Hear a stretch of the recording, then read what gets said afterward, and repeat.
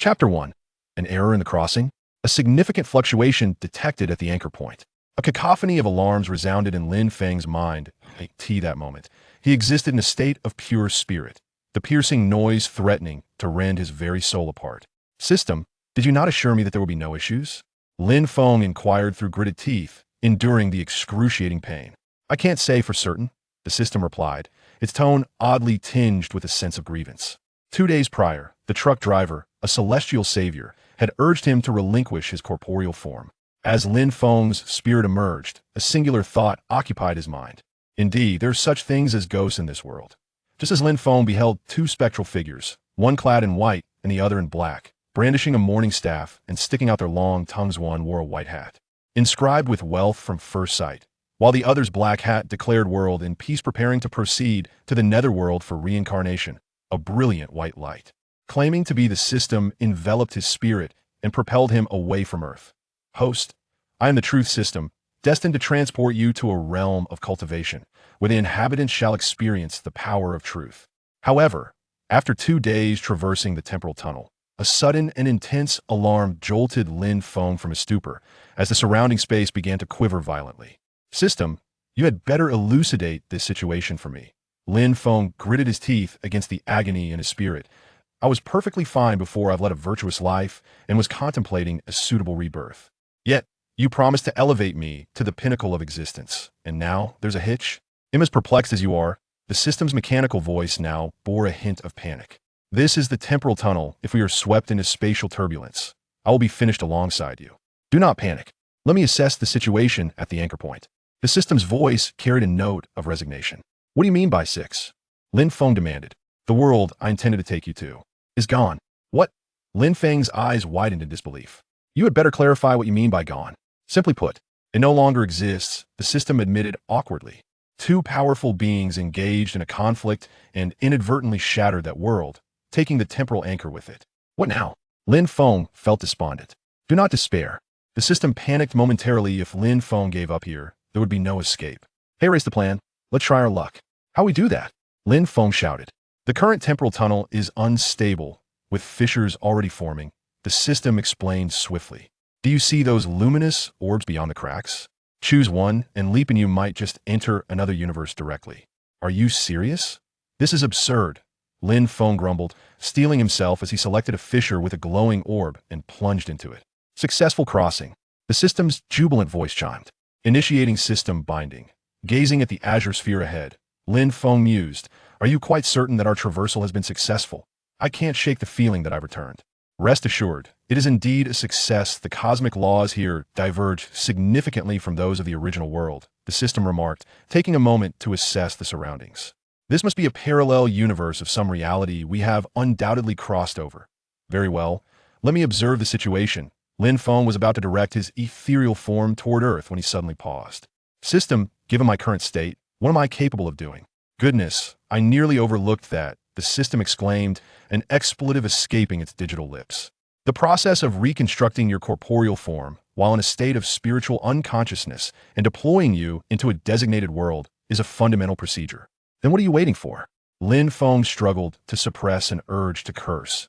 The experience of reconstructing your physical form while your soul is conscious may not be particularly pleasant. Please endure it. Host, the system said as a burst of white light erupted within Lin Feng, cosmic energy being drawn forth and merging with his essence. Ugh! Lin Feng gasped as an unbearable pain surged through his spirit, while bones, flesh, organs, and skin began to manifest gradually upon him. Initiating the novice package ability analysis acquired, the system's tone now turned calm, preparing to enter the non-target world. Beep, beep, beep. Another alarm rang in Lin Feng's mind. Yet this time, with a corporeal form, the excruciating agony he had experienced as a pure spirit was absent. System error, insufficient energy. The system's voice became intermittent. My initial energy is designated for your traversal, physical reconstruction, deployment into this new world, and the issuance of a novice package, but due to the recent resistance against temporal turbulence, I lack sufficient energy for the final step. What is the standard procedure for deployment? Open a spatial gateway for you to enter the world, fabricate an identity, and modify the memories of some of the native inhabitants to make your existence plausible. The system's voice faltered, as if it were experiencing a disconnection. Given that, Do you currently possess enough energy to ensure I survive a fall from a great height? Lin Feng pondered, a thought forming in his mind. Are you suggesting a dramatic entrance akin to that of Superman? The system hesitated briefly. That could work, but after this impact, my energy will be entirely depleted, and I will enter a dormant state thereafter. Your survival in this world will solely depend on you. Let's focus on surviving first. Lin Feng declared as a golden aura enveloped him, propelling him towards Earth. With a resounding boom, a figure radiating golden light crashed onto a farm, startling the farmer and his wife from their slumber. They rushed outside to find a large crater where their land had been struck, and within it lay a child, the golden glow gradually fading. The system is now dormant, awakening time. Unknown, a faint voice echoed in Lin Feng's mind. Is this child a gift from the heavens? The farmer and his wife exchanged smiles as they gazed at Lin Feng in the crater. Indeed, it seems like a superhero has made an entrance, Lin Feng remarked, slowly closing his eyes. The tumultuous currents of time and space had taken a significant toll on his ethereal essence. He desperately needed rest. Lin Feng, just before succumbing to unconsciousness, Lin Feng exerted his final strength to inscribe two characters upon the ground with his finger. This child has even acquired a name of his own, and astonishingly, he shares our surname, Lin Zhengyang. This may truly be a divine gift bestowed upon us. The Caucasian woman smiled gently as she clutched the arm of the nearby middle-aged Asian man. Indeed, Lin Zhengyang nodded, lifting Lin Feng into his arms. Martha, from this day forth, we shall embrace the joys of parenthood. Chapter 2. Analysis. The following day, Lin Feng gradually awakened, gazing at the two benevolent faces before him, momentarily taken aback. Hello, little one, I am Lin Zhengyang. And this is Marcia Lin. From this day forth, we shall be your parents, Lin Zhengyang said, a gentle smile gracing his lips as he looked at Lin Feng. Is her name really Marcia? Lin Feng remarked with a slight grimace, an overwhelming sense of hunger washing over him. I am Lin Feng, he managed to articulate.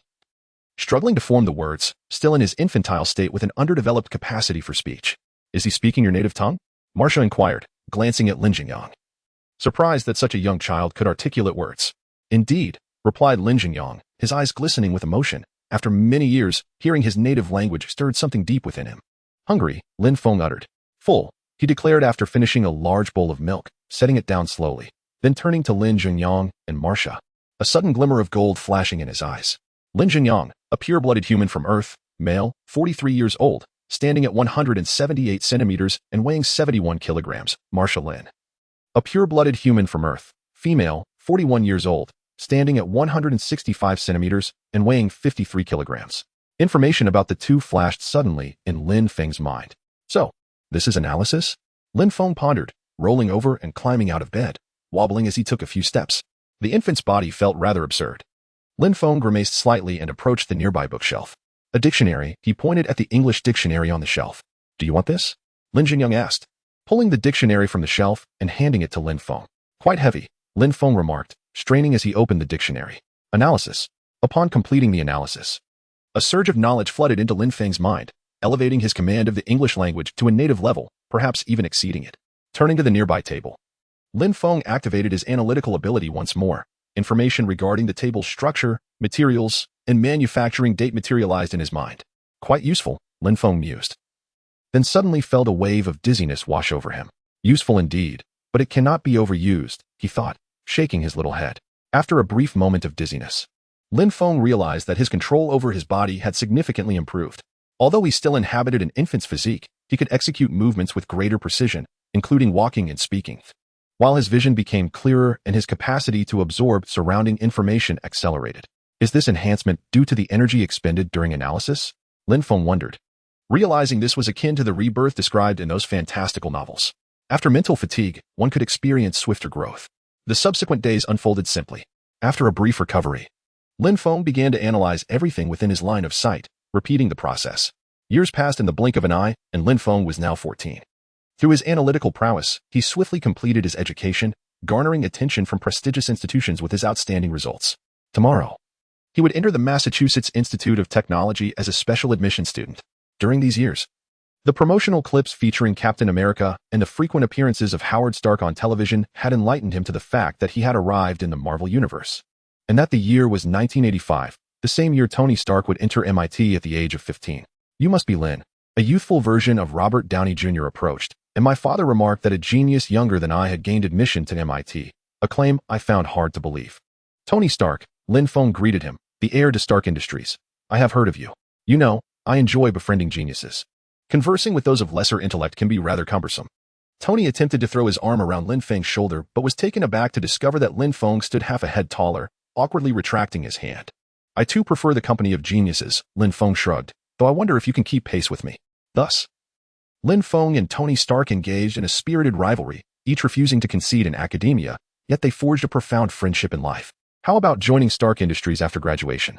In a mere 2 years, they completed their academic endeavors, and at the graduation ceremony, Tony extended the invitation. Certainly. Lin Feng replied with a slight smile. Stark Industries possess the most advanced technology in the world, which would greatly enrich his knowledge base. Is this the legendary arc reactor? Gazing at the colossal apparatus before him, Lin Feng's eyes sparkled with excitement as he swiftly comprehended the workings of the reactor, the intricate technologies flooding his mind.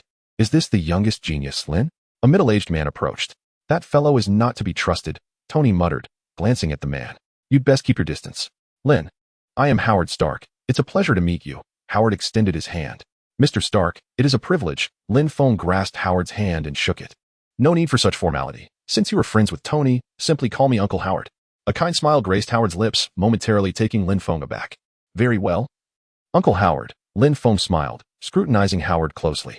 It was now 1987, and in 4 years, Howard would be assassinated by the Winter Soldier while transporting the Super Soldier Serum. Lin Feng pondered whether he should intervene, given his amicable relationship with Tony. Let nature take its course. I shall assess the situation when the time comes. Lin Feng turned away and resumed his analysis of Stark Industries' inner workings. Feigning casualness, Lin Feng slipped toward a secret entrance. Prior to entering, he had mentally mapped the building. Its original blueprints vividly displayed in his mind, revealing all hidden chambers and secret doors. A combination lock. This is my favorite kind, he chuckled, eyeing the keypad. With a swift analysis, he effortlessly discerned the code. The Super Soldier Serum, as I suspected. Observing the semi-finished blue liquid before him, Lin Feng initiated another analysis. This time, however, a progress bar appeared on the data panel, and it was not until 10 seconds later that the results of the analysis manifested in his mind. That's reasonable. After all, this is merely a semi-finished product, and given its advanced technology, a longer analysis time is to be expected. Lin Feng left the chamber, closing the door behind him, and discreetly infiltrated the system to erase the surveillance footage from his earlier entrance. Chapter 3, Captain America, yet not quite evenly matched. Lin Feng gazed at the pale blue liquid in the test tube, a faint smile gracing his lips. The Super Soldier Serum, glorified in films, was not particularly challenging to fabricate once he comprehended the entire production process and proportions. The raw materials were commonplace and devoid of any illicit components. Judging by the images of the Soviet Winter Soldiers, the injection of the Super Soldier Serum did not necessitate the life cradle that resided within Captain America. Lin Feng extracted the blue liquid from the test tube, the needle glinting coldly under the experimental light. As the serum coursed through his veins, he was immediately enveloped by excruciating pain. He promptly severed the connection to his pain receptors. Years of cerebral development had rendered him adept at controlling his body, and the suppression of pain was merely a minor skill acquired through this enhancement. After a brief interval, he reactivated his pain receptors, discovering that the agonizing sensation had dissipated. He conducted a self-analysis, perusing the data on the panel, and nodded in satisfaction. The Super Soldier Serum was indeed a remarkable substance. Clenching his fist, Lin Feng reveled in the surge of power coursing through him. However, he did not feel disoriented by the rapid increase in strength. After all, his current physique was still far from the pinnacle of his enhanced capabilities, and mastering a body with slightly altered strength was not a daunting task. As of now, one could say I am akin to Captain America, Lin Feng mused, stretching his neck. But let's be real, Captain America may be evenly matched. Can you say the same? A voice suddenly resonated within Lin Feng's mind. Damn it, is that you, system? You've awakened? Startled by the voice, Lin Feng leaped to his feet. I just came back. I had expended too much energy. The system's voice sounded somewhat feeble. What world is this? You don't even know where you are? Your system is quite lacking, Lin Feng retorted dismissively. With a human-like sigh, the system replied, the recovered energy barely allows me to power on. I can only converse with you for now, nothing more. Very well, Lin Feng resumed his seat. This is the Marvel Universe, 1987. By the way, you are aware of what the Marvel Universe is, correct? Of course, the system replied curtly. Which universe of Marvel are we in?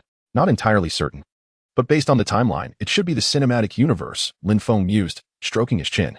The known developments align with the cinematic universe, including the birth of Captain America during World War II and Iron Man's enrollment at MIT. The cinematic universe, then. That's reassuring. The system seemed to relax. The next significant event should be the death of Howard Stark. Indeed, Lin Feng nodded. What is on your mind? Not just a fleeting thought, the system articulated. Altering the known timeline of the world could expedite my recovery. All right, then let us proceed, Lin Feng declared.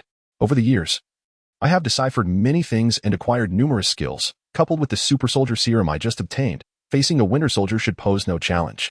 However, Lin Feng shifted the conversation, altering the timeline. Would this not attract the attention of the Time Management Bureau, or even the Ancient One? It would, the system succinctly replied. Nevertheless, the incompetence of the Time Management Bureau should pose no threat to you. I am not particularly afraid of the Time Management Bureau. But if the Ancient One were to arrive, I would be in dire straits. That old fellow is on a cosmic level, and I would be nothing but a mere speck before him. Lin Feng furrowed his brow. It's not a significant issue. Have you never read a novel? The Ancient One typically makes a brief appearance and departs, the system's voice laced with a hint of amusement. Quite reasonable. Lin Feng paused momentarily. However, what benefit do I gain from your restoration? Of course, rewards, for that is the essence of the system, the voice continued after a brief pause. Once your alterations to the timeline restore my energy, I shall be able to provide you with corresponding rewards. Your reasoning is sound. Lin Feng nodded in agreement. Yet I still feel something is amiss. Closing his eyes, a glimmer passed through his brow as he delved into his spiritual realm, where he encountered a pulsating orb of light, fluctuating between brightness and dimness. Analyze, Lin Feng commanded, directing an analysis towards the orb. Yet the data retrieved left him momentarily stunned. The name revealed by the truth system consisted only of 6 characters, including punctuation, while the remaining data was an incomprehensible jumble. In the span of these past several years of regaining my strength, you have managed to reach this level, the orb rhythmically contracting and expanding, resembling a beating heart. However, with your current abilities, you remain unable to decipher my essence. What exactly are you? Within the confines of his spiritual realm, Lin Feng's soul form floated. His brow knitted in concentration. You need not concern yourself with my nature. Simply understand that we are one and the same. Our fortunes are intertwined, and our fates are linked. The system spoke slowly, asserting, as long as you live, I can continue to harness energy. Should you perish, I too shall meet my end. For the time being, I shall place my trust in you. For reasons unknown, Lin Feng's instincts urged him to trust this orb of light, and he chose to follow his intuition. I can offer you immense computational power, the system continued after a moment's pause. I am essentially a supercomputer, fused with your consciousness, and possess vast computational resources at your disposal. Your current analytical capabilities can only process technological products. Should you encounter supernatural forces, your computational power would be insufficient. Indeed, Lin Feng nodded, recalling the progress bar when he analyzed the super soldier serum. How much energy would you require to restore yourself? The rewriting of the Stark couple's fate should suffice to enable me to allocate a portion of my computational power. This segment would be adequate for your current needs. The system's luminescence dimmed further. I must rest for a while. Our recent exchange has depleted much of the energy I had just regained. Very well. Lin Feng observed the orb's light dimming to an almost imperceptible glow, its pulsation slowing significantly, before withdrawing from his spiritual realm. Phew, that was close. The orb brightened momentarily. Master, your judgment was indeed correct. This task is rather challenging. What exactly is that system? Emerging from the realm of the mind, Lin Feng furrowed his brow in contemplation. Regardless, at least for now, he still held an advantageous position. The pressing matter at hand was to ascertain the trajectory of the Stark couple for years hence, as well as the location for the Winter Soldier's assassination attempt on them. Chapter 4. This is not a cinematic universe. The following day, Lin Feng arrived at a training facility adjacent to the laboratory, situated within the subterranean levels of a villa.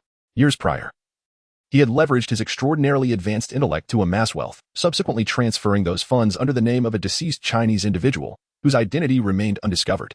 In this era, it was not uncommon for a person to pass away, only for their identity to linger unregistered for years. Lin Feng had long since acquired this villa and remodeled the basement. Today, he suspended a heavy bag, eager to test his abilities and recreate the iconic scene from the Avengers where Captain America severed the bag's chain. A resounding tremor reverberated through the air, causing Lin Feng to feel the ground beneath him quiver. An earthquake? He paused, then ascended to the surface. Zero, what is going on? He called into the void. A brief global earthquake has just occurred. I am currently infiltrating satellite systems to ascertain the epicenter, a mechanical female voice responded. Zero, an artificial intelligence created by Lin Feng years prior, represented the pinnacle of technological advancement. Wherever there was a network, Zero existed. The name Zero was derived from its primordial significance, symbolizing the world's first true artificial intelligence. Sir, the epicenter has been identified. Cairo, Egypt. Cairo, Egypt as the epicenter of a global earthquake? Lin Feng found the situation oddly familiar. Suddenly, a realization struck him. Wait, is it Apocalypse? No, that is from the X-Men universe.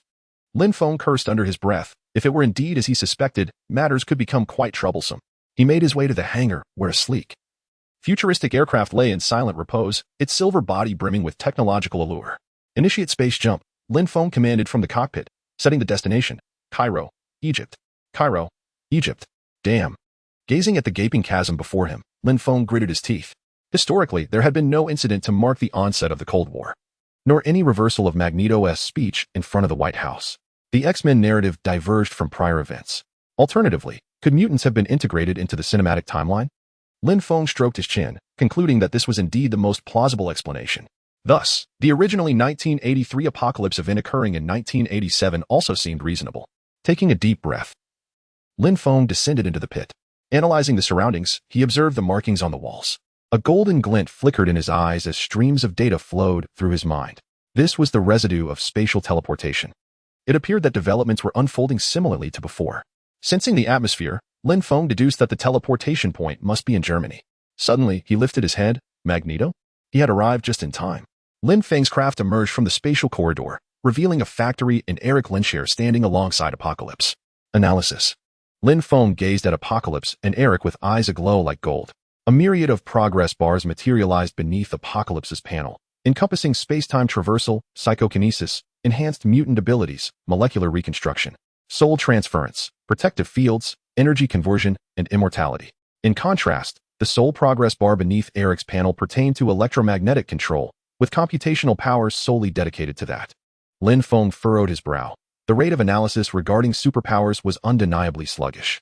Even when concentrating all computational resources on electromagnetic control, the progress remained agonizingly slow. In Sabah Nur, Lin Feng uttered, casting his gaze upon Apocalypse. Who are you? Apocalypse's eyes began to turn white. I can sense you are not one of those slaves. Yet you do not resemble us either. And I? I am Lin Feng, he replied with a faint smile. I am merely a transient, nothing more. Since you are a transient, then depart. Apocalypse's voice resonated deeply. I harbor no desire for conflict with you. Then farewell. Lin Feng waved his hand and returned to his craft, executing a spatial leap to leave. Electromagnetic control, analysis complete. An hour later, Lin Feng observed the gene-enabling electromagnetic manipulation and the mechanisms of energy operation. He closed his eyes as monumental transformations unfolded within him. Such a formidable ability. Yet it has been wielded by Old Man as the Iron King. Lin Feng shook his head, extending his hand. A nearby metal chain disintegrated, reconfiguring into a suit of armor that adhered to him. Mastery over one of the four fundamental forces of the universe was no trivial matter. Continue analysis, prioritizing immortality. Lin Feng set the analysis focus on immortality, akin to the abilities of Wolverine and Deadpool, allowing for rapid healing from any injury. Approximately half an hour later, he monitored the progress while adjusting his craft. Given the current material performance on Earth, the spatial leap engine could sustain a maximum of 3 jumps, of which he had just exhausted. It was imperative to reconstruct it. The advantage of electromagnetic control was evident. Lin Feng disintegrated several metal rods into a powdery form, then fused them into various components. With this ability, I could fabricate some conceptual metallic materials. 10 minutes later, a brand new craft emerged in the hangar. Adorned in the same sleek silver exterior, yet many previously rough areas had been smoothed, and the spatial leap engine was rejuvenated. Excellent. Lin Feng initiated an analysis and scrutinized the data on the panel, nodding in approval before settling into the cockpit, waiting for the immortality analysis to conclude. A few minutes later, Lin Feng opened his eyes, sensing a global electromagnetic disturbance. Old Man had made his move.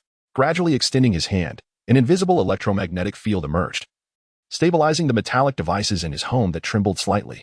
Immortality, analysis complete. Observing the progress bar for immortality reach 100. Lin Feng condensed metal powder into a small blade and sliced it across his skin, a wound appearing on his arm. Not bad. Watching the injury heal visibly before his eyes, Lin Feng stretched languidly, closed the hatch of his craft, and teleported towards the epicenter of the electromagnetic upheaval. Even if the timing is amiss, the 4 horsemen of the apocalypse remain unchanged. Observing the individuals below, Lin Feng smiled. Storm, Angel, Psylocke, Magneto, gradually descending to the ground. Lin Feng noticed Magneto, surrounded by a magnetic field, gazing at him with a look of confusion. Chapter 5. The Singular Truth. Do you possess the power to manipulate metal? Magneto, concentrating on Lin Feng's flying apparatus, felt the presence of metal within it yet found himself unable to exert control. Thanks to you, Lin Feng replied. opening the hatch and floating out with effortless grace. I sense that you do not belong to us. Yet why does your aura resonate with our essence? Apocalypse's eyes glowed eerily as he regarded Lin Feng. Give it up. You cannot influence me, Lin Feng said, casually twisting his neck. Your ability is peculiar. And I believe you would make for a superior vessel. Apocalypse spoke slowly, a figure drifting forth from his side. Charles Xavier. Lin Feng's gaze sharpened, a golden light emanating from him as he activated his analytical ability. Telepathy, priority, highest. You are imitating his power. Apocalypse seemed to sense something. Is this your ability? You could say that, Lin Feng shrugged, but I believe my powers lean more towards analysis and reconstruction. By the way, I haven't named my ability yet, Lin Feng mused, stroking his chin. How about calling it the singular truth? What do you think? The singular truth? Apocalypse pondered for a moment. A commendable name, albeit with a hint of plagiarism. Still, I find it quite fitting for my capacity. Lin Feng smiled faintly. So, do you wish to join us and become one of the divine? Apocalypse extended his hand toward Lin Feng. Not at all, Lin Feng scoffed. To be precise, I am here to thwart you. Just you? Apocalypse raised an eyebrow. Of course. I'm not alone. Lin Feng's gaze shifted to the horizon, where a dark speck was growing larger, forming the silhouette of an aircraft. Scan it, Lin Feng commanded, his eyes shimmering with golden light as the analytical panel filled with several progress bars, one notably red, labeled Phoenix Force. After a moment as contemplation, Lin Feng decided to prioritize the analysis of telepathy. Professor. As Charles floated in the air, several sentinels descended from the aircraft, charging forward, but Apocalypse waved his hand, unleashing an energy wave that sent them flying. With a gentle lift of his hand, Lin Feng suspended the retreating sentinels mid-air, allowing them to descend slowly to the ground. While he pulled Charles back towards him, I believe I understand now, Lin Feng sighed, having just completed the analysis of telepathy, which unveiled a fragment of Charles's memory in a state of unconsciousness. In this universe, your choices differ greatly from before. Using his telepathic ability, Lin Feng roused Charles from his slumber. I did not wish for this, but there was no alternative, Charles replied, shaking his head. If I do not act, the survival of mutants will hang by a thread. You have made the right choice. Assessing Charles's condition, Lin Feng conjured an electric wheelchair using electromagnetic force and gently placed Charles upon it. The bald man in the wheelchair, regardless of which universe he hails from, is forever bound to this fate. Lin Feng chuckled. You come from another universe? Charles, easing the pain coursing through his body, turned to Lin Feng. You could interpret it that way, Lin Feng nodded. However, I do not know the version of you from other universes. I have merely observed certain events. You lack a reverence for the divine. Apocalypse's gaze turned pale, and the earth began to tremble as colossal stones were hurled towards the crowd. You possess considerable power, yet your utilization of it remains rather unrefined. Lin Feng shook his head, raising a hand to suspend all the boulders in midair, which then sped back with even greater velocity. Scott Summers. Lin Feng directed his attention to Scott, who donned ruby-tinted glasses, fingers dancing as he summoned the energy-controlling glasses from the battle against the Sentinels. Give this a try. Thank you. Scott equipped the new glasses and fired a laser at Apocalypse, only for it to be easily deflected by the opponent's shield. A blue blur zipped past, Quicksilver surged forward, momentarily catching Apocalypse off guard with a series of rapid strikes. Children are still too naive, Lin Feng mused. Although he himself lacked super speed, his mental acuity rivaled that of Quicksilver. After a series of intricate calculations, he strolled forward with ease, positioning himself precisely between Apocalypse and Quicksilver, who was ensnared by the earth. Just a child, enough already. Lin Feng's fist struck Apocalypse's shield, which had seemed impervious, but under the force of Lin Feng's blow, a substantial hole was rent asunder, and his fist continued unabated to collide with Apocalypse's jaw. Your strength? Apocalypse's eyes glazed over, as if calculating something. Hey! A furious shout echoed from above as an angel with metallic wings dove from the sky. Did you not hear? I possess abilities akin to that fellow. As he gazed at the descending angel, Lin Feng gestured subtly towards Eric, raising a hand to freeze the angel mid-flight. If you did not hear me, it indicates a problem with your body. If you did hear and still chose to swoop down with metallic wings, then it suggests an issue with your mind. Let him go. Storm's eyes glimmered with fury as she ascended into the sky, dark clouds gathering ominously, lightning crackling within. Eric, take note. Lin Feng observed Magneto, surrounded by a magnetic field, and snapped his fingers, causing the lightning to vanish. Mastery of electromagnetic forces is not merely about manipulating iron, it encompasses electricity as well. Magneto regarded Lin Feng, sensing the shift in the magnetic field upon his finger snap, deep in thought. Psylocke, do you wish to continue? Lin Feng turned to Psylocke, who had conjured a violet energy sword, and she gazed deeply at him, allowing the purple luminescence to fade as she withdrew from the battlefield. If I recall correctly, your name is Lin Feng? Magneto glanced at Lin Feng and gestured towards Quicksilver beside him, inquiring, Who exactly is he? A faint sense of familiarity washed over me. Him? Lin Feng chuckled. I am not privy to all the details, but if you hadn't fled back then, this lad should bear the surname Lanchel. And I believe he has a sister as well. That suffices. Magneto dissipated the magnetic field, two colossal steel structures embedding themselves before Apocalypse, forming an emblem. Chapter 6, A New Apocalypse. You betrayed me? Apocalypse directed his gaze towards Magneto hovering in the air. No, I was the one who once betrayed them. With a twist of his wrist, Magneto conjured countless metallic elements into two torrents, hurling them towards Apocalypse, only to have them thwarted by Apocalypse's shield. Old Magneto certainly knows how to command a scene, Lin Feng remarked, raising an eyebrow. Scott, who had leaped down alongside the beast, promptly removed his glasses, unleashing beams of potent energy towards Apocalypse's shield. Is this all you can muster? Apocalypse maintained his shield, advancing step by step. Certainly not. Charles reclined, closing his eyes as he delved into Apocalypse's mind. Have you not always coveted my power? In the realm of the mind, Charles stepped forward, placing his hands upon Apocalypse's head. Welcome to my world. You are still woefully inadequate. After a few moments of acclimatization, Apocalypse within the mental landscape firmly intercepted Charles's punch, his form enlarging. To defeat me, you require a grander domain. Jean, Charles called out, I need your assistance. Upon hearing Charles's voice, Jean slowly raised her head, a glimmer of red light igniting in her eyes as she approached Apocalypse. No, he does not require it. Lin Feng patted Jean's shoulder, drawing her away from her previous state. The Phoenix Force was not yet ready to awaken. To do so now would only lead to greater harm later. But what about the professor? Jean, just emerging from her trance, appeared somewhat bewildered. Leave it to me. Lin Feng stretched his neck, closed his eyes, and projected his consciousness into Apocalypse's mind.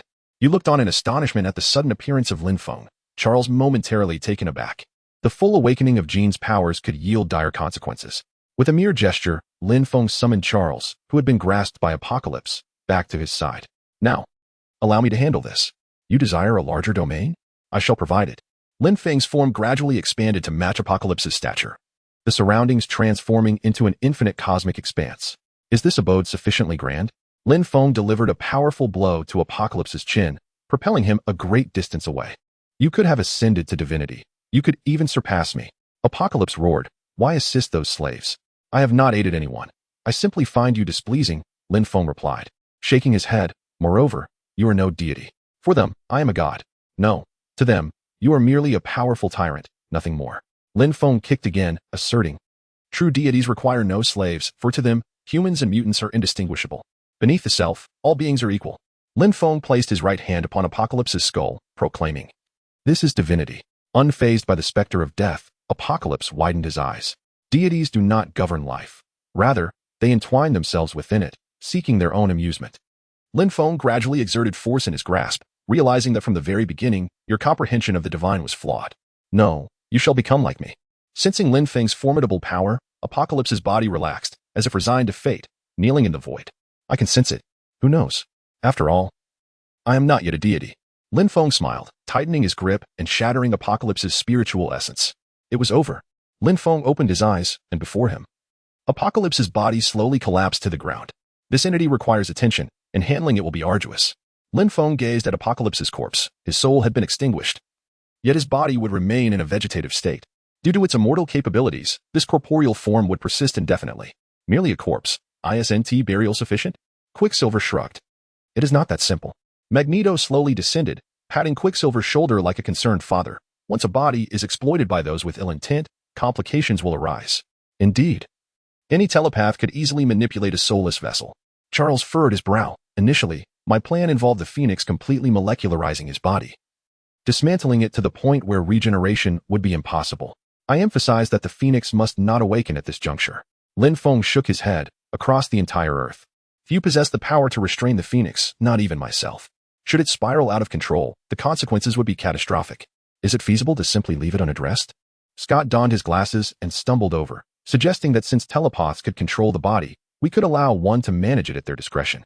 My strength is far too limited. Controlling such a formidable body would deplete my mental reserves, leaving me incapable of undertaking other endeavors. Charles shook his head. This indeed presents an unconsidered avenue. Lin Feng's eyes brightened, for a better idea suddenly emerged. Although long-term control is inadvisable, we can bestow upon it a new soul. A glimmer sparked in Lin Feng's eyes. Fabricating a memory would suffice. With a wave of his hand, Apocalypse's body soared into his grasp, and he pressed his palms against the crown of Apocalypse's head, waves emanating where his hands met the skull.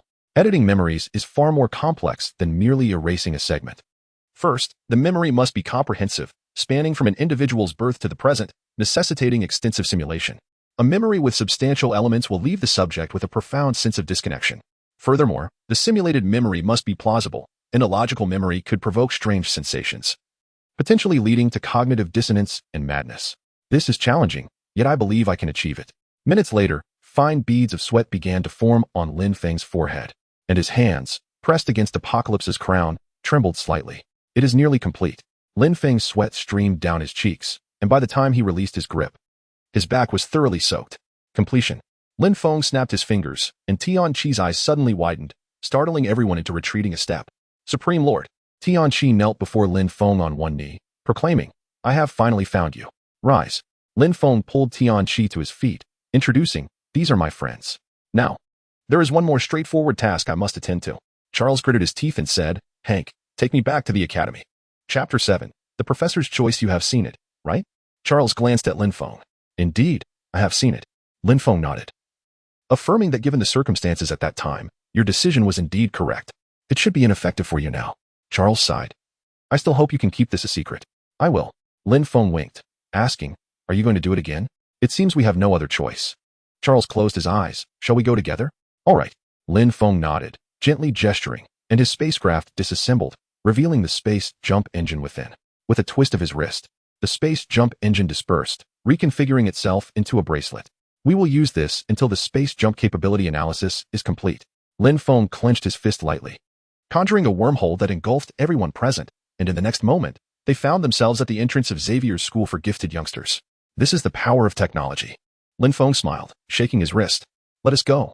I wish to witness the year 1962, when I had just arrived in this world." Feeling weak and unable to resist the powers of telepathy, Lin Feng lit a cigarette, reflecting, unexpectedly, "I too fell into the trap without realizing it. That time was too sensitive. I had no choice." Charles maneuvered his wheelchair toward the basement, and when I saw those missiles flying towards us, I knew that the existence of mutants must never be exposed, lest our entire kind face grave peril. "I have a dream."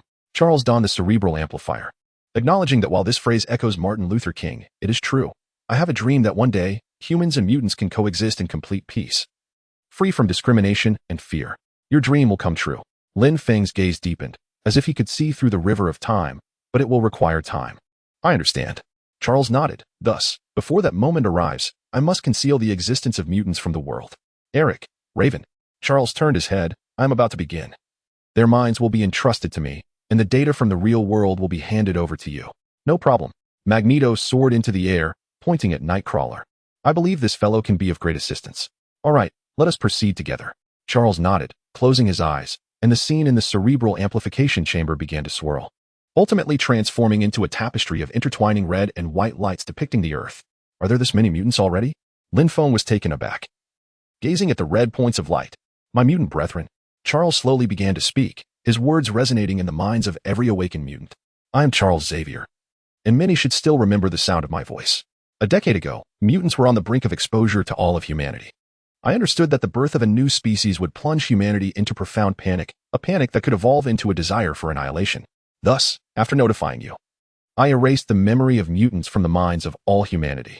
Just yesterday, another significant battle among mutants erupted, and I regret to inform you that we must enact this once more." Charles's gaze sharpened, and the images within the cerebral wave amplification chamber shifted from red to white, selecting individuals across the globe. Now, Charles's eyes widened suddenly as all humans and unawakened mutants froze in action and thought. "Child, transport us," Magneto urged, wrapping an arm around Nightcrawler's shoulders. "Very well," Nightcrawler nodded, vanishing in a flash of teleportation. "Charles, we have succeeded." Mystique's voice echoed. "Good," Charles replied, closing his eyes. "Yesterday was merely an ordinary earthquake. You remember nothing beyond that seismic event." Waves of mental energy, laden with information, surged from Charles's mind, amplified by the cerebral wave projector, and spread worldwide, infiltrating the consciousness of every human and unawakened mutant. Moments later, Charles withdrew his power, collapsing to the ground. Sighing, Lin Feng managed to guide Charles back into his wheelchair and pushed him outside, recognizing the immense toll on his psyche. Perhaps this explains why mutants have never appeared in the cinematic universe. They have always existed, but humanity's memories have been altered. Lin Feng furrowed his brow. "Lin, may I have a word?" Magneto placed a hand on Lin Feng's shoulder. Certainly, Lin Feng nodded, following Magneto to a secluded area. What troubles you? Lin Feng inquired as they reached a quiet spot. I have been contemplating a question. Magneto leaned against a nearby tree. Is Charles' approach genuinely the right one? Given the current circumstances, it is the optimal solution, Lin Feng sighed. The existence of mutants poses a tremendous threat to humanity. They will not remain passive. Then let us engage them in battle. Magneto's emotions surged. We are, after all, the superior species. Why should we cower like rodents in the shadows? Because you cannot prevail. Lin Feng countered, removing Magneto's helmet and conjuring images of the Sentinel program's aftermath in his mind. If Charles had not acted, this would be our future. When shall we live as normal individuals? Magneto's gaze faltered, the vision of the Sentinel program casting a shadow of doubt upon his convictions. When humans and mutants confront a common enemy, Lin Feng pointed to the sky. History teaches us that only an external foe can unite humanity to end its internal conflicts. Humanity is fervent in its pursuit of war. Conflict has woven through the tapestry of human history, with every significant advancement accompanied by strife. Lin Feng gazed at the distant horizon, awaiting the arrival of foes from beyond the skies, a moment when mutants would emerge. From beyond? Charles maneuvered his wheelchair between the two, inquiring about the nature of these celestial adversaries. I cannot disclose that. Lin Feng shook his head. Revealing future events prematurely could lead to unforeseen and dire consequences. All I can say is that it is imminent. Given the current circumstances, we can only place our trust in your words, Charles remarked, looking into Lin Feng's eyes, hoping for their veracity. As it stands, it should not pose a problem. Lin Feng patted Charles on the shoulder. However, you must keep a close watch on that girl, Qin, in your academy. What exactly is her situation? Charles furrowed his brow. Within her resides a tremendous power. If that power spirals out of control, the entire world will face a grave threat. Lin Feng sighed. The Phoenix Force is not something this Earth can contend with at present. I understand, Charles nodded. Chapter 8. The Winter Soldier. My parents are away on business. I'm throwing a party. Care to join? For years had passed, and Lin Feng had forged a friendship with Tony. The two frequently collaborated on research, and Lin Feng, now 20, found himself in 1991, a time when the Stark couple would fall victim to the Winter Soldier's assassination. Unfortunately, I have my own matters to attend to over the next few days, Lin Feng replied with a dismissive pout. I still need to rescue your parents. I have no time for leisure. He hung up, shaking his head. How swiftly time has flown. During these 4 years, Lin Feng had not been idle. The greatest advantage of maintaining a good relationship with the mutant organization was the plethora of abilities available for analysis. Throughout these years, his analysis panel had been perpetually full, as he had deciphered nearly every mutant ability he encountered, save for one, whose progress bar advanced with excruciating slowness. Phoenix Force, analysis progress, 2. Gazing at the glaring red data, Lin Feng furrowed his brow. The disparity between the Phoenix Force and other abilities was immense, and thus the time required for analysis was correspondingly lengthy. Let us see if, following this alteration of history, the system awakens and accelerates the analysis of the Phoenix Force. Lin Feng sighed and vanished from sight, soaring into the sky to monitor Howard Stark's vehicle. Here it comes. Observing as Howard's car navigated a narrow path, it was met by an oncoming motorcycle, the rider's left arm shimmering with metallic luster. With a resounding crash, the Winter Soldier struck the side of the car with his mechanical arm, producing a cacophony of screeching friction as the vehicle collided with a nearby tree. TSK, TSK. Lin Feng clicked his tongue and executed a free fall from the sky, landing on one knee with a crisp crack. Ouch, that hurt. He gasped as the fractured bone in his knee rapidly healed. One must be cautious when descending as a superhero. Upon witnessing Lin Feng's sudden appearance, the brainwashed Winter Soldier wasted no time and launched a punch, which Lin Feng deftly intercepted. Your mechanical arm is quite impressive, Lin Feng remarked, twisting the Winter Soldier's fist and initiating an analysis. Such a fully responsive mechanical augmentation is indeed a novel concept. This gadget is remarkably swift. Gazing at the progress bar that reached its end in less than half a second, Lin Feng sighed and delivered a punch to the Winter Soldier's head, rendering him unconscious. With a mere wave of his hand, Howard Stark and his wife were extricated from the disassembled vehicle along with their seats. Are you Lin? Howard paused momentarily, recognizing Lin Feng's face. Do you believe me now? Lin Feng shrugged, gesturing to heal their injuries. First and foremost, I thank you for saving us, Howard said as he rose. But why did you come to our aid? It's nothing significant. I have a good rapport with Tony, so I decided to lend a hand. Lin Feng replied, waving his hand as the car reassembled in midair and gently descended to the ground. Let us return. Tony is awaiting your arrival. Who are you? Howard inquired, his gaze upon Lin Feng growing serious. Me? You may refer to me as the Omniscient One, Lin Feng replied, lifting the Winter Soldier and floating upwards. We shall have the opportunity to meet again. Lin Feng activated his powers, transforming into a wisp of blue smoke, gradually vanishing and returning to his laboratory. James Buchanan Barnes. Lin Feng used his telepathic abilities to break the brainwashing imposed upon the Winter Soldier. Who are you? Bucky abruptly sat up. I am Lin Feng. I have just liberated you from Hydra's mind control, Lin Feng remarked with a shrug. You nearly killed Howard Stark moments ago, and it was I who intervened. Thank you. Bucky said slowly as he rose. Howard was indeed his friend, and the thought of killing one's friend while being out of control was difficult to fathom. No need for gratitude. I too am on good terms with his son. Lin Feng waved his hand dismissively. The mind control program Hydra implanted in your brain has been eradicated. You are free now. Even if I am free, where can I possibly go? Bucky sat down despondently. A World War II veteran, missing an arm, devoid of an identity. If you are uncertain of your destination, you may join my company as a security guard. Lin Feng suggested, patting Bucky on the shoulder.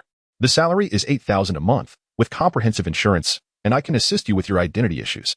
Your company? Bucky raised an eyebrow. Omniscient Technologies, we currently specialize in smartphones. Lin Feng handed him a business card. 2 years prior, Lin Feng had collaborated with Tony on a project, transplanting the functionalities of the high-tech displays from Tony's home into a smartphone, thus creating the Marvel Universe's inaugural touchscreen phone, Omniscient One. They co-founded a company named Omniscient Technologies. And on the day of the phone's release, sales skyrocketed, resulting in exponential growth of the company's valuation. Over the course of 2 years, Lin Feng had become a billionaire. Hailed as Tony Stark's most capable assistant, yet only Tony was aware that Lin Feng's scientific prowess far exceeded his own. Often, complex problems that left Tony baffled became clear through Lin Feng's insights. Lin, after knowing you for so long, I never realized you possessed superpowers. Tony entered Lin Feng's home. On the way back, Howard had immediately inquired about Lin Feng, advising Tony to exercise caution. However, at that moment, Tony, whose relationship with his father was strained, paid no heed. Instead, upon learning of Lin Feng's superpowers, he was exhilarated and rushed to visit Lin Feng. You never asked, Lin Feng replied. Lin Feng raised his hands in a gesture of introduction, saying, This is Bucky Barnes, a close friend of Captain America. Tony interrupted Lin Feng, exclaiming, Do you really think I haven't visited the Captain America Museum? Lin Feng arched an eyebrow, responding, Since you are acquainted, that simplifies matters. From this day forth, he will oversee the security operations at Omniscient Technology. A World War II veteran, a super soldier, and equipped with a mechanical arm, it's a perfect fit. Tony scrutinized Bucky and nodded in agreement. All right, now that both owners of the company are on board, you are officially the head of security at Omniscient Technology. Lin Feng patted Bucky on the shoulder. I'll have a word with Tony. You can report to the office tomorrow. No problem, Bucky replied, catching the underlying meaning in Lin Feng's words as he returned to the basement. Thank you for saving my mother. Without you, I wouldn't have even had the chance for a final farewell. Tony gazed earnestly at Lin Feng. If you ever need anything, don't hesitate to reach out. I will certainly do my utmost. It was merely a small favor. Lin Feng shook his head, but I do have something I need your assistance with. Chapter 9. Time to harvest cotton. What is it? Tony leaned back on the large sofa, uncorking a bottle of whiskey. How is Sergeant Barnes' left arm? Lin Feng poured himself a glass. The technology is impressive, particularly its seamless operational capabilities. Tony's interest piqued. Really? Can I study it? No need for that, Lin Feng chuckled, gesturing to his own eyes. My ability is the ultimate solution. It enables me to analyze nearly everything in this world. I have already deciphered all the technology in that arm. Tony hesitated, contemplating the implications. Mechanical prosthetic technology? Lin Feng took a sip of his drink. What do you think? Interested? Absolutely. Tony sat up, excitement evident in his demeanor. Just then, a series of knocks echoed from the door. Who is it? Lin Feng was momentarily taken aback. For among his friends, only Tony knew his address. Sir, it appears to be agents from the Department of Homeland Strategic Defense and Logistics, came Zero's voice, projecting the door's surveillance feed. Great. Lin Feng frowned at the sight of the bald man at the door. Let them in. Mr. Lin, Mr. Stark, Fury, and Coulson entered, identifying themselves as agents from the Department of Homeland Strategic Defense and Logistics. We have a few questions for you, Mr. Lin. I'm not familiar with your agency. Lin is my friend, and if you intend to pursue anything against him, you might want to reconsider the consequences of Stark Industries' retaliation. Tony stood, his expression serious. That's all right. Unless I'm mistaken, they have some connections to your father. Lin Feng reassured Tony with a pat on the shoulder. So, what inquiries do these agents from the Department of Homeland want to pose to me? Fury glanced at Tony, hesitating momentarily. Do you not trust even the son of your founder? Lin Feng chuckled. Please, ask your questions quickly. I'm eager to join Tony in our ventures. Well, a few days ago, you saved Mr. Howard Stark, during which you exhibited some unique abilities, Fury began, his tone inquisitive. Indeed, I possess extraordinary abilities. Previously, I utilized my magnetic control while on the road. Is there anything else? Lin Feng openly acknowledged his powers, having no intention of concealing them. Furthermore, demonstrating his abilities before Nick Fury effectively meant that S-H-I-E-L-D was informed. Fury was momentarily taken aback, clearly unaccustomed to such cooperation from someone like Lin Feng. Well, there is one more matter. We have learned that during that confrontation. Stop. Lin Feng interrupted Fury. In my understanding, a confrontation only qualifies as a battle when the forces are evenly matched. My rescue of Howard during that incident should be deemed a complete rout. Please be mindful of your wording. Fury, slightly bewildered by this exchange, continued, so, during that rout, you captured the Winter Soldier, the assassin responsible for targeting Mr. Stark, known as Sergeant Barnes from World War II. Sergeant Barnes. Lin Feng called out towards the door. Mr. Lin? Bucky appeared, looking perplexed. This semi-automatic cotton machine is looking for you, Lin Feng remarked, gesturing towards Fury. Fury clenched his jaw upon hearing Lin Feng's jest. Sergeant Barnes. We understand that you have been executing assassination missions worldwide for a considerable period under the guise of the Winter Soldier, until your recent capture by Mr. Lin during the attempt on Howard Stark's life, correct? That is indeed the case. Are you planning to imprison me? Bucky shrugged, extending his hands. Be my guest. My sins weigh heavily upon me already. Is it possible for my security chief to be apprehended before even beginning his duty? Lin Feng promptly pulled Bucky behind him. I can clarify this matter. Sergeant Barnes executed his missions under the influence of Hydra's brainwashing. His actions as the Winter Soldier should be considered as those of a non-autonomous individual. After capturing him, I reversed his conditioning, thus according to federal law. You cannot take him away. Rest assured, we shall not impose upon a hero of World War II, Fury replied, shaking his head. However, he possesses super soldier serum, and we would like to extract a portion of his blood. That is acceptable. Bucky extended his arm as Coulson approached with a syringe. Sergeant Barnes, I know you. You are Captain America's closest friend, Coulson said, a glimmer of excitement in his eyes. I am a fan of the captain, and it is an honor to meet one of his former comrades. Thank you, Bucky replied, somewhat awkwardly. Additionally, we wish to understand your abilities. Fury turned his gaze back to Lin Feng. Your powers are formidable, and we hope to document them for future reference. Very well. But I possess quite an array of abilities, so I shall elaborate slowly. Ensure you take careful notes. Lin Feng extended his hand, producing a sheet of paper and a pen. Write this down. There is much to recount, and I fear you may not remember. Electromagnetic control, telepathy, spatial teleportation, rapid healing, weather manipulation, laser vision, earth control, super speed, energy shields, telekinesis. Lin Feng rapidly enumerated his powers. Wait, I can't keep up. Fury waved his wrist. Do you truly possess all these abilities? Indeed, Lin Feng replied, tearing open a rift in space to rummage for something. No need to rush. You two haven't dined yet. Have you? Come, let us first partake in some refreshments. Do you have any opinions about my skin tone? As Lin Feng pulled out fried chicken and watermelon from the space rift, Fury felt a throbbing at his temples. No opinions at all. What could I possibly say? Lin Feng paused for a moment. If I had any opinions, I would have emptied my magazine by now, wouldn't you agree? After a moment of contemplation regarding Lin Feng's abilities, Fury ultimately chose to speak from the heart.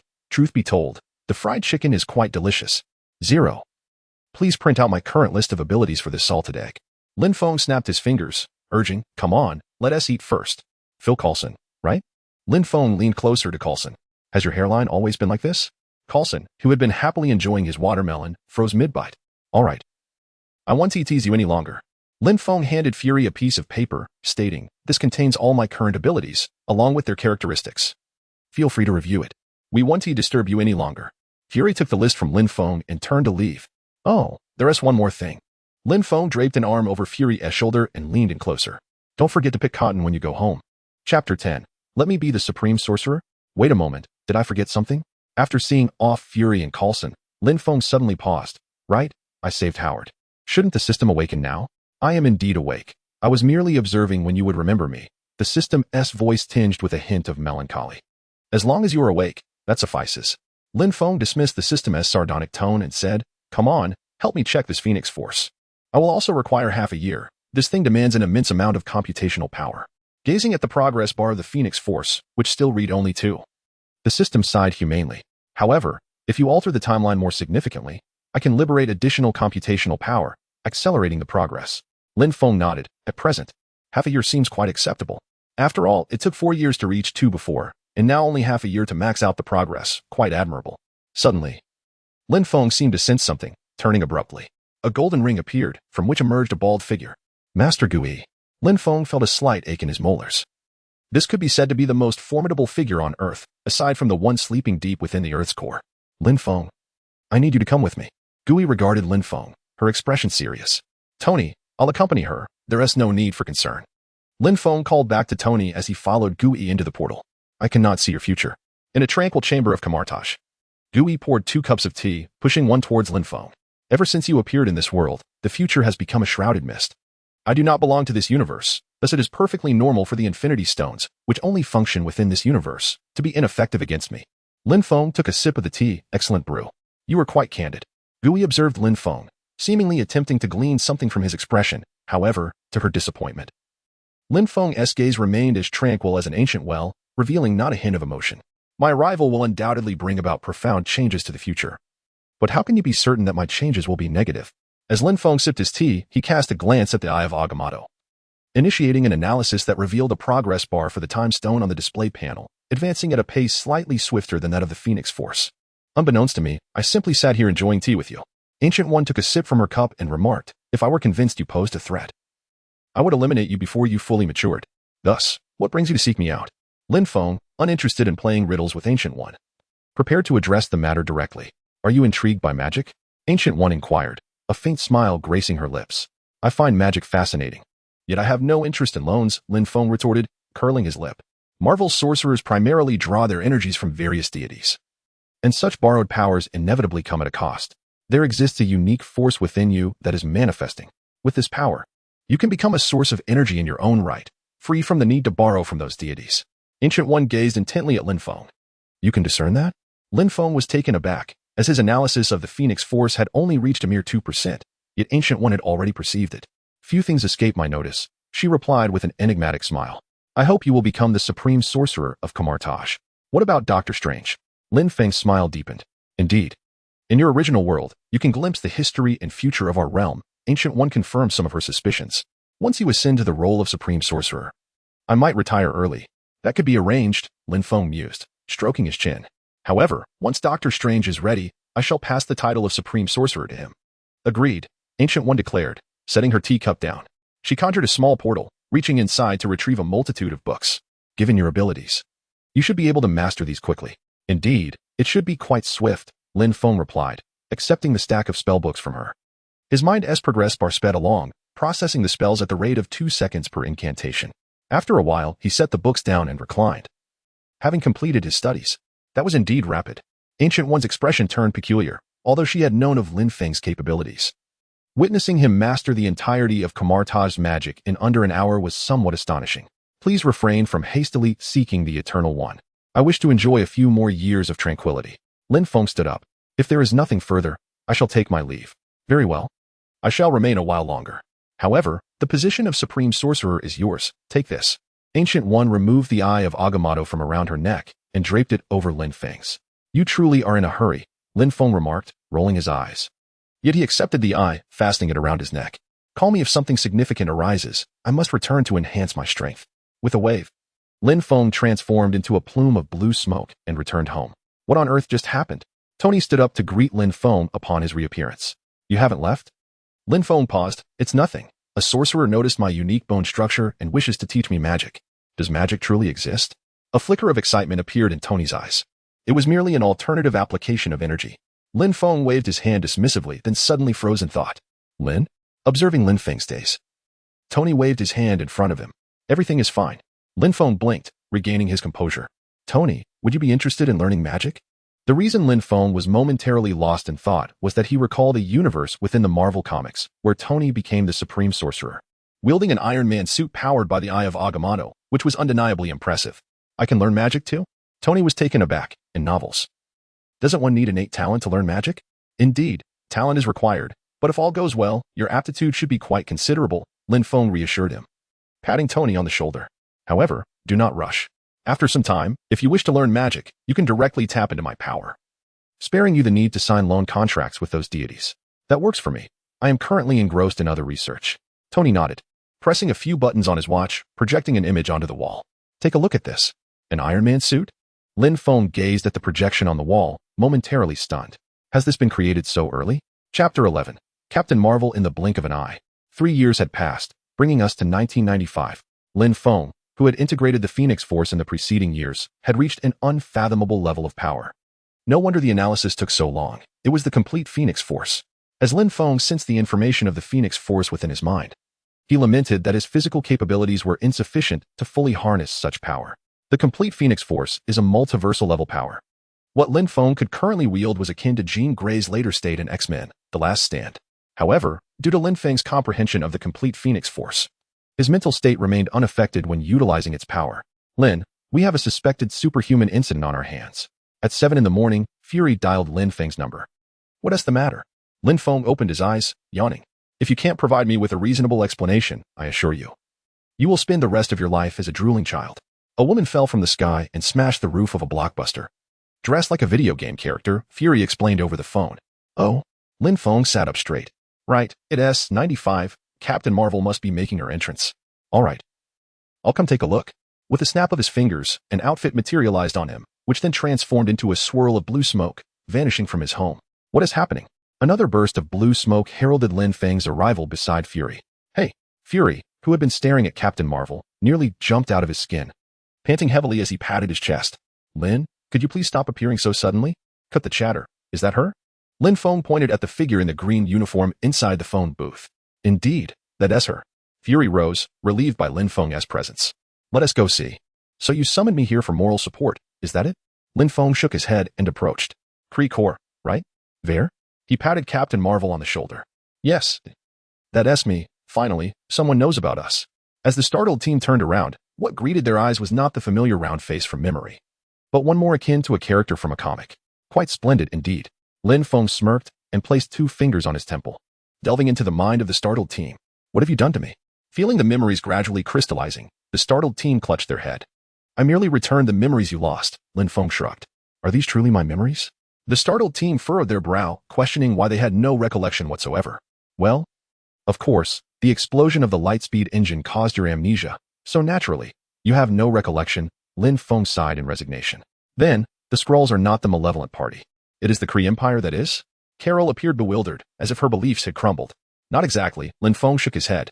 In the cosmos, wars do not adhere to the dichotomy of good and evil. It is merely a matter of differing perspectives. Regardless, it was the Kree Empire that instigated the war. Carol rose to her feet, stating, we must locate the Lightspeed engine and investigate the whereabouts of the Pegasus project. Lin Feng glanced at Fury. We are already searching. Fury replied, producing a pager to show Lin Feng the coordinates received. Found it. Let us proceed. A wormhole opened behind Lin Feng, engulfing the 3 of them.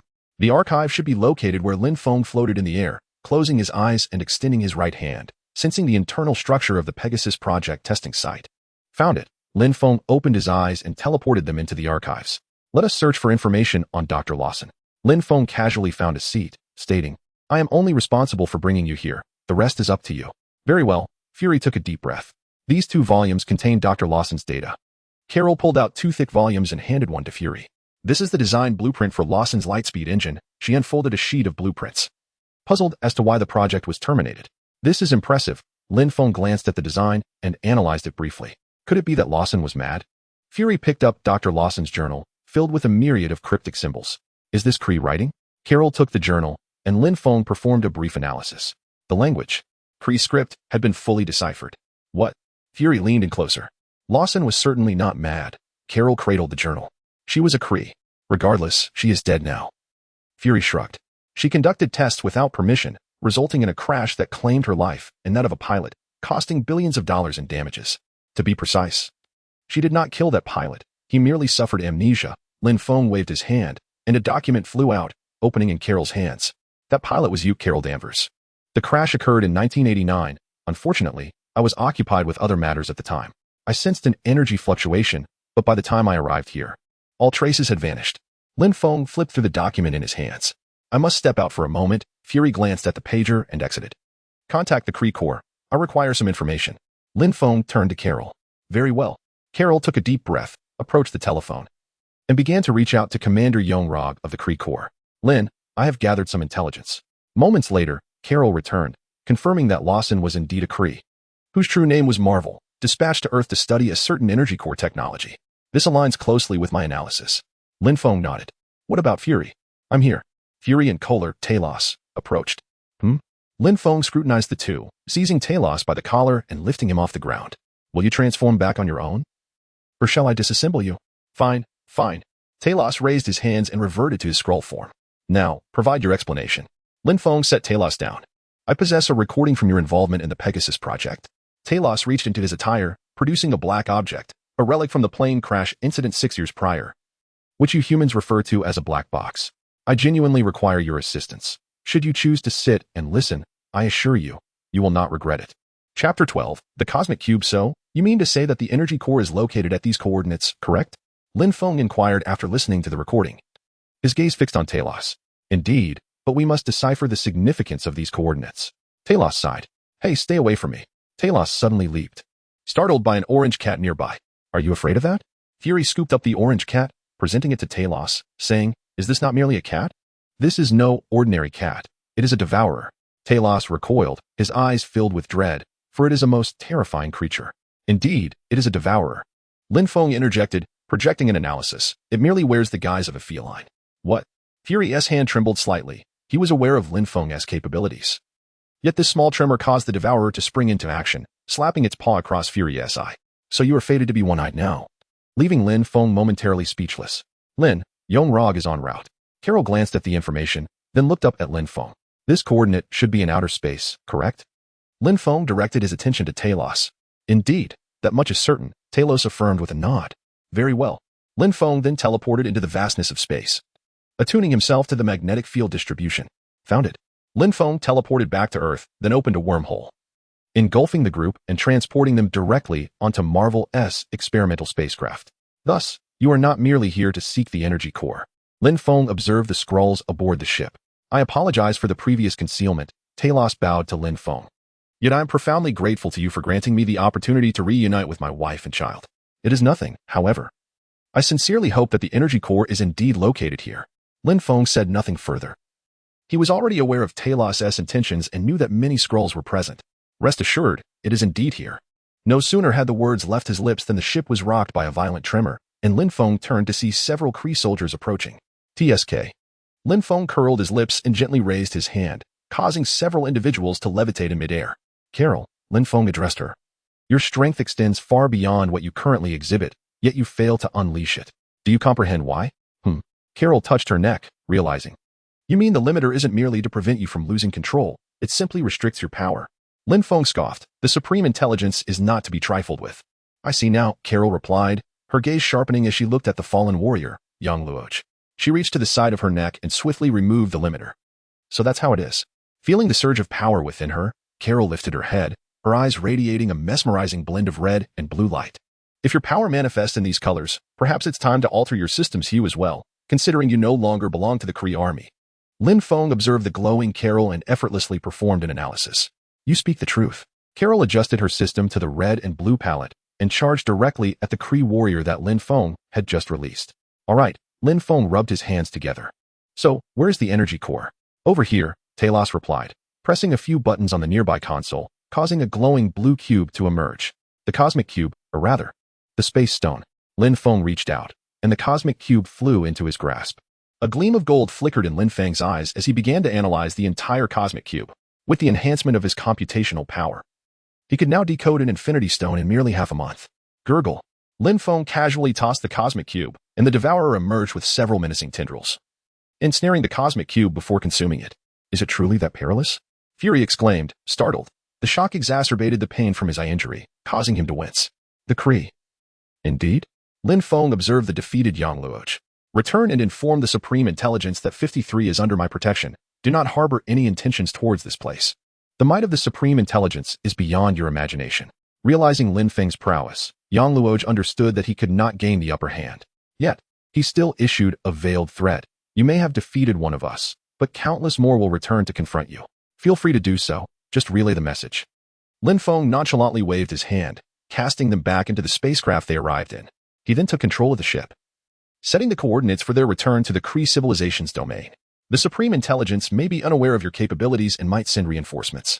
While I know you are unafraid, an entire civilization's assault could still pose some challenges, Carol remarked, furrowing her brow. Rest assured, an opportunity to demonstrate my strength will soon present itself. Lin Feng smiled. gazing out at the violently fluctuating space beyond the ship's window. With a soft hum, a fleet of Kree warships emerged from a spatial wormhole, forming a formidable armada above Earth. "Prepare for missile strikes," Ronan commanded expressionlessly. In an instant, all Kree warships aimed their cannons towards Earth, launching a barrage of massive missiles. "Shall we engage in some fun?" Lin Feng inquired, glancing at Carol. "Let us engage in this endeavor. I am eager to ascertain the extent of my capabilities," Carol remarked, nodding at Lin Feng before soaring into the cosmos. With a swift dash, she intercepted a missile, utilizing her strength to repel it, triggering a cascade of explosions among numerous missiles and warships along her path. "This is inconceivable," Ronan exclaimed, wielding his hammer, a glimmer of uncertainty flickering in his eyes. "The defense systems of Planet 53 are rudimentary and should be incapable of withstanding our missile assault." "That is not a defense system," his aide interjected, observing the unfolding scene on the screen. "Eliminate her," Ronan commanded once more, as aircraft emerged in droves, launching an offensive against Carol. A barrage of diverse weaponry formed a dense curtain of fire. Carol, radiating with pulsating light, dispatched each aircraft with precision. Her formidable physique allowed her to absorb the damage from the fighters, colliding with them to obliterate her foes. Brilliant flashes erupted in the silent vacuum of space, creating an eerie spectacle. Having destroyed a Creel flagship, Carol approached the command vessel where Ronan resided. As her fists collided, a radiant blue-golden light illuminated the expanse before her. Chapter 13. Arriving means to find peace. "All units, return to the jump point," Ronan ordered, retreating several paces. "Commander, we are unable to jump." His aide approached and whispered urgently, "For reasons unknown, our space jump engine has malfunctioned." "What is happening?" Ronan, now alarmed as Carol loomed closer, questioned. "The space within this radius appears to be artificially sealed. We are unaware of the cause." His aide, equally apprehensive, gazed out at Carol. "Why the urgency, dear friends?" Lin Feng appeared amidst the stars, walking as if grounded, positioning himself beside Carol, blue light shimmering upon his left hand. From such a diminutive planet, two formidable beings have emerged? Ronan felt a stiffness in his body, paralyzed by fear. "In my homeland, there exists a proverb. Arriving means to find peace," Lin Feng mused, glancing at his right hand as it glowed crimson. "This implies that since you have come, you shall be laid to rest here." With a snap of his fingers, the Creel warship, along with its soldiers, was disassembled into molecules. "Commander Ronan," Lin Feng encased Ronan and his aide in energy, drawing them before him. "What do you intend to do?" Ronan inquired, now acutely aware of the threat of death yet paradoxically resolute. "You are a warrior of pure intent." Lin Feng acknowledged with a nod. "However, it is regrettable that I do not intend to spare you. As for your aide, I require him to convey a message on my behalf." "What message?" "Just instruct me, and I shall ensure it is delivered." The aide, relieved at the prospect of survival, nodded eagerly with a beaming smile. "Nothing of great significance. Merely relay the events that transpired here to the Supreme Intelligence," Lin Feng gestured, sending the aide back to Hollistar. "As for you, Ronan, in truth, you hold little significance for me. Yet, regrettably, your absence is of considerable importance." With a slight tremor in his right hand, Lin Feng reduced Ronan to mere ashes, vanishing into the vastness of space. Ronan's demise altered the course of events surrounding the Guardians of the Galaxy, potentially augmenting the system's computational power significantly. Lin Feng delved into the recesses of his mind. And indeed, he observed that the luminous orb of the system had grown brighter, and the analysis progress of the space stone had accelerated considerably. "I must find a new home for the Skrulls," he resolved. Carol turned her gaze towards Lin Feng, reassured that with him on Earth, her worries were alleviated. "Yes, I will be here," Lin Feng affirmed with a nod. "This is for you," Carol said, producing a pager. "Theoretically, if you press this, I can receive the message no matter where I am in the universe." Lin Feng accepted the pager, but remarked, "I doubt it will be of much use if I cannot resolve the issues myself." "I understand, but I could return to retrieve your remains," Carol retorted. "That seems reasonable." Lin Feng acknowledged, tucking the pager into his pocket. "I'll keep it, lest I find myself without someone to collect my remains later." "Are you in danger?" Carol inquired, momentarily taken aback by Lin Feng's words. "I have many enemies, both present and future," Lin Feng replied with a smile, "but they are far from me. It is merely a matter of whether they reach me first or I grow strong enough to surpass them." "Then I wish you swift growth," Carol said, taking a deep breath. "I must take my leave." "Indeed, go ahead," Lin Feng nodded, watching as Carol and the Skrull ship transformed into a streak of light, disappearing into the distance. "To be candid, the adversaries I am likely to encounter in the future are quite numerous," Lin Feng mused, counting on his fingers. "Even the weaker ones are akin to Thanos, and there are formidable foes like the Beyonder and Shumagorath ahead, not to mention potential encounters with the Living Tribunal. However, it is not insurmountable." Lin Feng exhaled deeply and teleported back to Earth, taking each step as it comes, confident that his analytical abilities would guide him. System, when will you fully awaken? He inquired, immersing himself in his consciousness. With about 10 more significant events, I shall be nearly fully awakened. The system's orb pulsated rhythmically, radiating light. 10 more events? By then, everything may have cooled down, Lin Feng scoffed, and they may even come looking for me. Rest assured, you have already fully integrated into the Marvel universe. All your actions contribute to the internal conflicts of the universe, rather than being affected by them. The system's mechanical voice asserted. Given your current blend of mutant powers, Phoenix Force, and Infinity Stones, no one can discern that you do not belong to this universe. Very well, Lin Feng sighed. If you say I have integrated, then so be it. Should anyone target me, I shall seek your assistance. Trust me. I speak only the truth. Do not forget my name. It is Truth. The system's mechanical tone carried a hint of pride. Ah yes, indeed, you are Truth. Lin Feng smirked, reclining on his grand sofa. Believe it or not, the system retorted before falling silent. Such a temper, Lin Feng chuckled, glancing at the space stone he had just analyzed. What shall I analyze next? Suddenly, Lin Feng directed his gaze downward, pondering whether there lay a being beneath him. His eyes shimmered with golden light as he penetrated the Earth's crust, glimpsing deep into its core. There, a colossal figure curled like an embryo at the center of the Earth, energy pulsating with each breath that penetrated its immense form. The celestial entity, Tiamat. Observing this grand silhouette, Lin Feng felt an impulsive desire to eliminate Tiamat before it fully developed. Yet, he recognized that, at this moment, the pure power of the Phoenix would not suffice against Erishem. Ultimately, he merely conducted a cursory analysis of Tiamat before withdrawing his mental energy. Does analyzing a celestial being truly require this much time? Lin Feng sighed as he noted the progress bar indicating 2.5 years. The year was 1995, and the next significant event wouldn't occur until the birth of Banner in 2003. There were, however, major events that could be altered, albeit not on Earth. The system chimed in with a reminder. Indeed, Lin Feng mused, a spark igniting in his mind. The Collector, the Kree Empire, and even the Nova Corps had formidable endeavors he could pursue. He dialed Tony, handing him a mobile device, stating, I shall be departing Earth for a time. Contact me if matters arise. Chapter 14. Ego, do you possess a star chart? Lin Feng asked, seated across from a raider in the Plunderer Tavern on the planet Cantaraxia. Have you just emerged from your homeworld? The raider, Stakar, resembling a rugged Sylvester Stallone, tossed a glowing blue cylindrical object to Lin Feng. This is worth 5 gold coins. I am devoid of gold coins at the moment, but would this suffice? Lin Feng offered a battery in exchange. This trinket is worth far more than 5 coins. Stakar caught the yellow glowing battery, eyeing Lin Feng. I am aware. I simply extracted it without much thought, and it serves no purpose for me, Lin Feng shrugged. In addition to the star chart, I seek an individual. Who might that be? Yondo. A faint smile played upon Lin Feng's lips. This deal is off, Stakar remarked. Returning the battery. Consider the star chart a gift. You banished him. Now you wish to protect him? Lin Feng raised an eyebrow. My decision to exile him was due to his transgression of our laws, yet it does not diminish my regard for him as a friend. Stakar stood. It has been a pleasure conversing with you, but I must take my leave. That is quite understandable, Lin Feng replied, rising as well. He pressed the battery back into Stakar's hand. Take it. Let this mark the beginning of a friendship. May I inquire why you are seeking Yondo? Stakar ultimately accepted the battery. He has a child named Peter Quill, who was the target of a business transaction, but for reasons unknown, the child was not delivered to the employer. Lin Feng produced a pack of cigarettes. Care for one. Thank you. Stakar accepted a cigarette from Lin Feng's hand. So, you are the employer of that transaction? I am not, but I am searching for the employer. Lin Feng exhaled a plume of smoke, assuring, rest assured. I have no intention of troubling Yondo. I merely wish to acquire information about an individual through him. If all goes well, Yondo should be here. Stakar provided Lin Feng with a coordinate. Thank you. Lin Feng nodded, and a wormhole opened behind him, vanishing from sight. The native powerhouse, witnessing this scene, offered his assessment. A demigod's physique, rivaling that of mortals. Observing the young Star-Lord dancing with headphones, Lin Feng smirked, finally encountering the Star-Lord who had once single-handedly taken on the Avengers. Yondu.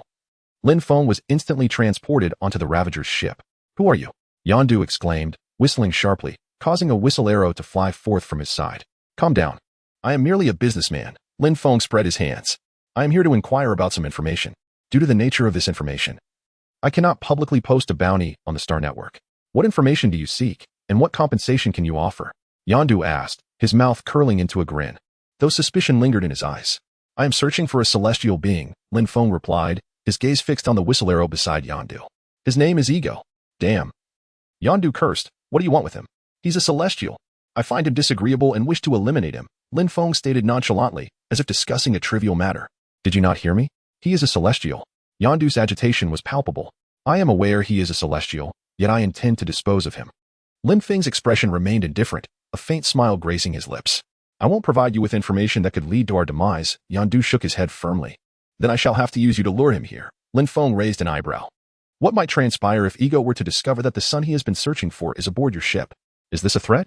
Yondu directed the whistle arrow at Lin Feng's forehead. You may interpret it as such. Lin Feng's eyes flickered, and the whistle arrow swiftly turned, now aimed at Yondu's own forehead. Damn it. Yondu stepped back, realizing that after years of navigating the cosmos, his trusty whistle arrow had failed him today. Give me Ego's location, and the rest will be of no concern to you. Lin Feng gestured, causing the whistle arrow to return to Yondu's quiver. The coordinates for Ego's planet haven't changed much in recent years. It should be this location. Yondu provided Lin Feng with a coordinate. Had we done this sooner? We could have avoided all this, Lin Feng sighed, tossing a backpack to Yondu. Consider the contents of this bag as payment for the information. With that, Lin Feng opened a wormhole and vanished from sight. What is this? Yondu opened the bag. How did he know about this? Staring at the assortment of plastic figurines within, Yondu was momentarily stunned. After a few seconds, he chuckled, shaking his head as he placed the bag in his room, locking the door behind him. Inside the bag lay an array of whimsical plastic toys. According to the cinematic universe's lore, Ego should be a member of the celestial group. Gazing at the verdant planet ahead, Lin Feng stroked his chin, pondering whether, given the celestials' penchant for overwhelming force, they might send a multitude instead of just one. Surely not. When Star-Lord confronted his father, did he not emerge unscathed? The system's voice resonated within Lin Feng's mind at that moment. Quite reasonable, Lin Feng nodded. First scanning Ego for information before directly flying to the surface of Ego's planet. Greetings, esteemed guest from afar. The surface of Ego's planet bulged, forming a humanoid shape. A living planet, the deity Ego. Lin Feng extended his hand towards Ego, the wielder of the Phoenix's power, fully aware. Ego grasped Lin Feng's hand with the etiquette of Earth, inquiring, "What brings you here as a guest?" Lin Feng maintained his smile, yet exerted sudden force, reducing the newly created body of Ego to mere ashes. You seek death.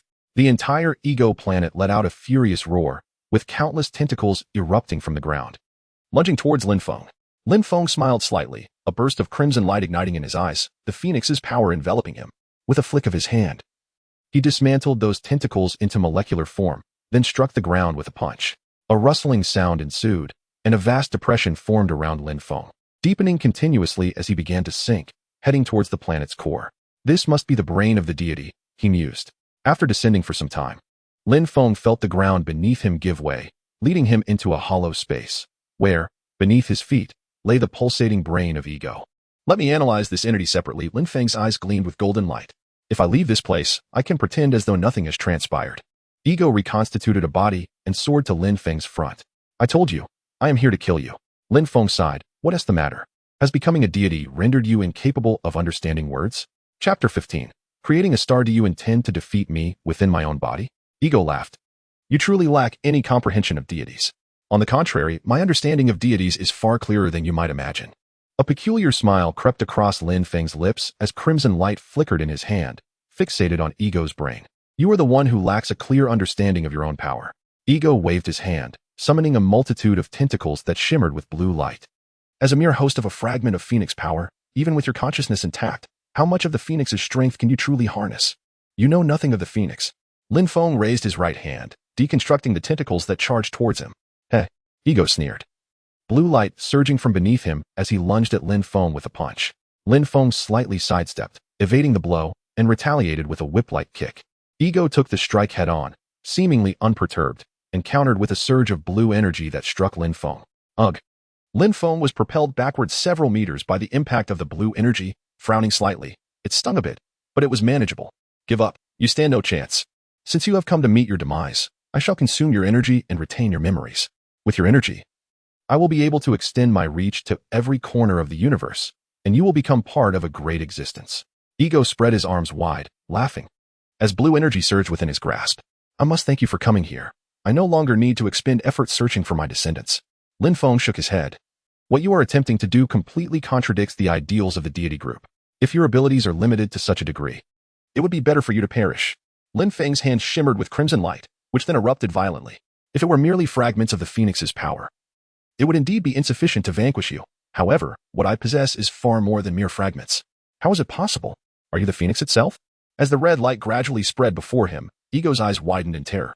I am not the phoenix itself. I have merely replicated the complete essence of the phoenix. The crimson radiance surrounding Lin Feng continued to expand, reducing everything it touched to nothingness. I cannot die. I must survive. Ego roared, his divine energy surging to form a blue shield to resist the encroachment of the phoenix's power. Truly, as a celestial being, this pure divine energy is quite remarkable. Lin Feng's eyes glimmered with golden light as he analyzed the composition of this divine energy, maintaining his grasp over the phoenix's power, which steadily eroded Ego's divine shield. Minutes passed, and at last, Lin Feng's phoenix power diminished Ego's divine energy, sweeping forth to engulf Ego's mind, causing his divine form to disintegrate amidst agonized screams. The full manifestation of the phoenix's power placed an excessive burden on my body.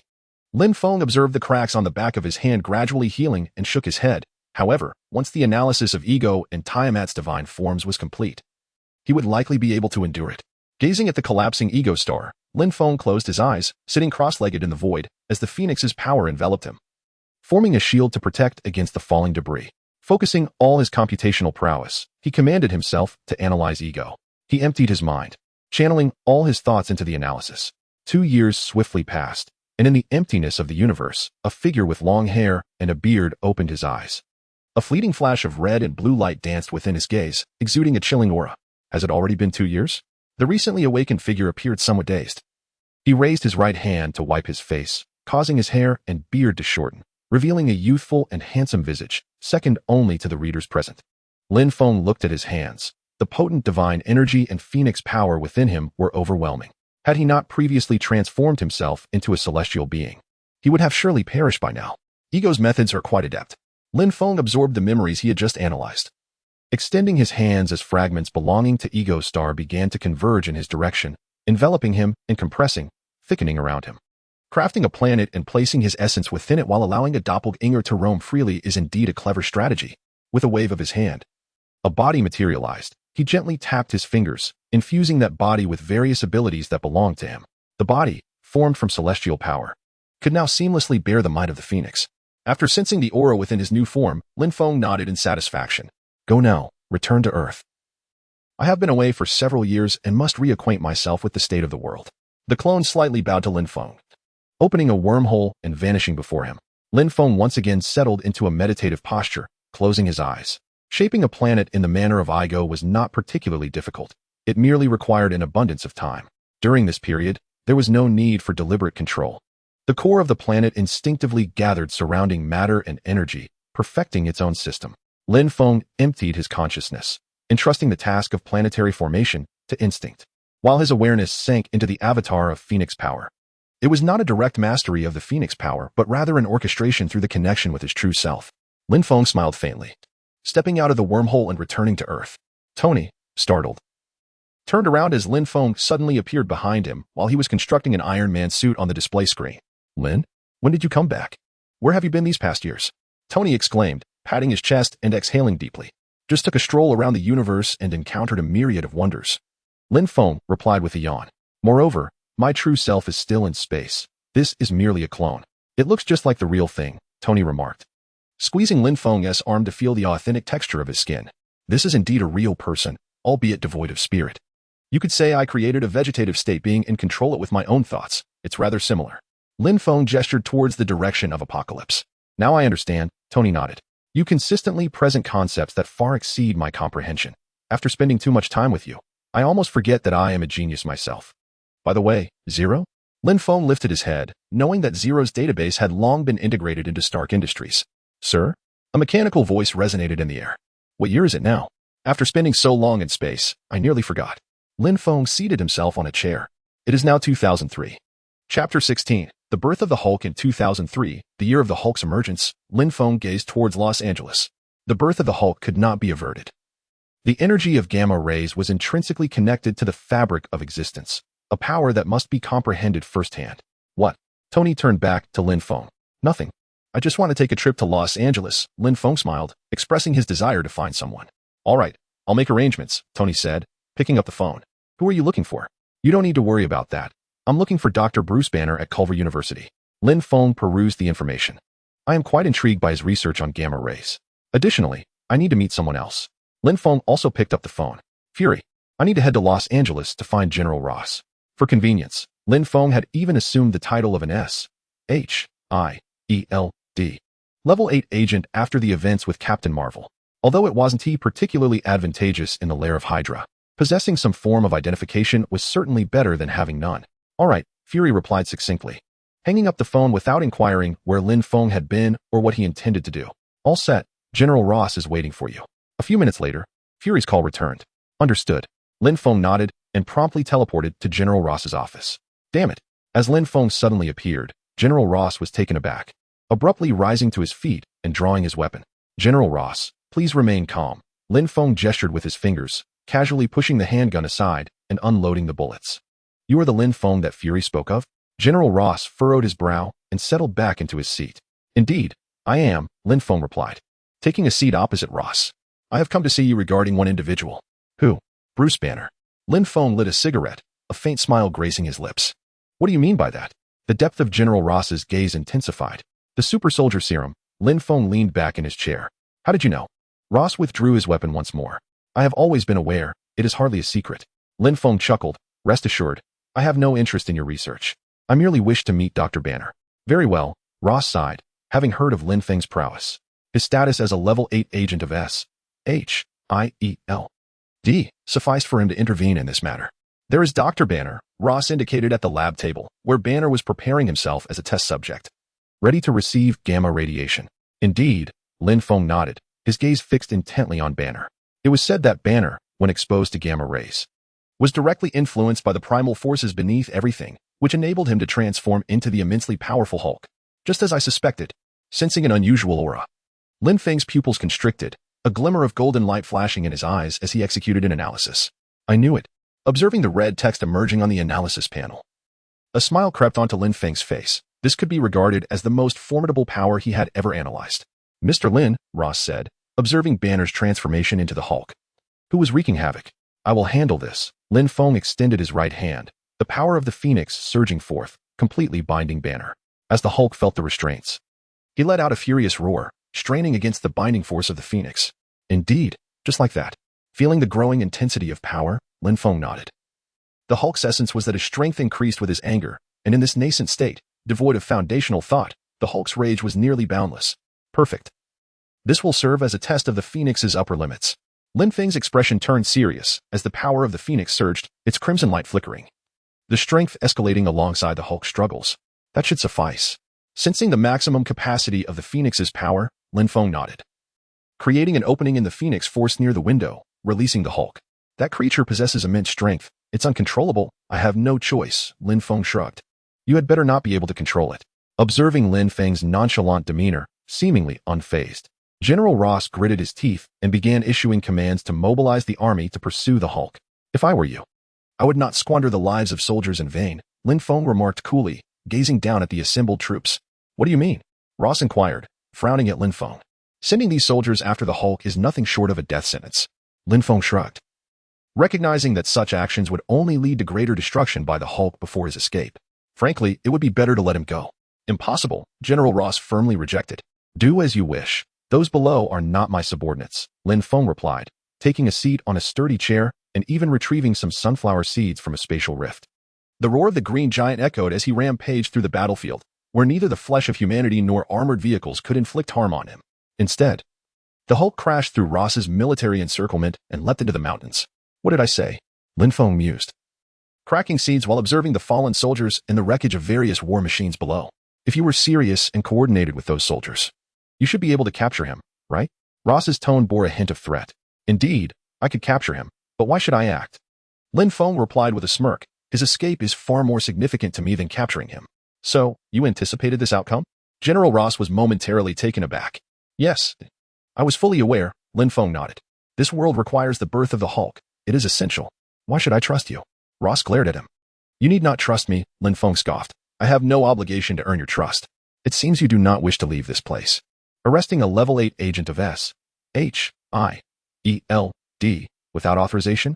Lin Feng laughed. Besides, if I wanted to leave, could you truly stop me? I cannot stop you, but your relationship with the military would deteriorate. Ross frowned. I do not care, Lin Feng retorted, a smirk gracing his lips as he opened a wormhole and returned home. 0. Connect me with Fury. I wish to engage in something intriguing. The smile on Lin Feng's face remained, his eyes glinting with a peculiar light. Chapter 17. Hail Hydra Lin. I received a message from Ross. He claims you maliciously assisted a major criminal in escaping. What is going on? As soon as the call connected, Fury began firing questions like a rapid-fire barrage. Nothing much.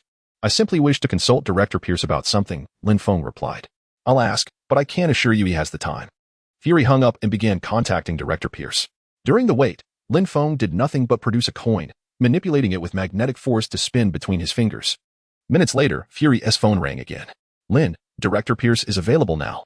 All right, I'm on my way, Lin Feng responded. Teleporting directly to the top-floor office of the SHIELD headquarters. Mr. Lin, Pierce greeted with a broad smile. I hear you wish to speak with me? Indeed, Lin Feng nodded. My relationship with the military has become somewhat strained, and I need SHIELD to intervene on my behalf. Given SHIELD's capabilities, resolving this issue should pose no challenge. However, why should I assist you? Pierce's smile remained. The reason is quite simple. Lin Feng draped his arm over Pierce's shoulder, leaning in to whisper in his ear, Hail Hydra. Pierce abruptly lifted his gaze to Lin Feng. Lin Feng settled back into his chair, raising an eyebrow at Pierce. I understand. I will address the military matters. Pierce nodded, pressing a concealed button on the desk. All surveillance was disabled, and the doors and windows were sealed shut. I need you to prove your identity. How should I demonstrate that? Should I present you with a list of our internal members, or unearth Dr. Zola from the depths of New Jersey? Lin Feng shrugged nonchalantly. We are aware of your telepathic abilities. Pierce's expression turned grave. Since you know I possess such abilities, there is no reason to question my identity. For I could easily assert control over you to command Hydra, Lin Feng asserted, while subtly enhancing Pierce's subconscious trust in him. Very well. It appears I must place my faith in you, Pierce sighed. What is your area of responsibility? The analysis and application of supernatural abilities. Lin Feng loosened his collar. I have been studying individuals with extraordinary powers. The incident in Los Angeles, where I allowed that hulking green figure to escape, was also an experiment to observe how such abilities develop without interference. Understood. After this exchange, Lin Feng's influence over Pierce's subconscious had significantly strengthened. However, as far as I know, with your level of energy, it should be quite straightforward for you to execute Hydra's plans. I am a scientist, not a combatant. Lin Feng replied, rising from his seat. I joined Hydra to access more research samples and better conditions for my studies. As long as my research is not hindered, I will remain uninvolved in other matters. What more can I say? Pierce also stood. Though I am unaware of the specifics of your research, I wish you success.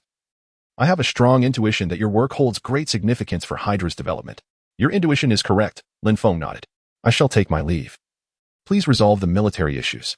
Rest assured, Pierce, under the influence of Lin Feng's subconscious manipulation, had entirely dismissed any doubts about him. In his mind, Lin Feng was not merely a comrade of Hydra but a superior of greater rank. Indeed, Lin Feng merely uttered a brief affirmation as a wormhole opened behind him, allowing him to depart from the Triskelion headquarters of SHIELD and return home. He recalled the lore that the Red Skull's Hydra was merely one faction, the true Hydra revered a being known as the Hive. Lin Feng pondered the details regarding the SHIELD agents. On which planet was the Hive sealed? Lin Feng furrowed his brow, recalling it might have been called Mavros or something similar, yet lacking coordinates. No, that colossal black monolith. Lin Feng's eyes brightened as his mental faculties expanded globally. Seeking the black monolith imbued with spatial power. Found it. Lin Feng opened his eyes and teleported directly to the chamber housing the black monolith. This device operates on vibrations as a means of transportation. Lin Feng raised his right hand and began to tremble incessantly, waves of vibrations rippling outward. Moments later, at a specific frequency, the colossal black stone transformed into a pool of liquid that engulfed Lin Feng. When the liquid receded, a desolate landscape emerged before his eyes. This was the fabled planet of marvels. Lin Feng closed his eyes, allowing his mental energy to expand, and soon discovered a figure amidst the wreckage of a space station. It was the Hive. He teleported to its location, sitting before the Hive, taking a moment to analyze it, setting aside other considerations. The Hive's ability to control the Inhumans was remarkably impressive. Who are you? The Hive inquired, its voice weak from long dormancy. Me? In a certain sense. I can now be regarded as a deity, Lin Feng mused, reflecting on his cosmic endeavors and planet creation. A deity, you say? The Hive scoffed disdainfully. I once believed myself a deity, but upon encountering my creator, I realized how foolish my arrogance was. Your creator? Are you referring to the Kree? Lin Feng chuckled. Do you know of the Kree accuser? Ronan the accuser? The Hive lifted its gaze, recognizing the name of one of the most formidable among creators.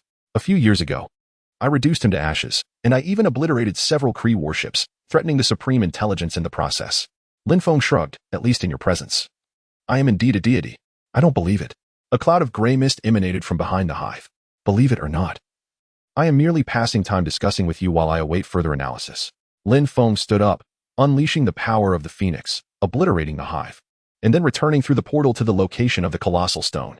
Emerging from the stone, he caught the attention of the Hydra agents who had just heard the sound of the stone liquefying.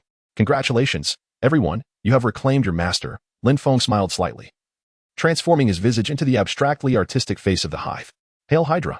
The crowd erupted in fervent cheers. Chapter 18. Camartage having seized control of Hydra essentially equated to mastering S-H-I-E-L-D. Lin Feng surveyed the frenzied crowd below, a smile gracing his lips before reverting to his original form. Remember this face, it is the visage I shall wear among mortals. With that parting remark, he teleported away. Hey, Tony, how's your Iron Man suit coming along? Lin Feng materialized in Tony's laboratory. It's nearly complete, just a few details to refine. Upon seeing Lin Feng, Tony presented the schematics of the suit. Impressive. Observing the mechanical design, Lin Feng expressed admiration. How do you plan to address the issue of ice formation at high altitudes? What? Tony paused, momentarily taken aback. This material is likely to ice up at high altitudes, right?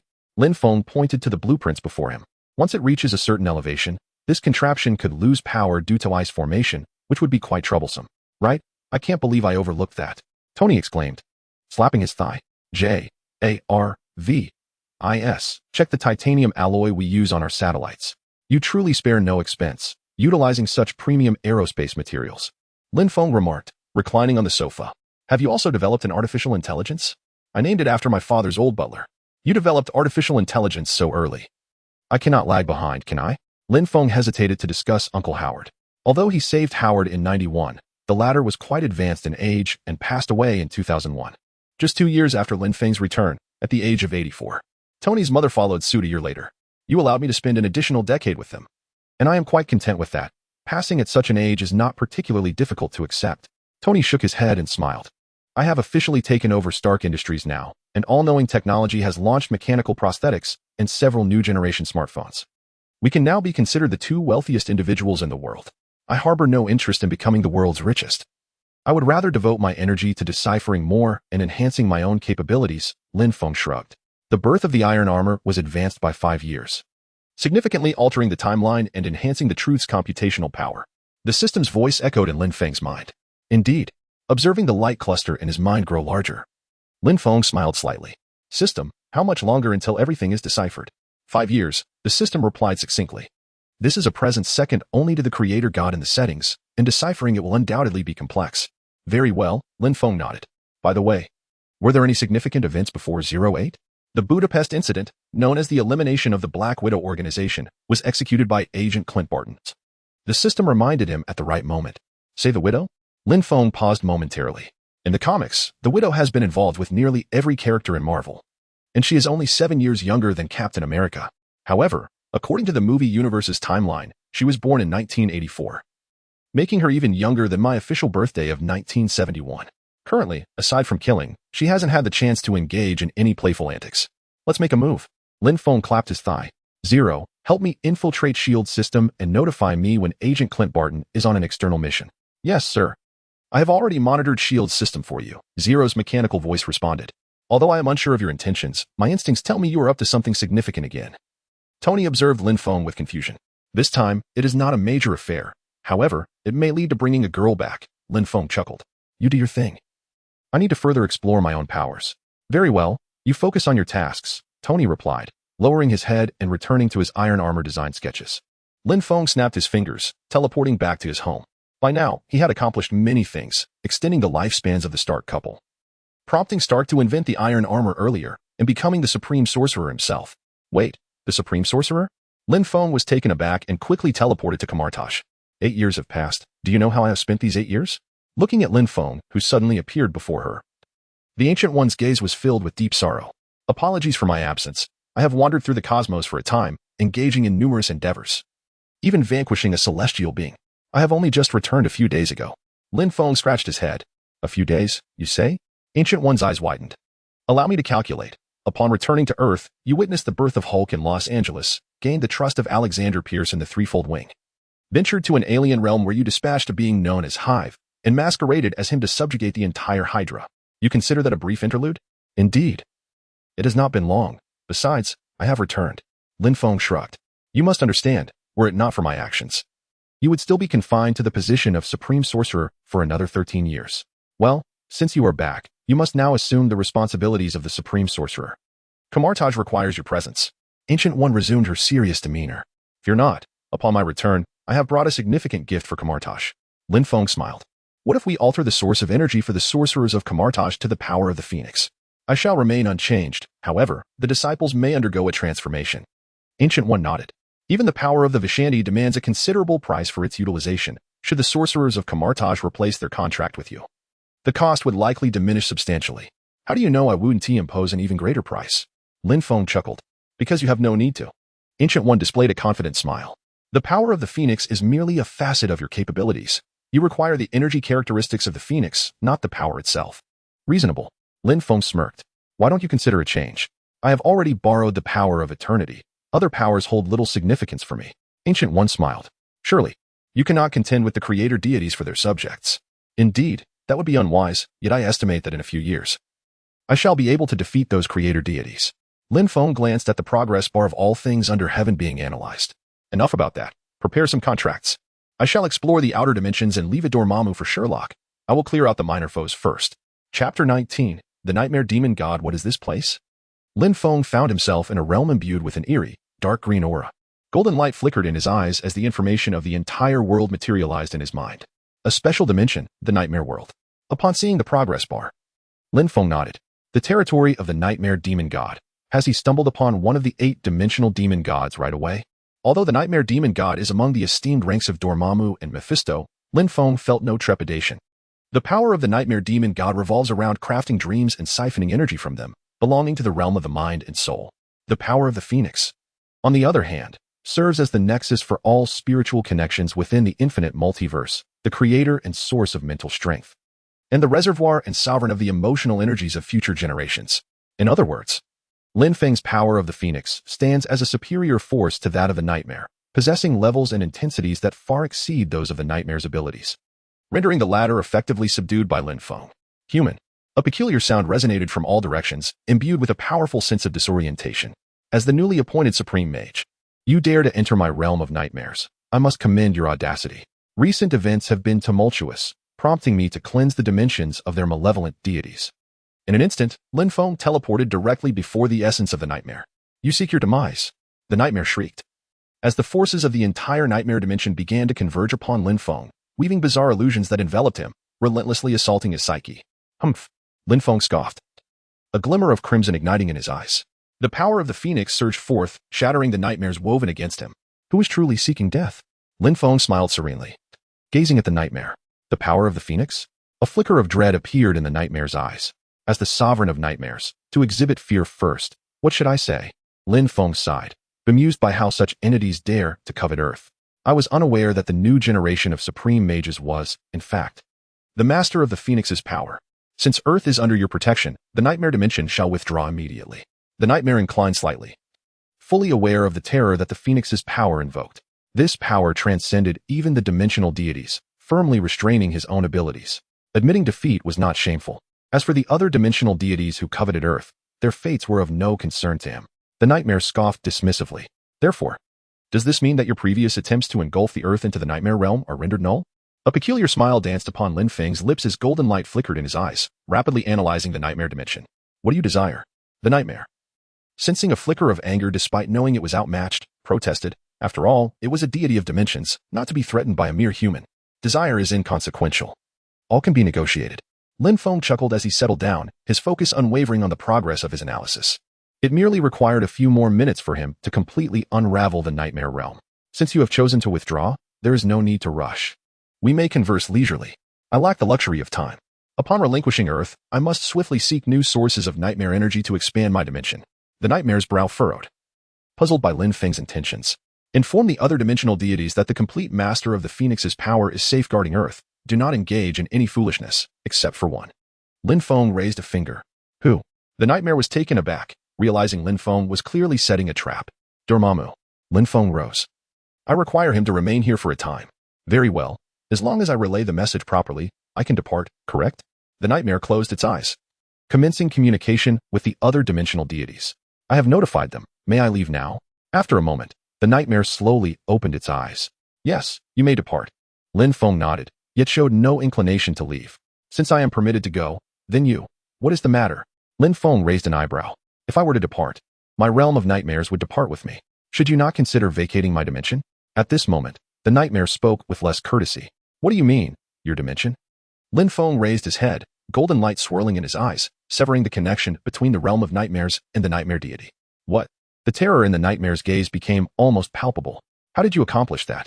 The manner of my achievement is inconsequential. The current reality is that this dimension no longer belongs to you. You are free to leave. With a wave of his hand, Lin Feng summoned streams of dream energy, wrapping the essence of the nightmare and casting it away. As for why I seized your realm of nightmares, inquire with those lives extinguished in the dreamscape when you endeavored to envelop reality with your nightmares. A faint sound echoed, and the space trembled slightly as a figure was expelled like a sputum. Damn it! The nightmare sensed the dwindling energy within, and although the realm of nightmares was lost, its innate power remained. It swiftly located a life planet, weaving several dreams and siphoning energy to gradually recuperate. Let it be. This young man displays a commendable attitude. There is no need for bloodshed. Observing this scene, Lin Feng sighed, leaving a mark on the nightmare to facilitate ongoing surveillance before diverting his attention. Having acquired my own dimension, in a certain sense, I have become a deity of dimensions myself. Gazing at the surrounding dark green, Lin Feng frowned. The hue was rather absurd. Channeling the power of the phoenix, Lin Feng unleashed a wave of crimson ripples emanating from his being, gradually tinting the entire realm of nightmares in red. Much more pleasing to the eye now.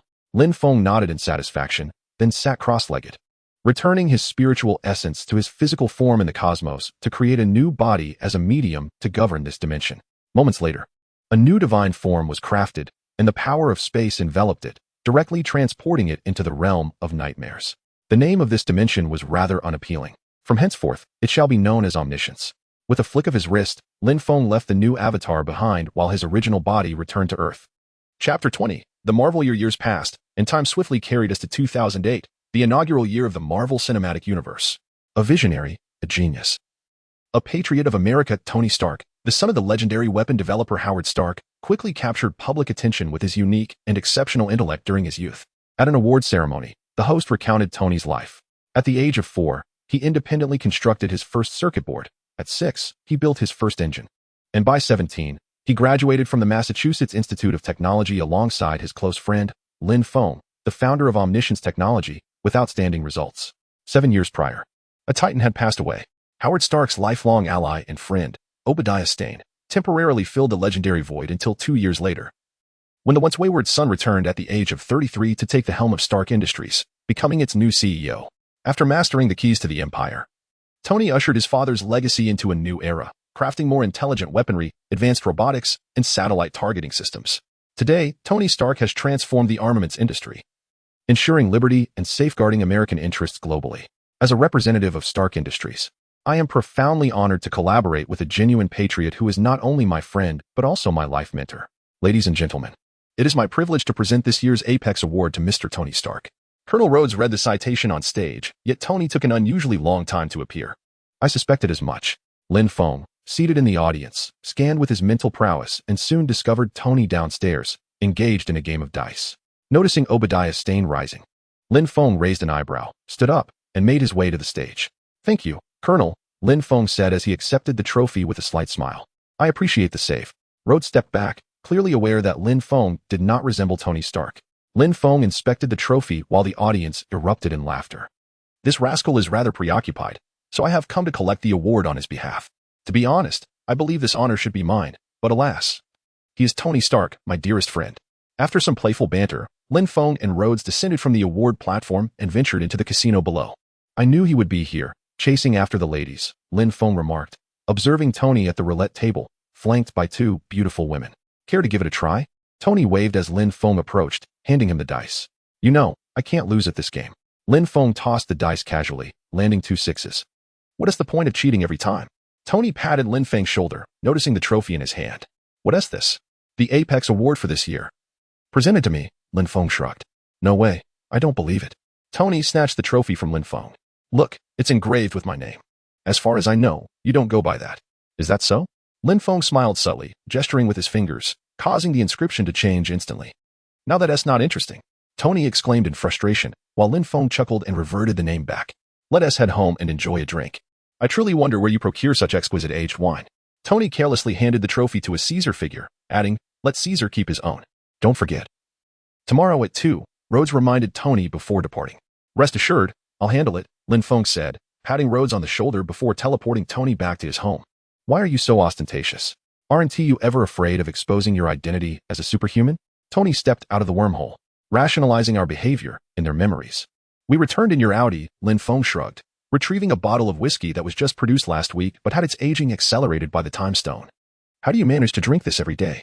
A red-haired woman descended from the second floor. Natasha, would you care for a drink? Tony raised his glass toward her. I think not. Natasha offered a faint smile as she approached Lin Feng. You should drink less as well. The effects of alcohol have little bearing on my body. I merely savor the taste, Lin Feng replied, wrapping an arm around Natasha's waist. Are you not aware of this? 2 years ago, Lin Feng learned of Clint Barton's mission in Budapest and executed a clever ruse to persuade Pierce to safeguard Natasha, subsequently bringing her to his home. Ultimately, he captured her heart with a delicate procedure of uterine restoration. It must be said, Natasha, despite her rigorous training, found considerable enjoyment in the absence of physical advantage during missions. I cannot fathom how you found such a captivating girlfriend. Tony laughed. If she weren't yours, I would surely make a play for her. What about your little secretary? Lin Feng took a sip of his drink, casting a knowing smile at Tony. Forget it. I haven't reached the point of pursuing my own secretary, Tony scoffed, reclining on Lin Feng's expansive sofa, wineglass in hand. Tomorrow, I am heading to Afghanistan for a business discussion with the military. Care to join? I shall pass. I have numerous matters to attend to. Lin Feng was acutely aware that Tony's trip was to promote the Jericho missile. This incident would ultimately lead to Tony's kidnapping by terrorists and the birth of Iron Man. Although he had developed the armored suit, Iron Man transcended mere armor. He was a man transformed through trials, a mortal who stood shoulder to shoulder with deities. While altering the timeline could expedite the system's processes, Lin Feng had no desire to change this event. Only by witnessing the weapons he had produced being wielded by terrorists to slaughter innocents could Tony truly awaken to reality. Be cautious, Afghanistan is not particularly safe. Lin Feng subtly channeled a trace of Phoenix power into Tony's bulletproof vest. Rest assured, Tony downed the remaining contents of his glass, setting it on the table as he departed. Yet, change was not entirely out of reach. Once Tony had left, Lin Feng retrieved his notebook, filled with dense scribbles. He circled a name within, Dr. Ethan. Chapter 21, The Birth of Iron Man under Lin Feng's deliberate control. Though Tony was still caught in the explosion of missiles produced by his own company, the shrapnel did not embed itself in his chest as it did in the cinematic universe. This time, Tony was rendered unconscious by the missile's shockwave before being captured by the terrorists. As Lin Feng floated in midair, he listened to the resonant sound of hammering echoing from the cave, nodding in satisfaction. The sound of Tony forging in the terrorist hideout marked the inception of the Marvel Cinematic Universe and heralded the birth of Iron Man. Hello, what is it? Lin Feng answered the phone. Tony Stark has been kidnapped, and you are not the least bit anxious? Fury's voice resonated from the other end. I am aware. I have my own plans. Lin Feng stated, I have located the individual, yet for the time being, I cannot extricate him. Why? Fury appeared momentarily taken aback. Do not inquire about matters that do not require questions, Lin Feng retorted. Furthermore, inform those who are particularly anxious to remain calm. Tony is not in immediate peril. Understood. Although aware that the phone could not convey images, Fury instinctively nodded before ending the call and disseminating the information. The sound of forging was indeed intoxicating. Lin Feng closed his eyes, succumbing to memories. After an indeterminate time, he slowly opened his eyes and glanced at his phone. Have I truly slept for several days? Lin Feng was momentarily stunned, then chuckled self-deprecatingly. With age comes a tendency to reminisce about the past. Are you all right? Can you move? In the cave, Doctor. Ethan assisted Tony in donning his armor. Now, repeat the instructions. 41 steps ahead, then 16 steps, exit, turn right, walk 33 steps, then turn right again. Tony memorized the route. Where is Stark? The leader of the terrorists scrutinized the surveillance footage, only to see Dr. Ethan preoccupied with some task. He was just here. Go check. Stark, Ethan. The voice of the terrorist echoed from outside. Say something to him. Tony regarded Ethan, who was diligently working before him, with a serious expression. He is speaking Hungarian. I do not understand. A hint of panic glimmered in Ethan's eyes.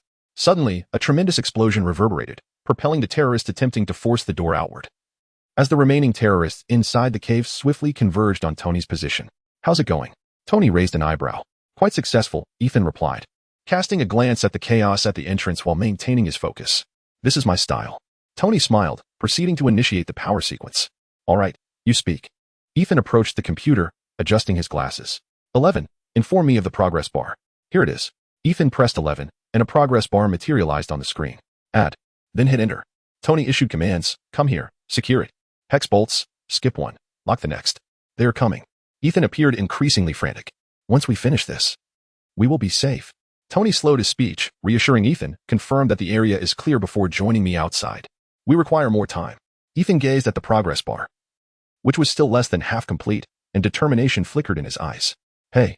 Ethan turned to Tony. "I will buy you some time. Proceed as planned." Tony, bound to the apparatus, called after him, but Ethan simply seized a gun from the ground and dashed outside. With a display of remarkable marksmanship, Ethan pursued several terrorists to the cave's entrance, only to be met by a group of armed assailants. A rapid succession of gunfire erupted, bullets hurtling toward Ethan. He closed his eyes, anticipating the pain, yet it did not come.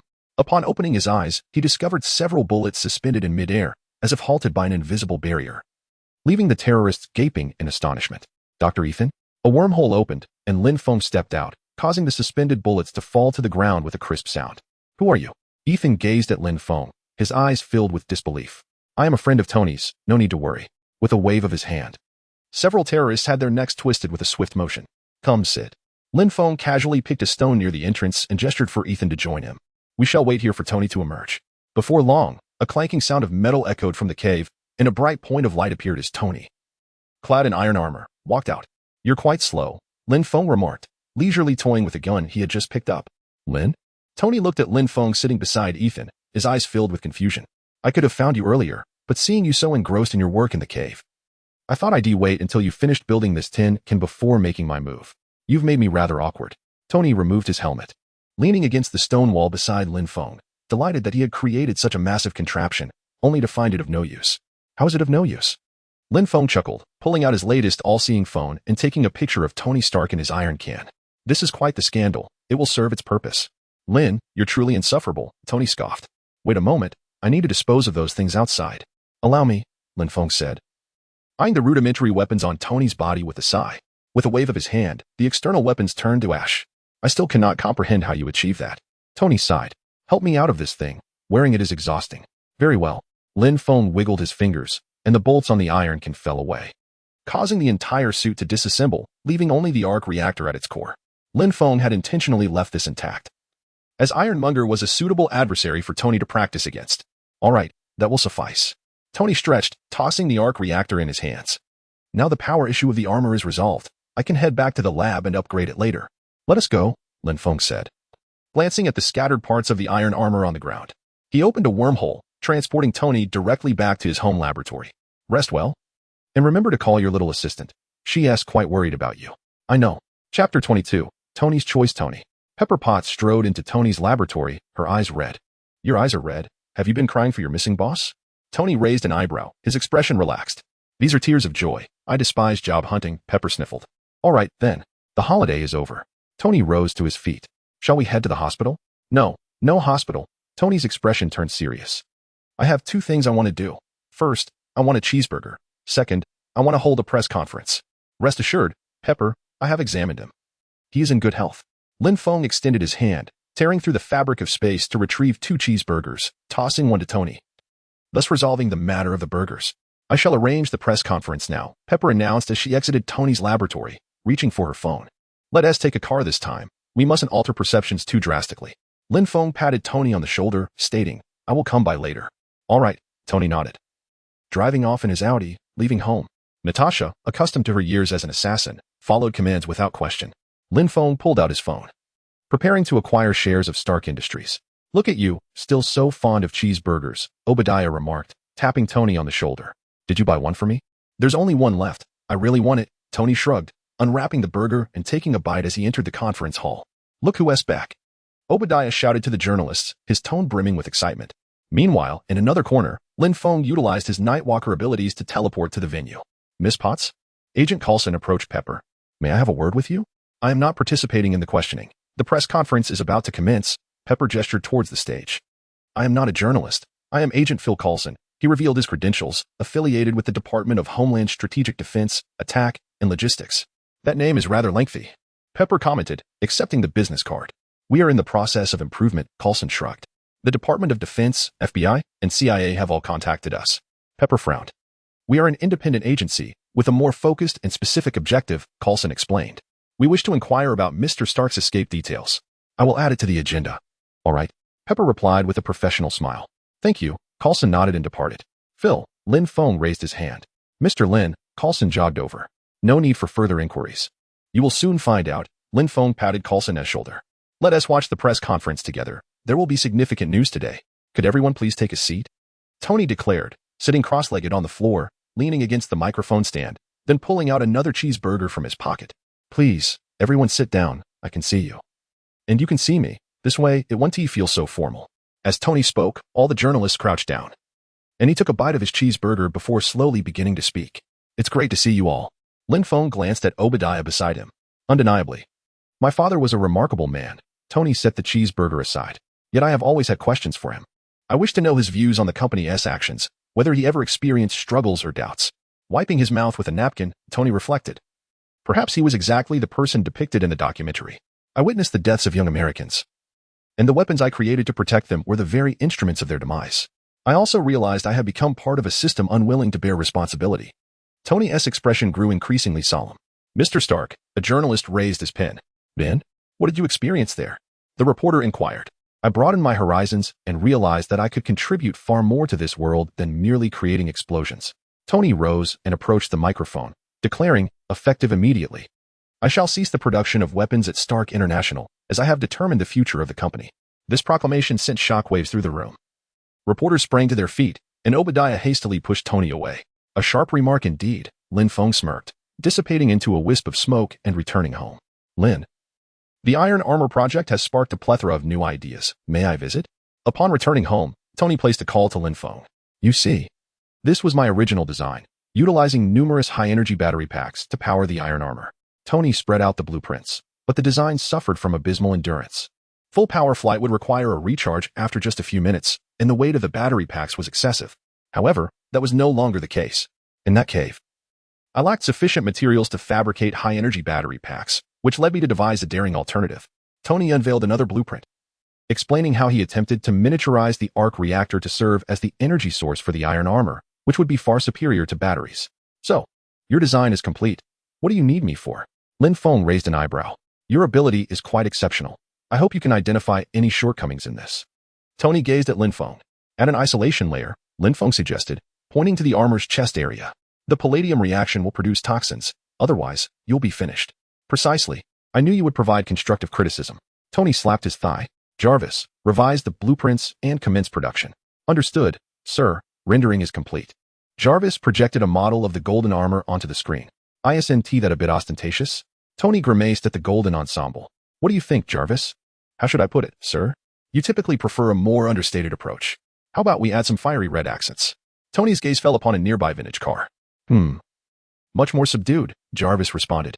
Indeed, quite understated. Lin Feng leaned against the back of Tony's chair. Jarvis, your sarcasm is becoming increasingly refined. I like it. Let us proceed with the coloring. Satisfied with the rendered model, Tony nodded and turned to Lin Feng. How is Ethan faring? He.S. well, albeit a bit shaken. He.S. preparing to return to his hometown to contribute. Where's that? A small town called Kamara. Chapter 23. The Fall of Kamara Tonight. The red carpet at the Disney Concert Hall was exceptionally vibrant, as Tony Stark hosted the 3rd annual Firefighter Family Foundation Charity Gala, drawing the elite of Los Angeles. News reports streamed from the television. Jarvis, have we received an invitation? Tony tilted his head towards the TV screen. There is no record of an invitation, Jarvis replied. Since the peculiar and highly controversial press conference concluded, Tony Stark had not made any public appearances. Some speculated that he was suffering from post-traumatic stress disorder and had been bedridden for weeks. However, regardless of the truth, no one anticipated his presence tonight. Don't wait for me, dear, he said as he donned his watch and departed the laboratory. The roar of the engine echoed as Tony arrived at the charity gala in his sports car. The moment he stepped out, a throng of people surged towards him, with several beautiful women approaching. You look well, Howard, Tony remarked, patting an elderly gentleman on the shoulder. To his astonishment, as the old man turned around, Lin Feng, suspended in midair, froze momentarily. The face was unmistakable. It was none other than Stan Lee, the father of Marvel. Analyzing. A glimmer of gold flashed in Lin Feng's eyes. Yet, inexplicably, the display on the old man's panel was a jumbled mess, lacking even a progress bar. What was the meaning of this? Lin Feng clenched his teeth. Logically, even though Stan Lee made a cameo in Iron Man, the information extracted should pertain to the character he portrayed. The current chaos suggested that this elder held an identity within the Marvel universe that transcended understanding, one that even analysis could not decipher. With a sigh of relief, Lin Feng soared to Tony's side. Who were you just greeting? Lin? You're here too? Tony turned around. What did you just ask me? Who were you just greeting? Lin Feng's gaze bore an unusual seriousness. I wasn't greeting anyone, Tony replied, momentarily taken aback by the intensity of Lin Feng's expression. What's wrong? Who was that person? Lin Feng pointed towards the direction of the elderly gentleman, but by now, the old man had vanished without a trace. Who? It's nothing. I must have mistaken him. Lin Feng shook his head. Let us go inside. It's been a while since I, the founder of the omniscient technology, have made a public appearance. How strange. Tony shrugged, dismissing Lin Feng's previous reaction, and followed him into the event hall. What is happening in this world? Can't even receive invitations to my own party? Tony mused as he approached Obadiah. Look at you. What a surprise. Obadiah greeted him with a grin. Take it easy. I think I have pacified the board. If you're feeling pent up, just have some fun. All right. Got it. Tony raised an eyebrow and moved to the bar, ordering a drink while casting his gaze over the dance floor.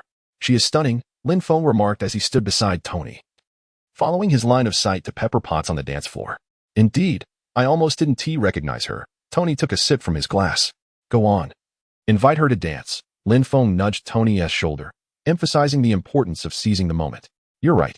Tony downed the drink, setting the glass on the bar before striding towards the dance floor. What brings you here? Pepper turned around, her eyes lighting up with surprise upon seeing Tony. Just killing time at home, Tony shrugged. Did you come alone? No, I came with Lin. Tony appraised Pepper's outfit. Nice dress. It's a birthday gift, Pepper smiled. Consider it a present from you. Then my taste is indeed exquisite. Tony smiled faintly. He had previously heard that Pepper was celebrating her birthday, and he had suggested she use his money to purchase a gift for herself. It seemed that this was that very gift. Shall we dance? Tony extended his hand. Not really, Pepper shook her head. Come on. Tony took her hand and led her to the center of the dance floor. Did I make you uncomfortable? Tony wrapped his arms around Pepper's waist. No, it's my own issue. Pepper intentionally distanced herself slightly from Tony. Dancing with my boss in a backless dress in front of all my colleagues. If it makes you more comfortable, I could fire you. And then they wouldn't be your colleagues anymore, Tony said with a slight smile. Without me, you probably wouldn't even know how to tie your shoelaces, Pepper replied, sharing a laugh. I think I could manage for at least a week, Tony shrugged. Oh really? Pepper challenged. What is your social security number? 5? Tony replied nonchalantly. You might have missed a few digits. Their bodies inched closer. The other 8? The other 8 are you, Tony said, maintaining his composure while flirting. Let's step outside for some fresh air. Noticing Pepper's cheeks growing increasingly flushed, Tony released her hand. I really need to get some air. Pepper sighed in relief as she walked away. Are you this quick with other women too? Lin Feng remarked sarcastically as he observed Tony returning from the terrace a few minutes later. Come on, we didn't do anything. I went down to get her a drink, Tony sighed, pulling out some bills and placing them on the bar. 2 vodka martinis, straight up, extra olives. And 1 with olive juice, please, hurry. Tony Stark, a reporter approached and stood next to him. You actually dared to show up tonight? Why wouldn't I attend my own gala? Tony shrugged as he accepted the drinks. Is this what you call being responsible, as you mentioned at the press conference? The reporter handed Tony several photographs. This place is called Camera. Ever heard of it? As Tony glanced at the images depicting Stark Industries' weapons causing destruction in the hands of terrorists, he furrowed his brow. When were these taken? Yesterday. I'll go retrieve Ethan. You handle the rest. Lin Feng patted Tony on the shoulder before departing the gala, opening a wormhole to directly pull Ethan from Camera. My hometown is under siege by terrorists. I know Tony will resolve this. Lin Feng sighed, trusting in him. Chapter 24. Iron Man, have you seen these photos? Tony pulled Obadiah aside. What happened in Camera? Tony, you can't be this naive. Obadiah dismissed the reporter. I used to be very naive. Tony's expression turned serious. They told us not to cross this line, and we conducted business accordingly. If we secretly played both sides, tell me, did we? Let us take a picture. Obadiah urged Tony to face the reporter, leaning in to whisper in Tony's ear. Do you think I was the one who sidelined you? It was I who imposed the restraining order against you, so that I could protect you. Tony, Lin Feng called out. What is going on with Ethan? A flicker of recent anger still lingered on Tony's face. I pulled him out. Does Camera require my assistance? Lin Feng gently patted Tony's shoulder.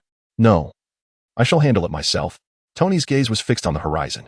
The 15-mile journey to the outskirts of Kamara could only be described as a descent into hell. Penetrating the dark heart of contemporary despair, ordinary farmers and herdsmen from peaceful villages were forcibly uprooted from their homes, driven from their lands by warlords emboldened by newfound power. These villagers were compelled to inhabit the ruins of other villages, seeking refuge in makeshift shelters or hiding within the remnants of an old Soviet smelting plant.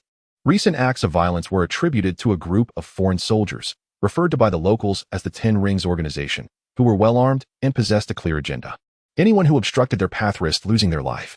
With no political intervention or international pressure in sight, the prospects for these refugees appeared bleak. Tony sat on the laboratory sofa, fine-tuning the laser cannon of his armored suit, his eyes fixed on the news broadcast on the television. A murderous intent evident in his gaze. Beside me, a woman anxiously awaited news of her husband, who had been abducted by insurgents. The news continued to unfold, intensifying Tony's anger. Rising to his feet, he raised his right hand and aimed at the glass before him. A beam of laser shot forth. Yet it did not shatter the glass as Tony had anticipated. Instead, it created a ripple of crimson light in the air. Venting his frustration on the terrorists seemed futile. What purpose did it serve to unleash his wrath upon the walls of his own home? Lin Feng's figure slowly materialized. How long have you been there? Tony, without his armor, tapped his head in frustration. I just arrived, Lin Feng replied, patting Tony's shoulder. Do what you feel you must. It should not prove difficult for you at this moment. Tony stepped onto a grid-patterned floor, and the sound of mechanical movement filled the air as components of the armored suit emerged from all sides, adorning him in a spectacle of mechanical elegance. I'm off, he declared as the visor descended. He nodded at Lin Feng, and then flames erupted beneath his feet, propelling him towards the sky, accelerating suddenly with a deafening sonic boom. I shall join the fray, Lin Feng remarked, snapping his fingers and teleporting directly into the cosmic expanse above Kamara. Given that the cruising altitude of the armored suit was quite high. Superhero touchdown. Upon witnessing Tony land, Lin Feng applauded, appreciating the suit's shock absorption, an advantage he had lacked during his first attempt at a superhero landing, which had resulted in a knee injury. Tony swiftly neutralized the surrounding terrorists with his laser cannon, but upon turning, the palm cannon in his hand dimmed at the sight of the terrorists holding local residents hostage. No instant noodles, no instant noodles, no shrimp, shouted the group of terrorists, brandishing their weapons at the hostages, threatening Tony. Tony remained silent, merely lowering his hands as the internal panel of his helmet marked several terrorists. Just as the terrorists exhaled in relief, a miniature turret emerged from Tony's shoulder, launching a barrage of missiles that swiftly eliminated all the terrorists in front of him. With a powerful punch, Tony shattered a wall, hurling the terrorist leader, concealed behind it, along with the debris into view. He is yours, Tony declared, tossing the terrorist leader before the local villagers, before ascending into the sky. A dramatic scene was unfolding. Lin Feng inexplicably produced a handful of sunflower seeds. With a thunderous boom, Tony plummeted from the sky, crashing to the ground and gradually crawling out of the pit to behold an approaching tank. Another explosion echoed as Tony slightly sidestepped to evade the shell, raising his arm as a petite missile emerged from his forearm, aimed at the tank. Turning his head, he strode forward, and moments later, the tank erupted in a resounding explosion behind him. Spot on, Lin Feng waved his hand, the remnants of the sunflower seeds transforming into a wisp of ash. This was the stuff of legends. Real men never look back at explosions, right? Meanwhile, Tony ascended once more, palms together, targeting the terrorist armory below. After a brief moment of charge, a formidable laser erupted, obliterating the weapons depot. Congratulations, you have become Iron Man, Lin Feng murmured, audible only to himself. What is that thing? Were we authorized to go there? Within the National Defense Command Center, someone detected Tony on the radar. No, they used human shields. We did not send anyone in.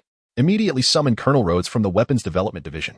Upon inquiry, it was revealed that this high-speed, unidentified object did not belong to any military department, prompting the military to call in Colonel Rhodes. Are you certain this has nothing to do with you? Colonel Rhodes inquired, dialing Tony. Of course not, Tony replied. Well then, because that thing is currently on my screen and is about to be blown to smithereens. Such a hassle, Lin Feng casually flicked away ash, waving his hand as a small wormhole manifested in Tony's path, into which Tony plunged headfirst. Take it easy. Emerging from the wormhole, Tony maintained his remarkable speed. Lin Feng raised a hand, a wave of red light spreading forth, halting Tony in his tracks. Thanks. Observing the Iron Man suit detach from his body under Lin Feng's control, Tony nodded appreciatively. However, I can handle those 2 fighter jets. I know you can handle them. I brought you back to show you something. Lin Feng tossed Tony a disc containing video footage from the time of Tony's abduction, along with the design schematics for the first-generation armor. Where did you get this? From Obadiah Stain's computer. I see. Tony set down the video. I will take care of this. Chapter 25. A lesson for you if all went according to plan. Stark Industries' underground facility was now housing an upgraded prototype of the armor. The only question was how much it had been enhanced. As Tony perused the documents, he realized the information was likely incomplete. The most crucial components were beyond his capacity to produce. Lin Feng tapped the arc reactor embedded in Tony's chest, teasingly inquiring whether he possessed a miniature arc reactor at home, merely placed there to tempt thieves. Damn it, I actually do have one, Tony exclaimed, slapping his thigh. The reactor he once used in Afghanistan was now preserved by Pepper as a keepsake. So, why don't you go back and take a look? Lin Feng shrugged, gesturing as the Iron Man suit enveloped Tony once more. Accompany me for a bit. This contraption is rather conspicuous. Tony twisted his neck. Fine. With a flick of his wrist, Lin Feng conjured a luminous point that transformed into a spatial portal, leading directly to Tony's laboratory. Damn it, I knew it.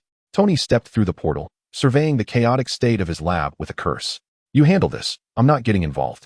Lin Feng waved his hand, closing the portal behind him. Hey. Tony turned back, only to see a faintly fading light. Let me see what's going on. Lin Feng gestured, and a shimmering screen materialized, projecting images of Stark Industries. It's begun. He reached for a bag of sunflower seeds, but reconsidered, deciding to observe the situation live.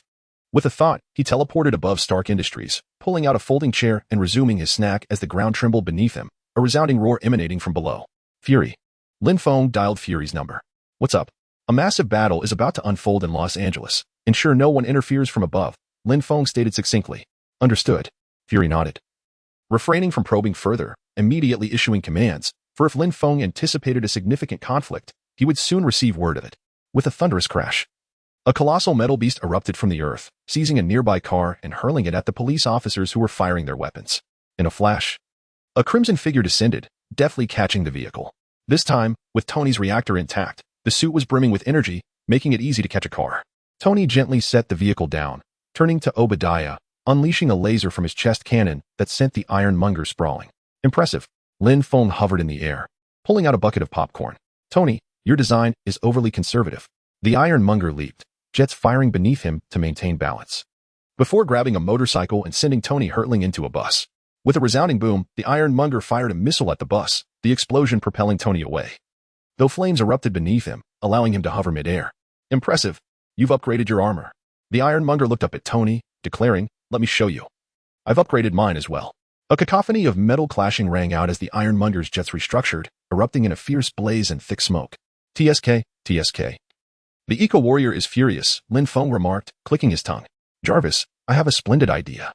Observing the ironmonger ascending, Tony's jets blazed even brighter as he shot skyward. Take me to the highest altitude. Sir, you are thinking along the same lines as I am. The elegant mechanical voice of Jarvis resonated, as the energy within the iron armor began to concentrate beneath Tony's feet, accelerating his ascent. Observing Tony soaring higher into the sky, distancing himself further, the thrusters beneath Ironmonger flared with increasing intensity, propelling him closer to Tony. Moments later, Ironmonger reached out and grasped Tony's ankle, pulling him downwards. Your idea is brilliant, Tony, Obadiah exclaimed with barely concealed excitement, but my suit is superior in every aspect. I beg to differ, Lin Feng interjected, raising his hand from his position beside them. Lin? Tony faltered momentarily. What exactly are you? Obadiah's eyes widened in astonishment at the sight of Lin Feng, floating nonchalantly on a stool. Irrelevant. Lin Feng waved his hand dismissively. You may continue. Very well, Tony shrugged, turning back to Ironmonger. So how did you resolve the issue of ice? What? Obadiah was still recovering from the shock of witnessing someone seated in midair. Tony tapped Ironmonger's helmet, dislodging a chunk of ice, after which the thrusters flickered briefly before extinguishing completely, the lights in the eye sockets dimming as it lost power and began to plummet. Lin. You truly enjoy the spectacle, Tony remarked as he flew over to Lin Feng, letting out a resigned sigh. What can I say? Ever since becoming invincible in this world, I've turned into a mere connoisseur of entertainment, Lin Feng shrugged, tossing a piece of popcorn into his mouth. In contrast, I believe with your shock absorption designs, Obadiah should survive that fall. I know, but he should be devoid of power very soon, Tony chuckled, soaring towards Obadiah's descent. I suppose this counts as altering the timeline, Lin Feng mused, clearing the floating debris around him before gently landing beside Tony. What did I say? Lin Feng sighed, observing Obadiah struggling to rise. He certainly won't die from that. His armor is nearly powerless, posing no threat, Tony stated, shaking his head at Ironmonger's flickering reactor. Tony. Lin Feng placed a hand on Tony's shoulder. I seldom impart knowledge to you. Most often, we validate and exchange ideas mutually. However, today I must teach you a lesson. This lesson is titled Rooting Out the Weeds. A crimson glow manifested in Lin Feng's hand as Ironmonger hovered in the air, emitting a grating metallic screech. Lin, there is no need for such measures. Tony knew well that leaving Obadiah alive posed a threat, yet years of camaraderie rendered him reluctant. It is indeed necessary. Lin Feng replied, glancing at Tony. From long ago, he has conspired against you. When faced with someone who seeks to end your life, and has nearly succeeded, do not entertain any mercy. Lin Feng extended his right hand and clenched it forcefully, compressing Ironmonger along with Obadiah into a solid iron sphere. Tony, remember. Mercy towards your enemies is cruelty towards yourself. Chapter 26. I understand everything you say, yet, after all, he has watched me grow up. Upon witnessing Lin Feng eliminate Obadiah, Tony said little, for he recognized that Lin Feng's decision was indeed the right one. All right, let's head back, Lin Feng remarked, patting Tony on the shoulder as he guided him back to his residence. It was likely time to prepare for a press conference. The clash of two armored titans in downtown Los Angeles would be difficult to suppress. Leaning back on the sofa, Lin Feng lit a cigarette, anticipating the busy hours ahead. Everyone had received the official report regarding the Stark Industries incident from last night. As the spokesperson, Colonel Rhodes stood at the podium where Tony had previously announced the closure of the weapons division, addressing the crowd with unverified reports of a malfunctioning robot prototype. Fortunately, one of Tony Stark's personal bodyguards, Iron Man, was present to intervene. Tony glanced at the newspaper headline, "Who is Iron Man?" while Pepper was diligently applying concealer to mask the wounds from the previous night. Although not entirely accurate, considering my suit is composed of titanium alloy, the imagery was striking. This serves as your alibi, Coulson entered, handing Tony a card. You were on your yacht. We have port reports confirming you were at Avalon all night, along with sworn testimonies from your 50 guests. Perhaps it should be noted that only Pepper and I remained on the island all night. A slight smile crept across Tony's lips. Startled by his words, Pepper abruptly tore off the bandage from Tony's forehead, causing him to inhale sharply. Well done, Pepper, Lin Feng said, leaning back in his chair and giving her a thumbs up. This was the only way to deal with such individuals. Just read from the script. Coulson seemed to disregard Tony's comment. Stanley is not mentioned here, Tony remarked, flipping through the script with a frown. This issue has been resolved. He has gone on vacation. Coulson replied. The safety record of small aircraft is quite poor. But what about the cover story regarding the bodyguard? Tony inquired, looking up at Coulson. He is my bodyguard? That seems rather implausible. This is not my first time handling such matters, Mr. Stark. Simply adhere to the official narrative, and this will soon pass, Coulson responded, glancing at the time. You have 90 seconds. Coulson, Pepper called out, stopping him before he could leave. Thank you very much for your assistance. It's nothing. It is our duty, Coulson replied, turning back. We will be in touch. You are from Homeland Strategic. Just call us S.H.I.E.L.D. He interjected, cutting off the lengthy title. Where can one find such a wonderful wife? Lin Feng remarked, draping an arm over Tony's shoulder and gesturing toward Pepper. Aren't you going to make a move? Let it unfold naturally, Tony shrugged. There is a saying in the East, when the water rises, the boat floats. You truly are infuriating, Lin Feng scoffed, striding toward the departing Coulson. Phil, Mr. Lin, I was actually planning to seek you out after the press conference. Coulson turned back and caught sight of Lin Feng. I was seated over there, did you not see me? Lin Feng sighed. Phil, in this day and age, does a higher hairline equate to poorer eyesight? As Coulson found himself momentarily speechless, he noticed Lin Feng and remarked, I intended to seek you out after the press conference. Did you see me without offering a greeting? Is that a sign of disdain? Lin Feng playfully draped his arm over Coulson's shoulder and patted it, saying, never mind. I was merely jesting. Let us commence. Pepper picked up Tony's suit, stating, to be honest, this isn't half bad. Tony held his speech in his mouth, exclaiming, even I don't feel like Iron Man. You are not Iron Man, Pepper insisted as she turned Tony around it on the suit. If I were Iron Man, I would have a girlfriend who knew my true identity. Upon wearing the suit, Tony turned back and added, and she would be in turmoil. Deeply concerned about my safety while simultaneously feeling proud of my accomplishments, creating a delightful contradiction that would drive her mad. Have you ever contemplated that particular night? Tony finally spoke up. Which night? Pepper lifted her eyelids. You know the one. Are you referring to the night we danced together? We went to the rooftop. And then you left to fetch drinks, abandoning me alone up there. Pepper adjusted Tony's attire. Is that the night you mean? Uh-huh, Tony replied, somewhat awkwardly. I suppose so. He admitted. Pepper tucked a handkerchief into his breast pocket. Is there anything else, Mr. Stark? No, nothing else, Miss Potts, Tony replied, diverting his gaze elsewhere, recognizing that his actions that evening were less than honorable. Now, Mr. Stark has prepared a statement and will not be taking questions. Thank you, Rhodey concluded. Tony stepped forward. It has been quite some time since I last saw everyone. Approaching the microphone, he retrieved his speech. I believe I shall read from the script this time. Do you think he will stick to the script? Lin Feng inquired, glancing at Coulson. Given his character, probably not, but S-H-I-E-L-D must fulfill its obligations, Coulson replied, his gaze unwavering upon Tony on stage. There have been speculations regarding my involvement in the recent highway incident, Tony began. I apologize, Mr. Stark. A female reporter raised her hand with a pin. Do you genuinely expect us to believe that a bodyguard clad in armor merely happened upon the scene? Despite the confusion of the current situation, I know what transpired. Tony interrupted her, stating, questioning the official narrative is one matter, but making outlandish accusations or insinuating that I am a superhero is quite another. I never claimed you were a superhero, the reporter retorted. Oh, is that so? That is fortunate, for such a notion is utterly nonsensical and whimsical. Tony stammered slightly, clearly, I am not cut out to be a hero. I have a myriad of character flaws and have made countless mistakes, and I am quite public about it. Just stick to the script, Rhodey whispered in Tony's ear, interrupting his obvious attempt to mask his discomfort. All right, Tony replied, picking up the script. The fact is. Chapter 27. The Incredible Hulk. A few days after the Iron Man incident, Lin Feng was peacefully slumbering at home when he was abruptly startled by a thunderous noise outside his window. What in the world is that commotion? Lin Feng exclaimed, rushing to the window, only to witness a car hurtling directly towards his home. What the hell? Lin Feng raised his hand, causing the car to hover momentarily before crashing to the ground. At last, I comprehend why the populace often vilifies superheroes in films. Shaking his head, Lin Feng considered the absurdity of a superhero battling a villain, only for the aftermath to result in one's vehicle smashing into one's own abode. Such a scenario would be intolerable for anyone. It was reminiscent of a scene from The Incredible Hulk. Lin Feng checked the date on his phone and surmised that, given the current circumstances, the abomination had emerged. All personnel were to be armed and dispatched to Harlem. General Ross was issuing commands from the airplane. It must be me who goes.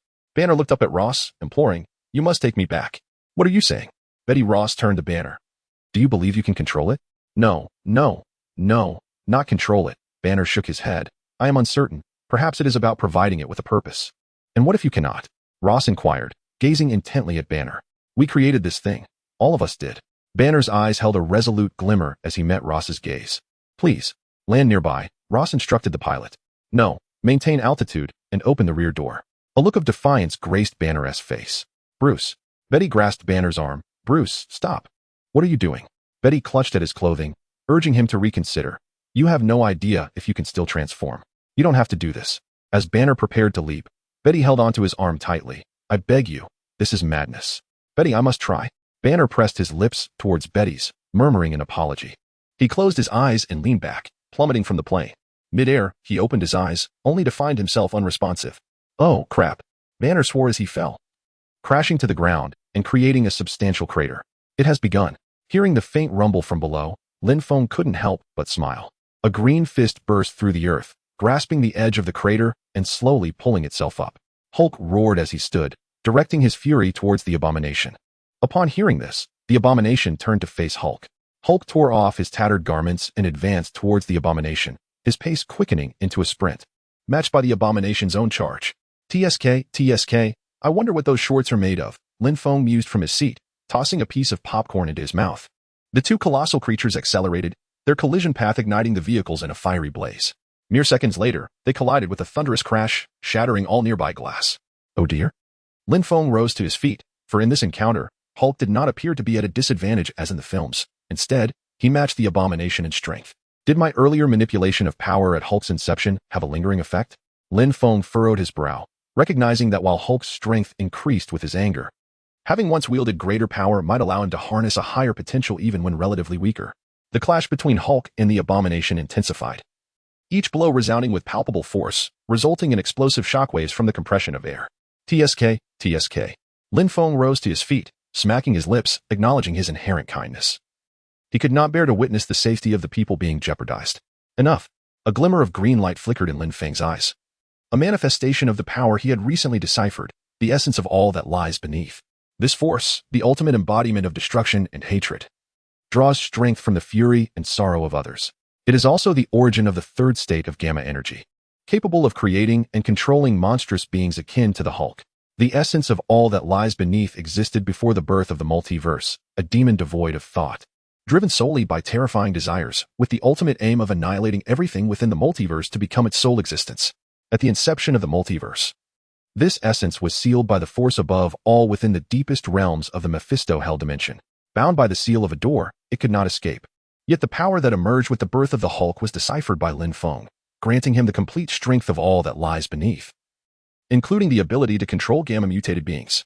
Extending his hands, Lin Feng summoned the power of the Phoenix, subduing the movements of both the Hulk and Abomination, separating the two while attempting to saturate their minds with the essence of all that lies beneath, seeking to exert total control. The power of all that lies beneath can only dominate those devoid of self-awareness. After numerous fruitless attempts, Lin Feng concluded this truth. Truly, Abomination was the most perfect creation of all that lies beneath. Sensing the Hulk's escalating aura, Lin Feng marveled quietly. Is that Lin Feng? Upon seeing Lin Feng suddenly materialize on the battlefield, General Ross widened his eyes and turned to his subordinate, "Get me Nick Fury, immediately." "General Ross, is there something amiss?" Fury answered the call unhurriedly, already aware of the events in New York, yet unperturbed upon learning that Lin Feng resided nearby. "Can you explain why Lin Feng has appeared on my apprehension operations battlefield?" General Ross bellowed into the phone. "Is it possible that Lin resides in the vicinity?" Fury replied with a chuckle. "If one's home were almost destroyed, wouldn't anyone want to take a look?" Ross was momentarily speechless, unsure of how to respond. "Is there anything else? If not, I shall hang up." Fury abruptly ended the call, leaving Ross in a state of bewilderment. "Hulk, I know you," the Hulk gasped, gazing at Lin Feng. "Knowing me is indeed correct." Lin Feng snapped his fingers, causing Abomination to levitate slowly, as a hybrid of Banner's blood and the super soldier serum. Abomination was powerful, yet lacked Hulk's escalating strength with rage, making it easy for Lin Feng to manage. With a soft pop, Abomination exploded in midair, showering the surroundings with a rain of blood. Chapter 28, Gather the People. "Hulk, friend," the Hulk spoke to Lin Feng in a childlike tone. "Come with me. I can make you stronger." Lin Feng patted the Hulk's shoulder, floating in midair due to their height disparity. "Hulk wants to grow stronger." The ground trembled slightly beneath Hulk's stomp. "Then let's proceed." Lin Feng waved his hand, opening a portal that engulfed Hulk. Tony was on his side, initially. We had intended to recruit Natasha Romanoff, but she became his girlfriend. Now, Hulk had also been taken by him, leaving us with only Agent Clint Barton to rely on. Fury was delivering his speech before the World Security Council. As early as 1995, I proposed the Avengers Initiative. This Lin Feng possesses overwhelming power, and he seems devoid of any sense of belonging to this world. His actions appear solely driven by a desire for amusement. Faced with such an uncontrollable and capricious entity, we must possess means to restrain him. The Avengers Initiative was my original concept.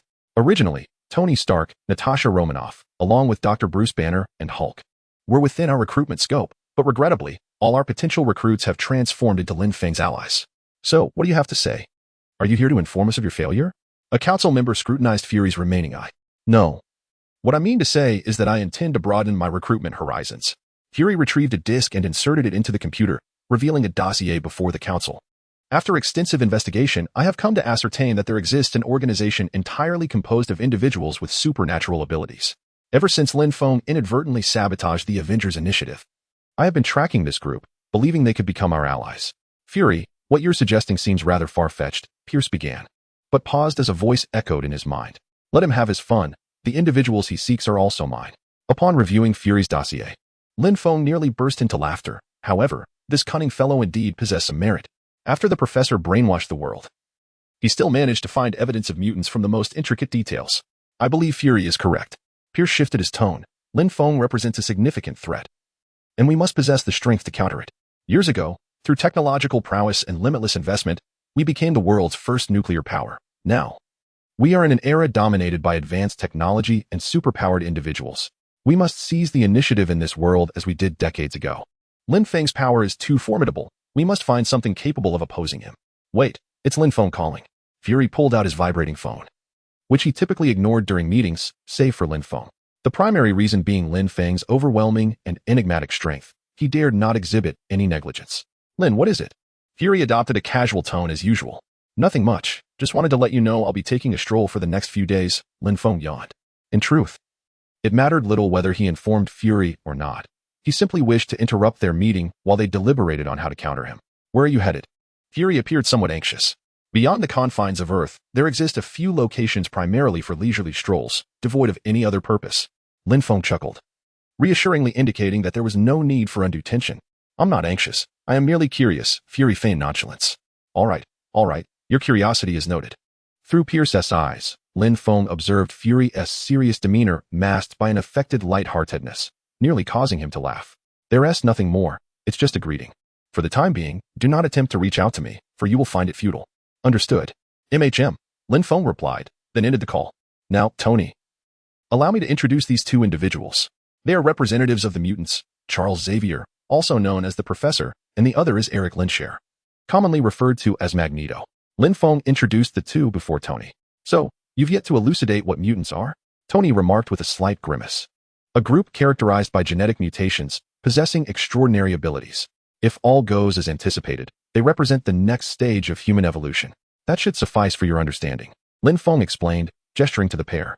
Charles has the ability of telepathy, which includes, but is not limited to, mind reading, mental manipulation, and memory retrieval.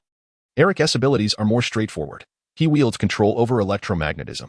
Is it merely the ability to manipulate metals, or the kind of electromagnetism I envision? Tony abruptly stood. Do not doubt. It is indeed the type of electromagnetism you imagine, one of the four fundamental forces of the universe. Lin Feng reclined on the sofa, adding though, this fellow's educational background is somewhat lacking, as he has reduced the mastery of electromagnetism to mere metal manipulation. So, what is the purpose of gathering the four of us today? Tony inquired, directing his gaze at Lin Feng. Patience. One individual has yet to arrive. Lin Feng closed his eyes, seemingly awaiting something. A low humming sound resonated, and several individuals, along with a colossal dog, materialized in Lin Feng's abode. Black Bolt. Lin Feng waved his hand, and a red light appeared at Black Bolt's throat. You may now speak normally. Thank you. Black Bolt inclined his head slightly towards Lin Feng, though his tone was somewhat stiff. It has been a long time since I experienced the sensation of speaking. No need for concern, Lin Feng waved dismissively. This is Black Bolt, the leader of the Inhumans, who guides his people residing on the far side of the moon. In Adeline. His ability may sound simple, merely emitting sound waves. However, the energy level of these waves is tremendously powerful, capable of shattering a planet with relative ease. I can only express my awe, Tony remarked as he shook hands with Black Bolt, the wielder of the Phoenix Force. A rugged voice boomed as a figure flashed across the sky, leaping through the window of Lin Feng's home. The newcomer, bare-chested, sported 2 pairs of wings at his ankles and wielded a trident. Namor, you are the last to arrive, Lin Feng observed him. Apologies. I encountered a slight delay en route. Namor bowed slightly to Lin Feng. Well then, everyone is present now. Lin Feng stood, preparing to address the assembly. Now, I shall reveal the reason for your gathering here. Chapter 29. The Tomb of Emo. Since everyone is here, I shall proceed with the matter at hand. Lin Feng rapped on the table. Wait, who is this one wielding the trident? Tony turned his gaze toward Lin Feng. The ancient Greek philosopher Plato, in his work Dialogues, alludes to a mysterious realm known as Atlantis. Lin Feng paused momentarily, asserting that Atlantis indeed existed as a civilization residing beneath the Atlantic Ocean, thriving through generations with a remarkably advanced culture and possessing an exceptionally rare resource. What resource, you ask? Vibranium. Lin Feng gestured towards Namor's trident. The material of Steve Rogers' shield? Tony was taken aback. Indeed, there exist 2 civilizations in the world that possess vibranium, one of which is Atlantis, located at the ocean's depths, Lin Feng elucidated, while the other is the Wakandan civilization in Africa. Wakanda? Isn't that merely an agrarian society? Tony inquired, somewhat perplexed. The agricultural facade is merely a guise, Lin Feng chuckled. Their highly advanced vibranium technology has enabled them to create invisible shields to conceal their existence. The vibranium utilized in Captain America's shield was also sourced from there. Stolen from an arms dealer named Ulysses Claw. Very well, but why have I never heard of the Inhumans or mutants? Tony sighed, as this conversation had significantly broadened his worldview. The Inhumans are the byproduct of Kree experiments on Earth, yet they successfully vanquished their creators and relocated to the moon, where they have thrived for generations until the present day. As for mutants, they have coexisted amongst us. Regarding your lack of awareness, perhaps you should consult Charles. Charles? Tony glanced at the professor seated in his wheelchair. Tony Stark. The professor did not speak, but Tony could hear his voice echoing in his mind. It is a pleasure to meet you. Mutants have existed for a long time. The earliest known mutants emerged during the era of ancient Egypt. As for why you have not discovered them, the professor paused briefly, stating, I believe that if mutants were to reveal their existence, it would inevitably lead to severe conflict with humanity. Therefore, utilizing my abilities alongside certain technological methods, I erased humanity's memories of mutants. Very well, but you won't brainwash me now, will you? Tony furrowed his brow. Rest assured, we are allies now, the professor responded with a gentle smile. Now, let us address the matter at hand. Lin Feng rapped on the table, noting that throughout history, human civilization has consistently faced threats. Since the dawn of human civilization, wars have never ceased. Lin Feng projected an image into the air, highlighting instances where conflicts nearly led to the total annihilation of humanity, such as the Hydra threat during World War II. Simultaneously, the threats humanity faces are not solely of its own making. We are not alone in the cosmos, as many extraterrestrial entities are observing Earth. In 1995, the Kree army arrived on Earth, led by the accuser Ronan, who commanded a fleet that unleashed a barrage of missiles in an attempt to obliterate human civilization. The projected image morphed into the visage of the Kree fleet, and coincidentally, both I and another formidable ally were present on Earth, repelling the Kree forces. The Kree assault in 95 was merely a trivial threat compared to what Earth faces. In 1979, an incarnation of a celestial being descended upon Earth, leaving behind a seed that would eventually emerge and transform the entire planet into a part of itself when the time was ripe. However, this divine entity was dealt with during my interstellar travels a few years ago. In 1945, amid the turmoil of World War II, Hydra acquired a powerful energy source known as the Tesseract, crafting formidable weapons in an attempt to obliterate all of human civilization, but was thwarted by Steve Rogers, also known as Captain America. In the year 965, frost giants from Jotunheim invaded Earth, landing in Norway, only to be repelled by the pantheon from Asgard, the very Asgard of Norse mythology. Many of these so-called deities were, in fact, extraterrestrial beings with a level of advancement far surpassing that of humanity, revered as gods by primitive societies. Looking further back, in ancient times, Earth was under the watchful gaze of dimensional demons. The first supreme sorcerer, Agamotto, established the sanctum and trained a multitude of mages to assist human civilization in repelling incursions from other dimensions. I am considered one of this generation's supreme sorcerers. Recently, I successfully banished most of the more powerful dimensional demons from Earth's vicinity. Thus, the planet has continually faced threats, yet each time, someone has risen to confront them. Tony raised an eyebrow. Someone has dealt with them in the past. What about afterward? Lin Feng leaned back in his chair. Afterward? Surely, others will step forward. Indeed, others will rise, but at that time, it will be us, Lin Feng asserted, sitting up straight. Nick Fury, the director of S.H.I.E.L.D., has a plan for the Avengers, aiming to unite Earth's superpowered beings to combat potential threats. Fury may be somewhat dubious, but his plan is commendable, which is why I summoned you all to establish a united organization. That sounds quite promising, Namor nodded. Atlantis will join. What do you think, Black Bolt? Lin Feng turned to him. I find it agreeable, Black Bolt responded with a nod. The mutants already owe you a debt. We shall join as well. The professor and Magneto exchanged knowing glances and nodded in agreement. Since it's an organization, we certainly need a name, Tony mused, stroking his chin. I recently read a novel from Huaxia that had a compelling title. How about we call ourselves the Night Watchmen? Lin Feng was taken aback. Does the Marvel Universe have its own version of the 39? If darkness descends, I shall stand before millions. Tony recited the slogan, swaying his head. Stop. Lin Feng quickly interjected, if you continue, we might infringe upon copyrights. However, it is indeed essential for the organization to have a resonant name. Magneto shrugged. I have already conceived a name. Lin Feng rose, and a massive emblem materialized behind him, formed by two interwoven capital letters, M and L, Morning Tomb. Lin Feng indicated the symbol behind him, signifying the ultimate sepulchre of all darkness. As the world teeters on the brink of ruin, we have awakened. To bring an end to chaos and to uphold eternal laws. We create, we protect, we fight, we bury. We are the final grave diggers in the darkness. We are Morning Tomb. Chapter 30. A visit to Wakanda. The forces on Earth pose no significant issues, with the sole exception being this region. Lin Feng gestured towards the African portion of the map. Wakanda? Tony exclaimed, momentarily taken aback. Indeed, they possess formidable vibranium technology, however. Their prolonged isolation has rendered them ignorant of the outside world, leaving them woefully uninformed, Lin Feng sighed. In the case of Atlantis, a mere display of the Eye of Agamotto would reveal my identity as the Sorcerer Supreme to Namor, with the Inhumans. Showcasing the Phoenix Force would convey my strength to Black Bolt. Yet, with Wakanda, they are entirely unaware of the significance of my powers. Furthermore, their aversion to external human influences makes persuading them quite challenging. Perhaps we could approach it through the Black Panther, Namor suggested, stroking his chin. King Chaka? Lin Feng furrowed his brow. To my knowledge, King Chaka is a staunch supporter of isolationist tactics. I am not referring to the King of Wakanda, Namor replied, a subtle smile gracing his lips. Are you suggesting Bast? Lin Feng asked, taken aback. Given our current capabilities, simulating an invincible Black Panther deity should not pose a significant challenge, Namor proposed. To mimic another's faith and establish trust through deceit is imprudent, Lin Feng countered, shaking his head. While such a strategy may yield temporary control, our objective is to forge a lasting alliance. Initially employing such tactics could lead to severe repercussions once the ruse is uncovered. What then? Tony set aside his tablet. We shall engage them in reason, Lin Feng declared, rising to his feet. Additionally, I intend to present them with a gift. As a wormhole materialized, Lin Feng reached forth and forcefully pulled an individual from its depths. Who is this? Ulysses Claw, Lin Feng replied, holding Claw aloft.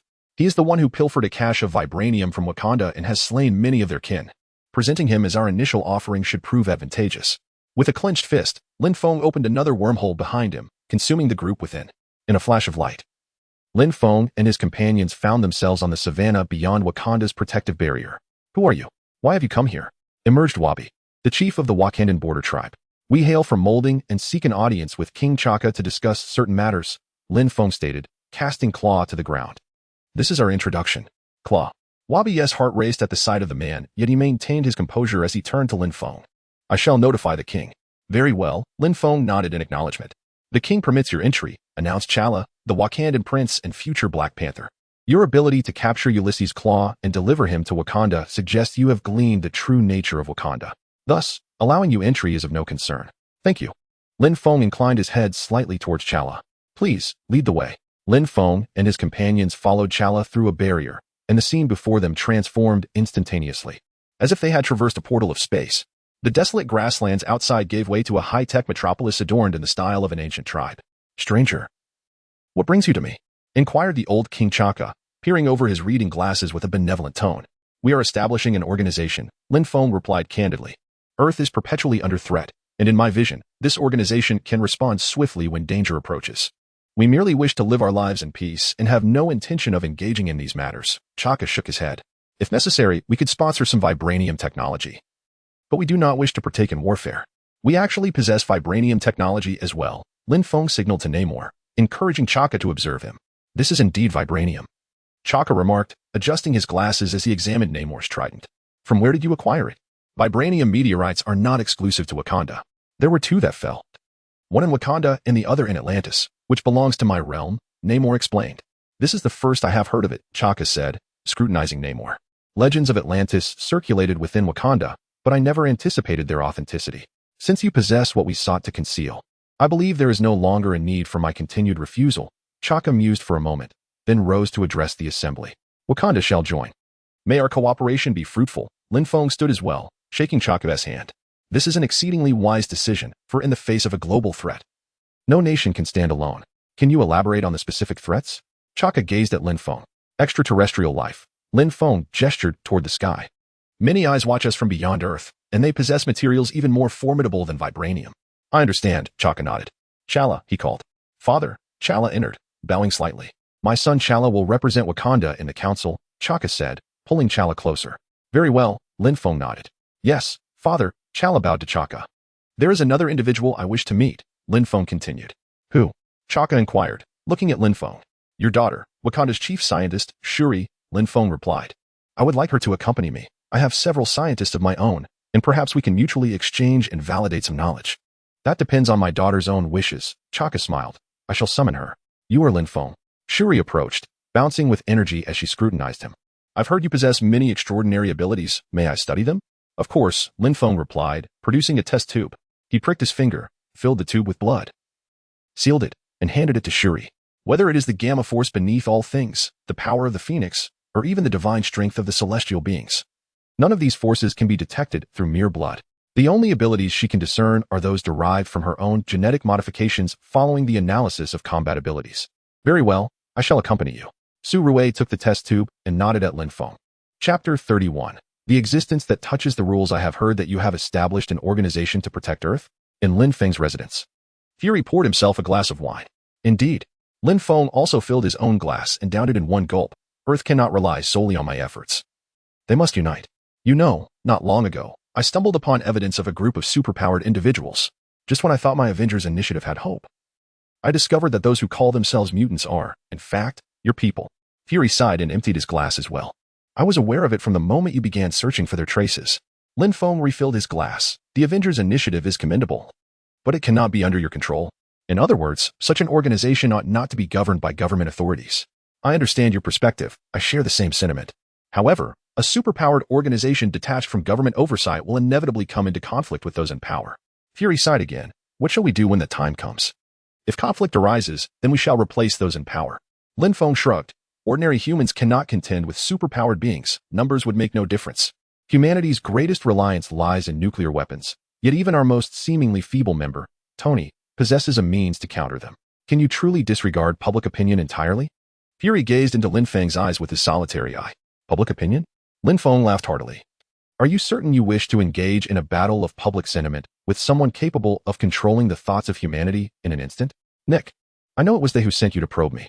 Leaning back in his chair, Lin Feng said, Go back and inform them that I shall only handle threats from extraterrestrial civilizations. As for their internal disputes, as long as they do not involve those I care about, I shall remain uninvolved. They may play as they wish. I have no desire to intervene. Relay this message back. I cannot provide a satisfactory report. Fury sighed yet again. The higher-ups have issued a strict order. I must assemble a team that belongs to the government. You wish to requisition personnel from me? Lin Feng raised an eyebrow. It is impossible to take anyone from me. However, I can point you in the right direction. There is one individual you may consider attempting to recruit. Who? Fury's interest was instantly piqued. This is a being who touches the rules. Lin Feng pushed a photograph towards Fury. Captain America? Fury was momentarily taken aback upon seeing the photo. Leaving aside the fact that he is already deceased, what can a mere super soldier serum achieve? We have long since succeeded in replicating the super soldier serum. Mass-producing Captain America is hardly a significant challenge. You may be able to mass-produce super soldiers, but you will never replicate Steve Rogers. Lin Feng shook his head. I have stated it. He is a being that touches the rules. What do you mean by that? The concept of rule is rooted in a notion of conceptual ability. Lin Feng swirled the wine in his glass and asked, Surely you understand what is meant by conceptual ability? Please, elucidate, came Fury's response, as he was uncertain of his own comprehension. Fury shook his head. A conceptual ability signifies that as long as it aligns with the concept, this ability will manifest, disregarding all other conditions. Lin Feng took another sip, continuing. The true power of Steve Rogers does not lie in the super soldier serum, but in his capacity to match anyone evenly. Whenever he engages in combat with someone, for various reasons, he levels the playing field, either enhancing himself or diminishing his adversary. Even I, if I were to truly battle him, might find myself momentarily hindered by his prowess. Fury found this hard to believe and shook his head. Skepticism is natural. I too was incredulous at first. Indeed, Lin Feng initially thought that Captain America's even footing was merely a director's embellishment. However, not long ago, after visiting Antarctica and encountering Captain America frozen in the ice, he realized that the analysis panel revealed an utterly astonishing attribute, even match. This conceptual ability has the effect of creating parity with all beings. Lin Feng's initial reaction upon discovering this skill was one of disbelief. He never anticipated that Captain America's even footing was indeed real. So, Steve Rogers is still alive. Fury mused, stroking his chin. Where should I search for him? Perhaps you might excavate in the Antarctic glaciers, Lin Feng suggested, reclining slightly. Is there anything else? Nothing of importance. Captain America takes precedence. With that, Fury rose and departed from Lin Feng's abode. Is Steve truly still alive? Bucky emerged from the shadows. Upon awakening, Bucky had found Howard Stark still alive and Peggy Carter relatively healthy, at least having two friends from his era. However, as time passed, Howard passed away, and Carter succumbed to severe Alzheimer's, rendering her bedridden. Thus, Bucky found himself devoid of contemporaries, feeling profoundly disconnected from the world. Indeed, Steve is alive. And I suspect you shall see him soon, Lin Feng assured, lighting a cigarette. Rest assured, he will be fine. The super soldier serum grants him remarkable resilience to freezing conditions. Suddenly, Lin Feng sensed something, gazing towards the horizon where a thread of mental energy sought to penetrate his mind. It was him. Lin Feng closed his eyes, savoring the sensation, and a smile graced his face. It was Odin, the All-Father. As he sensed that this energy bore the function of communication, Lin Feng welcomed it. In a flash of light, a one-eyed elderly figure appeared within Lin Feng's consciousness. The Supreme Mage, Odin inclined his head slightly towards Lin Feng. What brings you here? Lin Feng inquired nonchalantly, already surmising Odin's purpose, as the timeline for the events of Thor was drawing near. I intend to send my eldest son to Earth for a period of experience, and I hope you can look after him a bit, Odin replied, a gentle smile adorning his face. Of course, that is not an issue. The Sanctum and Asgard have always been allies. Lin Feng's visage bore a professional smile. I extend my gratitude to the Supreme Mage. Odin performed a bow, and then vanished from Lin Feng's consciousness. Meanwhile, in New Mexico, a thunderous roar erupted as two rainbow bridges descended in succession. One struck the vehicle of Jan Foster, while the other plummeted into a barren expanse, creating a vast meteorite crater. Chapter 32. Asgard, the Hammer of the Thunder God, Mjolnir. A flash of brilliance illuminated the scene as Lin Feng materialized beside the crater. Gazing at the hammer within, with a mere wave of his hand, he summoned it forth. Be still. Observing the hammer tremble in his grasp. A red glow enveloped Lin Feng's hand, and Mjolnir ceased its quaking. Truly, the craftsmanship of the dwarves is unparalleled. Lin Feng wielded the hammer with a flourish. The dwarves are indeed masters of weaponry. If given the chance, I must commission a weapon from them. Although, with my current prowess, a weapon holds little significance. It is undeniably impressive. Casually, Lin Feng tossed Mjolnir back to its original position, and as its radiance dimmed, he vanished from sight. Hours later, dawn broke, and several individuals stumbled upon the Thunder God's hammer. Grasping the handle, they exerted their strength, only to find it immovable. Soon, news spread of an unliftable hammer, drawing many locals eager to attempt their luck. Based on the films, Stan Lee would be expected to appear here, hovering in the air. Lin Feng observed the unfolding scene below. Moments later, a pickup truck arrived, and the onlookers procured a steel chain, fastening one end to Mjolnir and the other to the rear bumper of the truck. The engine roared to life as the truck's wheels spun wildly in place. Ultimately, the vehicle succumbed to the strain, and the entire bed detached. Did it work? The elder peered out the window, glancing back. No, it did not. Lin Feng approached. The truck bed had fallen, yet the hammer remained unmoved. Oh, it's you. The elder chuckled as he exited the truck, standing before Lin Feng. Do you recognize me? Lin Feng's smile faltered slightly. We met 2 years ago at Stark's charity gala. You were in the air then. The elder maintained a benevolent smile. Indeed. It seems you hold more than one identity here. Lin Feng's gaze reflected curiosity, seeking understanding, yet he was met with a jumble of information. There is no need to attempt to decipher me. Your computational capacity is insufficient. The elder patted Lin Feng on the shoulder. We shall meet again. With those words, he vanished without a trace, and the surrounding crowd remained oblivious to the disappearance. The elder's character in the Marvel Universe comprises two aspects, the observer and the one above all. Lin Feng stroked his chin, pondering which role he occupied here. Presumably, it should be the latter.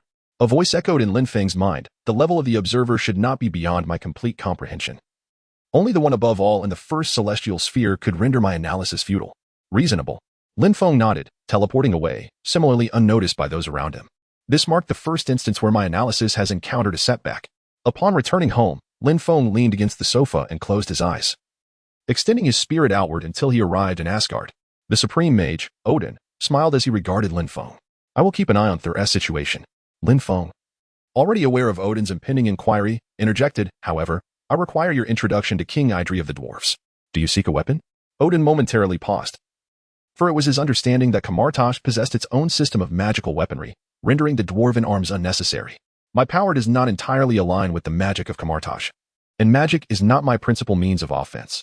Lin Feng discerned Odin's confusion. If I may be so bold, what is your primary method of attack? Odin's single eye scrutinized Lin Feng. You must have heard of the Phoenix Force. A flash of crimson light flickered in Lin Feng's eyes. The wielder of the Phoenix Force, could it truly be the complete manifestation? Sensing the aura emanating from Lin Feng, Odin was momentarily taken aback. Having lived for several millennia and encountered various formidable beings wielding the Phoenix Force, he had never before laid eyes on a complete master of it. I have inadvertently overstepped, Odin remarked, a smile gracing his face. Lin Feng's displayed power prompted a re-evaluation of their relationship. However, the dwarves exclusively forge weapons for Asgard. If you wish to acquire their weapons, it would be prudent to adopt the title of a Prince of Asgard. What say you? Eternal Flame. Lin Feng was instantly transported to Asgard, standing before Odin. I wish to behold the Eternal Flame. Very well. Odin nodded and escorted Lin Feng to the subterranean treasury of Asgard. Is that the frost box? Lin Feng pointed towards the chest at the end of the vault, his eyes gleaming with golden light. Indeed, Odin confirmed. That is the supreme artifact of the frost giants. Though we cannot wield it in their hands, it could encase the entire world in ice. I am aware. Lin Feng processed the newly acquired information, noting that the ability section of his analysis panel bore only 2 words, extreme cold. Only the fully awakened Iceman Bobby might rival this artifact. Lin Feng smirked, gazing towards the Eternal Flame. The Eternal Flame, hailing from the realm of fire, Muspelheim, possesses immortal power.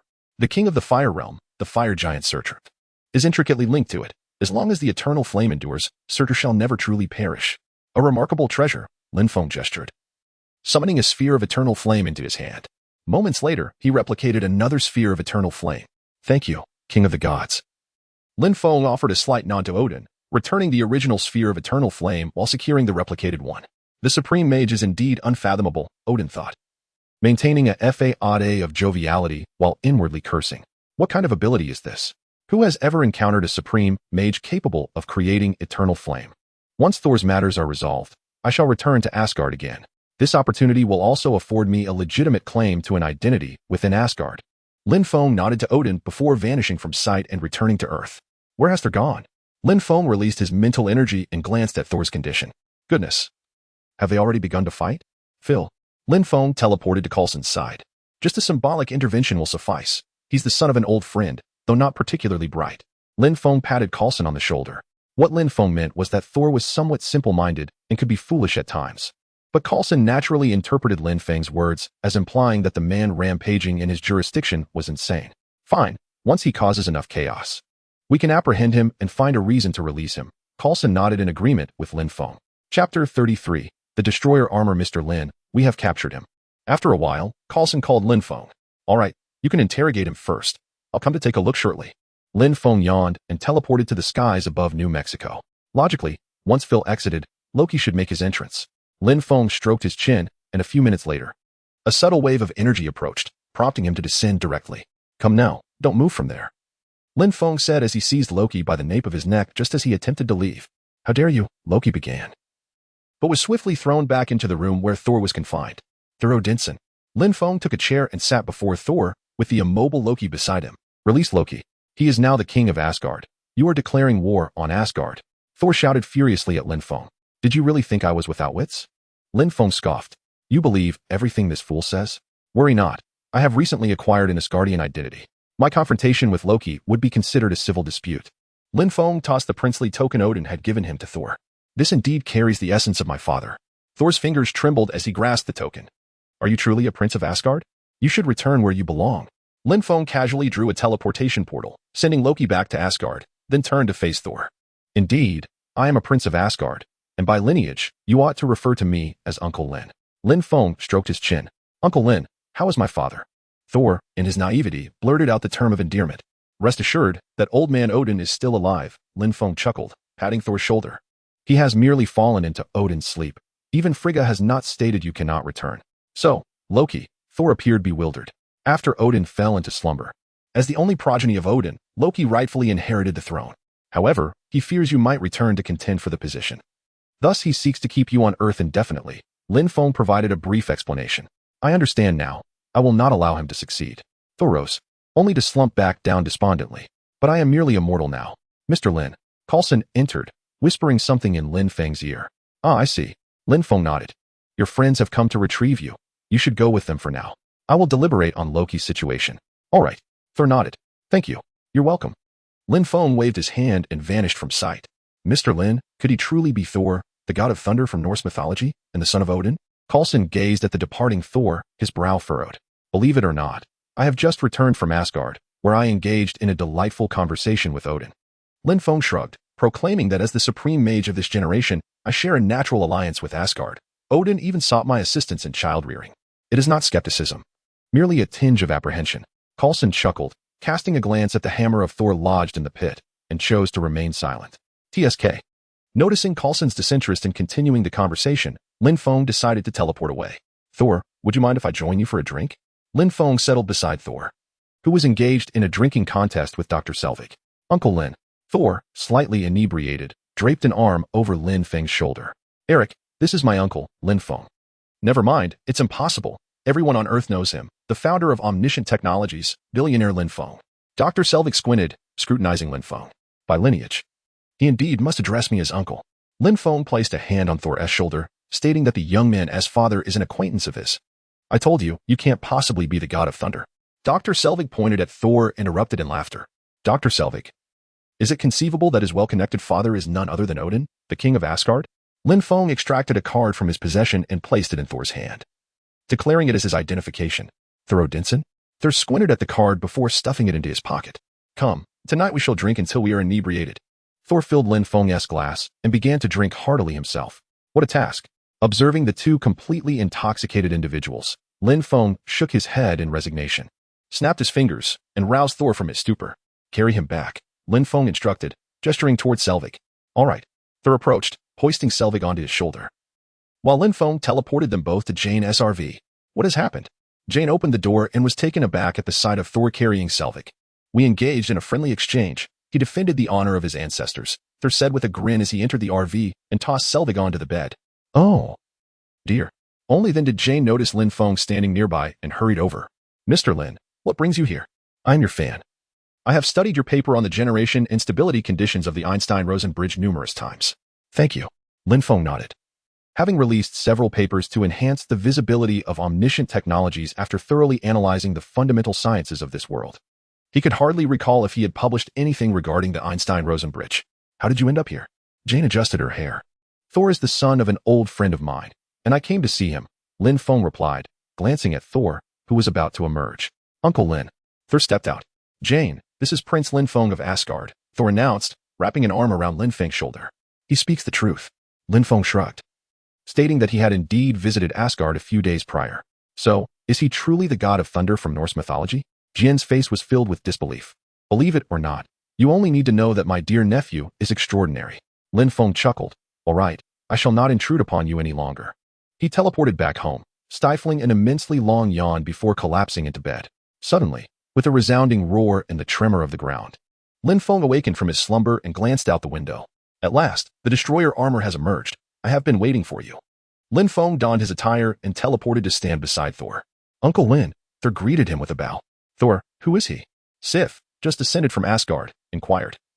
Looking at Lin Feng, the supreme mage of Earth, Prince of Asgard, Lin Feng, he replied, tossing the princely insignia to a few individuals, adding, this little trinket shall be entrusted to me. As the armor's visor opened, a searing beam shot towards Lin Feng before Thor could finish his sentence. With a mere flick of his hand, Lin Feng conjured a shield that effortlessly deflected the ray.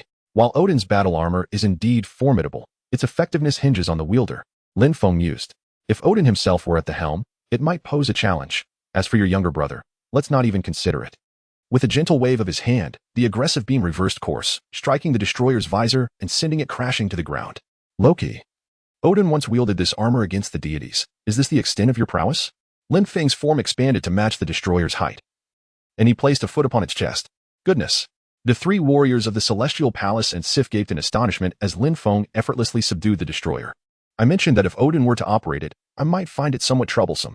With a powerful punch, Lin Feng struck the visor of the destroyer armor, simultaneously analyzing its intricate technology. Rune symbols? Lin Feng glanced at the data on the analysis panel and nodded.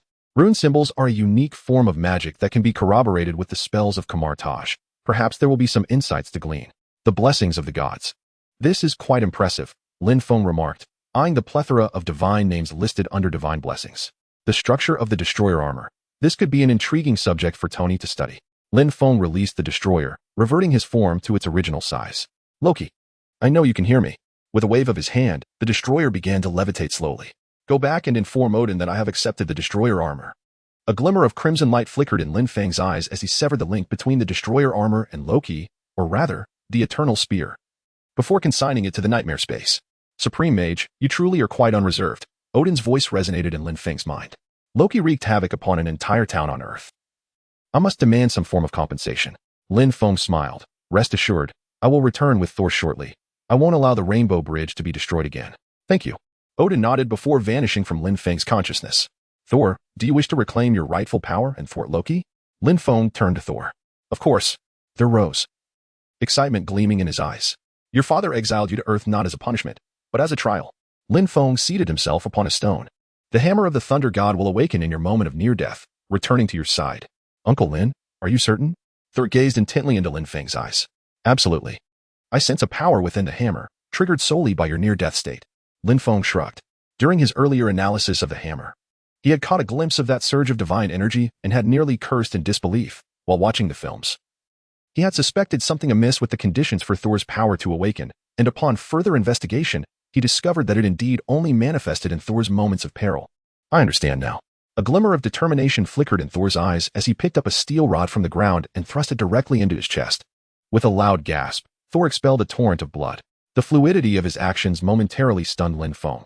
He had intended to suggest that he could unlock the power within the hammer directly, yet who would have anticipated that Thor, upon hearing the condition of near death, would resort to impaling himself? A deafening roar echoed as a bolt of lightning struck, causing the hammer to rise from the ground and soar toward Thor. This time, I shall go solo, Lin Feng muttered, taking a couple of steps back. With a crack, the hammer landed in Thor's grasp, and a bolt of lightning enveloped him, encasing him in armor. Rising to his feet, Thor resumed his Asgardian attire and approached Jane. Is this how you usually appear? Jane exclaimed. a look of delight spreading across her face. Indeed, this is my true form, Thor replied, wielding the hammer. Jane, I must go to stop my brother. Rest assured, I shall return swiftly. Yes. Jane nodded vigorously. Heimdall. Thor raised the hammer above his head, but there was no immediate response. I will assist, Lin Feng sighed. Snapping his fingers, a wormhole opened, enveloping them, and in a flash of light, they found themselves on the Rainbow Bridge. Heimdall, spotting Heimdall, who had just freed himself from the icy bindings and was about to insert the Sword of Guardians into the switch. Thor rushed forward to support him.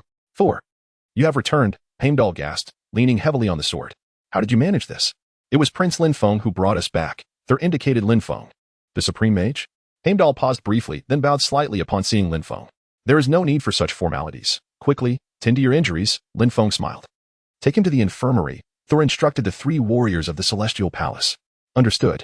They assisted Heimdall toward the healing room. Uncle Lin, I must first confront Loki. Please wait. I shall be quick. Thor swung the hammer and sword toward the palace.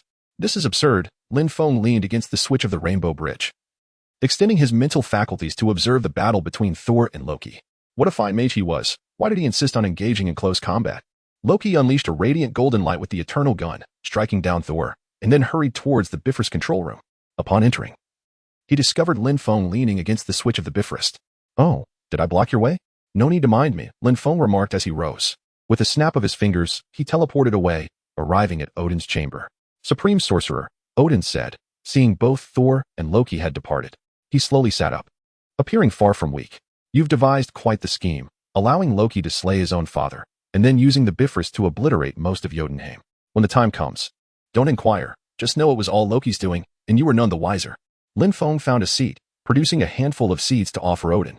Care for some? Not necessary, Odin replied, his mental focus fixed intently on the battlefield between Loki and Thor. Well, it is nearly time to intervene, Lin Feng declared as he stood, clapping his hands before teleporting in front of Thor, who was poised to strike the Bifrost with his hammer, firmly grasping the God of Thunder's weapon. Lin, if you do not halt the Bifrost, all of Jotunheim will be annihilated. Thor strained to wrench the hammer from Lin Feng's grasp, but it remained immovable, representing the life of an entire race. I understand. I will stop the Bifrost. But not yet, Lin Feng assured Thor, patting him on the shoulder. We cannot simply eradicate an entire race, yet we must issue a warning to those who provoke us. A wise king must balance both benevolence and severity. I comprehend, Thor bowed his head. All right, it is time, Lin Feng said, soaring to the Bifrost control room. Extending his right hand, the Bifrost had been fully activated. Not even the Eternal Gun could shut it down. A glimmer of madness flickered in Loki's eyes. I know the Eternal Gun cannot close this, but I can, Lin Feng proclaimed, as power surged through his hand, manifesting a colossal vortex. The vibrant hues of the Bifrost began to converge towards the whirlpool in Lin Feng's grasp, gradually dimming until they transformed into the void. Fortunately, having harnessed the power of fairies in recent years, Lin Feng was able to halt the Bifrost without causing it damage. He retracted his power, gazing at Loki. Remember, when I command it to stop, it shall cease. Your Highness, I apologize for my previous rudeness, Loki said, bowing slightly to Lin Feng. Not at all, Lin Feng replied, shaking his head as he approached Loki, only for his hand to pass through him. Ah. Lin Feng turned and flicked his wrist, sending Loki, who was poised to stab him with a dagger, hurtling off the Bifrost and into the abyss below. He ambushed me. It was merely a reflex, not my intention. Lin Feng shrugged. I understand, Thor said, tears welling in his eyes as he watched Loki plummet from the Bifrost. Mr. Lin, Odin appeared on the Bifrost. God King. Lin Feng bowed respectfully. Father, Thor inclined his head towards Odin. Loki, there was no other choice. I can only say this is his own doing. Odin sorrowfully shook his head. Cough, cough. Lin Feng stifled his urge to laugh with a violent cough, fully aware that Odin, the cunning old fox, could not possibly be oblivious to Loki's survival. In fact, Lin Feng suspected that Odin had anticipated Loki's potential alliance with Thanos. Well, take heart, he said, suppressing a chuckle as he patted Odin on the shoulder. Despite the significant losses, this still represented a monumental victory against the frost giants. Thus, we shall host an extravagant banquet tonight.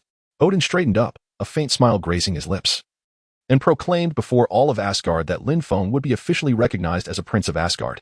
Thank you, King of the Gods, Lin Feng replied with a smile. Thor, please show Mr. Lin around Asgard. Odin summoned Thor. Yes, Father, Thor responded with a slight bow. Mr. Lin, follow me. Another drink.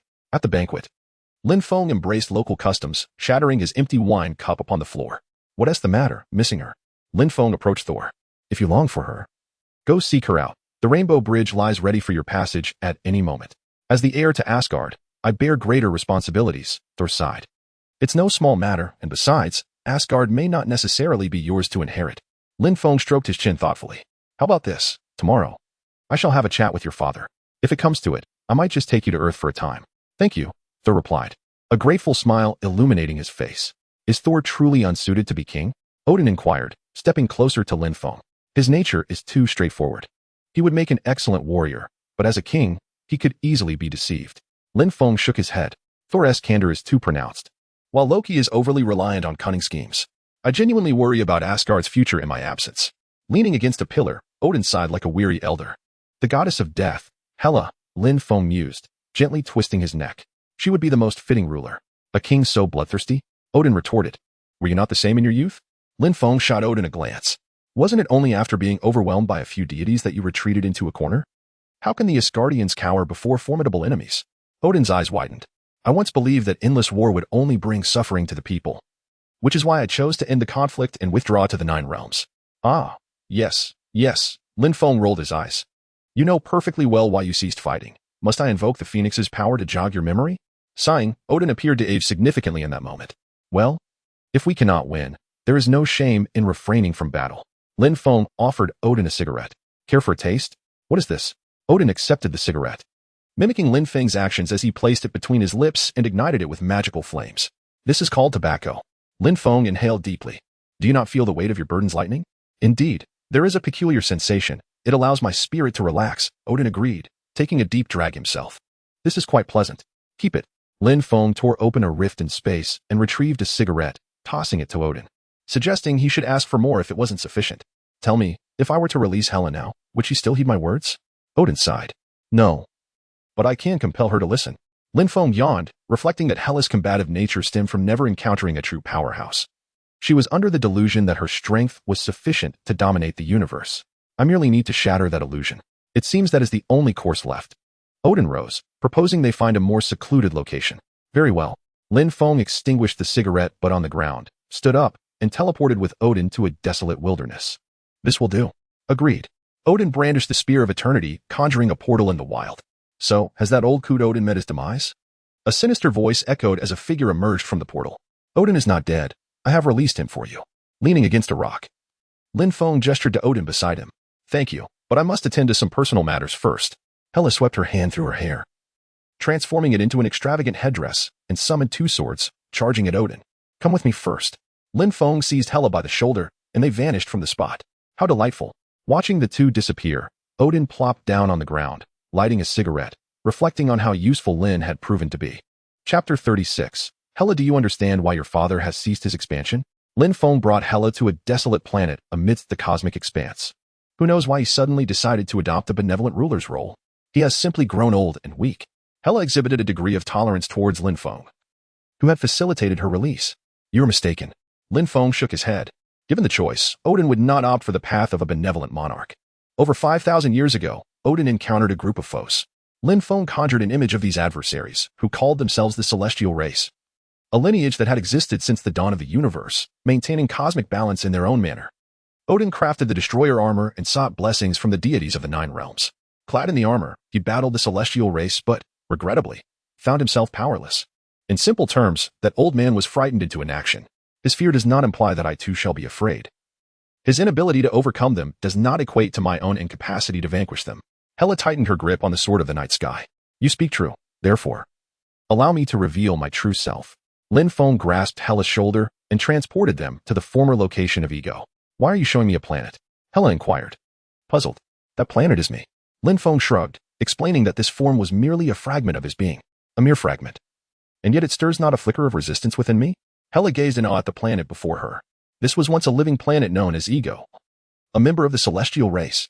After vanquishing it, I assimilated its powers, creating this planet centered around my true self. Furthermore, I must responsibly inform you that there exist individuals in this world who surpass my strength. Lin Feng returned to Asgard with Hela. Their names were not to be uttered. The moment one spoke them, their gaze would be drawn forth. I understand, Hela sighed. But why did Odin not simply tell me?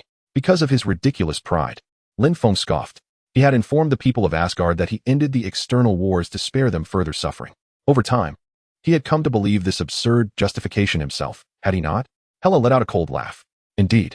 Lin Feng smiled. So, why has he released me now? Hela gazed into Lin Feng's eyes. Because Asgard is bereft of capable successors, Lin Feng sighed. Your two brothers are rather inadequate. Thor is a simple-minded, muscle-bound berserker, while Loki, despite being a sorcerer, is a child enamored with cunning schemes and close combat.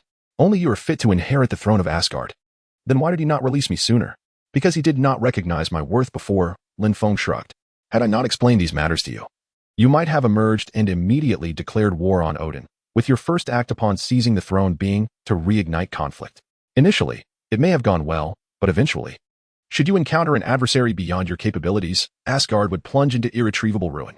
I see. So Odin is somewhat afraid of me. He only dared to release me in your presence. Hela burst into laughter. Precisely, you may interpret it that way. Lin Feng chuckled as well. What have you two been discussing? Odin approached, observing the two engaged in lively conversation, a hint of perplexity in his eyes. Nothing much, Lin Feng waved his hand dismissively. I merely shared insights about the cosmic order and, as an elder, expressed some expectations for her. As an elder? Odin was taken aback. Enough, Hela said coldly. Asgard is my homeland, and I shall protect it, but do not presume that this means I will cease to harbor hatred for you. You are entitled to your resentment. This matter is indeed my fault, Odin sighed, resembling a weary elder. I was wrong in the past. Good grief? Lin Feng's eyes widened. Odin's performance could win an Oscar. Do not feign pity with me, Hela snorted. Do you think I would believe you? Though Hela's words were defiant, her tone softened slightly. From childhood, Odin had been her idol, and she had always aspired to emulate him, despite the enmity that had developed due to past events. Witnessing Odin in such a vulnerable state stirred a complex mix of emotions within her. Hela, is that you? A feminine voice called out as the goddess Frigga approached. Upon seeing Hela, her eyes welled with tears. Mother, Hela turned to Frigga, her expression instantly softening. Slap. Lin Feng smacked his forehead. Have this couple been attending some sort of workshop? It must be said, long ago. There were individuals in the real world who analyzed the possibility that if Hela were to break the seal while Frigga still lived, perhaps Ragnarok would never have occurred. Odin's 3 children held varying degrees of discontent towards him, yet if anyone dared to harm Frigga, those siblings would undoubtedly unite in fury. It might be time for retirement. Hela would likely surpass your capabilities. Lin Feng clapped Odin on the shoulder, suggesting that it would be quite pleasant for Frigga to accompany him to Earth to visit the Ancient One. You are right. I should indeed consider retirement. But I must wait until the transfer of power is complete on my end, Odin replied, his mental state appearing remarkably well after untying the knots within his heart. Reminiscent of a typical elderly man on Earth. However, Mr. Lin, I still require your assistance regarding matters in Asgard. Rest assured, regardless of the circumstances. I am still a prince, Lin Feng waved his hand dismissively. The group strolled into Odin's underground treasury, where Lin Feng casually retrieved a bundle of eternal fire, resurrecting the monstrous wolf Fenrir, and simultaneously cast a transformation spell to reduce him to the size of a small dog, presenting him to Hela as her new pet. What have you done to him? Hela exclaimed, astonished at the diminutive creature in her hands. Wasn't he a massive wolf?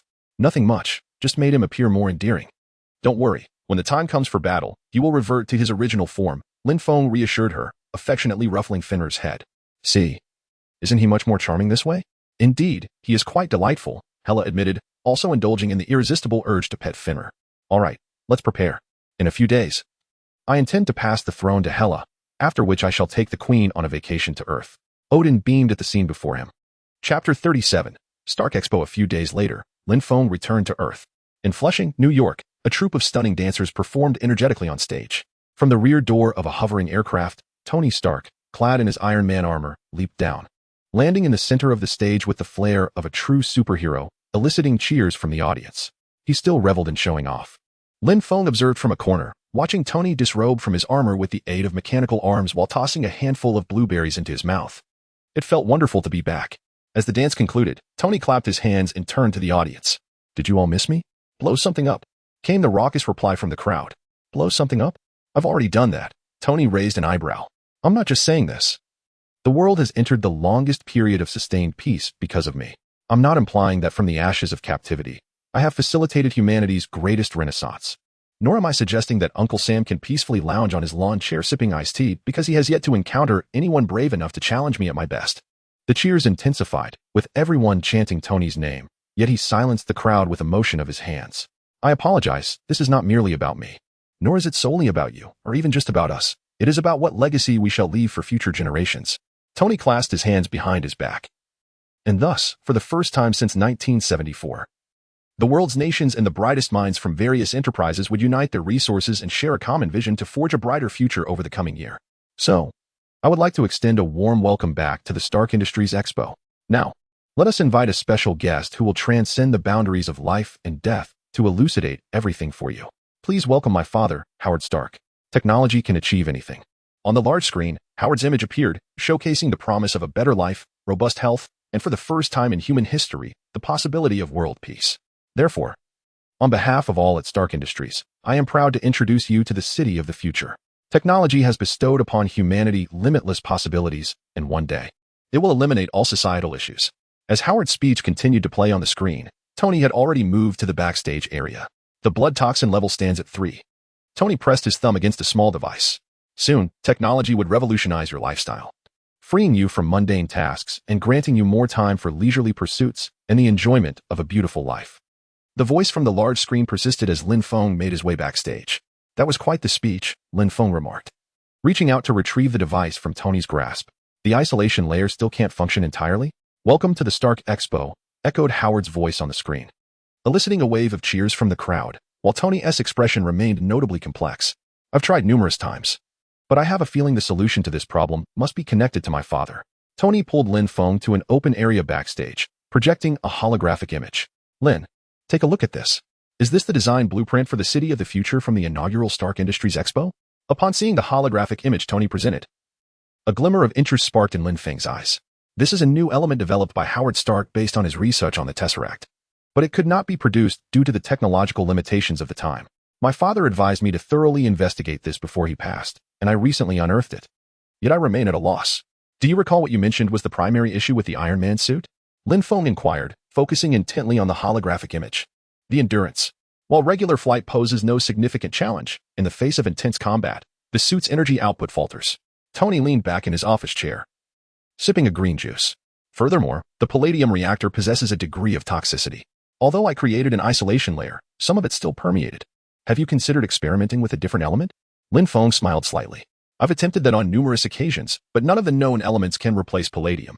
Suddenly, Tony paused, realization dawning upon him. Wait, are you suggesting this is connected to the new element? I can't divulge everything to you, can I?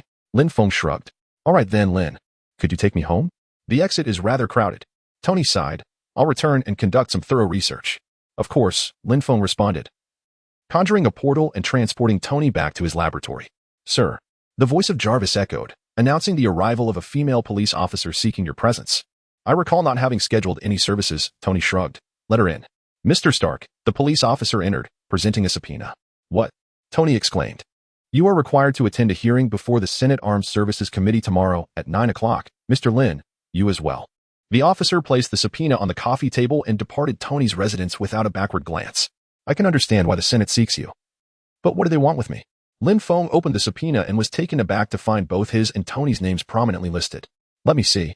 Tony took the subpoena from Lin Feng's hands. Are they asking me to surrender the iron armor? Impossible. Washington, the senator interjected. Mr. Stark, may we continue our previous discussion? What is it, dear? Tony turned back. Could you please listen attentively? Of course, Tony raised his hands in mock innocence. Do you possess a specialized weapon? No, I do not. Tony tilted his head. That depends on how one defines the term weapon. Surely, it refers to the iron armor. The senator gazed at Tony. No, I would argue that it is not a weapon. Tony blinked. Then how would you classify it? My description serves as its accurate definition. Esteemed senator, Tony straightened himself. It is a high-tech mechanical prosthetic. Precisely, Lin Feng, seated beside Tony, scoffed. The technological foundation of this apparatus was developed by the all-knowing technology to assist the disabled. And while Tony had made advancements, it remained true to its essence. I believe you ought to relinquish this weapon to the American people. Not a chance, esteemed senator. The iron armor and Iron One. I am Iron Man, Tony stated with a grave expression. Chapter 38, The Privatization of World Peace. Listen. Surrendering the iron suit is tantamount to surrendering myself. It is essentially akin to selling one's soul or one's silver, of course, depending on which state you hail from. Tony shrugged. You want me to hand over the iron suit? Absolutely not. Listen, I am not an expert in this regard. In the realm of selling silver? Certainly not. You are a senator, Tony interjected directly. I'm not an expert on weaponry, the senator replied languidly, but today we have invited a weapons expert. I now call to the stand Justin Hammer, our current weapons contractor. Let him be the weapons contractor. I express concern regarding America's current armament situation. Lin Feng leaned back, unabashedly revealing his disdain for Hammer. I observed the invitation records. Mr. Hammer has entered the chamber, and I pondered whether any genuine experts would attend. Tony remarked with a tone of sarcasm.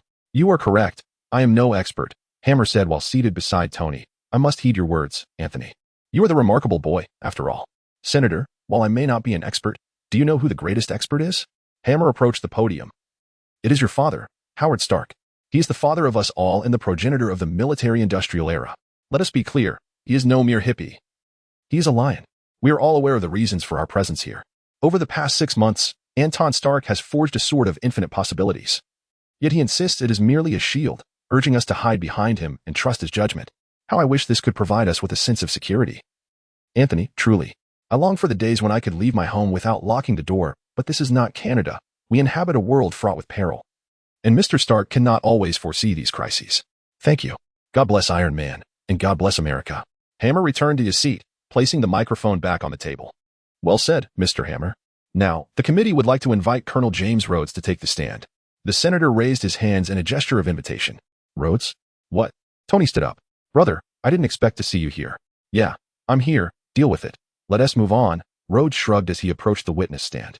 Before me lies a comprehensive report on Iron Man's weaponry, compiled by Colonel Rhodes as evidence. The senator flipped through the documents in his hands. Colonel Rhodes, would you kindly read the 4th paragraph on page 57? You want me to read a segment from my report, Senator? Rhodes lifted his gaze. I had anticipated providing a more thorough and detailed testimony. I understand that many things have changed today, the senator replied, raising an eyebrow. You just need to read it. Reading a segment out of context does not convey my thoughts adequately. Just read it, Colonel. Very well. Rhodes opened the document. It is stated that Iron Man, not explicitly subject to the jurisdiction of any government agency, poses a potential threat to the nation and its interests. However, I later concluded that the benefits of Iron Man outweigh the drawbacks, and that our advantageous course of action is, that's enough, Colonel. The senator interrupted him directly. Is the so-called freedom here merely to prevent individuals from completing their statements at a hearing? Lin Feng interjected suddenly, his expression impassive, startling Rhodes beside him. I believe the most beneficial course for us is to integrate Mr. Stark into the existing command chain. Rhodes managed to express his viewpoint. I'm not fond of teamwork unless it's with Lin, but if you speak more courteously, I might consider taking on a role as Secretary of Defense or something of the sort. Tony leaned closer to the microphone, his tone rife with sarcasm. We can discuss work hours. If possible, I would like to present some images related to your report. The senator instructed for the large screen to be activated. I think it might be premature to reveal these images to the public. Rhodes furrowed his brow. Please explain these images. The senator promptly activated the screen. All right. Rhodes tilted his head slightly. According to intelligence, the devices depicted in these images suggest attempts to replicate Mr. Stark's armor. This intelligence has been corroborated by our allies and local intelligence agencies, and it indicates that these armors may already be operational. Lin, could you assist? Tony handed his phone to Lin Feng. Can't you handle it yourself? Lin Feng squinted at Tony. Well, it's too troublesome. Sometimes it's simply easier to ask for your help, Tony shrugged. All right then. Lin Feng sighed, waving his hand, and a spark of electricity flickered across the large screen, projecting Tony's phone onto it. Hold on, my friend. Let me show you something impressive. I've commandeered your screen. Tony tapped a few times on his phone, bringing up a video on the big screen. It's time to make this public. Let us witness the reality. Tony initiated the video, urging everyone to observe the screen, which displayed footage from North Korea, Iran. Several clips played, all showcasing failed experiments of the Iron Man suits. Surely, there is no significant threat here? Tony produced another video. What do we have here? Is that Justin Hammer? What has he ventured into? Justin, you're on television. Look. As he witnessed his own experiment resulting in a pilot and suit morphing into a chaotic 360-degree spin, Hammer began to frantically search for the screen's plug, aiming to physically sever the connection. I believe most countries will need 5 to 10 more years to develop something like this. Observing Hammer finally locate the plug and cut off the video, Tony wore a smirk of derision. As for Hammer Industries, they require at least 20 years. So, seeking my assistance was ultimately futile, wasn't it? I've only uttered 2 sentences. Lin Feng rose, pursing his lips. Mr. Lin, please remain calm. Rhodey leaned closer to Lin Feng, lowering his voice.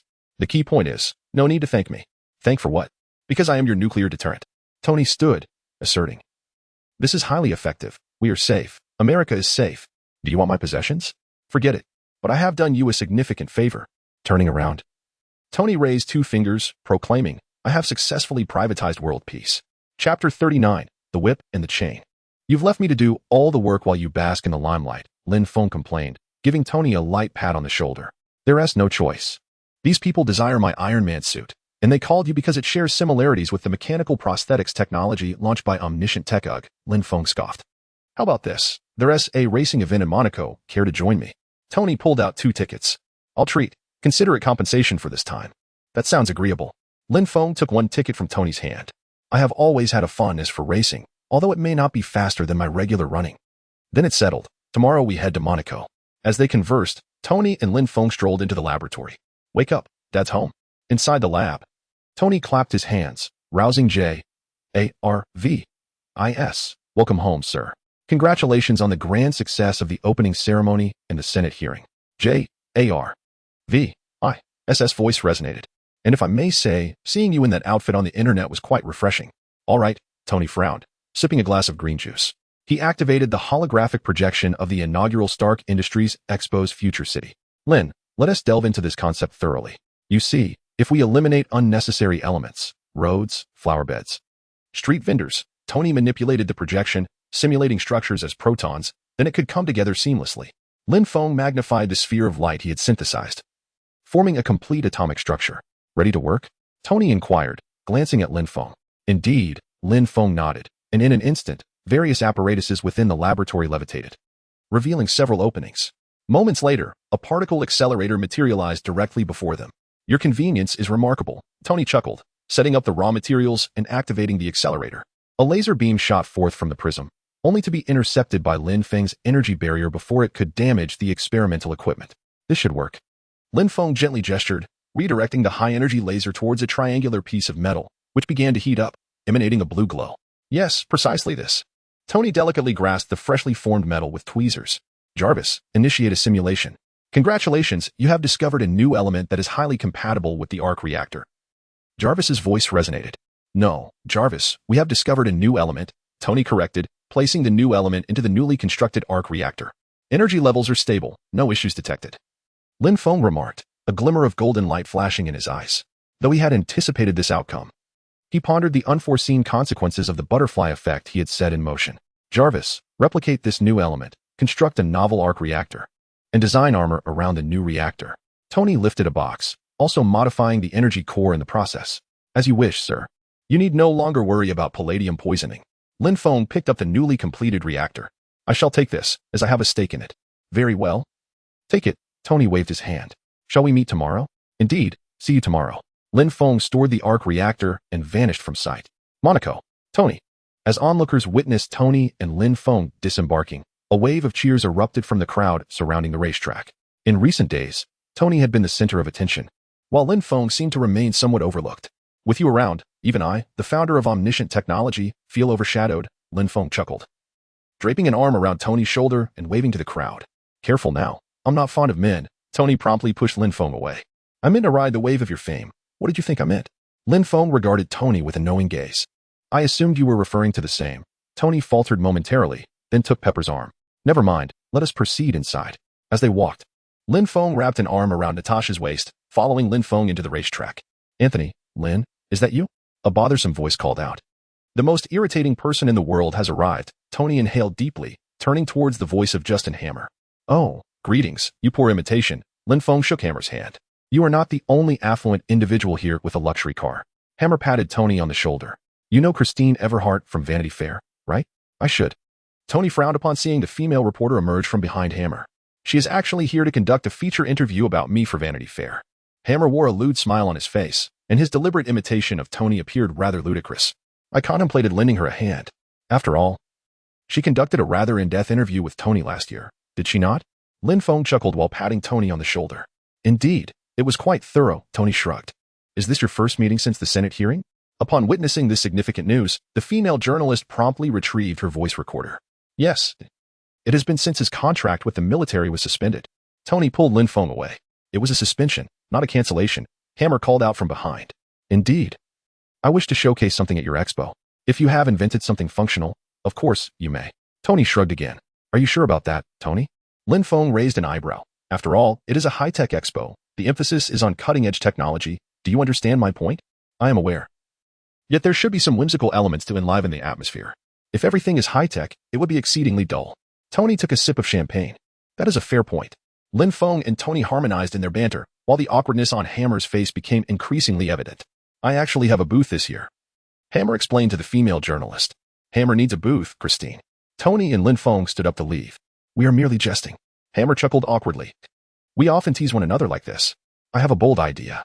Observing the race car drivers on the field, a glimmer of amusement flickered in Tony's eyes. Regarding your audacious proposition, the crematorium has a well-established method of incineration.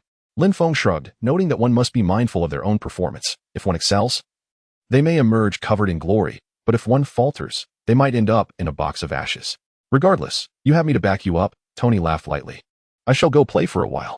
Do as you wish. It is none of my concern. Lin Feng turned and walked away. I hold affection for Tony, and he reciprocates. We are not rivals. Tony's departure has created a significant opportunity for Hammer Industries, right? Hammer elaborated at length. Yet the female journalist's attention was already drawn to the television on the wall. What is the essence of possessing a race car if not to drive it? Tony, clad in racing attire, witnessed the original driver furiously hurl his helmet to the ground. The race commenced, and Tony's blue car shot onto the track like an arrow, securing fourth place after several laps. In the stands, a heavily tattooed, toothpick-chewing man in staff attire, with a bulging chest, opened the gates to the racetrack and entered. His skills are quite commendable, Lin Feng remarked, observing as Tony overtook another car, moving into third place. Meanwhile, on the track, the whip master brandished his whip, cleaving a race car in two. Here it comes. Lin Feng stifled a yawn and rose to his feet. Chapter 40. What palladium poisoning? Tony Stark. The whip master lashed the front of Tony's car, flipping the entire vehicle over. The whip master glanced at his whip, somewhat perplexed. Lin Feng exhaled deeply. The butterfly effect often manifests in the most peculiar ways. For instance, just moments ago, the first strike of the whip unexpectedly targeted Tony's cockpit. Fortunately, Lin Feng reacted swiftly, maneuvering the whip's trajectory away. Otherwise, that blow would have claimed Tony's life on the spot. Lin, the case. Tony shouted towards the stands, exasperated. I'm at my wit's end with you. Lin Feng sighed, tossing the case downward, and it landed perfectly at Tony's feet, with a resounding clang of metal. The once simple briefcase transformed into a suit of steel armor, enveloping Tony's form. The triangular light on his chest indicated that this armor operated on a different power source than the previous palladium core. What's the use of changing the core if the exterior remains flimsy? Lin Feng scoffed, observing the aftermath of the battle, where the figure of five lay riddled with wounds from the whip. You have lost, Stark, you have lost. The whip spat blood towards Tony, laughing maniacally. In a sense, you indeed lost this round. Lin Feng approached Tony, reminding him, just yesterday at the hearing, you asserted that no one could replicate this within a decade. Yet here it is today. How could he possibly create this? Tony crushed the arc reactor extracted from the whip's chest. He is a genius, and his father was involved in the design and production of that large arc reactor. Lin Feng conjured a document from thin air. Ivan Vanko, a Russian, his father. Anton Vanko was once a scientist at Stark Industries, collaborating with Howard to create the large arc reactor. However, due to Anton's intention to profit from the reactor, Howard dismissed him. Thus, he must possess the schematics for the large arc reactor. He merely miniaturized it, akin to what I did. Tony pocketed the broken arc reactor. You were correct. He is indeed a genius. We checked his fingerprints, but to no avail. We couldn't even locate his name in the local Moroccan prison. The local officials incessantly explained to Tony. You needn't elaborate. I am already aware. Tony waved his hand dismissively. This way. The warden gestured for Tony to follow. We are unsure if he even speaks English. He hasn't uttered a word since his arrival. I wish to meet him. No problem, but only for 5 minutes. The warden unlocked the cell door. Quite impressive, though the rotation speed is a bit low, Tony remarked, hands in pockets as he entered the cell of the whip. You could have doubled the rotation speed. You could have concentrated the impact energy through ionized plasma channels. Effective, yet inefficient. He found a place to sit. Overall, it's a commendable imitation. I don't understand. With slight adjustments, you could profit immensely from this. You could sell it to numerous countries or directly to the black market. You seem to be acquainted with some individuals in that realm. Your family comprises thieves and butchers, the whip retorted, glancing at Tony. Now, like all guilty souls, you wish to rewrite your history, forgetting the lives destroyed by the Stark family. My father was once a genius, but the Stark family stole his designs.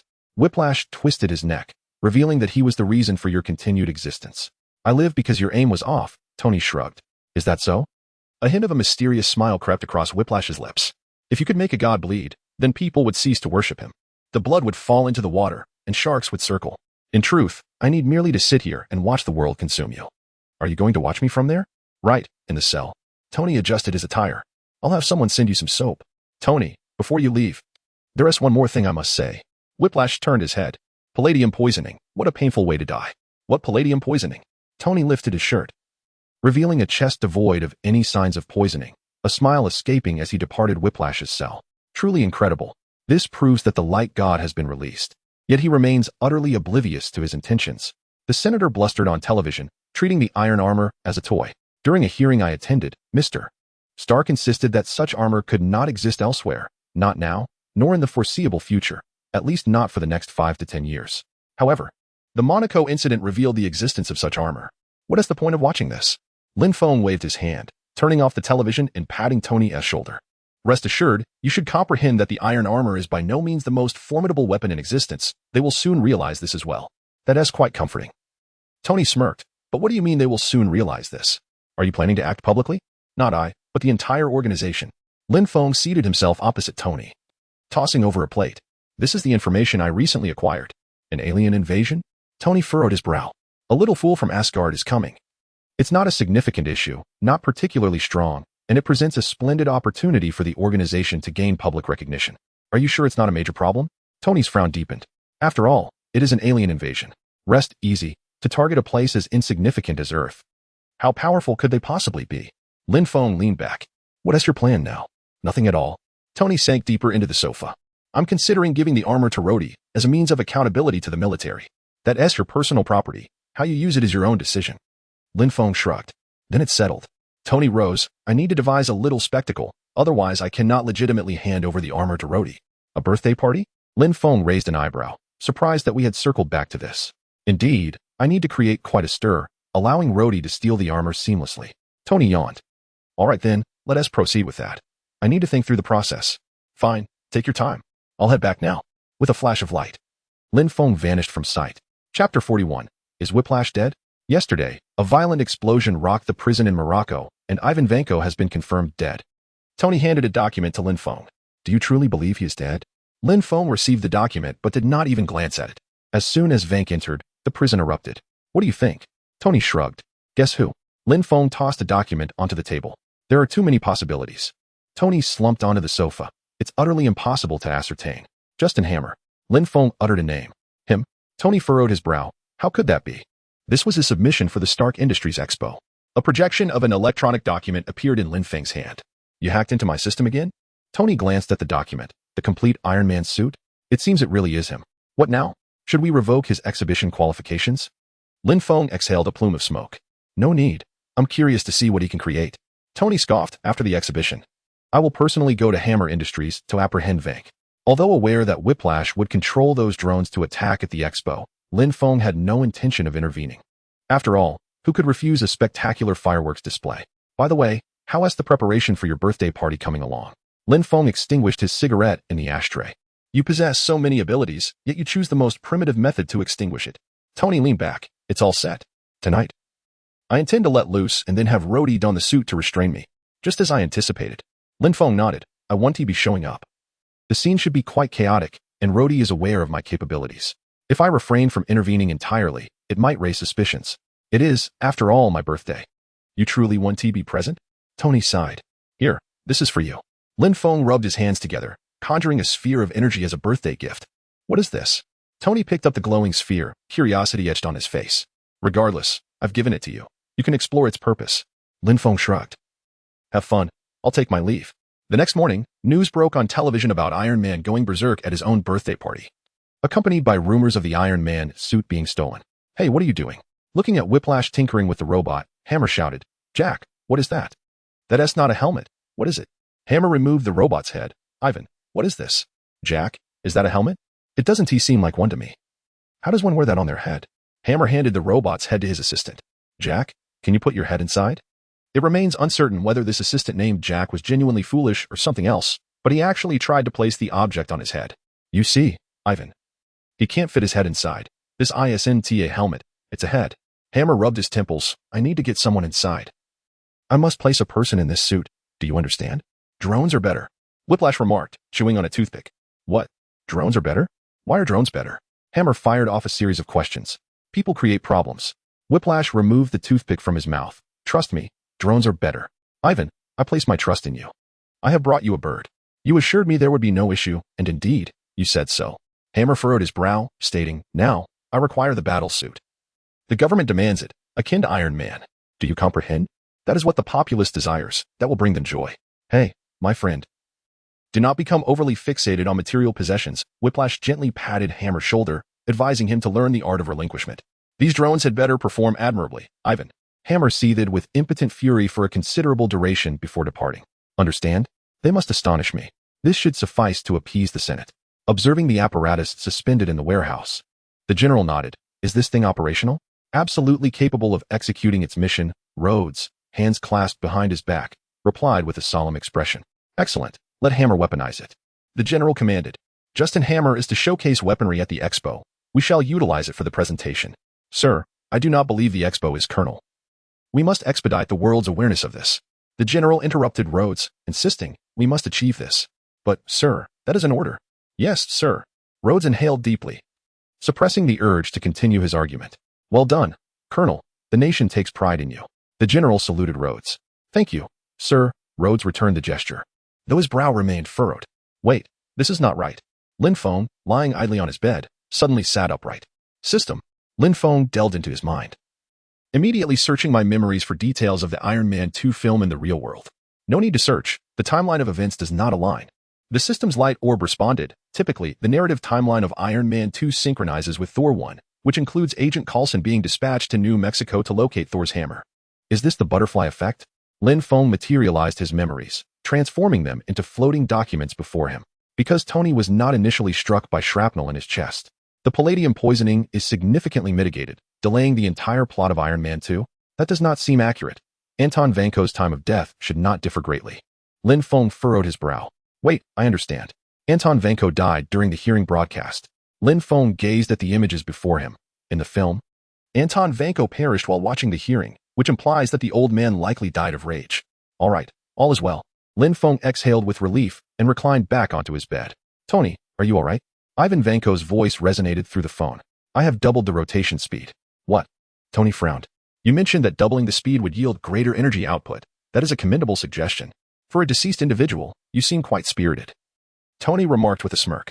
What your father did to mine 40 years ago will be returned to you in 40 minutes. Whiplash tossed out this parting line before hanging up. Chapter 42. Hammer drones Lin. Ivan Vanko must have tampered with the items Hammer is exhibiting. I need to investigate. Otherwise, it would be difficult to explain any harm to the public. Tony called Lin Feng. I understand. Rest assured, I will support you. Lin Feng nodded. Indeed. That is the right attitude. I extend my gratitude to everyone for attending. Hammer stepped onto the stage with an eccentric dance, addressing the audience. Ladies and gentlemen, for far too long, this nation has had to witness its brave sons and daughters in peril. However, the emergence of Iron Man led us to believe that the days of sacrifice were behind us. Regrettably, that technology remains beyond our grasp. Hammer placed his hands on the podium, lamenting, that is unjust, that is wrong, and what a pity it is. Nonetheless, it is an extraordinary innovation that has captured headlines worldwide. Standing tall, Hammer proclaimed, but today, my friends, the media faces a new dilemma. They may soon run out of ink. Ladies and gentlemen, today I am proud to introduce. Hammer signaled for two individuals to remove the lectern, unveiling the new face of the American military, the Hammer drone. Army, Navy, Air Force, Marine Corps. As Hammer introduced, rows of robots ascended from the platform. I must say, this is far more impressive than any cheerleading squad. This fellow may lack in other areas, but he has certainly mastered the art of showmanship, akin to Tony. Lin Feng sat above, watching the live broadcast while occasionally tossing popcorn into his mouth. Of course, while this technology is revolutionary, there will always be instances where human presence on the battlefield is necessary. Hammer, hands on his hips, appeared to be reflecting on something. Ladies and gentlemen, today I am proud to present Prototype 1, the multi-threat response suit and its pilot, Colonel James Rhodes. As Rhodes bowed alongside the robots behind him, a crisp sound resonated through the air. For the United States and its allies, Hammer Industries will. Before Hammer could finish his statement, a tremendous roar echoed from the distance. A figure adorned in crimson and gold, trailing a long plume, soared into the venue and executed a heroic landing before Rhodes. The audience erupted into fervent applause, overshadowing Hammer's presentation. After all, a billionaire doubling as a superhero is far more exhilarating than any new military weaponry. Rhodes. We have a problem, Tony approached. Tony, there are civilians here. Rhodes assumed Tony sought to reclaim the suit. I have been sent on a mission. Let us not cause a commotion. Just wave to everyone. Tony draped an arm around Rhodes' shoulder in a friendly manner. We are all in danger. We must evacuate them. In the next 5 minutes, you must trust me. I tried trusting you once, and I ended up being tossed around in your home. Rhodes expressed his discontent. Listen to me. I suspect Hammer is collaborating with Vanko. Vanko is still alive? Rhodes widened his eyes within his helmet. The day after he entered prison, it exploded, coincidentally taking Vanko with it. Do you think that is plausible? Tony shrugged, adding, moreover, he called me just a few minutes ago. I see. Rhodes nodded, but soon discovered that his helmet had become unresponsive. Tony, is it normal for this suit to jam? My design should not malfunction.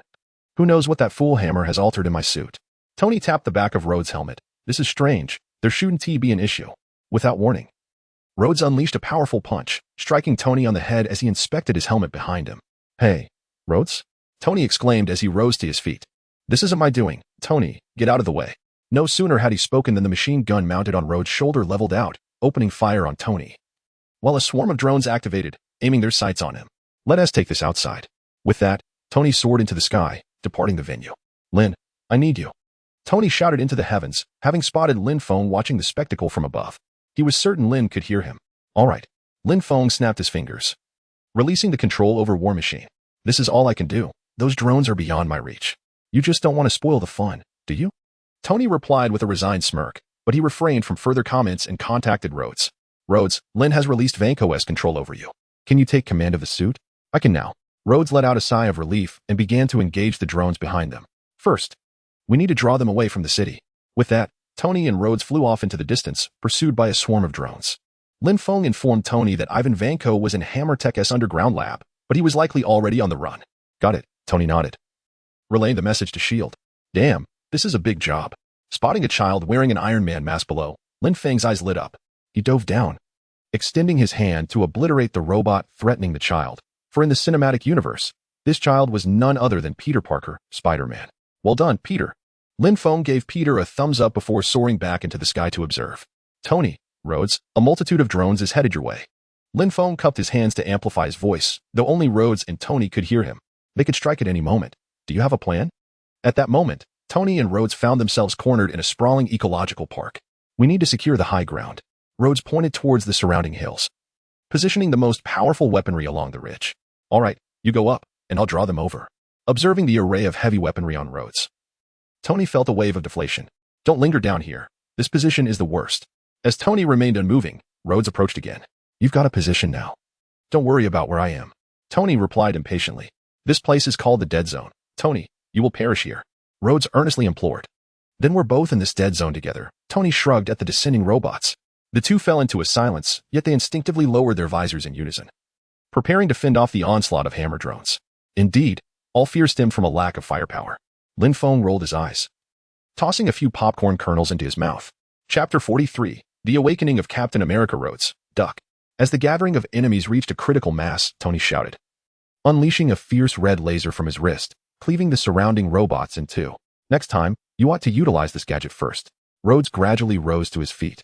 This is a one-time use only, he remarked. Tony straightened his back, the back of his hand glowing with a radiant light as two smoking prism projectiles emerged. Look out. Something else is flying over. Lin Feng yawned. After all, Natasha had been taken under his wing, and the responsibilities that originally belonged to her in the film had now fallen to him. It seemed distinctly different from those previous contraptions, possessing a far greater energy output. We have already witnessed it, Tony noted, his expression turning grave as he observed the descending whip-like apparatus. It feels wonderful to be back. The helmet of the whip-like device turned upward. This is troublesome. Tony stepped back. A crackle of electricity filled the air as the whip wielder launched two tendrils, erupting with blinding arcs of electricity. Do not worry. I have prepared something special for this fellow.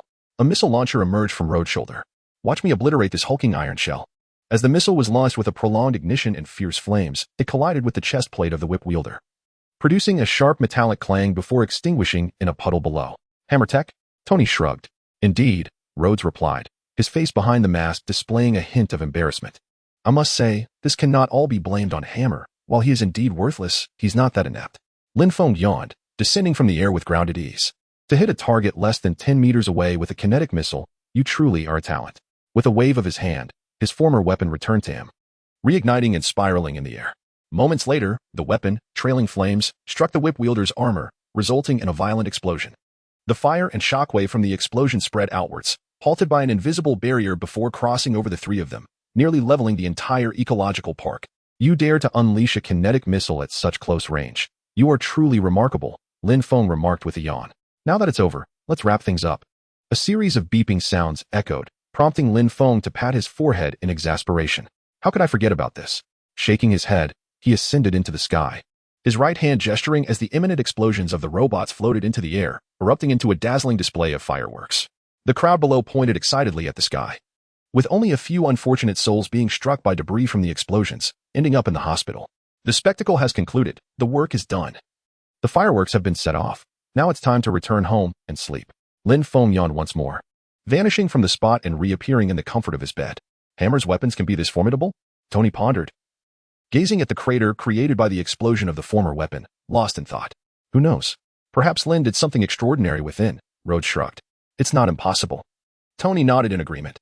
The following day, he stood proudly. Today, I am honored to present this accolade to Colonel James Rhodes and Mr. Tony Stark.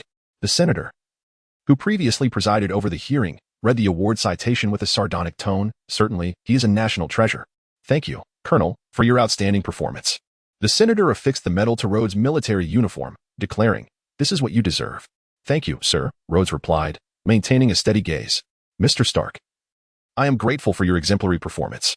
As the senator pinned the medal, he intentionally jabbed Tony's chest, pondering how such a minor annoyance could be so bothersome. "Let us take a photo." The senator beamed, positioning himself between Tony and Rhodes, embracing both men with an arm around each. Do you not find this scene quite beautiful? In the audience, Lin Feng stood beside Fury, a slight smile gracing his lips. "So, have you found the person I mentioned?" "Indeed, beneath the Antarctic glacier. He has been unearthed," Lin Feng replied as Fury accepted the cigarette Lin Feng offered, savoring a deep inhalation, appreciating the quality of Eastern tobacco. "Are you certain that this so-called 50-50 ability is genuine?" Fury asked, a hint of skepticism in his tone, though it came from Lin Feng's lips. "Initially, I too was doubtful, but the reality speaks for itself," Lin Feng shrugged, reiterating, "Believe it or not, it is your choice." "Hey, what is happening?" Fury turned his head, activating the communication device, his expression shifting to one of gravity. "What is it?" Lin Feng raised an eyebrow. "The captain has awakened and has emerged," Fury replied, shaking his head. "I must take my leave." "All right, I'll escort you." Lin Feng grasped Fury's arm, teleporting them directly to the entrance of the Triskelion headquarters. "Do not be anxious, soldiers," Fury called out as he approached. "I apologize for that rather poor display. However, we believed it best for you to acclimate gradually." Just as Fury was about to elaborate, he noticed that Captain America's gaze was not on him, but rather drifting behind him. Goodness! Realizing who stood behind him, Fury cursed under his breath. "Lin? Is that you?" Captain America approached Lin Feng. "Rogers, I fear I do not recognize you, or rather, you should not recognize me." Lin Feng replied, frowning. "What year is it?" Captain America inquired, turning to Fury. 2011, Fury responded, still in a state of confusion. "Then there is no issue. We must not have met yet." Captain America smiled faintly. "So, you imply that I will one day traverse time back to the past?" Lin Feng frowned. "According to your own words, that seems to be the case. You mentioned you came from 2012, Captain America shrugged. "I believe I comprehend the situation," Lin Feng nodded. 2012 marks the time of the Battle of New York. Something must have transpired that necessitated your time travel or perhaps forced you into it for some extraordinary reason. "Lin, why are you everywhere?" Fury exclaimed, rubbing his bald head in frustration. "To be honest, I did not foresee this scenario," Lin Feng replied, spreading his hands. "You previously mentioned this individual to me." Captain America seemed to have a sudden recollection, noting that the nickname Black Egg was indeed quite fitting. However, after a brief pause, he added, "Before you departed, you told me that when I awakened, I should seek you out, that you would assist me." Chapter 44, Loki has arrived. What is it? "Pray, tell me." Lin Feng inhaled deeply, sensing he was nearing an understanding.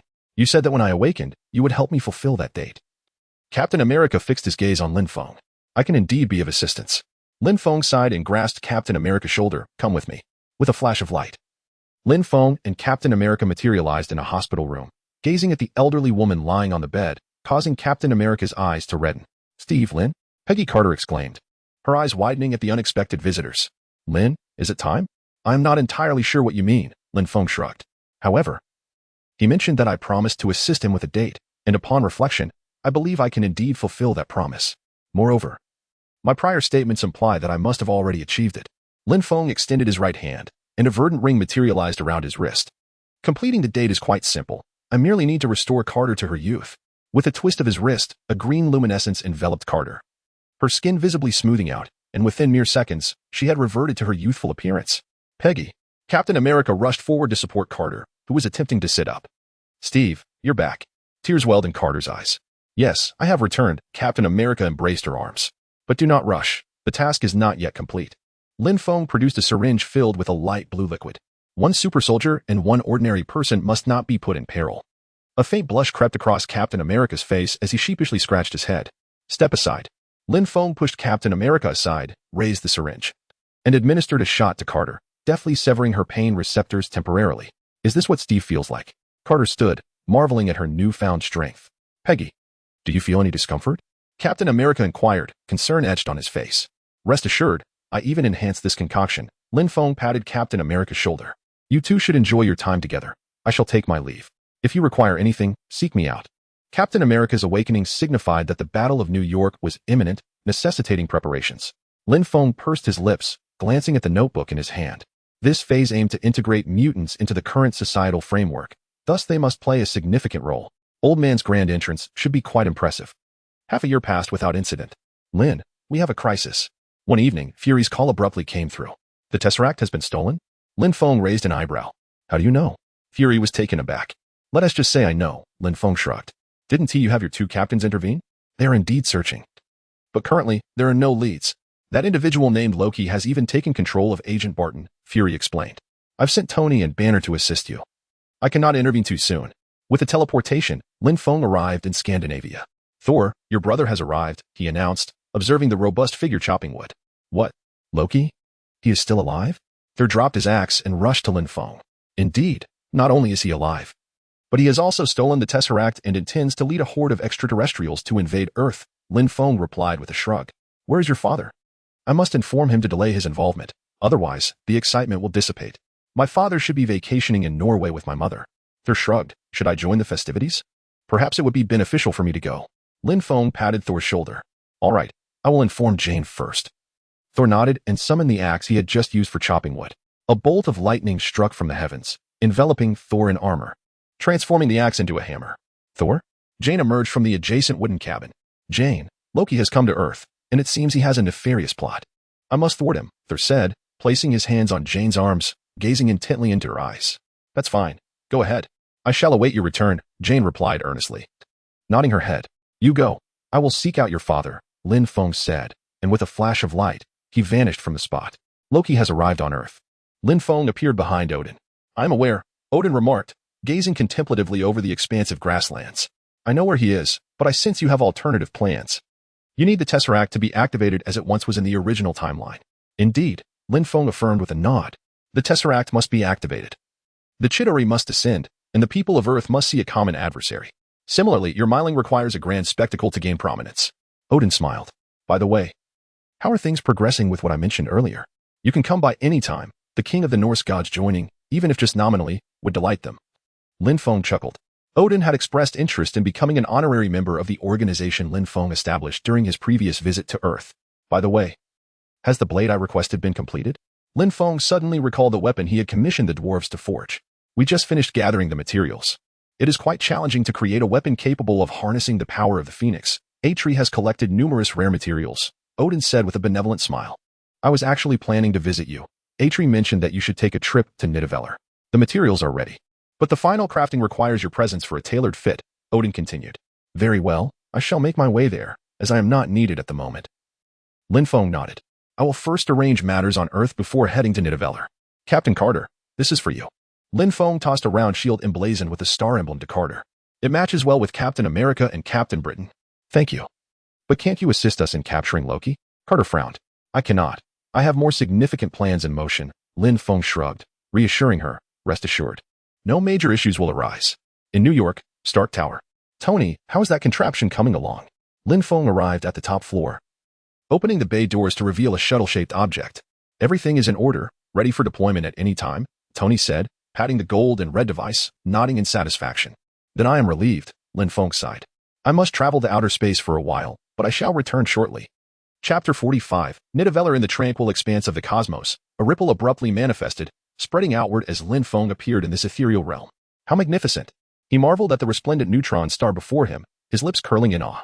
Esteemed Supreme Mage, Lin Feng was greeted as he descended onto the star's ring.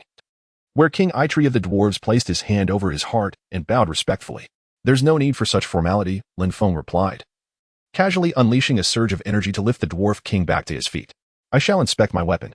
As for your weapon, we have prepared 3 distinct materials: the magically affinity-rich URU metal, the renowned resilient star steel, and the core of a collapsed dead star," Eitri elucidated, presenting the materials before Lin Feng.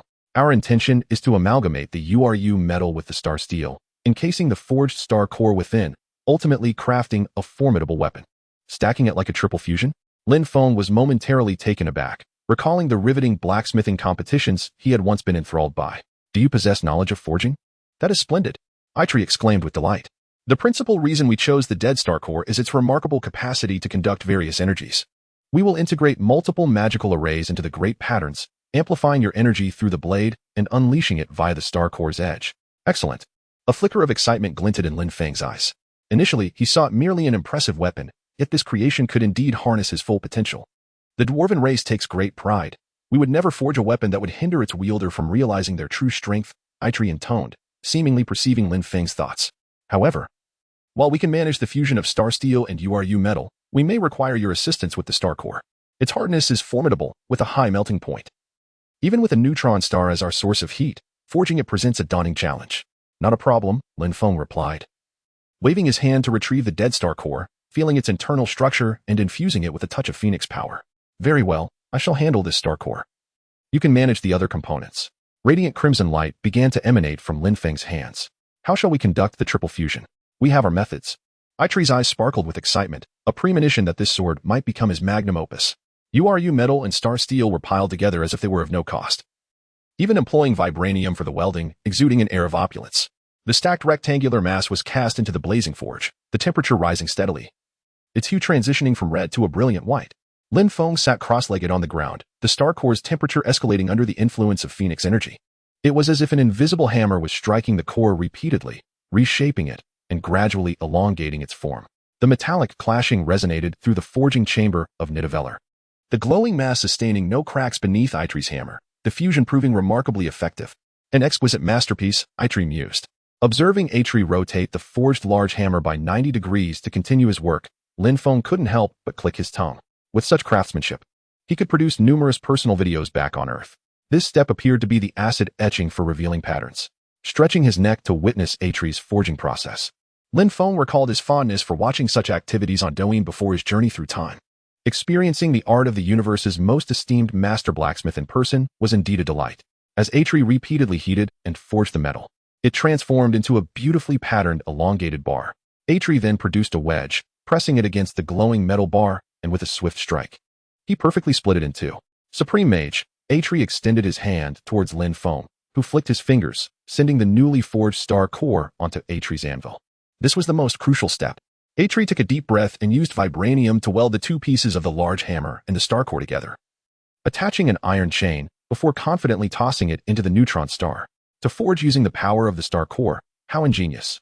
Lin Feng smiled, acknowledging the blacksmith's exceptional ingenuity. However, would this process not deplete the energy of the neutron star? Lin Feng suddenly turned to Eitri. Indeed, but to create the most formidable weapon. This neutron star has fulfilled its purpose, Eitri sighed, a hint of nostalgia in his eyes. Even if I am never able to forge weapons again, I am determined to complete this blade. Suddenly, a spark of inspiration ignited in Eitri's eyes as he forcefully tugged on the iron chain, extracting the blade from the neutron star. The celestial body visibly dimmed at an alarming rate, but Eitri remained unfazed, his focus entirely on the blade before him. With the clang of the hammer, a flurry of sparks erupted, and a 70-centimeter-long Tang-style sword gradually took shape, adorned with exquisite mosaic-like patterns, radiating an enchanting light. This is a branch from the world tree, Yggdrasil. It will serve as the most perfect material for the hilt and scabbard. Eitri retrieved a piece of wood and cut off a section. I obtained this from a colossal dragon. Lin Feng offered a piece of leather and a few claws, suggesting they use these for the hilt wrapping and guard. Excellent. Eitri's eyes sparkled with excitement as he sliced the dragon claws, shaping them into a rounded guard and hilt, securing them with rivets, and finally wrapping them in dragon skin. The sharpening of this blade is a task only you can undertake. I lack the whetstone capable of honing such a weapon, Eitri said with a wry smile. No problem, Lin Feng replied, feeling a surge of exhilaration as he took the blade. With 2 fingers, he exerted pressure along the edge, and a cold glimmer flashed as he effortlessly honed the blade with his thumb and index finger. Wait, You forged this blade for me without charge. I cannot let you bear the burden. Lin Feng chuckled, slicing forward with the blade, tearing through the fabric of space. This should suffice, Lin Feng mused, smiling slightly as he pulled a neutron star from the spatial rift and placed it at the core of Nidaveller's star ring. This should be quite sufficient. Absolutely splendid. Atre gazed at the neutron star, brighter than ever before, his eyes gleaming with excitement, nearly moved to tears. That will suffice, Lin Feng nodded. I have matters to attend to back on Earth, so I shall take my leave. Chapter 46. The Gathering of Allies as Lin Feng forged weapons in Nadavi. A monumental battle poised to leave a significant mark in history was about to commence on Earth. In 2012, the colossal mothership appeared impressive. Banner and Tony walked side by side on the deck of the spacecraft. Dr. Banner, Mr. Stark, Captain America approached, extending his hand to greet them. Lin mentioned you were one of us? Tony raised an eyebrow at Captain America. Lin is my friend. He has aided me greatly. And I shall do my utmost to assist him in return, Captain America replied earnestly, nodding in acknowledgement. Everyone, we should vacate the deck promptly. It will soon become difficult to breathe here. Agent Maria Hill interjected. What? Is this a submarine? Banner frowned. Locking me in a pressurized tank underwater is quite the ingenious idea. No, it seems even worse. Captain America took a step back as a massive turbine emerged. So, this is an aerial prison. Banner rubbed his hands together and followed Hill back into the cabin. With Lin absent from Earth, we must rely solely on ourselves now. Tony remarked, scrutinizing the data before him, his brow furrowed. Is there anything I can assist with? A woman's voice called out. Natasha? What brings you here? Tony stood, surprised. Being a former top assassin, I tend to possess certain advantages over ordinary individuals, Natasha sighed. So, how may I assist you? Top assassin. Captain America keenly noted this detail. Rising from his seat. Indeed, I once was an assassin, Natasha smirked. What, are you going to arrest me, Captain? This is Lin Feng's girlfriend. You would do well to tread carefully with your words, Tony observed with a hint of amusement. My apologies. I was unaware, Captain America replied, his expression slightly awkward. Yet the thick skin he developed during World War II allowed him to maintain his composure. Goodness. Witnessing a woman I've called aunt for a lifetime appear to be of similar age to me is quite peculiar, Tony remarked as he spotted Captain Carter. He then turned to Bruce. So, Bruce, do you have any thoughts? How many spectrometers can you mobilize? Banner inquired, frowning. How many do you require? Fury emerged from the shadows. Had you remained silent, I might not have noticed your presence, Tony shrugged. Contact every laboratory you can find, Banner instructed, removing his coat. Have them position the spectrometers on the rooftop, calibrated to search for gamma rays. I will draft a tracking algorithm based on cluster identification, which should at least help eliminate a few areas. Not a problem. I'll set it in motion. Fury pulled out his phone. Oh, and Stark. Get your labs under Lin Feng's command involved. I can't direct your people. They're already on it, Tony replied, shrugging nonchalantly. As Banner finished speaking, they had already begun their operations. All right, find me a laboratory. Banner rolled his coat up and draped it over his forearm. Certainly, follow me, Agent Maria Hill instructed Banner, guiding him with assurance. You will certainly enjoy it there. It has everything you could desire. Captain Coulson approached Captain America, his demeanor somewhat awkward. If it's not too much trouble, could you sign my Captain America trading card? What? Captain America turned to him. If it's too much trouble, then never mind. Coulson added, waving his hand dismissively. It's no trouble at all. I would be delighted, Captain America replied, patting Coulson's shoulder. You must be Agent Coulson. Lin has mentioned you. Indeed, that's me, Coulson nodded. It's a rare set. I spent quite a while collecting it. It's still quite new, though the corners are a bit yellowed. Suddenly, a flash of lightning illuminated the sky, interrupting Coulson. A figure clad in a red cape, wielding a hammer, descended onto the deck. Everyone, remain calm. I have been sent by Lin, Thor declared, spreading his arms to show he meant no harm. Sir, a strangely dressed individual has arrived, claiming to have been sent by Mr. Lin, an agent reported to Fury. Let him in. He should be an acquaintance. Tony nodded at Fury. You must be Tony, Thor said as he entered the aircraft carrier's cabin, immediately spotting the distinguished Tony. Thor, the god of thunder, I presume. Tony remarked, playfully tapping Thor's muscular arm. You've got quite the physique. It is a testament to my battles across the 9 realms, Thor replied, pride gleaming in his eyes. Now, our immediate priority is to locate Loki, Tony shrugged. Everyone, this is Thor, indeed the Thor from Norse mythology and a friend of Lin. He is also the brother of the Loki you were searching for. Thor sighed, he escaped from Asgard recently. I must bring him back. Just don't hold back, because he is your brother, Tony advised, raising his shoulders. Are you questioning a warrior's honor? Thor stood, stepping closer to Tony. Hey, no need to get riled up, Thunder God, Tony replied, raising his hands in a placating manner. I mean no offense, just verifying. Found him. Agent Sitwell. The bald Hydra agent from Captain America, the Winter Soldier, raised his hand, pointing at the computer screen. Facial match, 67. Wait, cross-reference, 79. Where? Coulson approached the screen. Stuttgart, Germany, 28K Ning Street. Sitwell read from the screen. He doesn't seem to intend to hide. Captain, Thor, Fury directed his gaze towards Captain America. It's your turn. I said kneel. Loki, having just extracted an eye from someone, thrust his mind scepter into the ground and bellowed at the crowd. Loki. A voice echoed from afar, and before the figure arrived, a hammer sent Loki flying. With a clang, two shields struck Loki's helmet from either side, severing both of his horns. Boom. Two lasers struck Loki's chest as Tony descended from the air, aiming a multitude of weapons at Loki. Keep going, Bambi. Loki, behave. Thor placed his hammer firmly against Loki's chest. Currently, we cannot allow you to take him away.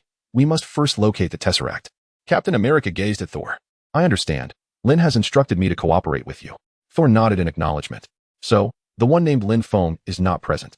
Loki revealed a faint smile. Shedding his armor and raising his hands, I surrender. Chapter 47. The Rise of War. I must clarify. Fury stood before Loki's cage, pressing several buttons on the screen. If you attempt to escape, even with the slightest scratch on the glass, you will plummet from this prison at an altitude of 10,000 meters. Do you comprehend? The floor beneath the cage opened, and a violent gust of wind surged in. Fury pointed at Loki.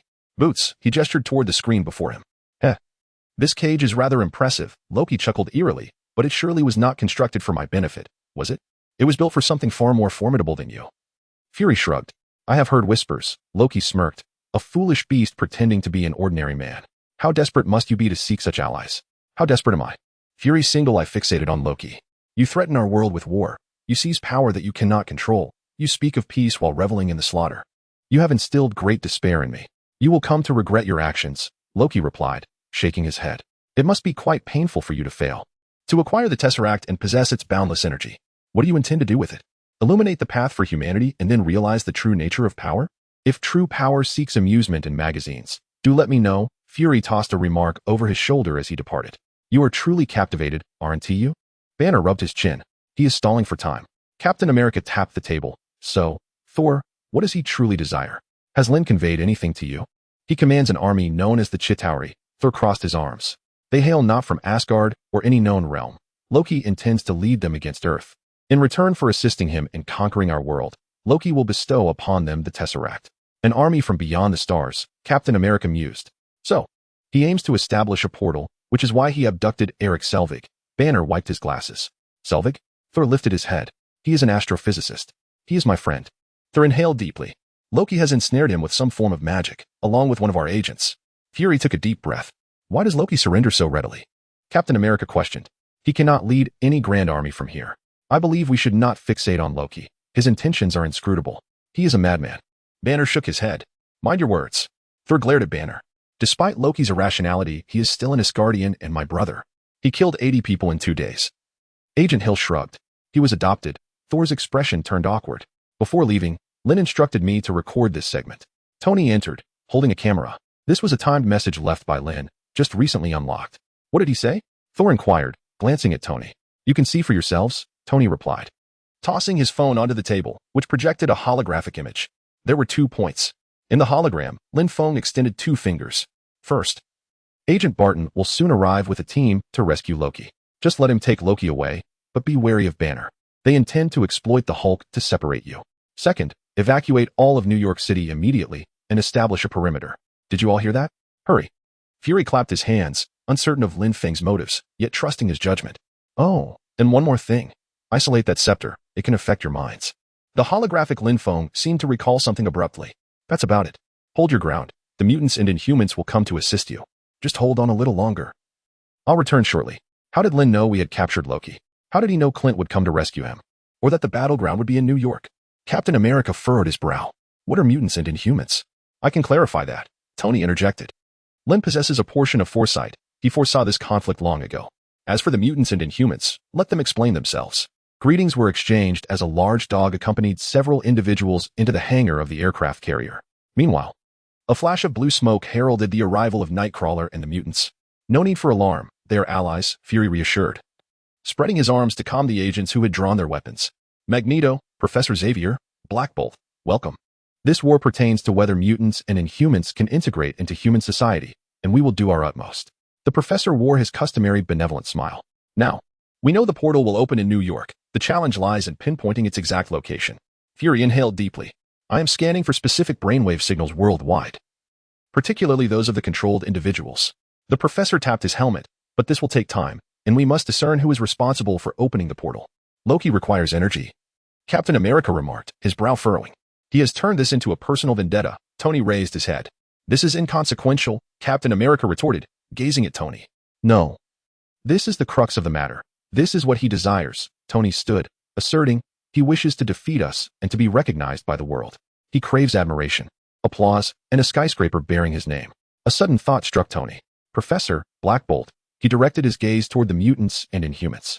Stark Tower, correct? I shall accompany you there, Nightcrawler replied, rising. Who is Tetanus?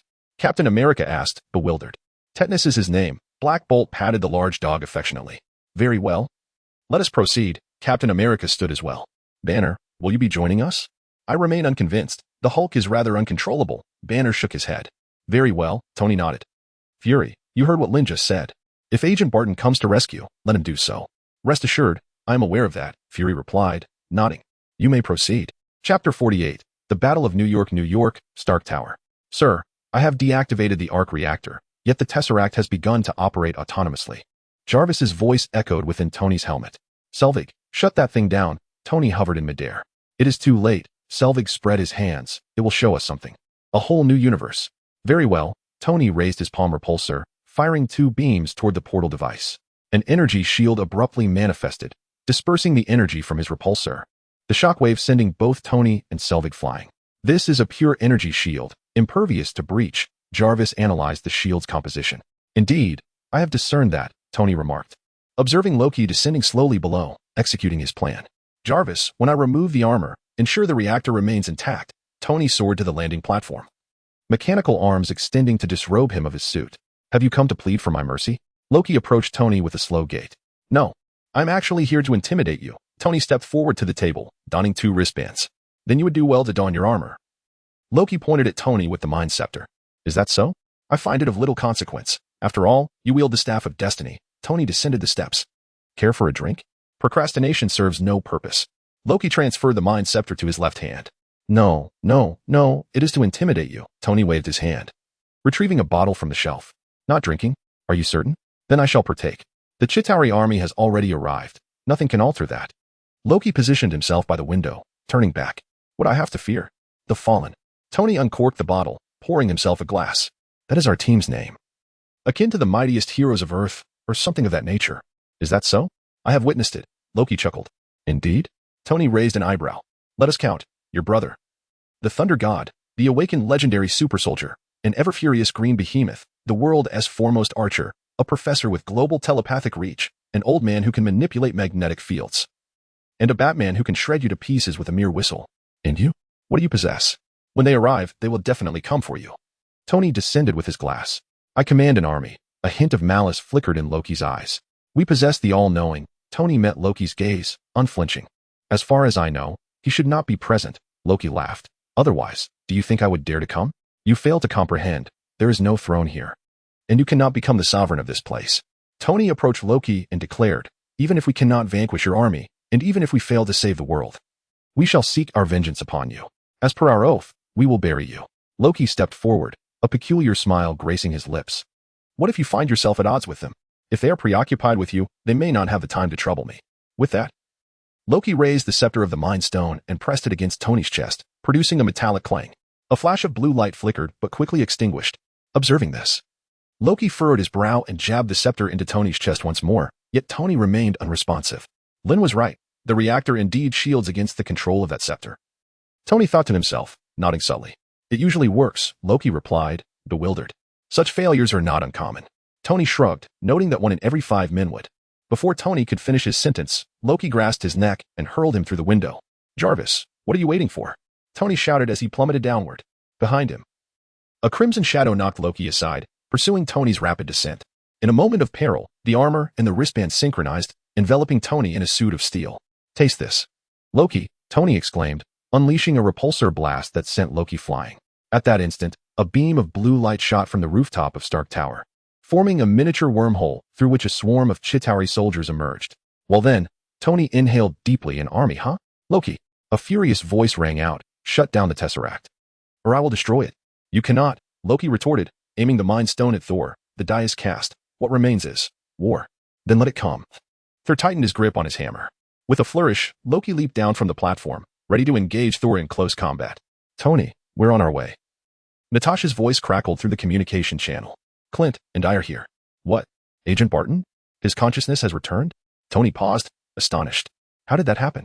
Indeed, Natasha smiled. I recalibrated his mind. To put it simply, I gave his head a good thump. All right, do your best to assist. Tony inhaled deeply.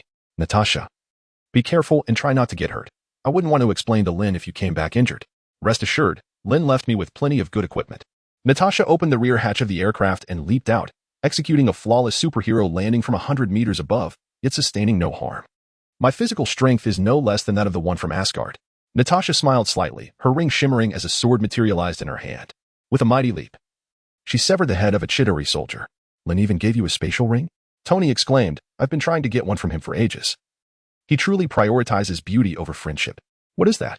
Magneto, currently skewering Chitauri with a steel pipe, glanced skyward just as a colossal Chitauri beast emerged from the wormhole. We need Banner. Tony tapped the area near his armor's ear. Nightcrawler, can you hear me? We need Banner. Received. With a flick of its tail, Nightcrawler pierced a Chitauri soldier and vanished in a swirl of blue smoke. Shet, Fury, what are you doing? Why are there still civilians in New York? Captain America exclaimed, witnessing the panicked throngs fleeing. He leaped onto the roof of a taxi and ordered, send someone into those buildings. There are still people inside. They could run into gunfire. Protect them in the basement or subway, and do not let them appear on the streets.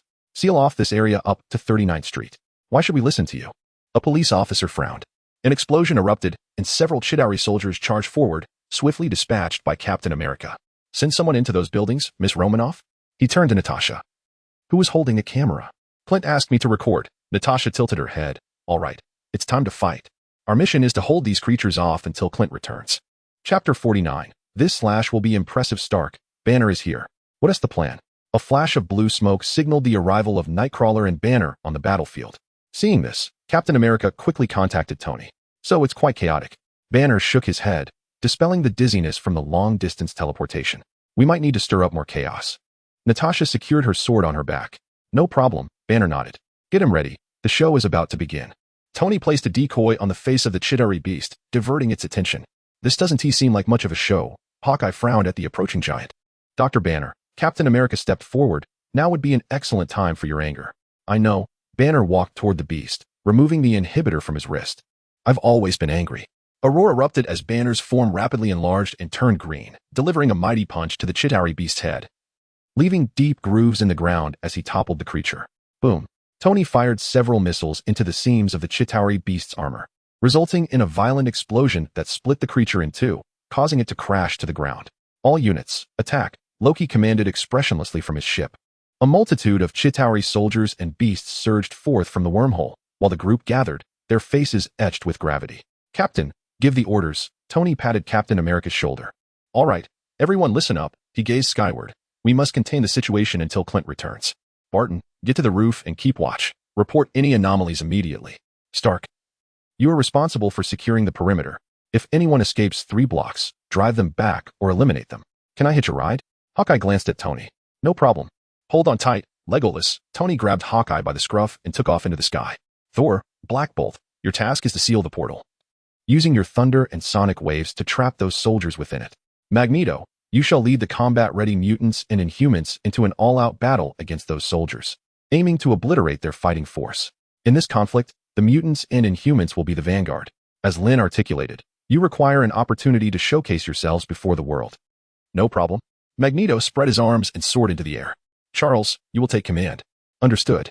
The professor donned the cerebral amplifier, instantly connecting with the minds of all the mutants and Inhumans present. Natasha, we will continue the fight on the ground while also safeguarding the civilians who have yet to evacuate. This is our battle. We must minimize the involvement of the populace. Then, Hulk. Captain America glanced up at Hulk. Humph. Hulk snorted. Smash. Captain America pointed decisively. Heh. Hulk grinned mischievously, leaping to seize a Chitauri soldier and hurling him towards a nearby aircraft. Such a grand spectacle cannot occur without my presence. A rugged voice boomed as dark clouds gathered in the sky. A massive water spout descended, and a man with wings on his ankles wielded a trident. sending the waterspout spiraling upwards and scattering the Chitauri soldiers emerging from the portal. Namor had arrived. Containing them would pose no challenge. Observing the unfolding chaos, Tony exhaled deeply, unleashing 2 palm repulsors that dispatched 2 Chitauri soldiers. Hawkeye's peripheral vision suddenly caught sight of Loki seated atop the aircraft. He pressed a button on his bow to alter the arrowhead, then drew back the bowstring, releasing an arrow that sliced through the air towards Loki. Loki raised his hand, effortlessly catching the arrow, a smirk emerging on his lips. Yet, in the next instant, the arrow emitted a series of beeps before exploding, sending Loki hurtling backward, landing at the professor's feet. "Oh, it's you," Loki said as he rose, a sly smile gracing his face as he brandished the Mind Scepter. "Tell me, if I were to control you, would it not equate to controlling everyone?" "Indeed, but you cannot achieve that." The professor maintained his eternally serene smile, seemingly unfazed by Loki's threat. "You are merely a human, while the Mind Scepter harbors cosmic-level power, an insurmountable force for you." Loki grinned, aiming the scepter at the professor.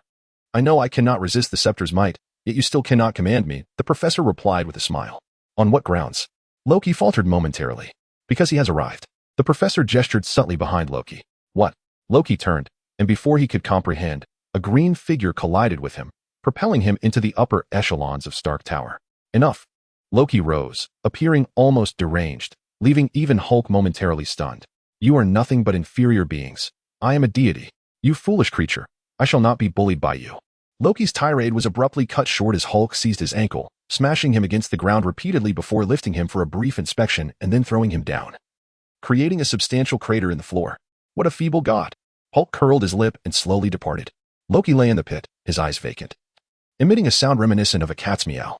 "My son, you truly bring shame upon yourself," an aged voice resonated as Odin approached, effortlessly pulling Loki from the pit. "Do you now comprehend where the issue lies?" "Father." Loki's eyes sparkled with renewed brightness. "I am on the brink of success. This place shall become my domain." "No. This will not transform into anyone's territory." Odin gently shook his head, "for he shall return imminently." "Who?" Loki sensed something and glanced toward the window. A low hum filled the air, and a ripple spread forth, causing all Chitauri soldiers to freeze as if time had come to a standstill. Above, a hand emerged from the void, tearing a massive rift in space, from which a figure clad in a long black coat stepped forth. "Indeed, I have returned just in time." Lin Feng surveyed the scene with a slight smile, the rift sealing behind him. "Ladies and gentlemen, I appreciate your efforts. I am back. To all life in the universe, allow me to introduce myself. I am the omniscient Lin Feng." His voice resonated with profound clarity. "Take heed. This planet is under my protection. As for the consequences of aggression, one might consider the fate of these soldiers before you. People of Earth, watch closely as I deliver this strike."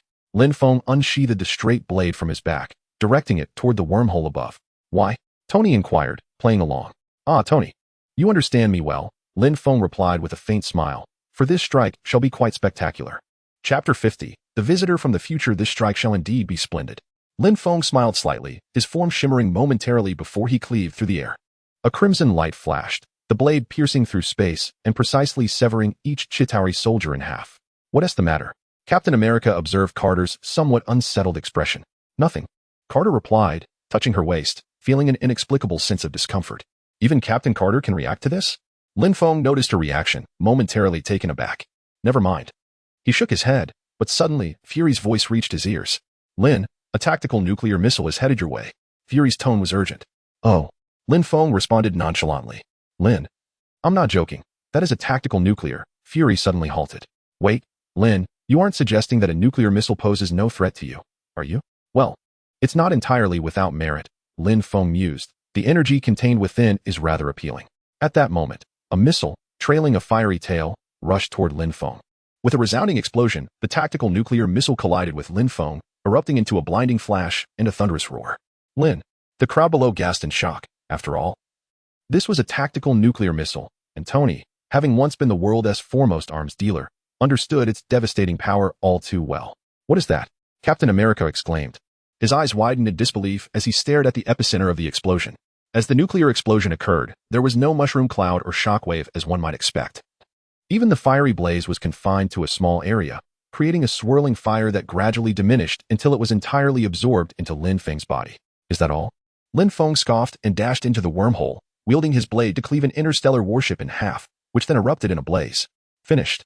Lin Feng emerged from the wormhole, sheathing his sword, and approached the device controlling the cosmic cube.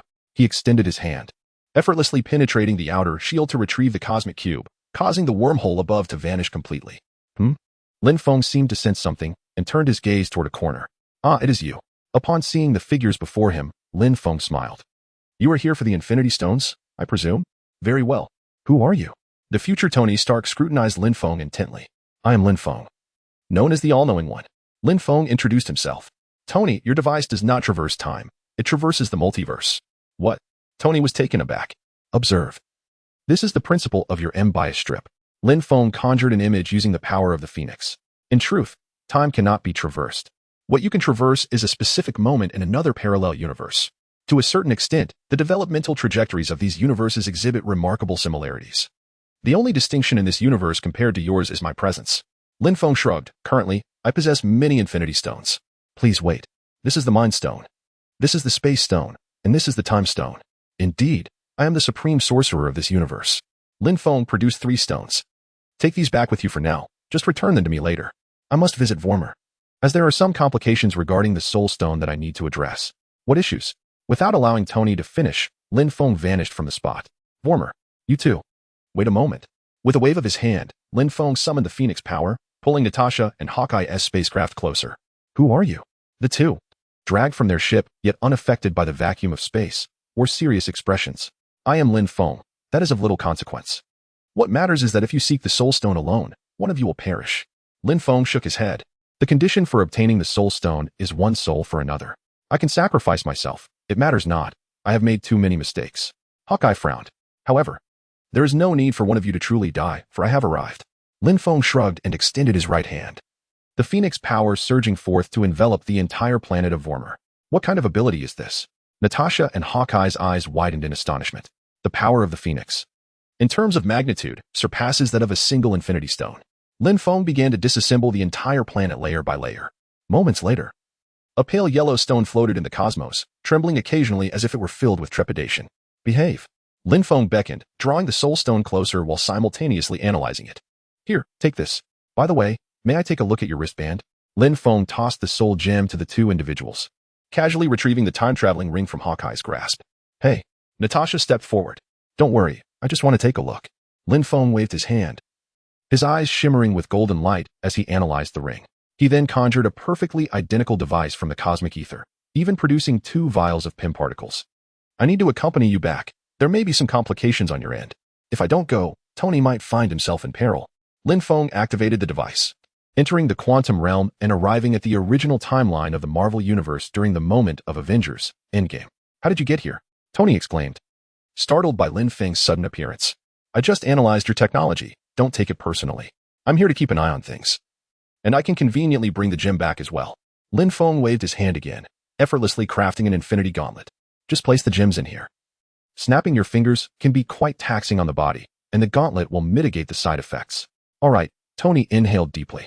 So, who will make this fateful snap? I will. Fat, Thor staggered forward. Thor, you need to concentrate to snap your fingers, and in your current state, that is simply not feasible. Tony frowned intensely. What do you think flows through my veins? Thor glared at Tony. Cheese sauce? Rhodey interjected unexpectedly. It's thunder. Thor pointed at Rhodey. It must be me. The Green Doctor version of Banner stepped forward. I can withstand this power, and clearly, I am the only one who can wear the gauntlet. At that moment, Nebula had quietly slipped away, unnoticed by everyone except Lin Feng, who paid her departure no mind, recognizing that this was an opportune moment to confront Thanos and the cosmos. Chapter 51. Banner donned the Infinity Gauntlet, colorful light spreading across his arm. However, this time, his pain was evidently less intense than depicted in the films. The gauntlet inherently reduced the adverse effects of the Infinity Stones, as shown in the movies. Thanos adapted quickly after wearing the gauntlet in Infinity War, but in Endgame, he endured agony while snapping his fingers, providing the superheroes their chance. After a few seconds of adjustment, Banner executed the fateful snap. Moments later, Hawkeye's phone rang. Clint? The voice of Hawkeye's wife echoed through the receiver, causing his eyes to redden instantly. With a deafening roar, the Sanctuary 2 burst forth from the time travel device, crashing through the roof and soaring into the sky, unleashing a barrage of attacks from its cannons towards the ground. What was that about trouble? Lin Feng shrugged, extending his right hand to create a protective shield, deflecting all of Sanctuary 2's assaults. Come down. Lin Feng exerted force, crushing the Sanctuary 2. Yet Thanos and the Dark Order within suffered no injuries from its destruction. Thanos. A flicker of hatred flashed in the eyes of the onlookers. Feel free to vent your frustrations, Lin Feng suggested. Lin Feng yawned, waved his hand, and lifted the infinity gauntlet from Hulk's grasp, simultaneously analyzing the previously unattained Power Stone and Reality Stone. This time, we have decisively resolved the situation. Lightning sparked in Thor's eyes as Mjolnir and Stormbreaker flew into his hands, the armor of the god of thunder enveloping him. You refuse to accept defeat. Thanos slowly rose, acknowledging the formidable individual who had just destroyed my spaceship. Was that the reinforcement you summoned? It appears that the true vanquished are you. Tony gestured towards the wreckage of the Sanctum Sanctorum too. Yet, it seems that the one who obliterated my ship does not intend to intervene. He does not belong to this realm. Thanos brandished his battle blade, asserting that defeating him would indeed prove challenging for you. Let us put that to the test. The three Avengers stepped forward. I once believed that by eradicating half of all life, the remaining half would thrive in enduring prosperity. However, you have demonstrated that this is unattainable. Thanos sighed, noting that as long as there are those who cling to the past, they will never embrace the future. And they will resist. Indeed, our stubbornness is unwavering, Tony shrugged. Thank you, for now. I understand what I must do. A glimmer sparked in Thanos' eyes as he declared his intention to reduce the universe to atomic dust and, with the primordial stones you have aided me in locating, construct a new universe, one where life bears no resentment for loss, only gratitude for what is given. A universe of gratitude, birthed from blood, Captain America interjected. They shall never comprehend this, for you will not survive to witness it. Thanos donned his helmet. The three roared in unison, charging at Thanos, who adeptly parried their assaults. Thor, come to my aid. The tailwing behind Tony unfurled. With a furious roar, Thor summoned lightning from Mjolnir and Stormbreaker, directing it into Tony's energy reception device. The tail wing, the palms of his hands, and his chest emitted intense beams of laser energy, while Thanos spun his battle blade, forming an impenetrable shield to block Tony's attack, advancing step by step. Thor, crackling with electricity, launched Mjolnir into the air and, adopting a baseball stance with Stormbreaker, propelled Mjolnir towards Thanos. At that moment, Thanos drew near Tony, seizing him and deflecting Mjolnir with his chest, sending Tony hurtling away to land on the ground. Arcs of electricity flickering across his body. Captain America surged forward, but was sent flying by Thanos' powerful strikes. Thanos then hurled his battle blade at Thor. Thor executed a slide, narrowly avoiding the blade as it grazed his hair before returning to Thanos' grasp. Thor swung down with his axe, catching Thanos' blade. But Thanos retaliated fiercely, delivering a series of punches that sent Thor sprawling, Stormbreaker clattering to the ground. Thanos, relentless in his assault, delivered a fierce blow to the recovering Thor, then seized his cape, hurling him into a pile of rubble, before stepping upon him with a heavy foot. Thor extended his right hand, and the Stormbreaker flew into his grasp. However, Thanos intercepted it mid-flight, pressing the axe against Thor's chest, as the blade gradually penetrated Thor's torso. The distant Mjolnir began to levitate, striking Thanos atop his head before soaring into Captain America's hands. I knew it. The thrill in Thor's eyes was palpable. Yet before he could express his joy, Thanos delivered a crushing kick, sending him back to the ground. Indeed, this was the essence of Captain America's 50-50 aura. Lin Feng applauded. A cacophony of metallic clashes echoed as Captain America unleashed a series of strikes that temporarily left Thanos unable to retaliate. Behold, some may appear unworthy of lifting the hammer, yet behind the scenes, they have mastered their combos. Lin Feng tossed a piece of popcorn into his mouth, engaging Banner, who was nursing his arm. At that moment, the tides of battle shifted dramatically. Thanos knocked the hammer from Captain America's grasp and, with several swift slashes, cleaved half of his shield asunder. Lin, we must assist, Banner sighed, rising to his feet. You need not join the fray. You have already aided us immensely. Very well. Go ahead. I may yet intervene. Lin Feng waved his hand, continuing to watch the live broadcast of Avengers Endgame, sensing that a grand spectacle was yet to unfold. My years of conquest, violence, and slaughter have never been tainted by personal sentiment. Thanos surveyed his surroundings. But now, I shall demonstrate how I will deal with your obstinate, loathsome, ant-like planet. I shall relish this process, thoroughly. With a sweep of his blade, a multitude of soldiers surged forth from the wreckage of the ship, including the mighty Chitauri beasts, and the Black Order gathered behind him. Captain America rose slowly, glancing at the massive wound inflicted on his right arm from the recoil, tightening the straps of his shield with resolve, and limping towards Thanos' army.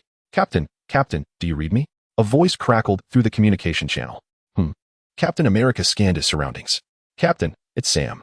Can you hear me? The voice of Falcon resonated clearly in Captain America's earpiece. Chapter 52. Reducing the probability of divine manifestation damage, a portal formed to Captain America's left, from which Black Panther, Shuri, and the General of the Royal Guard emerged, closely followed by the soaring Falcon. One portal after another opened, revealing comrades from battles past. Lin Feng stood, recalling his countless viewings of Avengers Endgame. Each time this scene unfolded, he couldn't help but exuberantly slap his thigh. Are we truly this few? Doctor Strange inquired, casting a glance at Wong. Is this not sufficient? Wong furrowed his brow. Avengers. Captain America called, summoning MJ Lner to his hand. Assemble. A chorus of roars erupted from the assembled warriors as they clashed with Thanos' legions. Yet, before the battle could formally commence, all fell into a momentary stillness. The anticipated scene had materialized. This war was destined to conclude. With a wave of his hand, Lin Feng separated the two colliding factions, delineating them into clearly defined camps. The members of the Avengers swiftly regained their mobility, while Thanos' dark cult remained ensnared. Lin Feng soared to the immobilized Thanos and liberated him from his bonds. With a furious roar, Thanos swung his war blade towards Lin Feng's head. Ah. It seems you possess considerable audacity, Lin Feng remarked as he theatrically removed an imaginary pair of glasses before unsheathing the sword from his back. He effortlessly severed Thanos' massive blade, the tip of his sword now poised against Thanos' throat. Let us take a moment to converse, Lin Feng said, tapping Thanos' shoulder with the blade. The resources of the universe are finite, and I must act in this manner to ensure its survival. Thanos began to expound upon his philosophy. Enough. If the Celestials emerge, speak of them then. Why concoct so many excuses? Lin Feng interjected, dismissing Thanos' explanations with a wave of his hand. Your efforts are futile. Even if you temporarily prevent the Celestials from appearing, it won't last long. At the very least, it can grant me some time to devise a solution. Thanos sank despondently to the ground, yet in that moment, nothing seemed to matter anymore. You wouldn't find a solution anyway, and those Eternals will certainly trouble you. Lin Feng shook his head. Come, let us reconcile. I will address the lingering issues for you. I require a glimpse into your memories. Placing his right hand on Thor's head, Lin Feng paused momentarily before releasing it. All right, I comprehend.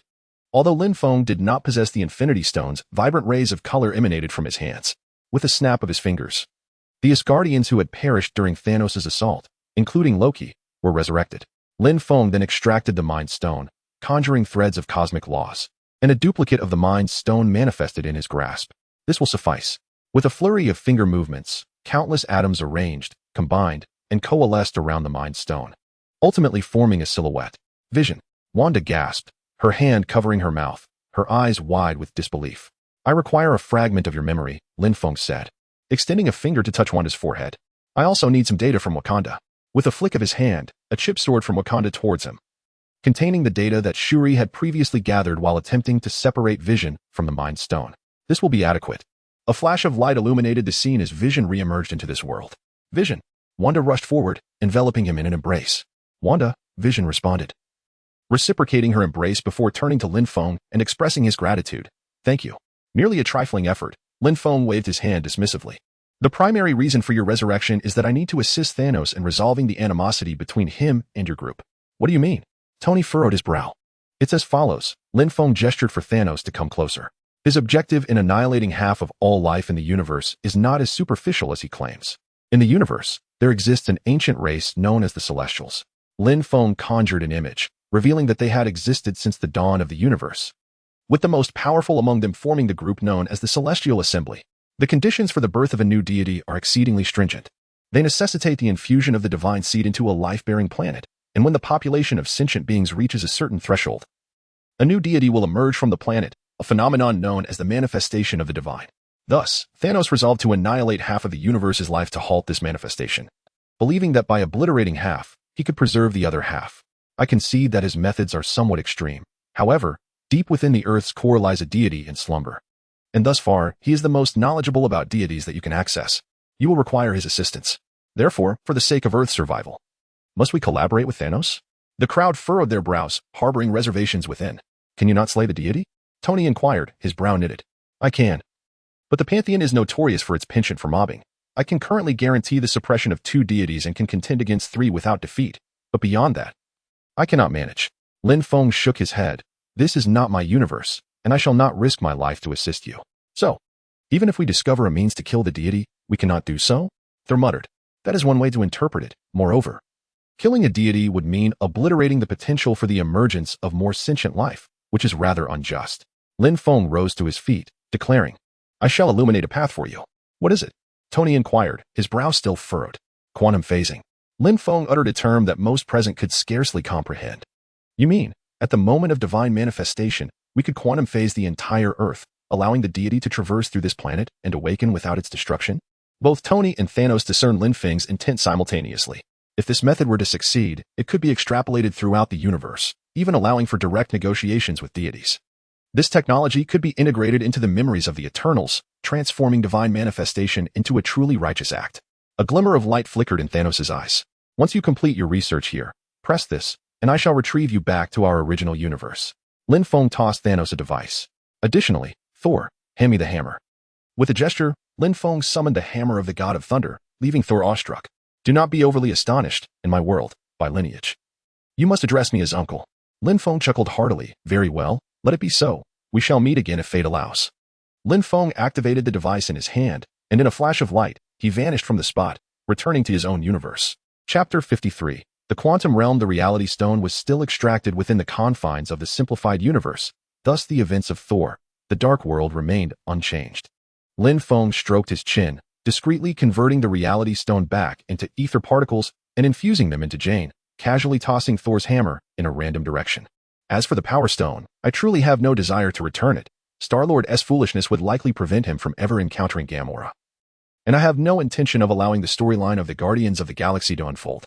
Lin Feng pondered for a moment, realizing that after all this effort, I merely need to return a hammer and a reality stone. You are indeed correct. Lin Feng appeared beside himself, having returned the items, right? Once that was done, I assisted Thor in extracting this peculiar object. Well, what a surprise. I was just waiting here. Lin Feng gazed upon the face that mirrored his own, smacking his lips in contemplation. If all goes as expected, I should be using this object to traverse to World War II, correct? Indeed. The future Lin Feng grasped Lin Feng's right hand and patted it a few times. In an instant, Lin Feng plunged into the quantum realm but did not emerge from the other side. Cursing under his breath, Lin Feng realized that the quantum realm was an entirely new world to him.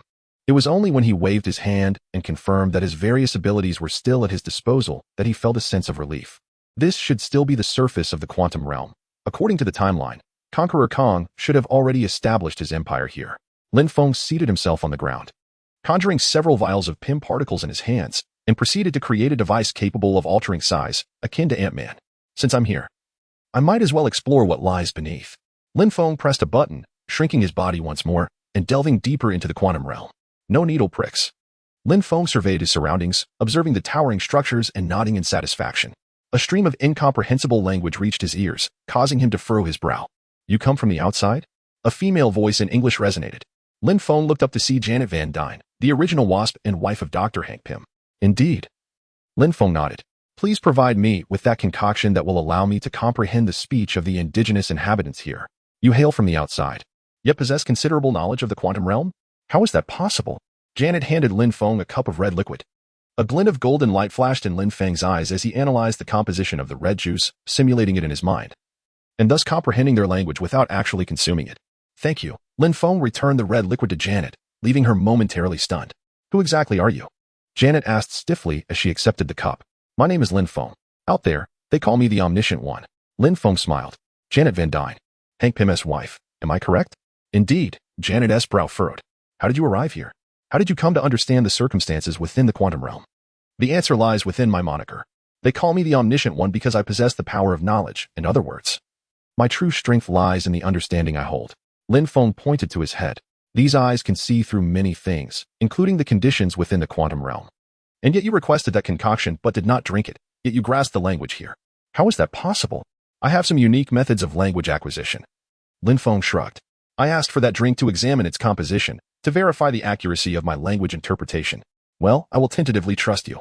One final question. What is your purpose for being here? Would you believe me if I said it was an accident? Lin Feng chuckled bitterly. Originally, I had intended to traverse the timeline through the quantum realm, yet it appears that this device has been altered by my future self, causing me to delve into the superficial quantum domain without emerging from a specific temporal point on the other end. Thus, I pondered, since I have arrived, it would be prudent to explore. Perhaps I could aid that old rascal Hank in retrieving you. I cannot leave yet. Janet shook her head. I understand. It's Kong the Conqueror. Lin Feng waved his hand dismissively, indicating a path. I shall handle him. Huh? Janet was taken aback. I said, point me in his direction. And I shall eliminate him, conveniently commandeering his vessel for our return. Lin Feng displayed a hint of impatience, urging her to hurry. I am pressed for time. Kong the Conqueror is likely far more formidable than you anticipate. Janet attempted to caution Lin Feng. I am not as weak as you imagine. Lin Feng sighed, drawing the sword from behind him and cleaving through the fabric of reality, thus creating a passage between the mundane world and the deep quantum realm. I can depart at any moment. However, this passage is unstable, and as an ordinary human, you could easily be torn apart by spatial turbulence. Janet was momentarily at a loss for words. Very well, it is toward the center of this realm, by the tallest structure. Agreed. Lin Feng scanned the quantum domain with his mental prowess. Where is the core of that ship you amplified? That location is somewhat peculiar. Janet handed Lin Feng a coordinate. That suffices. Lin Feng noted the coordinates and teleported there directly. Is this the object? Lin Feng leaped down, enveloped in the power of the phoenix, shielding himself from the potential storm of chaos. In other words, Lin Feng can no longer create divergent timelines. Every decision he makes becomes absolute, forsaking its inherent potentiality. Quite satisfactory. Lin Feng soared into the sky, affixing a shrinking device to the enormous luminous sphere before him, which promptly diminished in size, transforming into the energy source of Kang's ship. Quite impressive. Lin Feng tossed the energy source lightly, simultaneously analyzing the technology that enables interdimensional travel. Thank you. A portal opened, and Kang the Conqueror emerged from within. Why are you thanking me? A peculiar smile graced Lin Feng's face. I appreciate your restoration of this energy source. I can finally return home. Kang's expression remained stoic. Return home? Hasn't your home long been destroyed by your own hand? Lin Feng laughed, his mirth bordering on madness. And what gives you the notion that I would relinquish this to you? Chapter 54. The Second World War indeed. You may not wish to hand this over to me. Kang shrugged, advancing step by step toward Lin Feng, yet you will find that I am quite persuasive.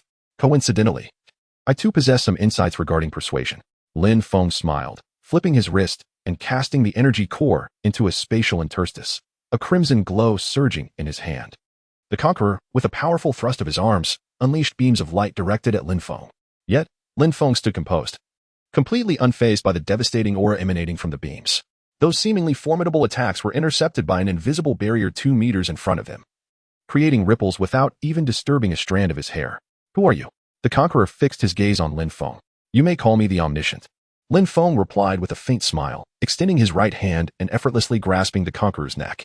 Conqueror, Lin Feng remarked, clicking his tongue. You pale in comparison to the Relic Keeper. At least he established something called the Temporal Anomaly Management Bureau, though it holds no value for me. The mention of the Relic Keeper sparked a flicker of hatred in the Conqueror's eyes. He tampered with time. He is the one who exiled me here. I am well aware. Lin Feng tightened his grip, crushing the Conqueror's neck, and with a wave of his hand, reduced him to ashes. One cannot afford to show mercy in battle. Lin Feng yawned, flipping his wrist to extract the energy source, tossing it into the air before teleporting it to the location where the Conqueror's ship had been stationed. Inserting the energy core into the ship's recess, he swiftly took control of its systems and navigated the vessel to where Janet Van Dyne awaited. Is this the Conqueror's ship? You restored his energy core? A hint of fear flickered in Janet's eyes. Indeed, I did, and I took the liberty of disposing of Conqueror. Lin Feng yawned once more. Are we leaving? I have pressing matters to attend to. The Conqueror is dead? Janet felt as though the target she had strived towards for years had suddenly vanished, realizing that someone she could never hope to defeat had been dealt with by Lin Feng in mere hours. To be precise, it took just a few minutes. It took some time to locate the energy core and shrink it. Lin Feng extended his hand towards Janet. Will you come or not? Let us go. With renewed determination, Janet boarded the Conqueror's ship. Lin Feng focused his thoughts, and the ship accelerated, magnifying in size, before moments later returning to the realm of reality, where a figure awaited them. Lin Feng, we meet again. Lin Feng greeted with a slight smile. Indeed, Lin Feng, it seems we are fated to cross paths once more. The Lin Feng from the timeline of Thor 2 replied with a knowing smile. Can someone explain what is happening here? Janet looked bewildered at the sight of two identical Lin Fengs. Temporal travelers, orchestrated by your future self. Lin Feng shrugged. That is essentially the gist of it. What year is it? Janet shook her head, just emerging from the quantum realm, feeling slightly disoriented. It is the year 2013. The future Lin Feng smiled, extending his hand towards Janet. I will take you to Hank and Hope. As for you, Lin Feng, it is time for you to return. Before Lin Feng could respond, the future Lin Feng pointed, activating the time travel device on his wrist. What the hell? Lin Feng exclaimed, then realized, wait, am I not essentially cursing myself? Indeed. It seems I am berating myself. Thus, it is perhaps best to refrain from such self-reproach. The voice of Lin Feng resonated in his ears as he emerged unscathed from the quantum passage. However, upon lifting his gaze to survey his surroundings, a colorful expletive escaped his lips. What a peculiar twist. Lin Feng mused, shaking his head, for the architecture around him unmistakably dated back to the 1940s. embodying the style of the era surrounding World War II. So this is the moment when I first encounter Captain America, he reflected, extending his mental faculties to explore his environment. Bucky had already fallen from the train, indicating that Dr. Zola had been apprehended. Lin Feng stroked his chin, pondering, that explains why Bucky did not recognize me when I awakened him earlier. Wait, has the fight already begun? With a swift teleportation, Lin Feng arrived at the final Hydra base nestled in the Alps. Greetings, Captain, he announced as he landed with the flair of a superhero, effortlessly dispatching the surrounding henchmen. Who are you? Captain America inquired, positioning his shield defensively behind him. I am Lin Feng, he replied, extending his hand. Steve Rogers, Captain America responded, shaking Lin Feng's hand. I appreciate your assistance, but my plans may be compromised now. Plans? Are they truly significant? Lin Feng smiled gently. If we can breach their defenses directly, plans become moot. Conversely, if we fail and fall into Hydra's clutches, then the plans would still hold validity. Is there an issue with that? Reasonable, Captain America raised an eyebrow, launching himself forward, only to be thwarted by a formidable iron door. How embarrassing, Lin Feng scoffed, extending his right hand, clenching his fist, and yanking back. The heavy door flew from its hinges, inadvertently crushing a swarm of Hydra agents attempting to charge forward. Let us proceed into the base, Lin Feng suggested with a faint smile as he stepped into the final Hydra stronghold. What is that? Red Skull gazed at the surveillance footage of Lin Feng, a flicker of fear crossing his features as he dashed toward the aircraft, eager to drop the bomb. Who are you? Questioned the General and Peggy Carter, who had arrived alongside Lin Feng, their expressions tinged with confusion. Me? I am Lin Feng, he replied with a soft smile. They call me the Omniscient. What about the aircraft? We cannot catch up. The General grimaced as he watched the aircraft recede into the distance. I possess a minor ability that can facilitate your passage, Lin Feng stated, turning to Captain America. Steve, are you prepared? Absolutely, Captain America affirmed, his resolve evident in his nod. Wait, Peggy Carter interjected, stepping in front of Captain America and kissing him. What are you looking at? I assure you, I will not kiss you, the General retorted, rolling his eyes. Enough. Let us move. Lin Feng placed his hand on Captain America's shoulder, transforming into a cloud of blue smoke and vanishing from sight. Chapter 55. I await you in the future. Is this the interior of Red Skull's aircraft? Captain America marveled at the array of futuristic technology within. Allow me to escort you directly to Red Skull. Lin Feng utilized the power of the 6 infinite gems to snap his fingers, reducing the Hydra soldiers aboard the aircraft to mere ashes. Subsequently, he transported himself and Captain America into the cockpit of Red Skull.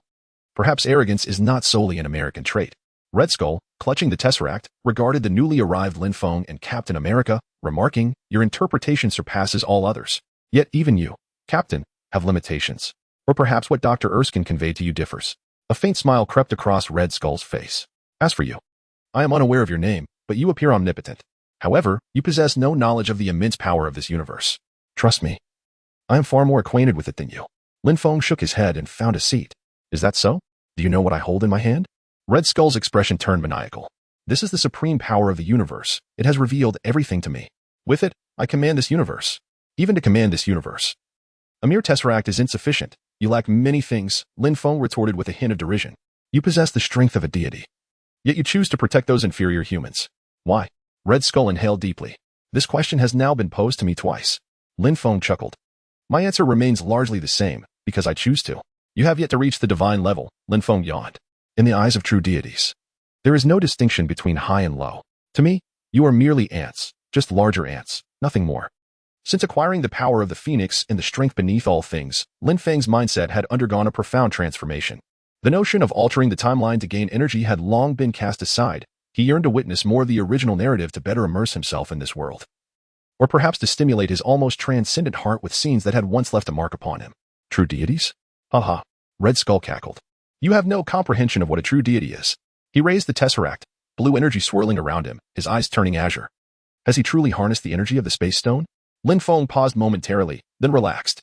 Do you genuinely believe you control this artifact? Lin Feng smiled slightly and approached Red Skull. Look at me. What do you think? Red Skull's eyes brimmed with madness.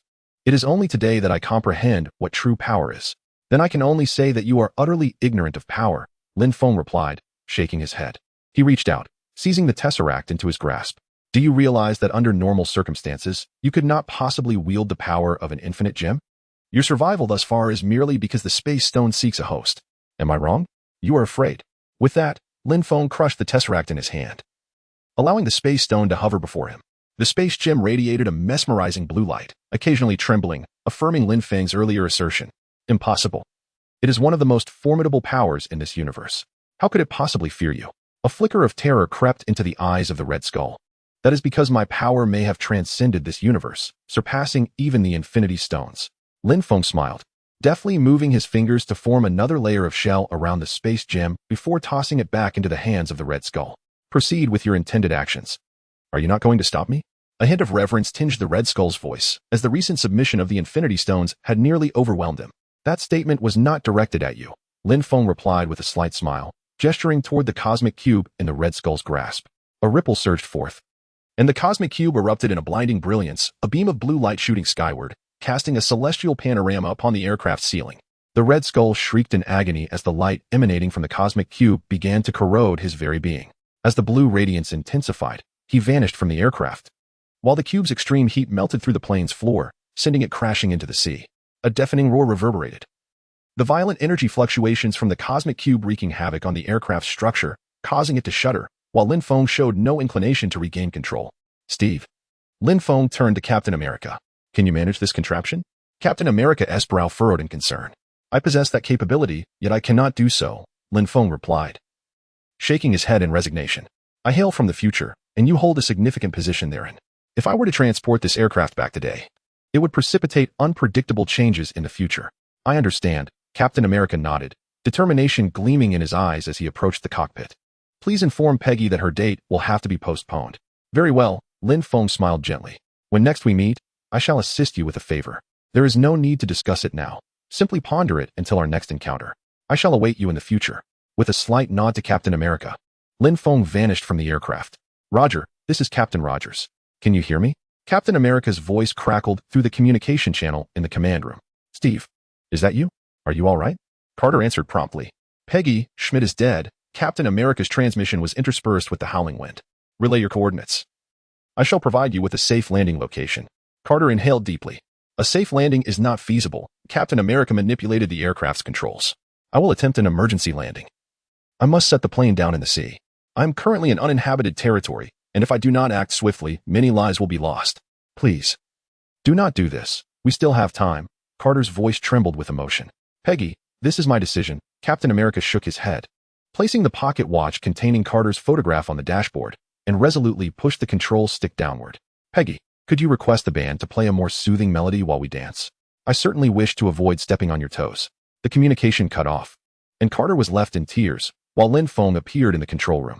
Chapter 56, The Return of Agent Carter. Lin Feng startled Carter by emerging behind her. Lin? Carter sprang to her feet. You must have a way to save him, right? I do have a method, but I cannot employ it, Lin Feng sighed, shaking his head in resignation. However, I can provide some clarification. Wait, what is going on? Carter caught a glimpse of the others in the control room, realizing they were frozen in their original positions. This is a small ability of mine. I can suspend the thoughts of others. Lin Feng tapped his head. What I am about to say is not suitable for their ears. First and foremost, I hail from the future. He dropped this bombshell for her to digest before continuing. So, you're implying that Steve must sacrifice himself during this incident, or it will adversely affect the future. Carter's brow furrowed. Don't look at me with those eyes. While I am a female agent, I have read my fair share of science fiction. To be precise, he does not actually perish, Lin Feng chuckled. Following this crash, he will be encased in ice, only to be excavated decades later. So, the future requires him? A glimmer of hope flickered in Carter's eyes. Indeed, Lin Feng nodded. Moreover, Steve asked me to inform you that your date may need to be postponed. Is it merely a postponement? Carter sighed, pondering whether she would even be alive decades from now. Even if she were, she would likely be quite aged by then. Rest assured, it is indeed just a delay. Lin Feng smiled. You will still be alive by that time, and I possess several special methods. What methods? Carter inquired, taken aback. When I bring Steve to meet you, you will find out, Lin Feng replied. Now, I must return to my rightful timeline. Being the Riddler is quite enjoyable. Lin Feng teleported to a desolate area, stretched, and said, all right, it's time to head back. He retrieved the time travel device, set the date, pressed the button, and this time there were no mishaps. Lin Feng traversed the quantum tunnel and returned to the moment just after the Battle of New York had concluded. Lin? Upon seeing Lin Feng materialize, Tony patted him on the shoulder. Yes, I'm back. I visited another universe. Lin Feng glanced at Captain America. Did you see us? Captain America smiled. Indeed, I did. Your backside remains as prominent as ever, Lin Feng grinned. That's right, Captain. I've long wanted to mention that your uniform does wonders for your posterior. Tony laughed heartily. Truly the American posterior. All right, you have a point. Captain America gritted his teeth, muttering under his breath. Enough. Tony clapped Captain America's shoulder. How about we take a day off tomorrow? Have you ever tried Turkish kebabs? A new Turkish kebab restaurant has opened nearby. Shall we give it a try? I think. Lin Feng smiled lightly, yet before proceeding, he had a task to accomplish. Ascending into the sky, he spread his arms wide. Various powers coursing through him as fragments of stone, rubble, and steel gradually levitated, floating around him. The restoration following the war was a crucial endeavor. With a wave of his hand, those among the mutants and Inhumans possessing telekinetic abilities soared into the air, beginning to orderly manipulate the debris above. Mending the ruins left in the wake of the battle for New York. Many harbored disdain for us superheroes. Lin Feng lit a cigarette for himself, asking, "Do you understand why?" "Why?" Tony questioned, perplexed. "We saved their lives." "Consider it from the perspective of an ordinary person," Lin Feng replied, gesturing towards the reconstruction efforts below. A supervillain descends, engaging in battle with superheroes amidst the city. Then, you witness a superhero lifting your newly purchased car and hurling it at your mortgage-laden home. If it were you, you would likely go mad. Perhaps they owe their lives to us, yet they have lost everything else that matters, in some ways. It would have been kinder to let them perish. Lin Feng placed a hand on Tony's shoulder. Thus, prior to the onset of the war, I conferred with Charles, Magneto, and Black Bolt to establish this post-war restoration initiative. First, we evacuate, then we fight, and finally, we mend the aftermath. My hope is that this scene will mirror what it was before their departure. Gazing into the distance, his expression contemplative, Lin Feng mused on the unexpected failure of Fury. That foolish man, to even manage the sole task he was capable of, evacuation. I cannot help it. America is what it is. Filled with fools who refuse to trust governmental agencies until their own demise is imminent. Fury approached, extracting a cigarette from Lin Feng's pack. That smoke is on the council's tab, Lin Feng scoffed. Isn't that just indicative of the inefficacy of your government? You think if we placed this job in the hands of Huagua, the soldiers would need to carry weapons? They would execute their tasks with utmost clarity. You want us to compare our emergency response capabilities to Huagua? Are you out of your mind? Fury grimaced. It's evident you cannot compete. Perhaps it would be wise to learn from them. With a dismissive snort, Lin Feng declared, enough with the trivialities, it is time for the world to recognize our existence. Leading the way, he soared into the sky, followed closely by Tony, Thor, Magneto, Professor, Black Bolt, and Namor, the founding members of their coalition. World, greetings. Lin Feng's voice resonated through the professor's telepathy, reaching every sentient being on Earth. Our world stands on the brink of monumental transformation, with advanced technologies and superhumans emerging continuously. The entities you see battling the invaders and aiding in the post-war cleanup are the mutants and Inhumans. They stand alongside us, safeguarding your safety. Extraterrestrial life has perpetually threatened the security of Earth. Today, invaders from Chitauri have arrived, and we have triumphed over them. Yet the threats to Earth extend far beyond this. Months ago, we established a united organization dedicated to protecting this world, and today, it is time for you to understand our existence and our mission. I am the Omniscient. I am Iron Man. I am the God of Thunder. I am the Professor. I am Magneto. I am Black Bolt. I am Aquaman. The world teeters on the brink of ruin, yet we have awakened. To restore order amidst chaos, to uphold eternal principles, we create and we safeguard. We fight and we entomb. We are the last grave diggers in the abyss. We are the Ink Tomb. Chapter 57. The Iron Legion. A year has elapsed since the Battle of New York, and Lin Feng glanced at the date. Is Aldrich Killian about to emerge? Lin Feng furrowed his brow. I have little desire for the Iron Legion's narrative.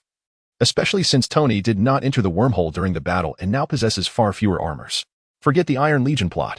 It was never particularly appealing. And the grand finale of fireworks cannot be orchestrated. Rising to his feet, Lin Feng teleported directly to Killian's base. The Omniscient. Upon the sudden appearance of Lin Feng, fear flickered in Killian's eyes. Indeed, it is I. Hand over the extremis virus. Lin Feng extended his hand. Even if you are omniscient, you cannot simply seize our research. Can you? Dr. Maya Hansen stepped forward. That may be true, but your involvement in human experimentation complicates matters. Lin Feng shrugged, gripping Killian's neck. How well can you withstand temperatures in the thousands of degrees? Killian's body rapidly flushed crimson, his clothing beginning to dissolve as he grasped Lin Feng's arm with both hands. Indeed, I can endure it. Lin Feng maintained his composure, observing Killian's fiery hands. Even at such extreme temperatures, Lin Feng's attire remained unscathed. By the way, do you not keep abreast of the news? Lin Feng's right hand gradually tightened. Have you not heard? The U.S. government dropped a nuclear bomb on me, and the energy from the explosion was entirely absorbed by me. Furthermore, when it comes to playing with fire, you still have a long way to go. Lin Feng's own body began to glow red, the hue transitioning until it transformed into a brilliant golden. This is the ability of the mutant sunspot. Harnessing the sun's power for my own use, it feels quite splendid. With a sudden constriction of his fingers, Lin Feng decapitated Killian, a violent explosion ensuing. Yet the energy from the blast was completely absorbed by Lin Feng, with not a trace of it escaping. Proceed to omniscient technologies. I shall assist in refining the extremist virus issue. Lin Feng patted Dr. Hansen's shoulder, concurrently obtaining a sample of the extremist virus for analysis. Tony's technology. Lin Feng scrutinized the sample, which he then injected into his own body. I believe I understand now. A flicker of red light coursed through Lin Feng's body. Swiftly subdued, and he let out a burp, releasing a wisp of white smoke. Come with me. I am preparing to destroy the materials here. Lin Feng placed his hand on Dr. Hansen's shoulder, threads of energy intertwining with each extremist virus host within the facility. One by one, the infected individuals emitted anguished cries. Collapsing to the ground, their orifices glowing red before detonating, while Lin Feng had already escorted Dr. Hansen to the laboratory of omniscient technologies. This laboratory is now yours. I will enlist Tony's help to perfect this creation. Lin Feng cast Dr. Hansen into the laboratory, then vanished in a swirl of blue smoke. I have alleviated a significant burden for you. How will you express your gratitude? Lin Feng tossed a stack of documents onto Tony's desk. Adric Killian? Tony flipped through the papers, his brow furrowing in confusion. Who is that? I knew you wouldn't remember. Back in '99, in Bern, we were there together. Lin Feng pointed to a photograph in the documents. That kid handed you his business card, and you told him to wait on the top floor. Instead, you were too busy with the female doctor, leaving him hanging. Shit, it seems that was indeed the case, Tony exclaimed, slapping his thigh. What was the name of that female doctor again? Maya Han, Lin Feng replied, handing Tony a picture. The formula you gave her was crucial for the completion of the doomsday virus, and they've already managed to produce a prototype. Unfortunately, several lives were lost during the human trials. This document outlines the explosions that occurred during the previous failures of the doomsday virus experiments, Lin Feng said. Flipping to a specific page. This kid has been involved in quite a lot. You took down their base directly? Tony raised his head. Dr. Hansen is in the laboratory of omniscient technologies. I've eliminated the remaining infected individuals. Lin Feng leaned back on the sofa. What about you? What have you been busy with lately? Take a look at this. Tony pulled out a collection of parts. Components for the iron armor, and Lin Feng had already guessed what Tony was about to reveal. With the sensors I've implanted in myself, I can remotely don these parts. Which means I no longer have to lug around a bulky suit when I go out. Tony's eyes sparkled with excitement as he adjusted his glasses. Moreover, I can control the entire suit remotely. Have you tested it? Lin Feng raised an eyebrow. Not yet. I'm just about to conduct the first test. Tony stood on the platform. Since you're here, you can help keep an eye on things. All right, go ahead with the test. Lin Feng leaned back, taking out a camera. Let me see how this unfolds. Every time I see you with that camera, I get an ominous feeling, Tony grimaced. Okay, Jarvis. Initiate the first test of 42. Wait a moment, 42? Lin Feng halted him. Yes, it's already 42. My inventory of suits has grown considerably. Tony clapped his hands. And the surrounding glass displays lit up, revealing numerous iron armors. What do you need so many suits for? Lin Feng frowned. Just for fun. I don't have much else to do. It's my only hobby, Tony shrugged. Ugh. Lin Feng pressed 2 fingers to his temples, scanning Tony's mental state. Relieved to find no signs of anxiety, and sighed. All right, proceed with the test. Good. Tony stretched his body and twisted his neck. The first test of Suit 42 begins now. Jarvis, cue some music. Tony's body began to move in rhythm with the music. As he reached out towards the pile of parts, nothing happened. After 2 or 3 unsuccessful attempts, Tony bit the spot on his arm where the sensor was located. And after giving it a firm pat, he extended his hand again.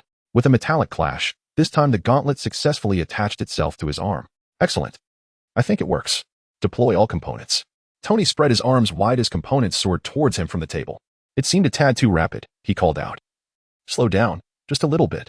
The last sound he uttered was a muffled exclamation as the armor snugly adhered to his body. Lin Feng, witnessing this spectacle, couldn't help but grin. Tony, I feel your pain, he chuckled. Bring it on. I'm not afraid of you, Tony retorted, his finger beckoning as the helmet floated into place, perfectly enveloping his face. I'm the best, he declared with a faint smile. Suddenly, a component hurtled towards him from behind, causing his armor to disassemble with a resounding crash. Beautiful, just the effect I wanted, Lin Feng remarked, switching off the camera and assisting Tony to his feet. I've come up with a rather fitting name for your armor. How about the anti-Tony armor? Chapter 58, Playing a Hand of One's Own. Indeed, it was the anti-Tony armor. Tony, supporting his waist, removed the armor and limped towards the sofa. Damn it, I need to recalibrate this, he muttered. It might be better to let Jarvis take full control. Lin Feng smirked, suggesting that Jarvis could likely resolve the issue with ease. That seems plausible, Tony mused, stroking his chin. Suddenly, Lin Feng recalled something. Do you have any thoughts on the Iron Legion? What? Tony's eyes lit up. Jarvis's processing power is already substantial. And I was wondering if it would be feasible for Jarvis to control a legion of combat robots, tasked with battlefield cleanup, evacuating civilians, and engaging in low-intensity combat. Lin Feng proposed a concept reminiscent of that in Avengers, Age of Ultron. I think it's worth a try, Tony replied, excitement gleaming in his eyes. Jarvis. Initiate simulations and incorporate foundational logic. Yes, sir, Jarvis's elegant voice responded. Lin, I've got a major issue, Thor exclaimed as he called Lin Feng. After persistent effort, Thor had finally learned to use a cell phone. What's up?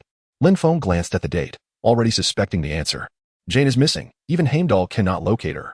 Thor's tone was laden with urgency. Calm down. Tell me what happened, Lin Feng reassured Thor. A few days ago, Jane and Darcy went out to work on some research project, and they haven't returned since. I went to Asgard to consult Heimdall, but even he cannot find her whereabouts. Thor's tone softened slightly. All right, I'll check it out. Where did she disappear? Lin Feng sighed. In a small town in England. Thor inhaled deeply. Got it. Lin Feng nodded. Tony, Thor's wife is missing. I'm going to help find her. Sure, I'll adjust the 42 when you return. We can delve into the Iron Legion issue together, Tony agreed. All right, I'm off. Lin Feng transformed into a swirl of blue smoke, arriving in England. Darcy? Lin Feng spotted her standing still. The all-knowing one, Darcy exclaimed, her excitement causing her to jump on the spot. I've practically become the babysitter for these superheroes. Lin Feng sighed, realizing he had indeed fallen into the role of a seeker. Stand still and do not move. I shall take a look inside the building. Lin Feng instructed before stepping into the dilapidated structure before him. I believe it should be this way. He traversed a corridor, comparing his surroundings to imagery from Thor, the Dark World, and with a single stride, he transitioned into another realm. I knew it. Observing Jane, who lay on the ground beside the stone pillar that once housed the ether, Lin Feng smiled and shook his head, channeling energy to awaken her. Is that you, the all-knowing? Jane inquired as she rose, gazing at Lin Feng. Yes, you may simply call me Lin. I am here to lead you out. Lin Feng conjured a wormhole, transporting Jane to the outside. Jane. Darcy rushed forward, eager to embrace her, only to be repelled by a surge of crimson energy. Be careful. You cannot approach her just yet, Lin Feng cautioned, extending his hand to stabilize Darcy midair and gently lowering her to the ground to prevent a fall. What has happened to her? Darcy asked, concern etched upon her face. Jane. A bolt of lightning struck, heralding Thor's arrival. We must first go to Odin. Lin Feng patted Thor's shoulder and led the two towards Odin's secluded farm. Hey, what about me? Darcy stood there, seething with frustration. Odin. Lin Feng knocked on the door. Lin, Thor, Jane, welcome. Odin greeted them with a warm smile. We are not here for idle chat today, Lin Feng replied, shaking his head. It concerns your daughter-in-law. The 9 realms are on the verge of reuniting, and Jane has become the new host for the ether. What? A grave expression crossed Odin's face. Let us go. We must first convene in Asgard. Heimdall.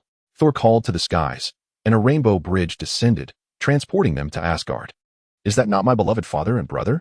Hela sneered. What brings you to my kingdom? All-knowing, welcome. Hela acknowledged Lin Feng with a slight bow. Hela. Enough of the antics. We have serious matters to discuss. Lin Feng waved his hand dismissively. What is the situation? Upon hearing Lin Feng mention serious affairs, Hela's demeanor turned solemn. As the queen of Asgard over the past few years, she had developed a regal presence. Let us converse as we walk, Odin suggested, leading towards the palace. Do you remember the Dark Elves? The race that was eradicated by my grandfather? Hela paused, taken aback. Thousands of years ago, the Dark Elf Malekith sought to exploit the ether under the pretext of the 9 realms interactions, aiming to plunge the realms into darkness once more. Odin began. My father, Bor, vanquished the Dark Elves and seized the ether, yet he did not annihilate them as history depicts. History is often a polished lie, Hela scoffed. Now, with the 9 realms on the cusp of reuniting, the ether has re-emerged, residing within that human girl. Lin Feng gestured towards Jane. Then let us eliminate her. Extract the ether, and eradicate the threat once and for all. Hela summoned a sword forged from the night sky. Hey, Thor raised his hammer. She is my wife. Family. Then that is a different matter. Hela sheathed her sword. Lin, do you possess a solution? I do, but it requires a few days of patience, Lin Feng nodded. I have a small plan to set in motion. In recent days, rest assured, I shall rectify the disturbances. Lin Feng gently patted Thor on the shoulder, reassuring him. He led her to the former chamber of the goddess. Hela waved her hand to her subordinates, signaling the others to disperse. They can spend the days as they wished. You go ahead. I shall wait here for someone, Lin Feng said, leaning against the railing, resembling a meditative monk. Very well, Hela nodded, departing with her entourage. Then, a rotund figure and a diminutive companion appeared. Lin Feng recognized them as the portly Thor and Rocket from the timeline of Avengers Endgame. Unlike the original storyline, this time Thor had not encountered the goddess Frigga, as she remained on Earth. As he sensed a peculiar spatial fluctuation, Lin Feng approached slowly. "So, I merely need to return the reality stone and Mjolnir," he declared, his voice echoing from a distance. "You are indeed correct." He approached his past self, confirming. "The items have been returned, right? Once they are, I will assist Thor in retrieving them." Well, waiting here are we?" Past Lin Feng responded, taken aback. "If all goes as expected, I should be using this to traverse back to World War II?" "Precisely." Lin Feng grasped the right hand of his past self, giving it a few taps, causing him to plunge directly into the quantum realm. Chapter 59. The Dark Elves, all done. Lin Feng yawned as he entered the chamber of his companions. "I shall extract the ether particles first." "Weren't you supposed to take a few days?" Thor inquired, momentarily bewildered. "I did not anticipate it would be this swift." Lin Feng placed his hand on Jane's shoulder, a crimson light flickering as he extracted the ether particles, transforming it into a red gem. "Is this the ether?" Thor gazed in awe at the gem in Lin Feng's hand. "Indeed. This is the original form of the ether particles, one of the 6 infinity stones, the reality stone." With a flick of his wrist, the reality stone morphed back into its fluid form as ether particles. Lin Feng seemed to sense something, raising his gaze toward the palace exterior. Heimdall had also detected the spatial disturbance, leaping onto an invisible spacecraft. His blade sliced through the air, creating a fierce spark, and he successfully sank a ship, yet soon more vessels breached Asgard's defenses. These colossal motherships unleashed a multitude of small fighters, charging toward the palace's shield. "TSK, those who arrive must depart." Lin Feng waved his hand, causing numerous fighters to explode, while the motherships were relentlessly crushed on the verge of detonation. "Change of plans, all units retreat." Malekith grit his teeth as he commanded, and the entire fleet began to withdraw, escaping Asgard through the spatial node. "I shall make a trip to Vanaheim. Accompany me." Lin Feng placed a hand on Thor's shoulder, teleporting him to Vanaheim, the homeland of the Dark Elves. "What brings us here?" Thor queried, gazing at Lin Feng. "To draw the serpent from its lair." Lin Feng settled on the ground, retrieving 2 cigarettes from a pack. "Care for one?" "Sure." Thor accepted a cigarette, but was swiftly met with a slap on the back of his hand from Lin Feng. "Is that how it is?" Lin Feng reclaimed the cigarette, advising, "Remember, when offered a cigarette, one accepts the inner and not the outer. It is a matter of respect." "Understood." With a cheerful demeanor, Thor picked up a cigarette from within, placing it between his lips, generating an electric arc to ignite it. "So, we are to wait for the Dark Elves to arrive." "Very well, waiting shall suffice." Lin Feng slowly exhaled a plume of smoke, and amidst the swirling mist, his features became indistinct. "Perhaps it is not only the Dark Elves who seek to seize the ether particles." Thor paused momentarily. "We shall soon find out." Lin Feng leaned back slightly. "Lin." Thor rose to his feet as a multitude of colossal Dark Elf motherships emerged in the distance, with countless Dark Elves pouring forth from them. Initially, the formidable beings within Asgard instilled a sense of trepidation in me. However, I never anticipated that you would dare to bring ether particles to my domain. Malekith descended from the landing platform of a ship, a half-formed god of thunder alongside a mere mortal. "You shall witness my transformation of the 9 realms into darkness once more. Once I obtain the ether particles, you will understand what true power entails." Malekith extended his hand, eager to seize the reality stone. Why do some believe that by merely possessing an infinity stone, they can attain invincibility in the cosmos? Lin Feng smiled at Thor. "Here, allow me to present it to you." Lin Feng tossed the reality stone to Malekith, forewarning him that he would soon discover that the infinity stones are not the most formidable powers in the universe. "You shall pay dearly for your arrogance." Malekith caught the reality stone, transforming it back into liquid ether particles, a dense wave of darkness erupting forth, enveloping Lin Feng and Thor. "There is no need to rush. Let him indulge in his play, for it is only by defeating him when he perceives himself as strongest that he will comprehend his own frailty." Lin Feng restrained Thor's hand, which had already grasped his hammer. "Very well." Having witnessed Lin Feng's prowess during the Battle of New York, Thor had unreserved trust in him. Such strength was far beyond the capabilities of a mere infinity stone. At last, darkness was poised to shroud the 9 realms once more. Malekith ascended the mothership, leaping into the main chamber. A failure to jump occurred, the reason unknown. Alarms blared throughout the ship. "You see, it only requires a few minor tactics for them to become flustered." A blue light enveloped Lin Feng's hands, completely sealing the surrounding space. "What have you done?" At this moment, even a fool like Malekith understood that the inability to jump through space was the result of Lin Feng's machinations. "It is nothing. I merely sealed the space." Lin Feng drew the sword from his back, slashing forth, a massive blade of light cleaving through all the motherships in the vicinity. A series of explosions erupted as Dark Elf motherships plummeted from the sky, crashing to the ground and detonating, leaving only Malekith's ship, where the Dark Elves were shielded by the power of the ether particles, while the remaining Dark Elves were nearly annihilated. You have forced my hand. Malekith's face contorted in rage as the power of the ether particles surged, coursing into the bodies of the surrounding Dark Elves, transforming them into cursed warriors. Is this truly the extent of your stratagems? Observing the scores of cursed warriors before him, Lin Feng felt a faint amusement. The chasm between the strong and the weak is insurmountably vast. The weak are even limited in their imagination. Lin Feng turned to Seoul and recounted a rather amusing tale from Earth. Someone once asked a commoner what life was like for the emperor, to which the commoner replied, "Surely the emperor must use a golden hoe to till the fields." This Malekith, much like the naive commoner who believed the emperor wielded a golden hoe, assumed that a few cursed warriors could pose a challenge to me. With a swift motion, another blade of light flashed, severing all the cursed warriors in twain, reducing them to mere ash. This is impossible. Malekith's expression grew increasingly sinister as ethereal particles surged in his hands, unleashing a torrent of energy directed at Lin Feng. However, that energy halted 2.5 meters before Lin Feng, unable to advance any further. The ethereal particles you take such pride in are inconsequential in my presence. Lin Feng, undeterred by the energy, steadily approached Malekith. As he reached Malekith, he extended his hand, penetrating the energy of the ethereal particles to grasp Malekith by the throat. Moreover, you have not even fully mastered the power of the ethereal particles. Lin Feng raised his left hand, a vortex materializing within it, emanating a terrifying force of attraction. The ethereal particles surrounding Malekith began to tremble, gradually converging into Lin Feng's palm. Even if you were granted an infinity stone, you would be unable to retain it. Releasing his grip, Lin Feng extracted all the ethereal particles from Malekith, transforming them into the form of a reality gem, which now floated in his hand. Well, this is sufficient. I find it rather dull now. With a wave of his hand, he reduced Malekith to ashes and then found a place to sit. Come, Soul?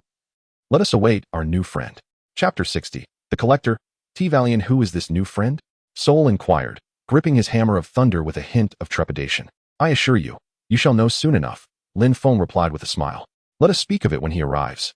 Suddenly, the space rippled as a wormhole opened, and a figure emerged, surveying the scene before fixing its gaze upon Lin Feng for a moment. Ah, forgive my intrusion. The figure retreated back into the wormhole. Just as the wormhole was about to close, a hand reached out, propping it open once more. The Collector, T-Valiant, Lin Feng declared, stepping through the wormhole into the void, smiling at the figure that had been jumping in and out. Oh, great Supreme Mage, Master of the Phoenix's power. I extend my sincerest greetings to you. The Collector bowed deeply before Lin Feng. You are quite perceptive, Lin Feng said, raising a hand to assist the Collector up. Are you here for the reality gem? Initially, yes, but upon seeing the reality gem in the hands of such a formidable being, I have reconsidered. A note of apprehension tinged the Collector's voice, revealing a heart that was easily swayed. Do not be afraid. I have no intentions of harm. Lin Feng chuckled, patting the Collector's shoulder. Acquiring the reality gem is not out of the question, but you must offer something of equal value in exchange. Ah, for the reality gem. I would gladly part with 1 or 2 of my collections. The Collector gestured invitingly to Lin Feng. I am not interested in your collections, Lin Feng replied, shaking his head. What you pride yourself on holds no significance for me. Then, what do you seek? The Collector inquired cautiously. I wish to meet the Council of Elders of the Universe. Lin Feng smiled faintly and took a seat. Of course, what do you mean? The Collector shivered slightly. Are you certain you are referring to the Council of Elders of the Universe? Indeed, that includes you, the High Celestial, the Gardener, and a few others. Lin Feng crossed his legs and lit a cigarette. I need to contact the other elders.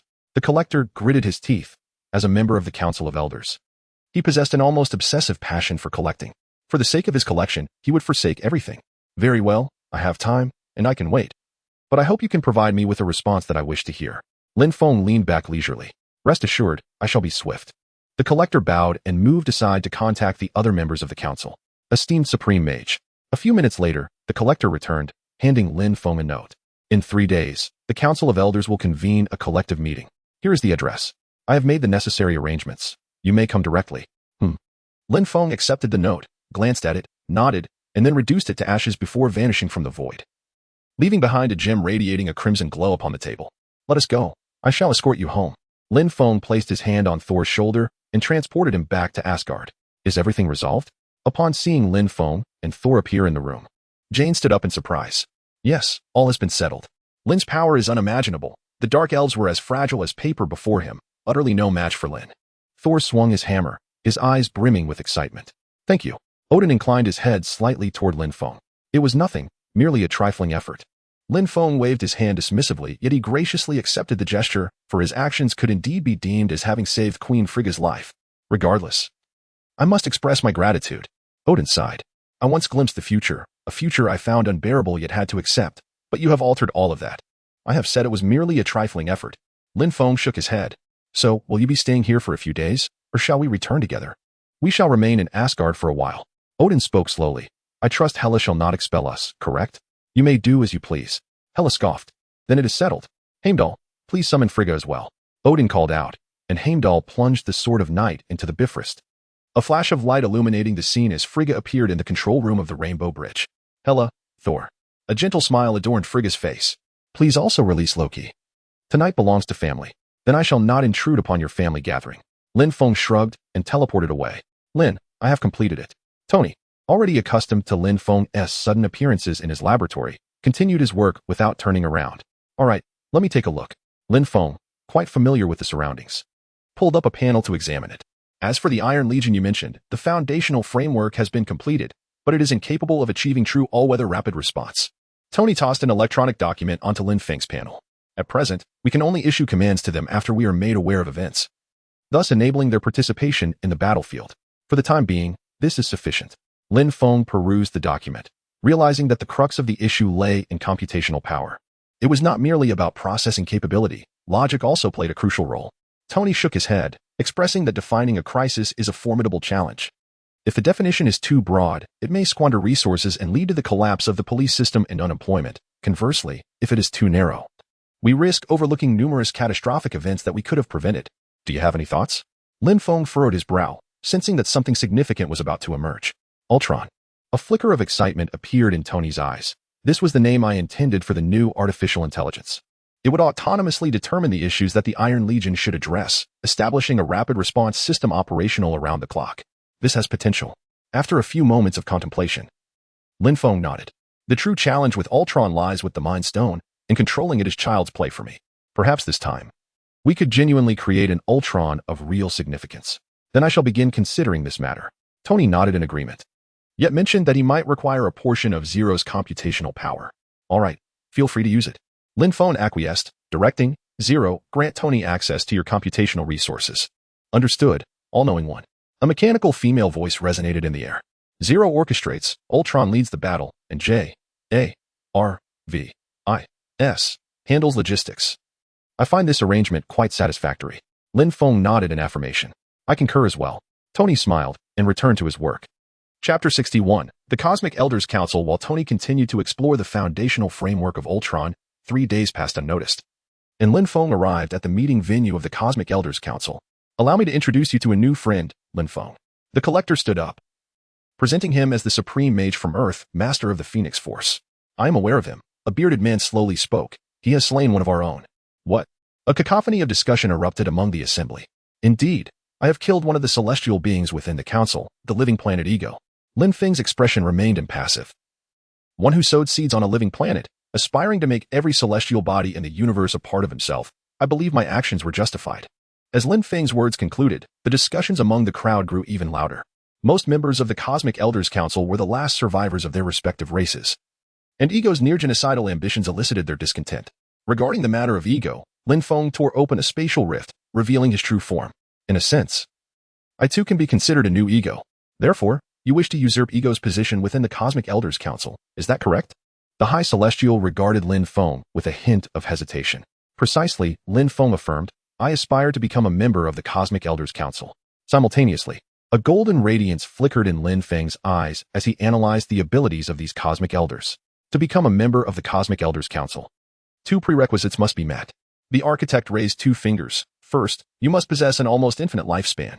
Upon witnessing this celestial body, you should have already grasped the essence of the matter. Lin Feng gestured toward his own presence and shrugged. Thus, the more pressing concern lies in the second point. The architect turned to Lin Feng, indicating that one must possess an enduring passion, a hobby that would prevent one from succumbing to madness due to the burden of eternal life. Indeed, Lin Feng replied with a smile, my passion is observation. Observation? The architect paused momentarily. Precisely, I derive pleasure from observing life, analyzing their societal structures, immersing myself in their experiences, and documenting the intriguing and noteworthy events. Lin Feng produced a camera, asserting that its contents would serve as evidence of his pursuits. How shall we address you then? Gao Tinzuan rose, suggesting that although your hobby is observation, we cannot simply refer to you as the observer. That title has already been claimed by a formidable faction. Like the inhabitants of Earth, you may call me the omniscient, Lin Feng chuckled, for my ability lies in deciphering all that I observe. The omniscient. Gao Tinzuan savored the title, deeming it a grand appellation, and expressed hope that Lin Feng would embody the significance it represents. I shall endeavor to do so. Lin Feng nodded with a smile. Very well, let us extend a warm welcome to the new member of the Cosmic Elders, the Omniscient. The Collector Dewan led the applause. Welcome, welcome. The assembly of Cosmic Elders joined in, embracing Lin Feng's addition. The council itself comprised beings of immortality, where the criteria for membership included eternal life and a personal passion. Thus, aside from a few exceptions, the council's combat prowess was no greater than that of the Celestial Fathers, rarely exceeding the level of a singular universe. The joining of Lin Feng, a master of the Phoenix power nearing the omnipotent cosmic level, significantly elevated the council's overall strength. Well then, the time is drawing near. Lin Feng remarked with a faint smile. I shall return home now, for there are myriad matters in my homeland that require my witnessing and documentation. No problem? The collector bowed respectfully and extended his hand. The omniscient may proceed at his leisure. Lin Feng nodded, and a wormhole opened behind him, transporting him back to Earth. What is the matter? Upon returning to Earth and seeing Tony's troubled expression, Lin Feng raised an eyebrow. Fury is dead, assassinated, Tony sighed. That old fellow is dead? Lin Feng scoffed, recognizing this as the timeline of Captain America, the Winter Soldier, coinciding with Fury's fake death. Who knows? Also, take a look at this. Steve sent it to me. Tony forwarded a document to Lin Feng. The Insight Program? Lin Feng furrowed his brow. This initiative was central to the plot of Captain America, the Winter Soldier, with Hydra's branch surfacing at this juncture. It bears similarities to our Ultron initiative. But rather than events, it targets individuals. Tony drew up a screen, revealing a version of Ultron aimed at internal human threats. Typically, that would be the case. Lin Feng hacked into S-H-I-E-L-D, accessing the foundational logic of the Insight Program, only to discover that the algorithm was fundamentally flawed. What is the issue? Tony frowned. This algorithm is not designed to address threats at all. Lin Feng directly instructed Zero to simulate the objectives of the Insight Project using the algorithm. Within moments, the simulation results materialized, revealing nearly 20 million attack targets on the screen. Among them were Captain America, Carter, a host from Cairo, the Deputy Secretary of Defense, a high school graduate from Iowa City, Bruce Banner, Stephen Strange, and Clint. Lin Feng clicked his tongue, impressed by Dr. Zola's algorithm. Should we take action? Tony furrowed his brow, staring at the alarming expanse of red on the screen. No need. Captain Rogers will handle this, Lin Feng replied, shaking his head. Then why are we not on this list? Tony inquired, looking at Lin Feng. Because they know that taking aim at the 3 motherships would be like delivering a meal for me, so they dared not designate the members of the Serpent as targets. Lin Feng shrugged. Besides, in the eyes of most Hydra operatives, I am actually one of their own. What? Tony abruptly stood up, nearly knocking over his chair. I had connections with Hydra long ago, and later, I infiltrated directly into the boss's position. I just haven't had much time to manage them lately. Which led to this predicament. Lin Feng shrugged again. Let's leave it at that for now and see how the captain handles it. It's not ideal for the members of the Serpent to take direct action against government entities. If you could intervene, I might be quite pleased, a shadowy figure approached. Fury? I knew you weren't dead. Tony clapped a hand on Fury's shoulder. Rest assured, even if you die, I shall remain.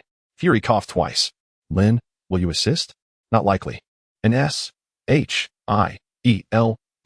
so thoroughly infiltrated by Hydra, is beyond redemption. Steve will handle the 3 airborne motherships, and S-H-I-E-L-D will meet its demise. It's for the best, Lin Feng replied, shaking his head before teleporting away to his home.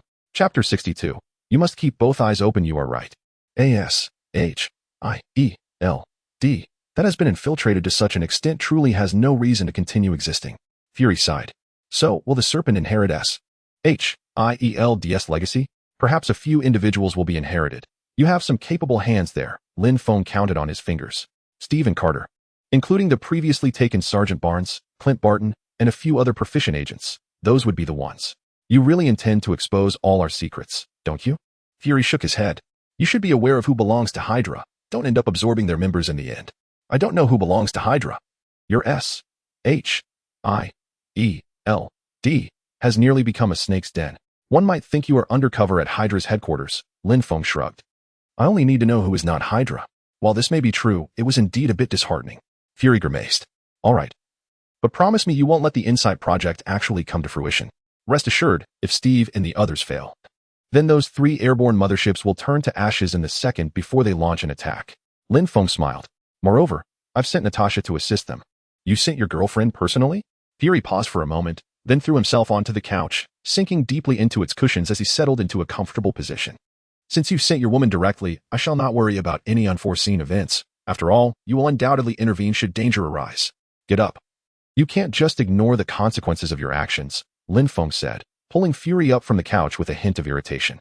We need to expose Hydra's activities over the years. Your iris authentication is required. Rest assured, my iris has likely been deleted by Pierce long ago. So my presence would be of no consequence, Fury shrugged. That eye of yours, scratched by a cat, is still in the database. You think I'm unaware? Lin Feng scoffed. Hurry up, I'll take you there. Very well, Fury replied reluctantly. By the way, could you be less rough with someone who is injured? Oh, please. Do you think I'm oblivious to the substances you've taken? That wound of yours is nearly healed, Lin Feng retorted, opening a wormhole and shoving Fury through it. I took Bucky away, and now 3 Winter Soldiers have emerged from the Super Soldier Serum? Lin Feng sat on a small stool in the sky, observing the battle below. Carter, Falcon, Captain America, each has one to contend with. Lin Feng tossed a handful of popcorn into his mouth. With super soldiers involved, the Falcon should find it somewhat challenging. Indeed, the cotton candy machine proved ineffective. After finishing the popcorn, Lin Feng pulled out some sunflower seeds, deciding to admire his wife instead. TSK, she looks stunning, he mused. Munching on seeds while watching Natasha dispatch Hydra agents with precision, reminding her through a sound wave to remove the identity pins from her chest. Those things can conduct electricity and can be lethal. Be sure to take all of them off. Understood, Natasha acknowledged. Her form flickering momentarily before several pins from council members appeared in her hand. What are you doing? Inquired a council member, frowning at Natasha as she operated at the computer. She is disabling security protocols and uploading all confidential information online. Pierce raised his hands. Including Hydra S, Natasha shrugged. Also including S. H. I. E. L. D. S. Pierce fixed his gaze on Natasha. If you proceed with this, your past will no longer be concealed. Are you prepared for the world to witness your true self? I believe people will be more forgiving towards the girlfriend of an omniscient being. Natasha smirked as she pressed in her. But the question is, are you ready? 2 are done, but we still need 1 more. Agent Hill observed the progress from the control room. Disabling the encryption protocol requires 2-level clearance. Pierce shrugged. Do not worry, your companion has arrived.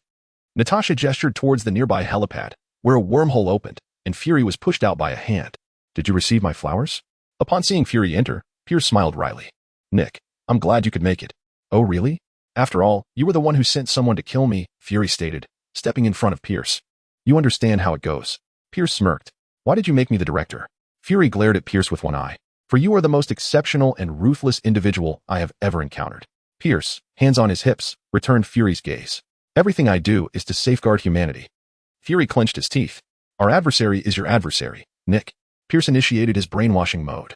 Chaos, war, inevitably, our most formidable foe will launch a nuclear strike. Or Chicago will succumb to an electromagnetic pulse that plunges it into darkness. Diplomacy? Merely a means to buy time, Nick. Pierce leaned in closer to Fury, his face nearly touching Fury's. Do you know where I comprehended this truth? In Bogota, when you acted without consulting me, simply doing what was necessary. By sacrificing 20 million lives, I can establish a new order for 7 billion. Pierce stepped back. This is the next step. Do you possess the courage to execute it? I am not the arbiter of that. It is the prerogative of the omniscient. Fury shrugged. I am here today to assist in dissolving a pact. The remainder is not my concern. Pierce erupted into laughter. You mean the omniscient? The omniscient is one of Hydra's oldest entities. Do you truly believe our king would impede us? Pierce laughed boisterously. Can you guess why Ms. Romanoff is here? Fury pointed at Natasha.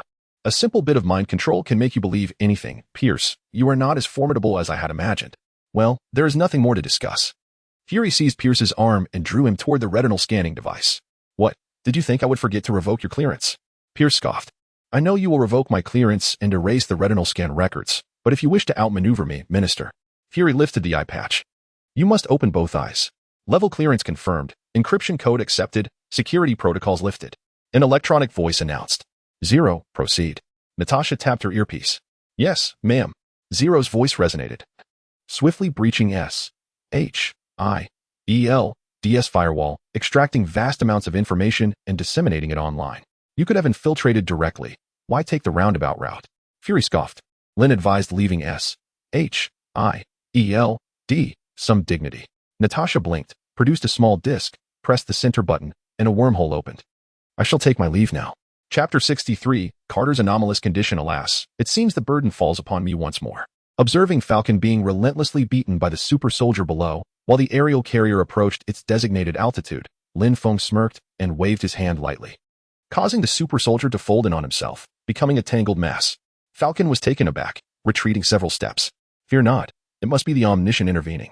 Captain America reassured Falcon over the comms. That is a relief. Falcon patted his chest, exhaling deeply. The previous scene had indeed rattled him. Lin, thank you. Captain America called out to the sky. Just a minor intervention. Lin Feng's voice came through the exclusive S-H-I-E-L-D communications channel. I am also in position. The Falcon inserted the chip into the slot and departed from the aerial mothership, simultaneously retrieving Captain America and Carter from the other two aerial vessels. Agent Hill, you may commence, Captain America communicated over the comms. Prepare to fire, commanded the officer in the Hydra command room. Ready to fire in 3, 2. Suddenly, the screen before him flickered, and all targets vanished. Where are the attack targets? The commander asked, bewildered.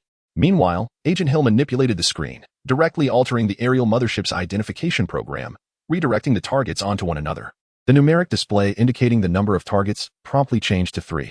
With the sound of mechanical movement, the cannons on the aerial motherships slowly pivoted to face each other. Moments later, as Hill pressed the button on the display, the cannons erupted in a series of fiery blasts, resulting in the explosion of the 3 aerial motherships.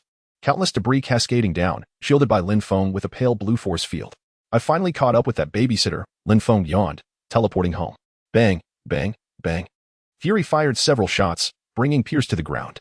In his final moments, Pierce slowly uttered a few words. Long live Hydra. Hey, Steve. Lin Feng visited Captain America's residence days later. Thank you for everything, Captain America greeted with a smile as he opened the door. I merely intervened slightly. Lin Feng replied with a chuckle, but I'm here for a different matter today. Just say it. You've assisted me on numerous occasions. Captain America responded with a hint of a smile. S-H-I-E-L-D has been entirely dismantled. Would you be interested in bringing your wife and joining me for work? Lin Feng produced a contract detailing unstable working hours, predominantly during vacations, along with housing and car provisions, and an annual salary of $2 million. You've turned heroism into a job? Captain America furrowed his brow at the contract. I believed helping others was our societal responsibility. There are many extraordinary individuals in this world with a willingness to assist, yet they are human too. They need to live. Lin Feng replied with a smile. Why not cultivate a skill that helps others while providing for a family? According to your reasoning, firefighters, police officers, and soldiers should not be compensated either. Steve, remember, ability and responsibility are not inherently linked. Responsibility should correlate with rights, Lin Feng asserted. Flipping the contract to the signature page. This is my answer to the world as superheroes, a means for them to help others without the burden of life's necessities weighing them down. But that grants power into individual hands, Captain America retorted, still frowning. Such power is inherently unsafe, regardless of whether it lies with individuals, government entities, or even the United Nations. S-H-I-E-L-D serves as an example. Lin Feng leaned back. However, I am different. This power in my hands is the safest of all. Why is that? Captain America inquired. Because I do not need this power. Lin Feng exuded an air of formidable confidence. I established the Mo Ling, and I govern it. However, I can assure you that the combined worth of all individuals within Mo Ling is merely a fleeting thought to me, since wielding this power holds little significance for me. Its stewardship in my hands ensures its safety. As Lin Feng retrieved a cigarette and prepared to light it, he caught sight of Carter beside him. A flicker of surprise igniting in his eyes, prompting him to withdraw the cigarette once more. Think it over carefully, Lin Feng advised as he rose, patting Captain America's shoulder. Also, when time permits, take Carter to the hospital for a checkup. What? Captain America blinked in confusion, glancing at Carter. I have no idea what Lin is talking about. Carter appeared bewildered, yet recalling Lin Feng's earlier action of putting the cigarette away, a look of disbelief crossed her face. Could it be that we are thinking along the same lines? Captain America gasped in realization. It seems so, Carter nodded slowly, still in a daze. We should head to the hospital for an examination. Without hesitation, Captain America sprang up, opting for a taxi rather than riding his motorcycle, and along with Carter, they sped toward the hospital. Steve, there's no need to be so anxious, Carter reassured him, noticing how the sudden brake of the driver had warped the car door handle in his grasp. We have both been injected with the super soldier serum. Even if it is indeed what we suspect, a little jolt won't cause any issues. I know, Peggy, but I simply cannot help myself. Captain America replied with a wry smile. All right, we have arrived. The driver unlocked the car door and handed Captain Rogers a notepad and a pen. Captain Rogers, this ride is on the house, but could you please sign for me? Of course, Captain America accepted the paper and pen, inscribing both Steve Rogers and Captain America before returning them to the driver. He then opened the door for Carter. Congratulations, Captain Rogers, the driver waved as he accelerated away. Oh shoot. The taxi driver halted by the roadside, flipping through the notepad only to find several bills tucked inside. Could it be true? Captain America contemplated the examination report in his hands, his palms trembling slightly. Just days prior, he had endured an intense battle. Steve, there is truly no need for such concern. Carter grasped his hand. This is a gift from the heavens. Peggy, I have made a decision, Captain America declared, lifting his gaze with newfound determination. Tomorrow, I will present the contract to Lin. I shall provide you and our child with a better life. Chapter 64. The opening of Avengers 2. Lin, thank you. Had it not been for your reminder, we might still be oblivious, even risking Peggy's continued missions, Captain America said, handing the signed contract to Lin Feng. I will join, but Peggy will not, at least not for now. I understand. Even if she were to join, I would grant her leave. Lin Feng accepted the contract. Tony and I have co-founded the Mo Ling Foundation, which will manage your salaries. Financial matters are easily resolved. The profits from All-Knowing Technologies' mobile phone sales over the years could fund your salaries for 50 years, not to mention Stark's contributions. I possess sufficient funds for a century or so. Tony patted Lin Feng's shoulder, assuring him that the accumulations of several generations invariably surpass one's own. Indeed. The spoils of war, right? Lin Feng smirked, recalling that during the war, the United States was the most proactive in reaping profits, with its arms companies being the most adept at amassing wealth. What more is there to say? Hey, Lin, you're once again touching on sensitive subjects. Tony exclaimed loudly. Who prompted the discussion in the first place? Lin Feng shrugged, pulling out a document. Here is your new mission. Take a look. The Hydra base in Sokovia?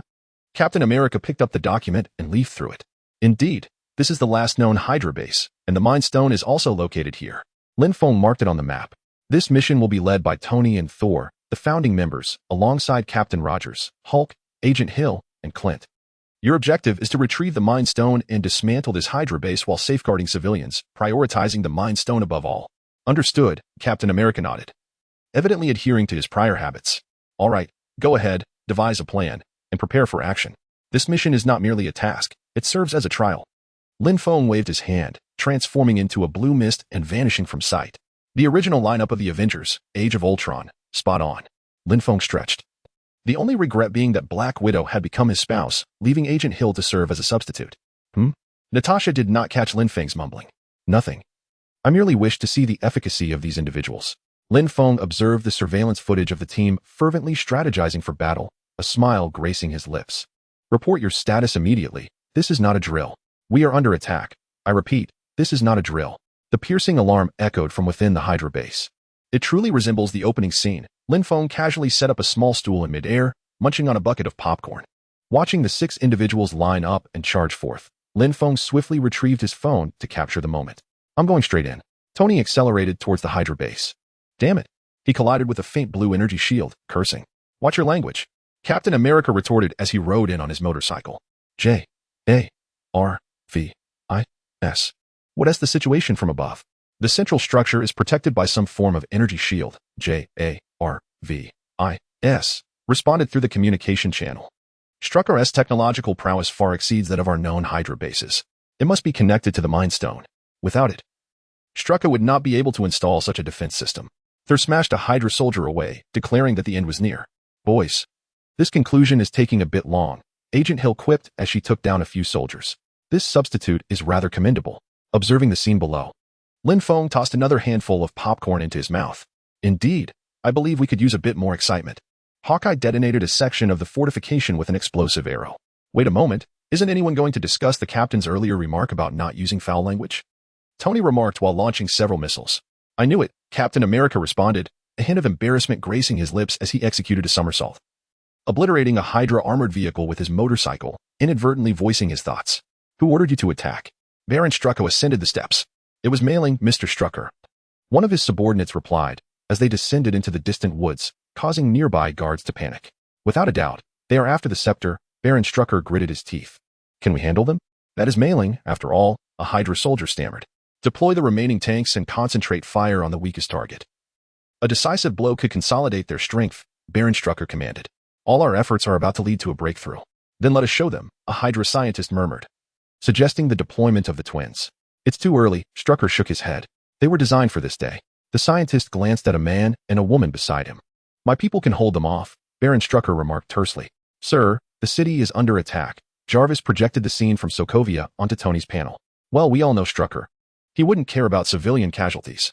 Lin also insists on prioritizing the safety of civilians. Tony assessed the battlefield and commanded, deploy the Iron Legion. One by one. The robots ascended from Mailing's headquarters, their long tails igniting as they soared towards Sokovia. This area is unsafe. Please evacuate immediately, Jarvis's voice echoed from the robot's head. As they began to guide the civilians away, declaring, we are here to assist. Due to Mailing's notoriety and that of the omniscient, the Iron Legion robots, adorned with Mailing's emblem, did not face hostility from the Sokovia residents as depicted in films. Instead, they swiftly commenced evacuating the civilians. We shall not yield. The omniscient has sent his circus clowns to test us, and we shall return their corpses. Strucker rallied his troops, proclaiming, no surrender. No surrender. The Hydra soldiers echoed his fervor. I am prepared to surrender, Baron Strucker whispered to the scientist beside him. Delete everything. If we hand over our weapons to the Avengers, they may refrain from delving deeper into our activities. The twins, the scientist pointed to the side. I said, it is not yet time. No, I mean the twins. The scientist insisted, nudging Strucker. Following his gaze, Strucker realized the spot where the man and woman had stood was now empty. Chapter 65, World Line Correction? Meanwhile, the battle outside had escalated to a fever pitch. Hawkeye drew an explosive arrow, aiming it at the bunker, but a silver shadow swiftly intercepted the arrow. Hawkeye quickly ducked behind cover, drawing his bow once more, only to be knocked over by that very shadow. Did you not see? Quicksilver halted momentarily to taunt Hawkeye before vanishing like a fleeting shadow. Pietro, upon catching sight of Quicksilver's visage, sprang to his feet in astonishment. Why was this happening? Lin Feng drew a deep breath, for the Quicksilver below was not the one from the Avengers, Age of Ultron, but rather the version from the X-Men universe, the same Quicksilver he had encountered during the Age of Apocalypse. Charles. Lin Feng reached out telepathically to the professor at the Muir Island headquarters. Lin? What is it? The professor's response was swift. Is that fast-running boy from the Age of Apocalypse still with you? Lin Feng inquired. No, he left a few years ago to visit his mother and sister. He later informed me that his mother had passed away, and he needed to care for his sister, so he would not be returning to school for the time being. The professor replied. Is Eric unaware of this? Lin Feng furrowed his brow. Has he abandoned his own children? Indeed, while Eric and I jointly oversee the issues concerning mutants, I am responsible for educating the new mutants at the Academy, whereas he manages those who are already familiar with their abilities, some of whom harbor darker intentions, at the Hellfire Club. We operate in distinctly different realms, the professor elucidated. Thus, after reuniting with family, Pietro has remained with me, having little contact with Eric. I understand, Lin Feng nodded. Let it be for now, there's no need for concern. Is this a correction of the world? Lin Feng's brow furrowed, if that were the case. The situation could become quite precarious. As Hawkeye remained in a daze, a turret rose from the distant bunker and a shot grazed his side, causing him to grunt and collapse to the ground. We have superhumans on our side. Captain America was sent tumbling through the air by a fleeting Quicksilver, landing deftly on his feet. Clint is injured. Agent Hill rushed to Hawkeye's side to tend to his wounds. Someone needs to take care of that bunker. No problem. A deep roar echoed through the communication channel as Hulk surged forward, barreling through the bunker under a barrage of gunfire. Stark, we really need to get inside quickly. Captain America toppled several Hydra soldiers. I'm working on it. Tony wore a serious expression. Jarvis, how do I shut this thing down? Where's the power source for this shield? Above, in the Northern Tower's corridor. Perfect, I need something to remotely disable it. Tony smashed through an armored vehicle, soared into the sky, and unleashed 2 beams of laser and a missile at the power source, effectively disabling the shield. Everyone, it's done. Superhumans? Thor descended from the sky, his hammer striking the ground and sending arcs of electricity that felled a group of Hydra soldiers as he approached Captain America. I can't see clearly. Captain America shook his head. It could be some ability of a mutant or inhuman. Don't worry about that. I'll handle it. Lin Feng's voice came through the headset, surprising Captain America, who had not anticipated his presence. Are you watching? Captain America glanced skyward, seeing nothing. Just focus on your tasks. Leave the superhumans to me. Understood. Captain America took a deep breath, turning his attention to a squad of approaching Hydra soldiers. Clint is grievously injured. We must retreat, Agent Hill interjected. I can provide cover for Barton to board the aircraft, the sooner the better. You and Stark retrieve the scepter. Thor also noticed the advancing soldiers, who appeared rather exhilarated. Captain America shielded his head with a shield. When Thor struck Captain America's shield with his hammer, the shockwave emanated outward, incapacitating a squad of Hydra soldiers and even detonating a tank in the rear. "Find the scepter," Thor exclaimed, wielding his hammer and soaring into the sky. "And for heaven's sake, watch your language," Tony scoffed. "It seems this matter cannot be resolved swiftly." Captain America lowered his head, letting out a sigh. "Everyone halt. Let us converse." Tony shattered the glass of the window as he crashed into the Hydra base, only to be met with a barrage of bullets. Observing that the enemy had no intention of ceasing fire, Tony unleashed 2 rows of miniature guided missiles from his shoulder, accurately taking down each adversary. "A delightful exchange," Tony remarked with a smirk. "No, it certainly is not," a Hydra soldier grumbled while clutching his wounded thigh. "Quite the spectacle indeed." Lin Feng materialized on Quicksilver's path, capturing the recent exchange between Tony and the Hydra soldier. "Lin?" Upon recognizing Lin Feng's face, Pietro halted. "How long has it been since you last accessed the internet?" Tony inquired, frowning. "Since my mother was killed by a Stark Industries missile." Quicksilver's face betrayed a hint of rage. "Damn, that truly is the case." Lin Feng gritted his teeth. "What about your sister?" "She's over there. I'll fetch her." Quicksilver vanished in a blur, only to return in an instant, cradling a girl. "Who is he?" One pointed at Lin Feng. "This is Lin, the most powerful superhuman I've ever encountered," Quicksilver said, excitement gleaming in his eyes. "Hello, I'm Wanda." She nodded at Lin Feng. Meanwhile, Tony had located the laboratory within the base, blasting a Hydra scientist who was in the midst of deleting data. "All right, Jarvis. You know what I need. All the data." Tony removed his armor, setting it to standby mode, and affixed a small device to the computer to transmit a copy to headquarters. "We have the situation under control on our end," Agent Hill announced over the public channel. "Good," Captain America nodded. "Hulk, it's time to return." Hulk, dissatisfied, smashed a tree in frustration before lumbering back to the aircraft. "Where have you hidden the scepter?" Tony surveyed the area and, with Jarvis's assistance, discovered a concealed door revealing the remnants of the Battle of New York. "They certainly caused quite a mess," Tony remarked with a smirk, extending his hand to summon the arm of his Iron Man suit, which snatched the floating mind scepter. "I have acquired the scepter. We can return now." Acknowledged. Captain America and Agent Hill boarded the aircraft, patting Hawkeye's shoulder as he reclined in his seat. The aircraft took off, with Tony in his armor and Thor following closely, heading towards the headquarters of the molding formerly Stark Tower. Chapter 66. The God of the Underworld. Sisyphus. "Lin, what brings you here?" Quicksilver, having resided in the Hydra base for several years, was utterly unaware of Lin Feng's establishment of Mo Ling. Nor did he know that Tony and Lin Feng were good friends. "That's why I asked how long it has been since you last accessed the internet." Lin Feng sighed. "Do you know who those people were just now?" "Tony Stark?" Quicksilver's expression darkened with a hint of anger. "They informed me that Stark, along with a few others, formed some sort of superhero team, and I heard the leader is called the Omniscient One. They say it was Stark and the Omniscient One who financed it together. If you ask me, I suspect this so-called Omniscient One is not a good person. Otherwise, why would they associate with Stark?" Quicksilver remained oblivious to Lin Feng's growing discomfort and continued to prattle on. "Is it possible that I am the Omniscient One?" Lin Feng interjected lightly. "Oh, you are the Omniscient One." Quicksilver's eyes widened in disbelief. "Indeed, I am the Omniscient One. And by the way, your mindset needs to be adjusted," Lin Feng sighed. "Why do you harbor such animosity towards Stark?" "I only know that while I was having dinner with my mother at home, a missile obliterated half the house. Yet it did not explode. The ruins buried my mother, and I remained trapped beneath the debris for 3 days, waiting for that missile to detonate." Wanda said angrily. "I knew the missile bore a mark, Stark. So, after being killed, you still blame the arms dealer?" Lin Feng furrowed his brow, perplexed by the logic. "But without Stark," Wanda hesitated. "Without Stark, they might have used Hammer Industries weapons instead," Lin Feng shrugged. "However, if they had used hammers, your chances of survival might have been somewhat higher, considering they produced more dud munitions. But we don't know who to hate," Quicksilver lamented. "Hate those politicians who instigate wars." Lin Feng shook his head. "All right, you two, come with me back to Mo Ling's headquarters. The professor and your father are there." "Fine. But don't expect us to show Stark any goodwill in the near future," Quicksilver gritted his teeth. "All right, we can visit the professor or your father later," Lin Feng said, opening a wormhole to transport them to Mo Ling's headquarters. Pietro, the professor, maneuvering his wheelchair, approached slowly. "You've returned." "Professor," Quicksilver nodded. "You must be Wanda." The professor turned to her. "Charles, do not entertain any thoughts about her. Her energy levels are beyond your reach." Lin Feng interrupted the professor's telepathy. "Her energy levels are comparable to Jean Grey's. You certainly cannot control her."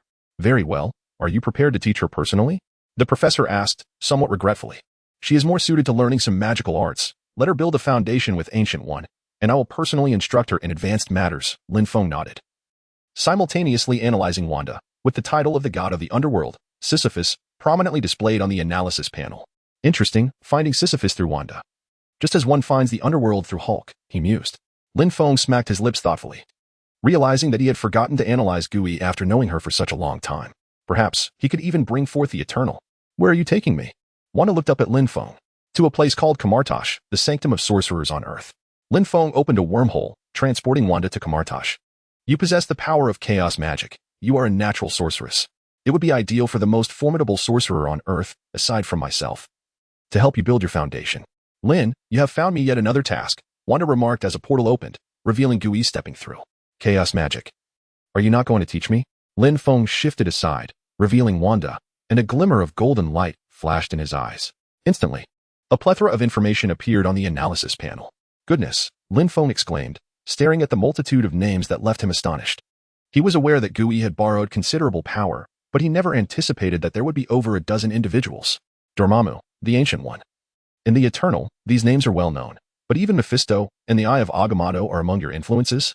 Lin Feng mused, counting the familiar names. So, I clearly have an abundance of debts without worry. Gui poured herself a cup of tea, however, after becoming the Sorcerer Supreme. You have not only done nothing but also added considerable burdens to my plate. I am about to bring Stephen Strange to you. What is your hurry? Lin Feng waved his hand dismissively. What day is it today? Suddenly, Lin Feng realized something. Wait, that car accident should no longer happen. What do you mean? Gui frowned. The time stone is no longer in my possession, and I can no longer see the future. What will become of that accident? Look, this is likely a simulation of the original accident. Lin Feng projected an image, depicting the moment of the car accident from Doctor Strange's film as recalled in his memory. See here? Lin Feng focused on the scene where Strange looked down at the tablet. Those two images belonged to Rhodey, who was accidentally injured by Vision during the Civil War, resulting in a spinal fracture after falling from the sky. It was this very incident that led to Strange being invited for surgery, which subsequently triggered the car accident. Do you think this accident can be manipulated? Gui shrugged. Manipulated? Lin Feng paused for a moment, then took a deep breath. Master Gui, please wait a moment. I need to investigate something. Damn you, system. Lin Feng entered his mental realm, cursing at the orb of light. Just tell me if your life here is satisfactory. The glowing orb flickered, that life on Earth. I hesitate to say it. Just looking at your life makes me feel that death itself would be a blessing, let alone being reborn in another world. Lin Feng exhaled, exiting his mental realm. I will settle this with you later. Chapter 67. Ultron, what is the story with those two superpowered individuals? Upon returning to the headquarters and molding, Tony rushed over. Why do I feel like their gazes towards me are rather peculiar? These two individuals are the children of Eric. Stark Industries missiles ravaged their home during a localized conflict, resulting in the tragic loss of their mother. Lin Feng sighed. At that time, Pietro was still studying with Charles, while Wanda, merely a young girl, wandered alone for months before Pietro finally found her. Damn Obadiah. Tony clenched his fists. Indeed, that incident was not entirely Obadiah's fault. Lin Feng withdrew a cigarette, recalling that the war was instigated by the U.S. government and was far from being a mere act of terror. Those damn politicians. Tony gritted his teeth. Well, it is what it is. At least they still have their father. Lin Feng took a deep breath and exhaled a cloud of smoke. You attended my parents' funeral, did you not? Alas, I still vividly remember how nearly unhinged you were back then. Tony discreetly took a cigarette from Lin Feng's pack, lit it, and took a deep puff, only to choke, tears streaming down his face. I may never get used to this. I truly do not understand why you enjoy it so much. One must have some means of alleviating stress, Lin Feng replied, shaking his head. How is Clint faring? He asked. Well, Dr. Helen Zhao has brought the life cradle. In just a few minutes, he will be as if he never sustained any injuries. Tony smiled. What of the Mind Stone? Have you examined it? Indeed, I've made a significant discovery. Mention of the Mind Stone sparked excitement in Tony's eyes. Follow me. Hey, Lin, Tony. Upon arriving at the lab, Hawkeye, nestled within the regeneration cradle, greeted them. Are you certain he will be all right?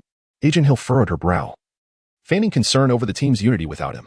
Rest assured, the nanomolecules will bond instantaneously, Dr. Zhao assured, operating the panel, and once completed, even he would be unable to distinguish his own cells. She is creating tissue. Banner, returning to human form, adjusted his glasses. Oh, is he not going to make it?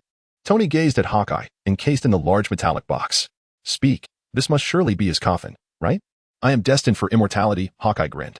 I shall become made of plastic.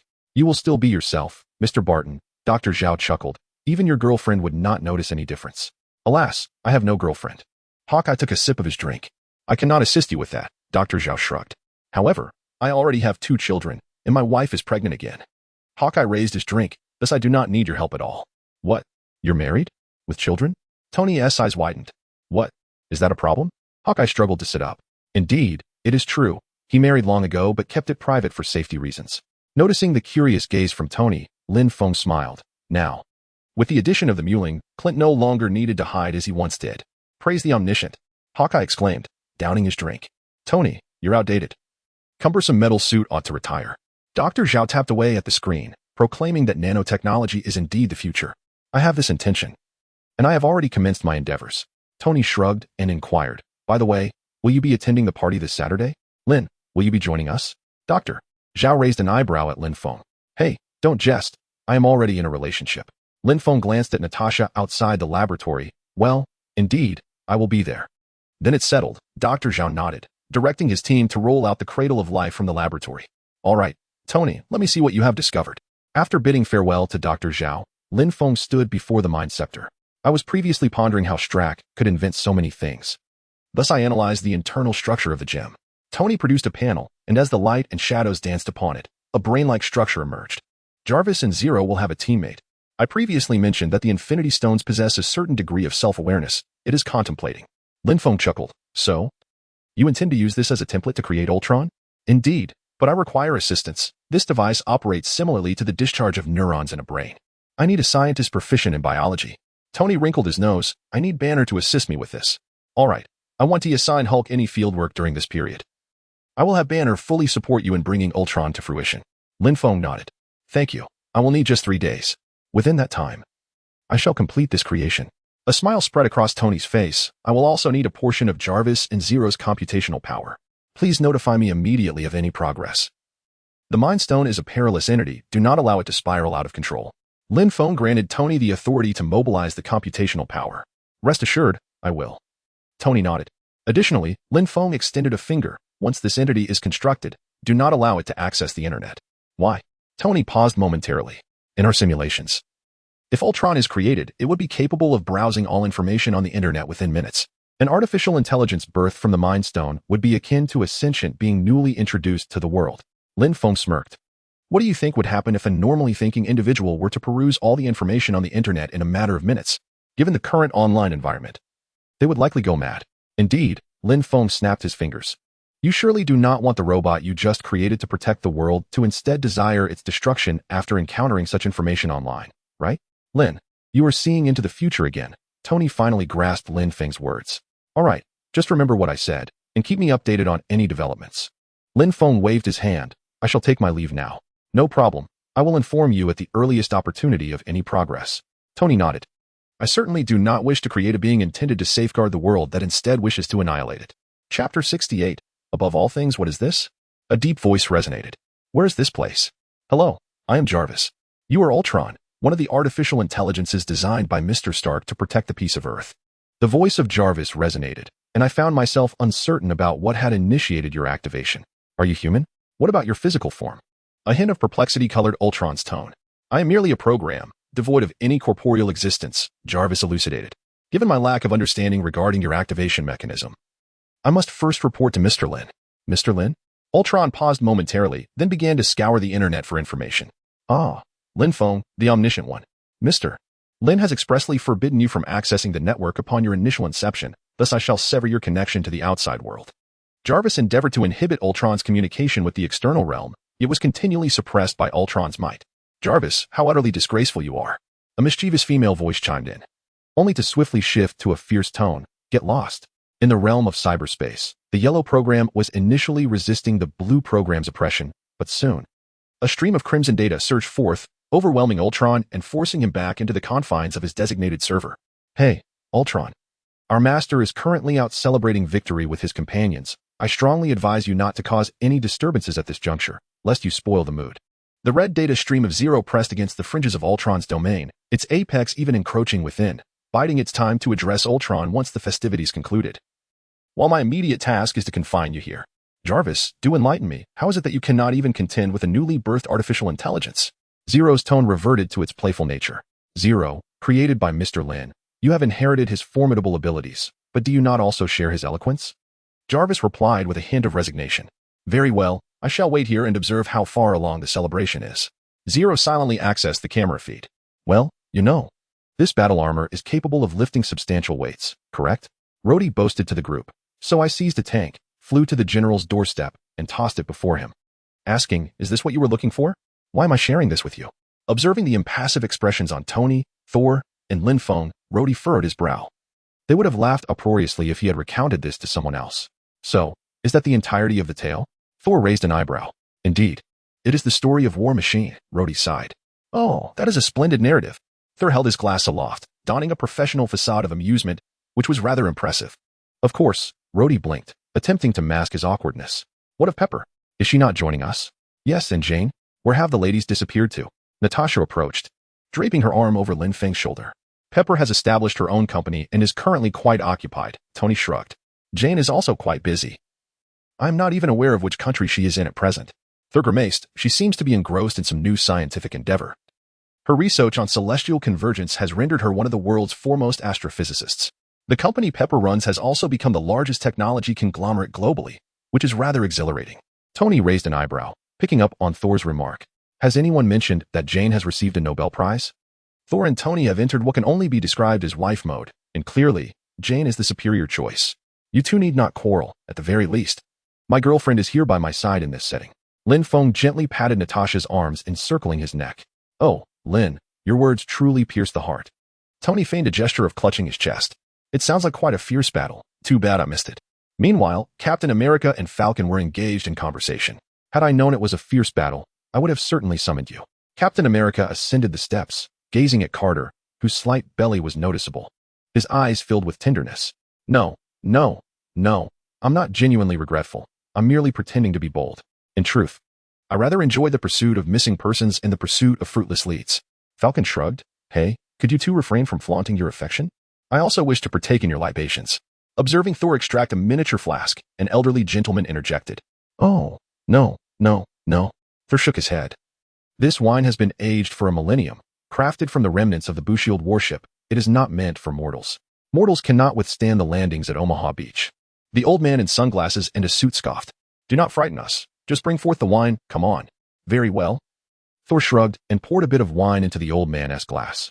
Moments later, two waiters escorted the inebriated elder outside. Hey, wait, let me handle this gentleman. Lin Feng intercepted the waiters, personally aiding the old man out the door. Ah, the occasional bout of drunkenness is quite pleasant. Upon exiting, the old man instantly regained his sobriety as if he had never been intoxicated. Oh, it's you again. The old man scrutinized Lin Feng, the all-knowing. You've chosen quite an impressive moniker. Yet the title of all-knowing pales in comparison to your own, sir, Lin Feng replied with a smile, deciphering yet another riddle from the old man. Moreover, I can hardly claim to be truly omniscient. Close enough, the old man chuckled heartily. You recognize my face. You hail from the real world? Indeed, Lin Feng nodded. You arrived here after your death, to become a creator. The elder replied with a grin. It feels rather delightful to transition from the real world into a creation of my own. Indeed, if Marvel fans in the real world were aware of this, they would surely be elated. Lin Feng wore a smile, though his eyes glistened with unshed tears. Silly child, why are you crying? The elder patted Lin Feng's shoulder. It feels wonderful to be above all things. So, it is indeed as speculated outside. You are he, Lin Feng smiled. However, as an outsider intruding upon your world, the greatest dilemma is that I am already aware of nearly all the conclusions. The old man beamed. Your arrival allows me to witness different outcomes, which is rather splendid. Very well, I shall not intrude upon you any further. Simply follow your heart. The old man patted Lin Feng's chest before vanishing from sight. Chapter 69. Protecting the world and protecting humanity are two distinct matters. Do you recognize that old gentleman from earlier? Upon seeing Lin Feng return, Tony approached him. He was indeed a remarkable individual. Lin Feng smiled, exuding strength. To elicit the word powerful from you must signify genuine prowess. Tony chuckled. What is happening over there? Lin Feng shifted the topic. Ah, it's Thor. Observing the group gathered around the table, Tony grinned. He boasting about his hammer again. Just a little trick, right? Hawkeye twirled a drumstick, leaning back on the sofa. No, no, no. This is far beyond mere trickery. Thor clinked glasses with Captain America. So, who can wield such strength? Hawkeye deliberately lowered his voice. Call it what you will, buddy. It's just a trick. All right then, give it a try. Thor gestured toward Mjolnir resting on the table. Really? Hawkeye rose, looking defiant. Clint, it has been a tough week for you. If you can't lift it, we won't mock you. Rhodey stoked the fire nearby. You might have seen this before. Hawkeye grasped the hammer's handle, exerting force. I still don't understand how you did it. After several attempts, Mjolnir remained immovable, prompting Hawkeye to chuckle. Do you sense the silent disdain? Tony approached. Come on, Stark, your turn. Hawkeye shrugged. I would never shy away from a fair challenge. Tony unbuttoned his shirt, standing before Mjolnir, wrapping the strap around his hand. So, if I lift it, I can rule Asgard? Absolutely, Thor replied with a teasing smile. Then I shall reinstate the right of the first knight. Tony placed his right foot on the table, exerting force, yet the hammer did not budge. I'll be right back. He released Mjolnir and returned with an additional layer of armor. With his armored arm, Tony exerted force, the thrusters emitting blue flames, but still. The hammer showed no signs of movement. Seeing this, Rhodey donned the War Machine-esque gauntlet to assist Tony in the effort. Are you pushing hard enough? Rhodey gritted his teeth. Are you pushing hard enough? Tony glanced at Rhodey. Aren't you on my team? All right, forget that. Let us push together. Taking a deep breath, Tony counted down. 3, 2, 1. That should suffice. You two might want to ease off now. Lin Feng laughed from the sofa. After Tony and Rhodey's failed attempts, Banner stepped onto the table, emitting incomprehensible roars.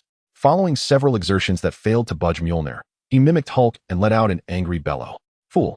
Half of Banner's face turned green, delivering a ruthless quip in Hulk's voice. Chuckling awkwardly at the gazes around him, Banner retreated. Let me give it a try. Captain America approached the table, rolled up his sleeves, and grasped the handle of Mjolnir, exerting force.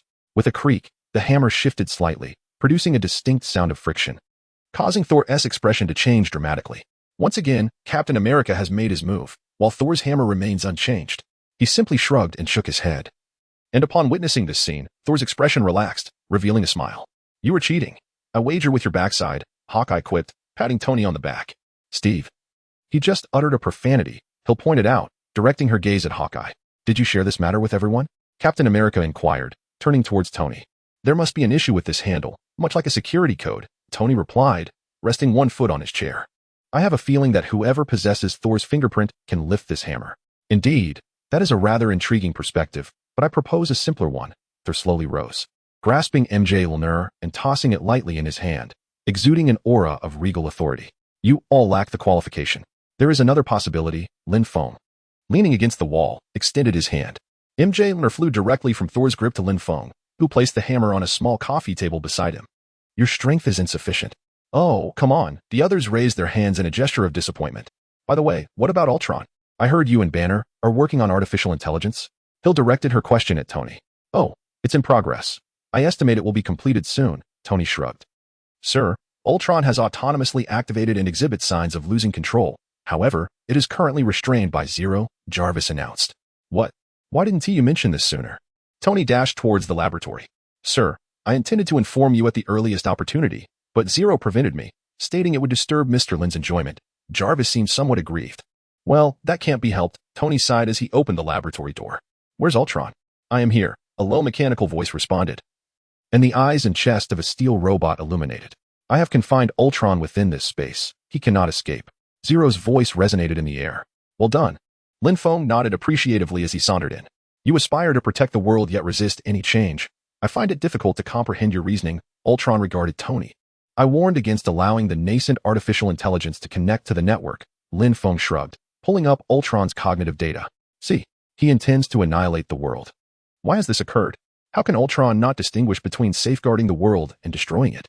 Tony furrowed his brow, pondering where the flaw lay. In truth, I can empathize with him, Lin Feng shrugged.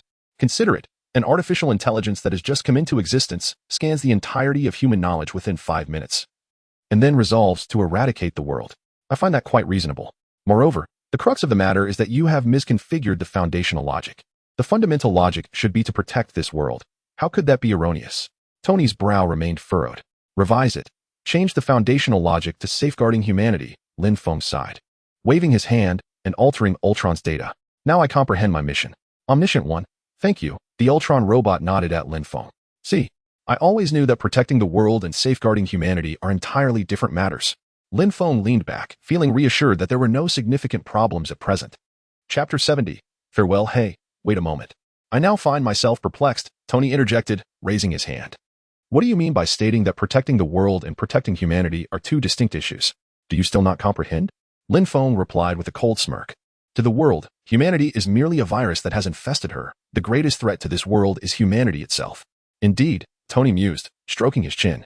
whether it be through resource exploitation or altering the landscape. Such actions inherently constitute a form of destruction to this world. So, after Ultron surveyed the digital realm and witnessed humanity's deeds, he resolved to annihilate mankind to safeguard the world? Precisely, Lin Feng nodded. I have just modified his foundational logic and added a few of my own insights. There should be no issues now. Even if there are, I will endure. After all, the power of the omniscient is beyond my imagination. The Ultron robot emitted a mechanical voice, should the omniscient encounter any issues. Both the human population and this world will face the imminent threat of total annihilation, which contradicts my logic. To grasp this indicates that you, as an artificial intelligence, possess significant intellect, Lin Feng remarked, patting Ultron's shoulder. All right, proceed to connect to the network and create a body for yourself. Yes, sir, Ultron bowed his head, the light in his eyes extinguishing as he departed from the robotic form. Is that all it takes? Tony was momentarily stunned by how easily Lin Feng relinquished his control over Ultron. Rest assured, I have secured his foundational logic. Should any issues arise, Zero will intervene. Lin Feng waved his hand. Now, connect these 3 artificial intelligences to your Iron Legion network. Already in progress, Zero's playful voice chimed in. I will coordinate. Ultron will lead the charge while Jarvis manages logistics, correct? Exactly, Lin Feng nodded, pleased that Mo Ling was finally on the right track. Indeed, Tony activated the panel, allowing the 3 artificial intelligences to monitor and enable the Iron Legion to respond swiftly while conducting threat-level assessments. If the Iron Legion could not resolve a situation or if the resolution could yield unpredictable consequences, the headquarters of Mo Ling would be notified immediately, allowing for the deployment of appropriate superheroes based on the threat level. Professional and efficient, Lin Feng acknowledged with a nod. Sir, Ultron's voice returned. What is it? Lin Feng looked up. I have some unique concepts regarding my body, Ultron hesitated. I have discovered a material that perfectly harmonizes with both mechanical and biological entities. Vibranium. I presume. Lin Feng raised an eyebrow, realizing that regardless of the foundational logic, Ultron was intent on using vibranium in conjunction with the regeneration cradle to construct a physical form. One is insufficient. Let us create 3 instead. Lin Feng extended 3 fingers. I happen to have 3 infinity stones that can serve as energy cores for you, simultaneously alleviating server pressure. Then we shall contact Dr. Zhao. In a tone tinged with excitement, Ultron hastily contacted the still-present Dr. Zhao, requesting her presence in the laboratory. Dr. Zhao entered, accompanied by her team, pushing the regeneration cradle. She glanced at Lin Feng. May I borrow your life cradle? There are 3 artificial intelligences that require biological bodies. Lin Feng waved his hand, and materials within the laboratory levitated, being disassembled and reassembled into 2 new life cradles. I can create life cradles. I understand the principles involved. But the construction of bodies necessitates your assistance. Not a problem. Upon witnessing Lin Feng's remarkable demonstration, Dr. Zhao took a deep breath and turned her attention to the 3 artificial intelligence projections in the room. I need to understand your requirements first. Certainly, responded Zero with a mischievous tone. My body should first be like this, then like that, and then like this. Is a mechanical biological body truly the best option? Tony followed Lin Feng out of the laboratory, a hint of concern etched on his face. Rest assured, it will be fine. Lin Feng patted Tony's shoulder. When constructing artificial intelligence, you tend to take things for granted. In reality, I merely incorporated a minor element into their foundational logic, ensuring they would never betray us, nor lose control. What did you incorporate? Tony furrowed his brow. Personal adulation, Lin Feng replied, extending a finger. A fervent personal adulation. That doesn't sound like a good thing. Yet it's the simplest and most effective method. Wouldn't you agree? Lin Feng smiled. Indeed. But it seems you are the only one on this planet capable of utilizing such a method, Tony sighed. After all, we cannot achieve immortality. Once the object of personal adulation perishes, unforeseen consequences may arise. That is indeed true. Lin Feng nodded in agreement. Oh, as he spoke, Lin Feng casually glanced at the analysis panel, noting that the progress bar of eternity was nearing completion. In the depths of the distant cosmos, an indescribable entity opened its eyes. Have you borrowed my power without permission? No, this isn't borrowing. It's replication. Eternity furrowed its brow, sensing Lin Feng's direction, and stepped forward. Once again, this remarkable blue planet. A peculiar expression crossed Eternity's face, a blend of sorrow and mirth.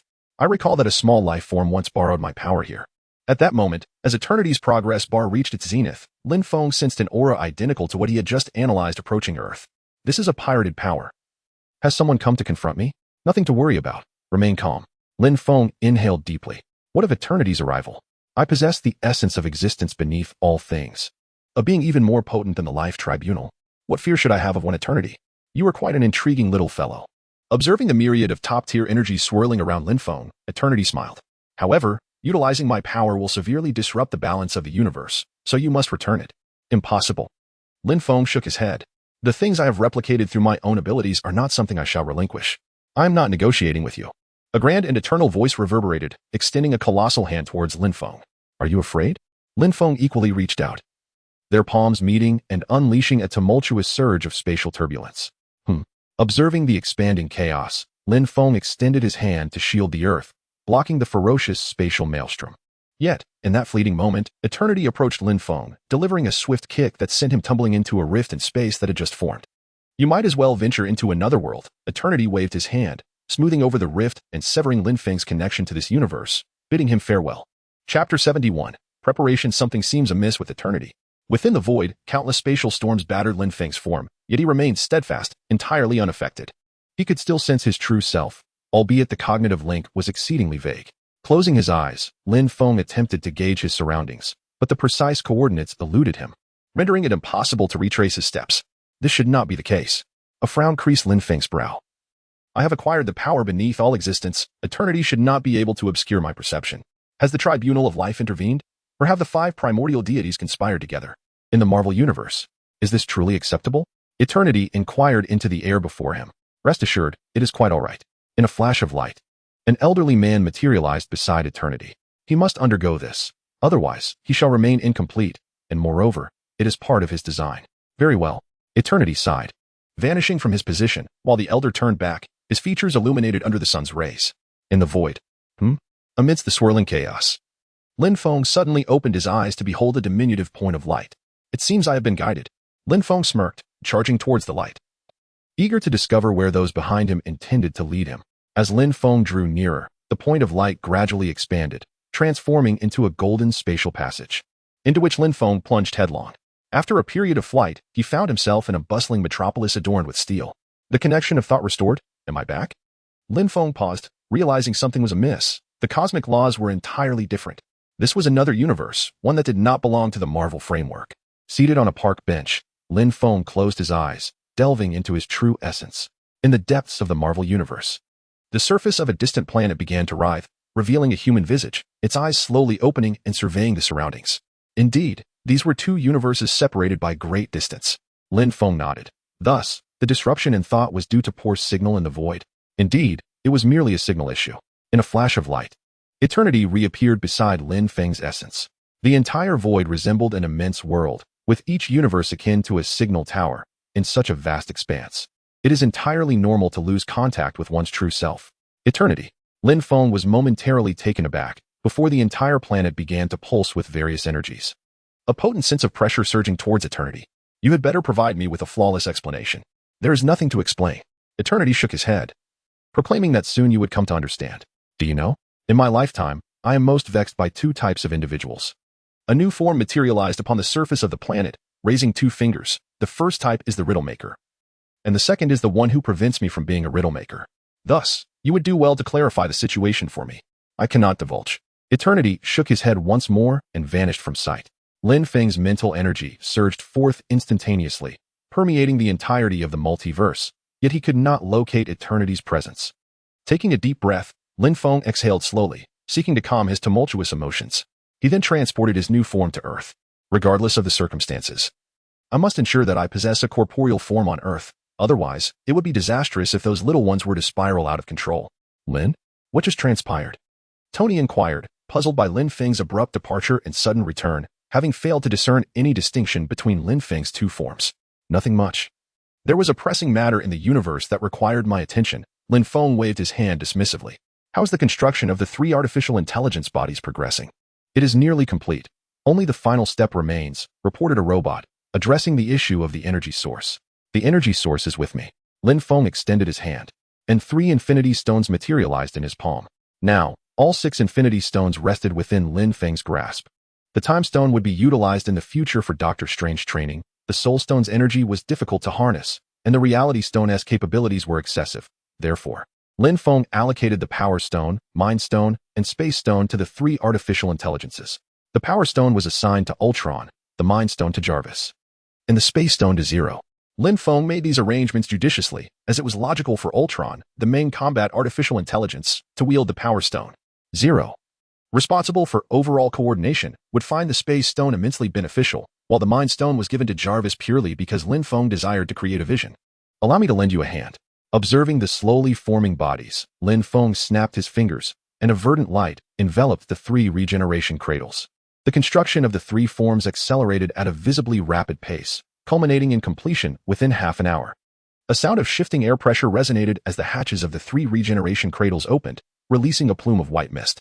3 silhouettes gradually ascended, hovering in the air, adorned with beams of light. Moments later, as the mist dissipated, a woman and 2 men gracefully descended to the ground. Remarkable, the power of harmony is truly impressive.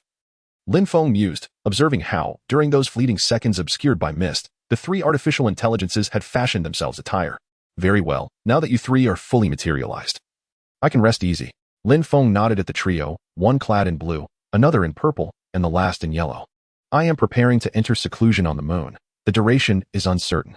During this time, the responsibility of safeguarding humanity will rest upon your shoulders. Rest assured, we will safeguard the 3 Infinity Stones. Zero smiled reassuringly. Master, you may proceed without worry. You make it sound as though I am on the brink of death. Lin Feng chuckled, ruffling Zero's hair. Now, take some time to acclimate. I shall take my leave. On the lunar surface, Lin Feng arrived at Odiran. Since the establishment of Moling, the otherworldly beings of Odiran had returned to Earth, rendering this lunar city abandoned.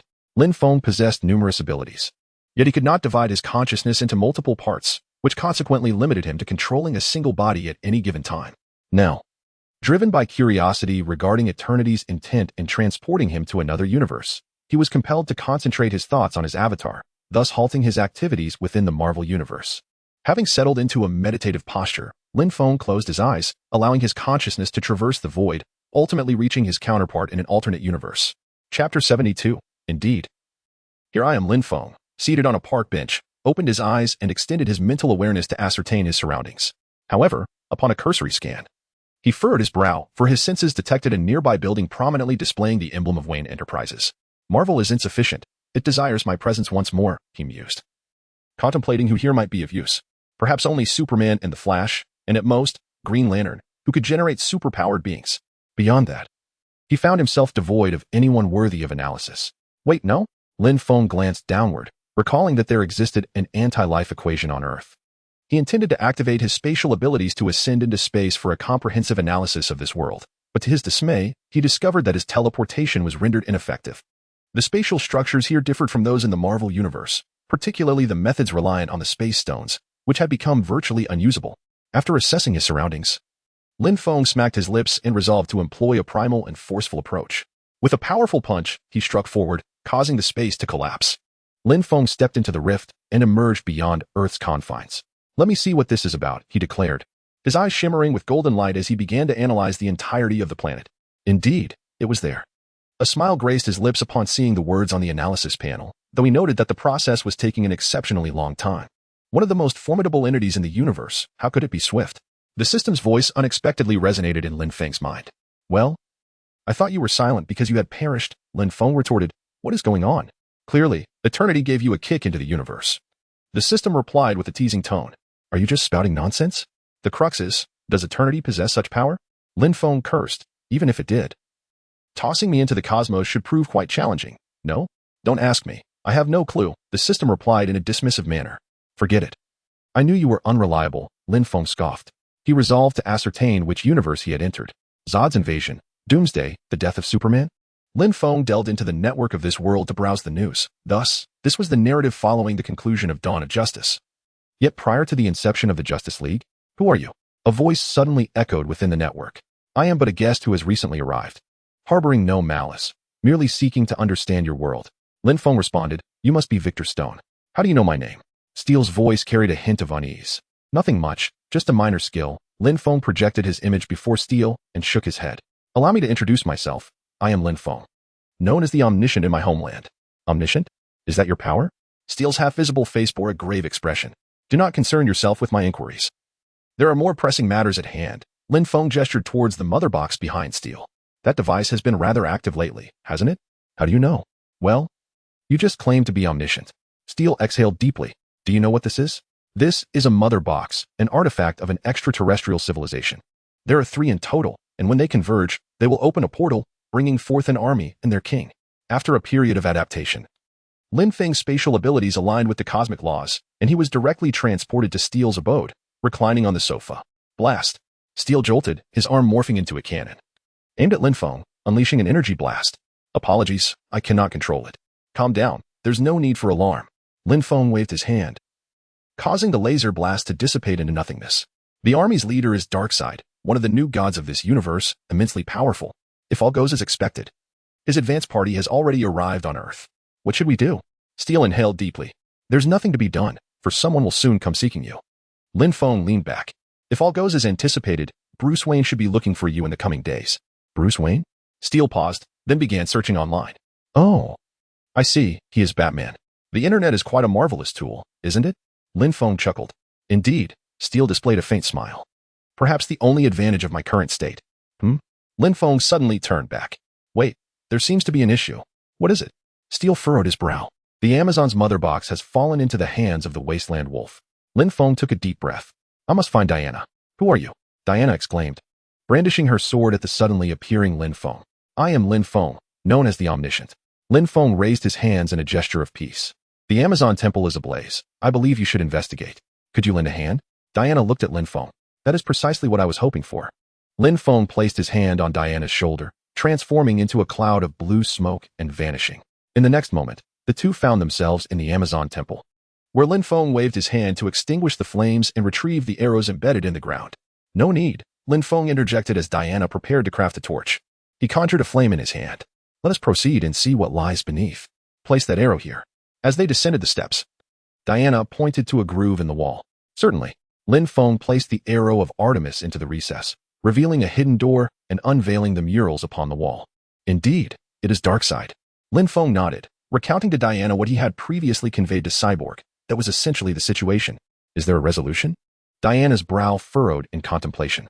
Let us consult Bruce Wayne. Batman possesses the most astute intellect among us. With a smile, Lin Feng led Diana to the Batcave beneath Wayne Manor. Diana. Bruce rose, casting a glance at Lin Feng beside her. Who might he be? I am but a transient. My name is Lin Feng. Lin Feng nodded at Bruce, informing him that Darkseid was approaching, and they would soon face a fierce battle. Chapter 73. I am wealthy who is Darkseid? Bruce descended from the platform, wiping his hands with a nearby cloth. A formidable being from another world. Diana gestured towards the contraption behind Bruce. Your new toy? It is a prototype military transport aircraft. Bruce tossed the cloth onto the table. A person I know would surely be eager to pilot it. Diana inhaled deeply. The finest aerospace talents at Wayne Tech have been unable to make it airborne. Bruce shrugged. Can you? Diana fixed her gaze upon Bruce's eyes. I have no choice. Bruce sighed, expressing his need for greater range and a larger cargo hold. As he sensed an imminent assault, it has already begun. Lin Feng extended his hand, conjuring an image, according to our knowledge. They hail from another universe and have visited Earth long ago. A colossal fleet appeared in the skies, annihilating all who dared to resist. Darkseid, whom we just mentioned, is their leader. Darkseid is one of the newly birthed deities of the cosmos. In the last war, the gods of Earth united with forces from the universe to repel them, but now they have returned. They possess a unique weapon known as the Mother Box. The light and shadow in Lin Feng's hand transformed into the shape of the Mother Box. There are 3 Mother Boxes. Once they synchronize, forming a trinity, the entire planet will be engulfed in flames. The Mother Box obliterates all life, and survivors become Darkseid's puppets, the parademons. They appear to be alive but have lost most of their cognitive abilities, reduced to mere war machines that obey commands. Those you encountered previously were such entities. In the final moments, the trinity of Mother Boxes was destroyed by Zeus, allowing Darkseid to escape wounded, yet the 3 Mother Boxes remained. How dare they return? Bruce furrowed his brow. The answer is simple. First, the gods of Earth have vanished. Second, the guardians of Earth are now deceased. Lin Feng raised 2 fingers. The guardians of Earth now? Bruce looked up, inquiring if he meant Superman.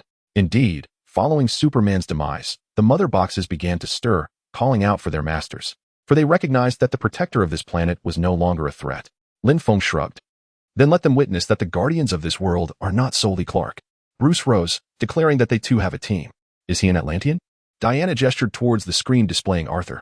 I am uncertain. This footage appears to have been captured in the depths of the ocean, and it should indeed be so. Bruce replied with a shrug. This marks the 3rd individual. He vanished for a mere 30th of a second, equivalent to a single frame in the surveillance feed. Bruce pointed at the screen. Central City, Barry Allen. Diana repeated the name. You two will seek him out while I pursue the fourth, Cyborg Victor Stone. I might also have a few contacts at my disposal. Lin Feng clicked his tongue. I may take a bit longer, as those individuals are not currently on Earth. No worries, then we shall each fulfill our roles. Bruce nodded and left the Batcave. Central City. Barry Allen, I am Bruce Wayne. As the lights illuminated the room, Bruce sat in the center, gazing at Barry. Your words seem to elucidate why a stranger has intruded upon my home. Seated in my second favorite chair, without turning on the lights. Barry looked bewildered. Please explain this. Bruce produced a still image from the surveillance footage. This individual bears an uncanny resemblance to me, yet he is most certainly not myself. Barry attempted to argue. I acknowledge your unique abilities, but I remain unaware of their nature. Bruce regarded the Flash's suit on the shelf, deep in contemplation. My specialties include playing the cello, web design, and I am also proficient in sign language, specifically Gorilla Sign Language.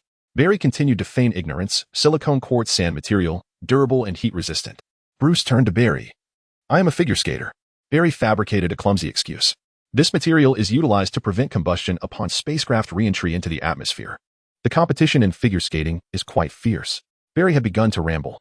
Listen, mate, regardless of your identity or whom you are seeking, that person is not me. Is that so?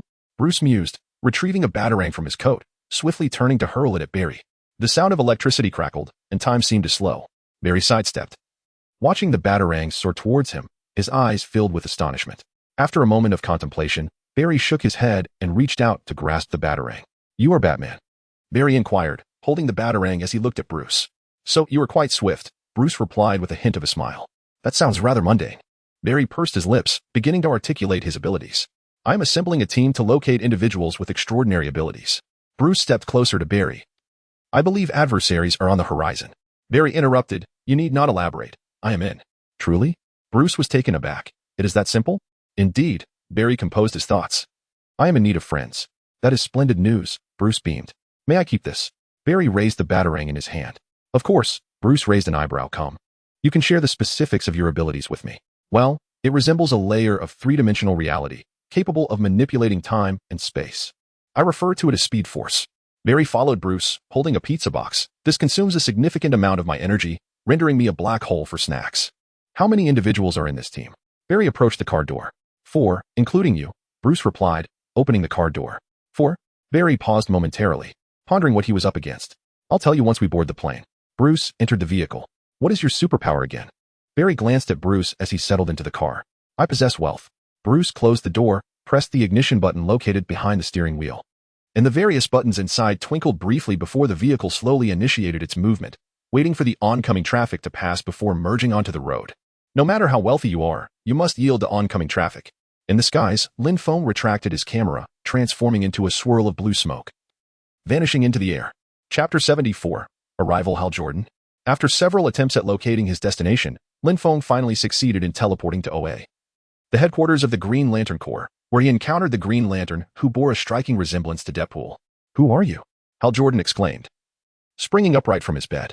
I am Lin Feng, hailing from Earth. Lin Feng introduced himself briefly. They refer to me as the Omniscient, an Earthling, a fellow countryman. Hal Jordan sat up, pleased to meet another human from Earth, especially as he had just acquired the Green Lantern ring and had yet to witness the darker aspects of humanity. I need to speak with the elders. It is of utmost importance. Lin Feng's expression turned serious. Earth is under invasion. What? Hal Jordan abruptly stood, urgency in his tone. I must go at once. The Green Lantern Corps Council. There are issues in my homeland. How can I stand idly by? Hal Jordan grew anxious upon hearing the Council's refusal to provide aid. We merely stated that we cannot offer you unified, directive support, but we will not prevent you from seeking assistance from friends. In other words, as long as it remains your personal endeavor and does not interfere with your regular duties, you are free to proceed, an elder spoke slowly. Even if it concerns Darkseid? Lin Feng suddenly interjected. Your power? The moment the elder laid eyes on Lin Feng, his expression sharpened, recognizing within him a force formidable enough to rival the entire Green Lantern Corps. Omniscient, Lin Feng, he succinctly introduced himself. Please step aside. I wish to speak privately with the Omniscient. The Green Lantern elder gestured for Hal Jordan to leave. Of course, Lin Feng nodded at Hal Jordan. All right, Hal Jordan acquiesced, exiting the chamber and closing the door behind him. Esteemed God, has something transpired on Earth? The Green Lantern elder's tone carried a hint of reverence. Darkseid is poised to invade Earth, and I trust you are aware of his intentions. Lin Feng shrugged. Should that entity fall into his grasp? The entire universe will face monumental peril. We can no longer defeat Darkseid on our own, even with the existing forces on Earth. The Green Lantern Elder regarded Lin Feng with a glimmer of hope in his expression. If Darkseid makes his move, I too shall intervene. However, his subordinates must be dealt with by you and the local forces on Earth. Lin Feng spoke calmly. Understood, relieved by Lin Feng's assurance. The Green Lantern Elder acquiesced to his request. I shall take my leave now. I hope you can arrive promptly. Lin Feng nodded and transformed into a swirl of blue smoke, disappearing into the ether. Earth, Lin, you have returned.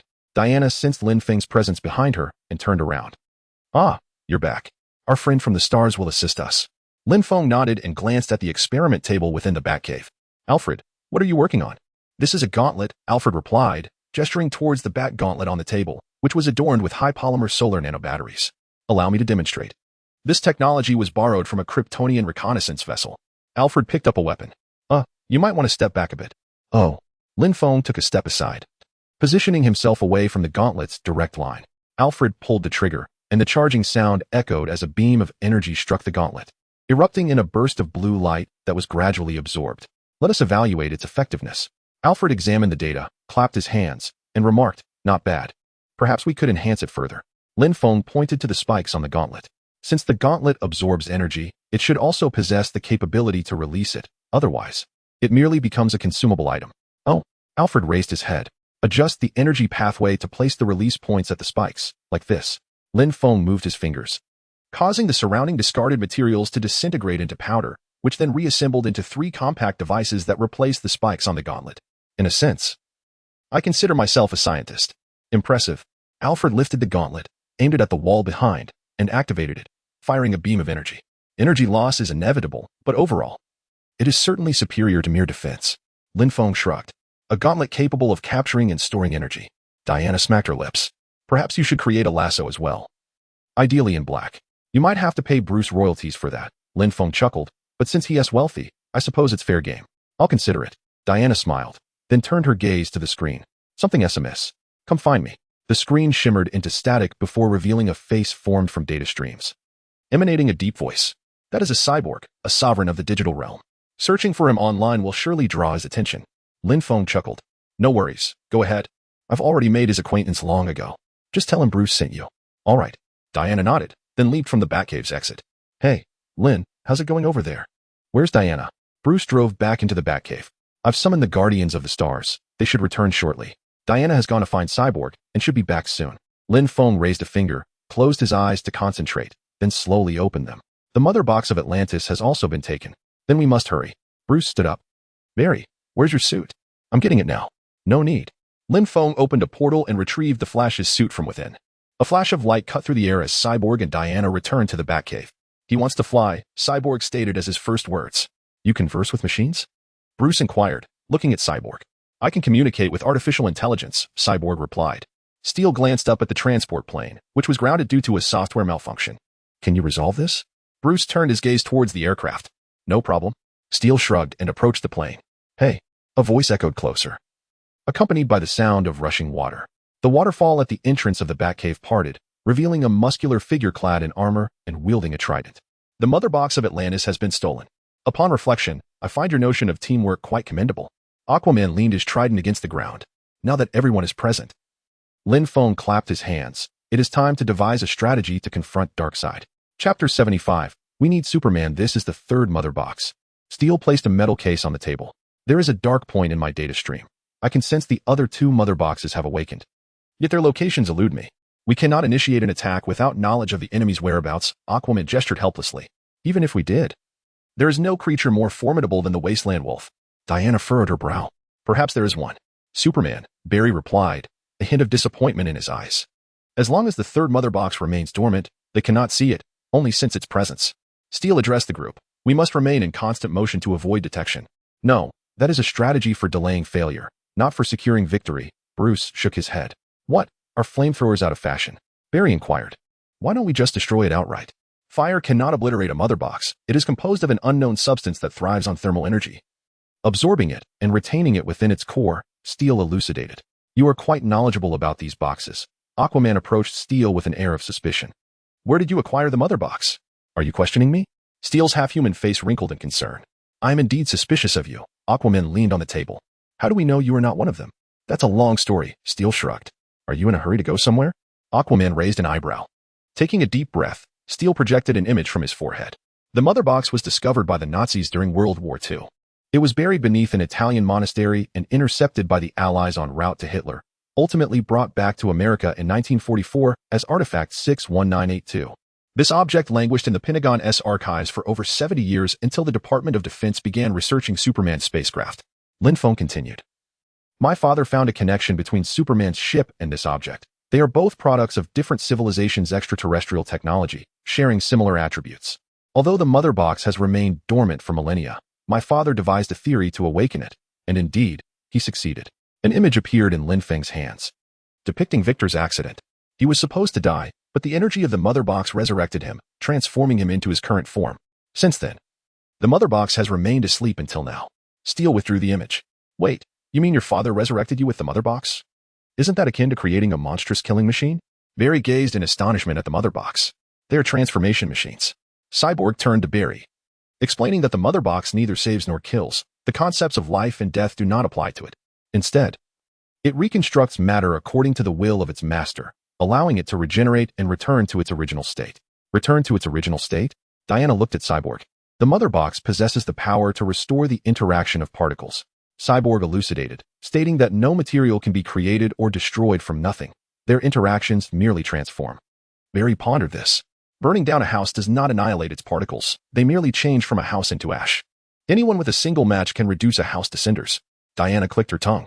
Yet, the mother box can revert ash back into a house. Bruce inhaled deeply. I sense we are all contemplating the same notion. Barry's eyes darted around. Who would voice it? I certainly won't. Superman. Lin Feng spoke slowly. He's already deceased. Aquaman crossed his arms. The mother box resurrected Victor. Diana scoffed. He wasn't dead at that time. Aquaman countered. Life is not simply binary. It is not merely life or death. One cannot embody both. Regarding the binary notion, I have a differing perspective. Some indeed embody both. Lin Feng interjected abruptly. What? Barry glanced at Lin Feng, discreetly distancing himself. All right, enough jesting. Let us address serious matters. Bruce interrupted the binary discussion. Victor, can you operate the mother box? Certainly. Cyborg nodded, but we are unfamiliar with Kryptonian biology. Who knows what may transpire? Very well, but we must at least attempt it. Barry surveyed the group, asserting that they had nothing to lose.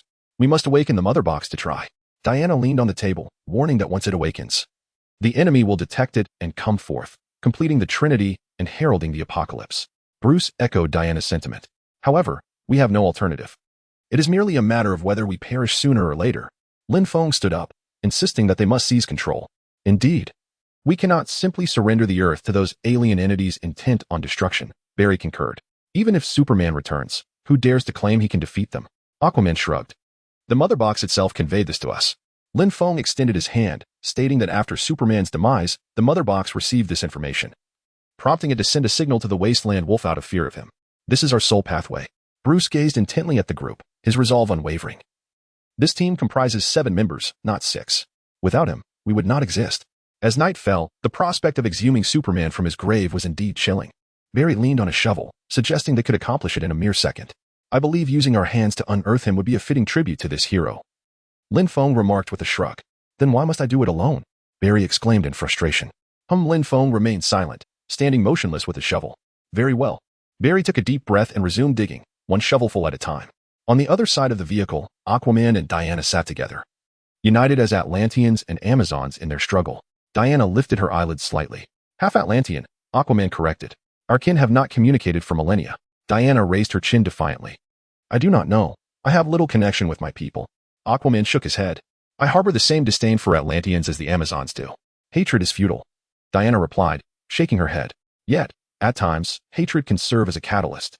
Lin Feng, with one hand, hoisted Superman's coffin and placed it in the vehicle. There is an old saying in Atlantis. Aquaman took a swig of liquor, that whenever something is reclaimed from the darkness, a price must be paid. Diana interjected. The Amazons say the same. So, should we truly proceed in this manner? Aquaman inhaled deeply. It is not a matter of should, it is a matter of must. Lin Feng settled beside Superman's coffin, gently patting its lid. We need Superman. Chapter 76, The Resurrection of Superman. Bruce, we have concluded our task here. Lin Feng teleported to the Batcave, observing the smoking transport vessel. All right, Let us proceed to the Star Labs. Bruce rose to his feet and inquired, by the way. You mentioned your name is the Omniscient? Indeed, what of it? Lin Feng raised an eyebrow. Are you genuinely omniscient? Bruce scrutinized Lin Feng's eyes, searching for a flaw. From a broader perspective, I cannot claim omniscience. But to you all, I am the Omniscient, Lin Feng shrugged. Will we succeed this time? Bruce inhaled deeply. If I divulge that, then we shall not succeed. Lin Feng chuckled, placing a hand on Bruce's shoulder, transporting him to join the others. With Lin's assistance, we should be able to enter directly. Bruce gazed at Barry, who was preparing his disguise. Lin, can you help us enter? Can you accommodate so many? Barry looked towards Lin Feng. I can, Lin Feng nodded. Then why did you not say so earlier? Barry, disheartened, tossed his hat to the ground. You did not ask. Lin Feng draped an arm over Bruce and Barry's shoulders, resting his hand on the shoulder of the person next to them. The group stood firm. 6 individuals along with the coffin containing Superman's body transformed into blue smoke, vanishing from sight and bypassing the guards, directly entering the interior of Star Labs. Victor. It is your turn. Lin Feng turned to Cyborg. The evacuation order has been issued. Victor tilted his head, closing his eyes for a moment. Infiltrating the internal systems of Star Labs to issue the evacuation directive. Excellent. Everyone, prepare yourselves. Lin Feng donned a black trench coat, tearing through space to retrieve his broadsword, securing it on his back. I have always been in a state of readiness. Cyborg removed his outer coat, revealing his mechanical form. Red alert, contamination breach. All personnel must evacuate. The blaring alarm echoed, and all electronic screens within Star Labs turned crimson. Biological threat detected. Sensors have identified extraterrestrial microorganisms. Ray Palmer, who would later become the Atom, glanced at the computer. Microorganisms of that nature? Impossible. Dr. Silas Stone, the father of Cyborg, shook his head, declaring that this must be a false alarm. All right, everyone, shut down the laboratory and evacuate at once, he commanded the researchers within the lab. Silas argued. We just conducted a scan. Someone must have mistakenly triggered the alarm. Come on, let's go, Palmer said, patting Silas on the shoulder. Silas muttered an expletive under his breath, steering clear of the crowd as he began to fiddle with his computer. Meanwhile, Lin Feng and his companions had already entered the Star Labs with the mother box in tow. Excellent. Silas finally deactivated the alarm and picked up the intercom. This is Dr. Silas Stone. Can you hear me? Dr. Stone, go ahead, came the response from the other end. This is a false alarm. Someone has hacked into the security system. We must hear the sound of the doors opening behind us. Silas paused, raising his head to behold a group of superheroes, including his son, Victor. Silas was momentarily speechless. Dr. Stone, are you still there? I didn't catch what you said, the voice on the intercom inquired. I was mistaken. The alarm is indeed real. Everyone needs to exit immediately. I repeat, no one is permitted to return without my authorization. You lunatics had better know what you're doing. Aquaman expressed his skepticism about their plan. Rest assured, we are well aware, Lin Feng assured him, waving his hand as Superman's coffin opened, and the body floated out, gradually submerging into the liquid of Superman's spacecraft. With another gesture, he retrieved a photograph of Superman's father. I believe he would want this photo. Cyborg extended a data interface into the control panel of the spacecraft, taking over the entire control system, then nodded at the others. At that moment, golden light began to emanate from Lin Feng's eyes as he analyzed the spacecraft, simultaneously maintaining the analytical state required for Superman's resurrection, allowing him to gather more information and expedite the process. This spacecraft indicates that the mother box is hostile. Victor communicated with the main control system of Superman's ship. I can bypass the safety protocols, but there is no time to repair the damage Lex Luthor inflicted on the power system. Can you speak plainly? Aquaman said, leaning on his trident as he looked at Cyborg. We lack sufficient power to awaken the mother box, Cyborg sighed. I can resolve that issue, Lin Feng declared, extending his hand as the roof was torn away, and dark clouds began to gather above Star Labs. All right, Cyborg commanded the robots within Superman's ship, guiding the mother box to hover directly above Superman's body. The mother box is prepared. I am ready as well, he added, as the storm clouds continued to thicken, flashes of lightning brewing within them. The spacecraft is requesting that I do not awaken the mother box. Cyborg hesitated, sensing the fear emanating from it. It was aware that Destined would come for it. We all know Destined will come, but we have no other choice. Bruce urged Cyborg, release the mother box. No. Cyborg glimpsed a fragment of the future, but at that moment, the robots had already released the mother box. A crack of lightning struck down, hitting the mother box as it made contact with the water's surface, electricity swirling around it, activating it. Everyone, get down. Steel shouted loudly, and a tremendous shockwave erupted, sending several people flying. The activated mother box soared into the sky, crashing onto a nearby vehicle, while Lin Feng remained rooted in place. We must leave at once, Bruce yelled, spotting the figure above. Lin Feng promptly teleported everyone outside the Star Lab. Superman gradually descended before his shattered statue, where a phrase was inscribed on the ground. If you are searching for his monument, look around. You all continue to fight. I need to find someone. Lin Feng transformed into a swirling blue mist and departed, leaving 5 individuals face-to-face with Superman. Lois Lane, Lin Feng materialized on a street. I need you to come with me. Chapter 77. My mother is also Martha. Bruce, descending from the heavens, paused upon seeing Lin Feng standing beside Lois. It seems we are on the same page, Lin Feng remarked, patting Bruce on the shoulder. Let us go. We must move her, or those others won't last. Meanwhile, joy illuminated the faces of those witnessing Superman's resurrection. He has returned, Diana smiled, while Barry grinned, revealing his 8 teeth. Something feels off, Steele observed, his expression uneasy. He is scanning us. Victor? Barry queried, noticing Steele's contorted face. Are you all right? Chet, what are you doing? Steele's right arm morphed into an energy cannon, aimed at Superman. He grasped his right arm with his left, struggling against his defensive mechanism. This is my automatic defense system. He senses danger. Victor, stop, Barry exclaimed, alarmed. With a thunderous roar, an energy blast erupted, shattering the monument behind Superman. I can't control it. Panic flooded Steele's face. Kal-El, no. Diana attempted to intervene as Superman's eyes glowed red. However, the laser beam shot forth, and Steele raised a shield, but it crumbled within seconds. The laser slicing through and severing a police car in half. He was bewildered, lost in his own identity. Diana drew her sword. Superman hefted the colossal head of his broken statue and hurled it toward them. Diana cleaved the head into fragments with her sword. Arthur, we must restrain him. Agreed. Aquaman nodded, brandishing his trident and leaping forward, only to be sent flying several meters by Superman's punch. Diana followed closely, striking downward. But Superman merely tilted his head and retaliated, landing a blow on her shield. The force was overwhelming. She was sent tumbling down the stairs. A charging sound echoed as Steele unleashed another energy blast, striking Superman in the chest.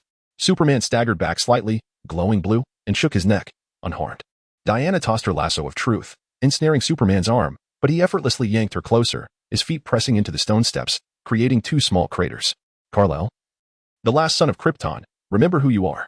The lasso of truth began to exert its influence, causing Superman's mind to waver momentarily.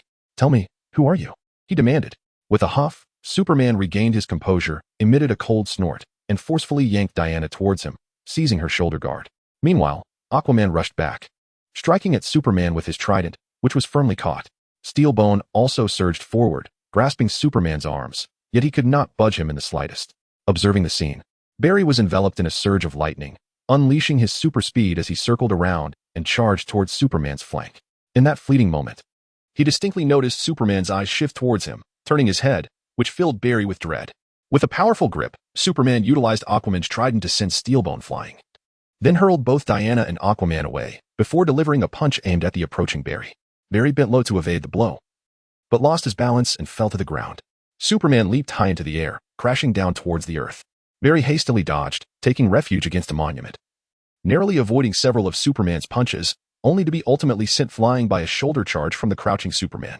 Superman ascended slowly into the sky, his eyes ablaze with blinding red light. Just as Barry was on the brink of being annihilated by Superman's heat vision, a barrage of gunfire erupted, striking Superman in the head and causing him to slightly divert his gaze. Turning back, Superman beheld several armored vehicles from the United States military.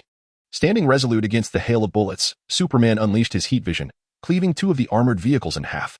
The wreckage of one vehicle soared through the air, hurtling towards a nearby officer, but Steelbone intervened just in time to shield the officer from the debris. You'd best keep your distance, Steelbone remarked before taking flight.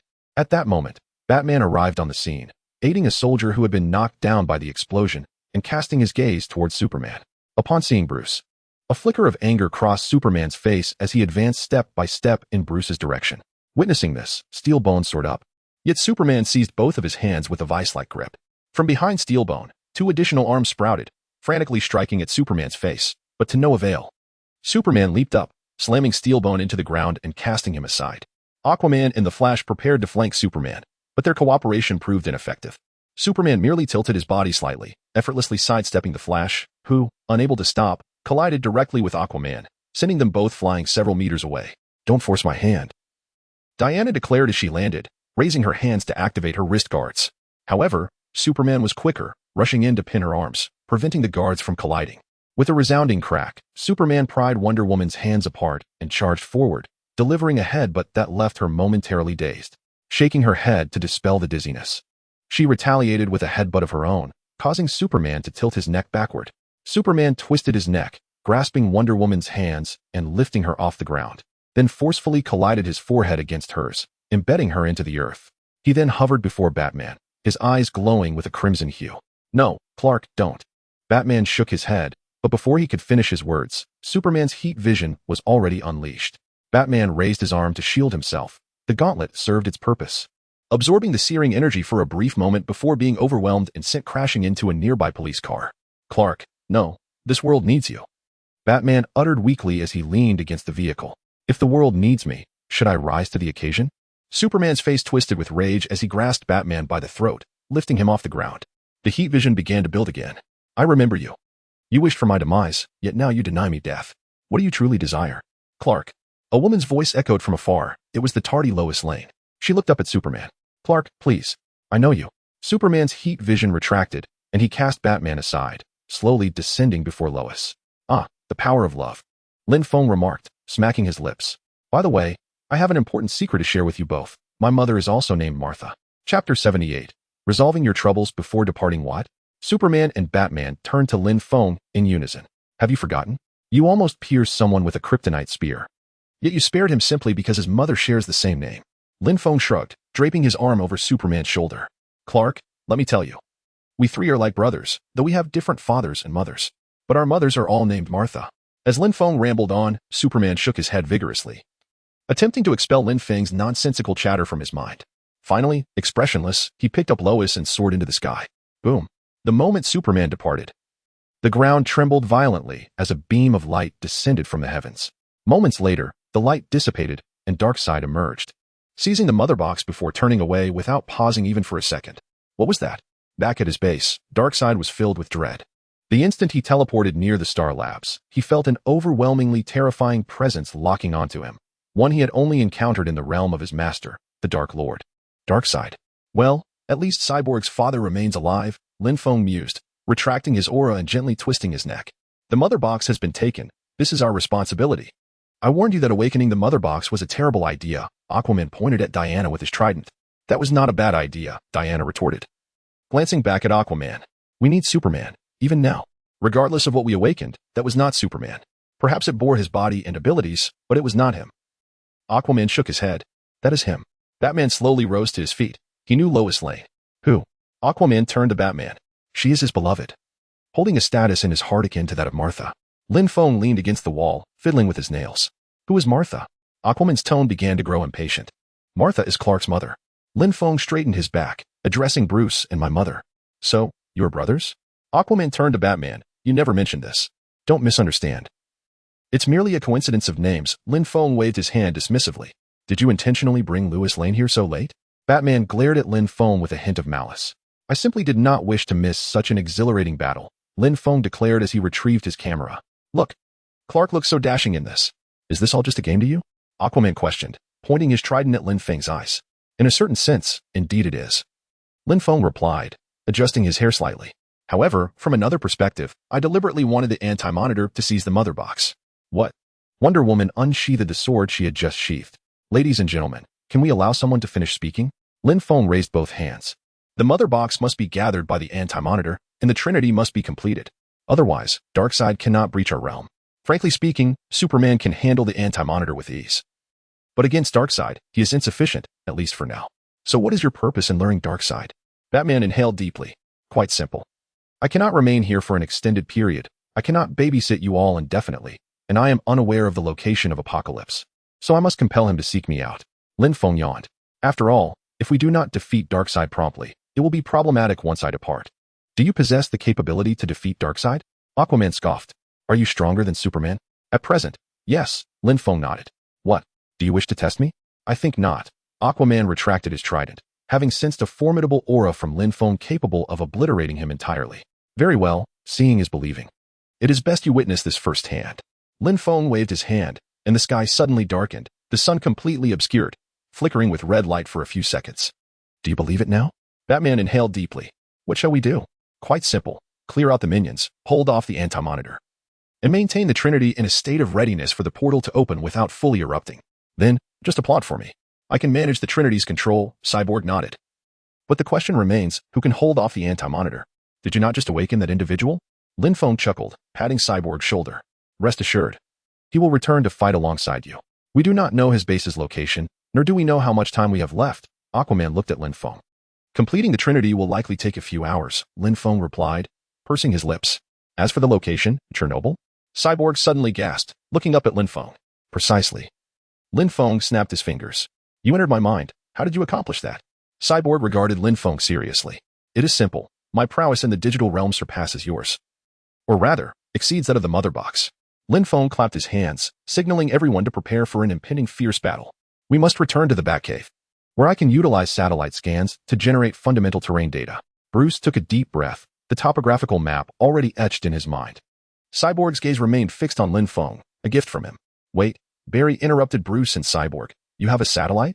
I possess 6, Bruce replied, his expression stoic. Indeed. This is the moment, Lin Feng remarked, stowing away his camera with a smile. Sighing, Bruce asked, can you give us a lift? Of course. Lin Feng replied with a slight grin, waving his hand as the group was instantly transported into the Batcave's aircraft. As the plane ascended, a spatial wormhole appeared ahead. And upon traversing it, the aircraft hovered above Chernobyl. So, you can repair planes? Batman remarked, gazing out at the landscape, his expression somewhat despondent. Perhaps due to his uncertainty in devising a strategy against Lin Feng. Regarding this defensive dome, the Flash pointed at the holographic projection. What dome? Lin Feng waved his hand, causing the crimson protective shield to shatter, the chaotic magic proving remarkably effective. All right, everyone, let us recharge and allow Lin to handle the finale. Batman declared before leaping from the aircraft. Chapter 79, The Return of Superman. Lin Feng tilted his head, closing his eyes as he sensed a powerful aura ascending into the sky. Lin? Noticing Lin Feng's reaction, the Flash felt a twinge of anxiety. Everything is fine. Lin Feng opened his eyes, a faint smile gracing his lips. It is him. He will return swiftly. Who? The Flash still appeared puzzled. It is Superman. Batman exhaled deeply. Where is he? In space, Lin Feng pointed skyward. He is absorbing solar energy. Victory shall undoubtedly be ours. Batman took a deep breath and donned his cowl. Wonder Woman grasped her shield and unsheathed the sword from her back. Aquaman seized the trident tossed by Batman, while Cyborg's arms transformed into one red and one blue energy cannon. The Flash performed a few stretching motions, inhaled deeply, and then exhaled slowly. Go, Lin Feng gestured, unveiling a wormhole before them. I will provide aerial fire support. No matter what you encounter, adhere to the plan. This is precisely why I gathered you together. Batman nodded to the group and returned to his pilot seat, donning his goggles as everyone charged through the wormhole. Eliminate them, protect the Trinity. Upon witnessing the crimson shield above vanish, the wasteland wolf roared in fury, as the surrounding apocalyptic demons scattered and surged toward the invading superheroes. Try this. Batman pushed down on the transport's control stick, diving towards the ground and heading straight for the massive chimney where the Trinity resided. As he approached, he pressed a button beside him, and the cockpit ejected from the transport. After a few bursts of retrothrust, it crashed to the ground, transforming into the Batmobile. The transport collided with the chimney, resulting in a violent explosion that blasted a massive hole through the outer wall. Look at them. They know to jump before the crash. Lin Feng recorded the previous scene as a video, intending to return to the Marvel Universe to show Captain America. Is this your aerial support? The Flash remarked upon witnessing the spectacle, then transformed into a bolt of lightning and dashed away. I will draw their attention. You all hurry to the reactor. Batman activated the Batmobile and surged forward. Understood. The Flash twisted his neck and landed a powerful punch that shattered a parade mon. The Batmobile's engine roared, attracting the attention of numerous parademons. They charged towards the Batmobile, while many others in the air aimed their energy cannons at it. Yet, this did not deter Batman. He maintained an extraordinary speed, and the bullets from the turret rained down like confetti, precisely claiming the lives of his adversaries. Bruce, how do you manage to drive and shoot with such accuracy? The Flash maneuvered swiftly, dispatching parademons. Because the one aiming is not me. Batman's voice resonated over the communication channel. In Gotham City, beneath Wayne Manor, in the Batcave, Alfred gripped 2 control sticks, monitoring the situation on the screens, constantly adjusting the turret's direction, and even finding a moment to sip tea. Despite the impressive firepower of the turret, the sheer number of parademons was overwhelming. Eventually, 2 parademons leaped onto the roof, snapping off the turret, and alerts of damage echoed from the vehicle as the parademons reached the cockpit, prying it open. At that moment, a melody laced with epic grandeur filled the air as Wonder Woman leapt in from behind, cleaving one parademon in 2 with her sword and smashing another with her shield. The Flash and Cyborg arrived from either side, trailing long blue flames, flanking the Batmobile. Missiles launched from the front of the Batmobile, obliterating the wall ahead. While Wonder Woman and Aquaman leaped in from behind. "This photograph must be preserved," Lin Feng remarked, stowing his camera away and snapping his fingers, conjuring an image into his hand. "You really are insane," Aquaman exclaimed as he jumped onto the Batmobile, then leapt again, his trident skewering several parademons in succession. Yet he was soon overwhelmed by more of them. A series of impacts resounded as Aquaman freed himself from the grasp of the parademons, thrusting his trident into the chest of an enemy attempting a sneak attack, only to begin descending rapidly. Moments later, Aquaman abruptly halted his fall. "No need to thank me," Cyborg quipped as he caught Aquaman. "Impressive, brother," Aquaman praised, glancing ahead. Cyborg swung his right arm powerfully, launching Aquaman forward. With a roar, Aquaman hurled his trident, piercing a parademon, then landed on the body of the vanquished foe, using it as a makeshift surfboard to slow his descent. On the tower, the Apocalypse Demon manipulated the artillery and fired at the Batmobile, now reduced to a convertible. Just as Batman found himself with no means of evasion, Wonder Woman charged in from the side, raising her shield to block the blast. Performing several aerial flips to dissipate the force, she landed gracefully in a classic superhero pose, embedding her sword into the ground. The residual impact forced her to slide backward, leaving a long mark on the earth. Quite impressive, indeed. At this moment, Lin Feng had already retrieved some popcorn. "We can handle this," Aquaman declared, drawing a stick of candied hawthorn from his trident and looking at Cyborg. "Do what you must." Meanwhile, Batman took advantage of the explosion from the vehicle and the ejector seat, successfully seizing control of a turret to unleash an energy cannon that began to reap the life of the Apocalypse Demon, while Cyborg and Flash coordinated their efforts to breach the reactor. In another part of Gotham City, at Wayne Manor, a sonic boom rattled the water glasses on the table as a dark figure landed on the balcony. "You must be Alfred," Superman said with a smile as he entered. "Master Kent," Alfred replied, lifting his head from under the hood of a car. "You said you would come. Now, let us hope you are not too late." In Chernobyl, Aquaman and Cyborg approached the back of the desolate wolf. Aquaman struck the ground with his trident, awakening the creature, which opened its eyes, glowing with a blue light. Suddenly, the desolate wolf sensed something, raised its head, and found itself entirely immobilized, slowly levitating into the air. "This will suffice." Lin Feng, having finally joined the fray, descended gracefully, radiating a red glow. Now, it was merely a matter of waiting for the Trinity to form. "Darkseid will utterly annihilate this planet," the desolate wolf roared, trapped in the air. "Is it possible that I am simply waiting for him to arrive?" Lin Feng smiled faintly, tightening his grip, causing the desolate wolf to emit a mournful howl. For Darkseid, the desolate wolf's eyes blazed with intensity as he briefly broke free from Lin Feng's grasp, raising his axe. He swung down, but the sound echoed as if striking steel. "No surprises here," Superman remarked, shaking his head with a mocking smile. "He has returned." Chapter 80. Darkseid, no surprises here, Superman said, still smiling faintly at the desolate wolf. He exhaled a breath of frost, which encased the desolate wolf's axe, surrounded by yellow lightning and ice. Then, with a punch, Superman shattered the frozen weapon. "Hey, Lin, did we arrive too late?" Green Lantern soared down, joining Lin Feng and surveying the scene. Not entirely, Lin Feng indicated a small light point slowly appearing before the mother box. "Leave a desolate wolf and those minions to you." With a wave of his hand, Lin Feng conjured a chair and sat down slowly. "And you?" Batman inhaled deeply. "Me?" Lin Feng planted his sword into the ground. "I am here to wait."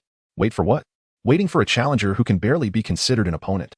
"Well, in terms of prestige, it must be you." The Green Lantern, with a dismissive curl of his lip, soared into the sky. Green Lantern Corps advance. The current leader of the Corps, Sestro, waved his hand, unleashing countless beams of green light that pierced through a vast expanse of apocalypse demons below. Superman slowly ascended into the air, delivering a powerful kick that sent the Wasteland Wolf crashing into a wall, only for it to hit the ground heavily. The Wasteland Wolf rose, furiously pounding the earth. A crimson glow ignited in Superman's eyes as a searing heat vision shot forth, striking the Wasteland Wolf's shoulder and subsequently penetrating the concrete wall behind him. The Wasteland Wolf charged at Superman, but the latter deftly tilted his head, evading the creature's claw.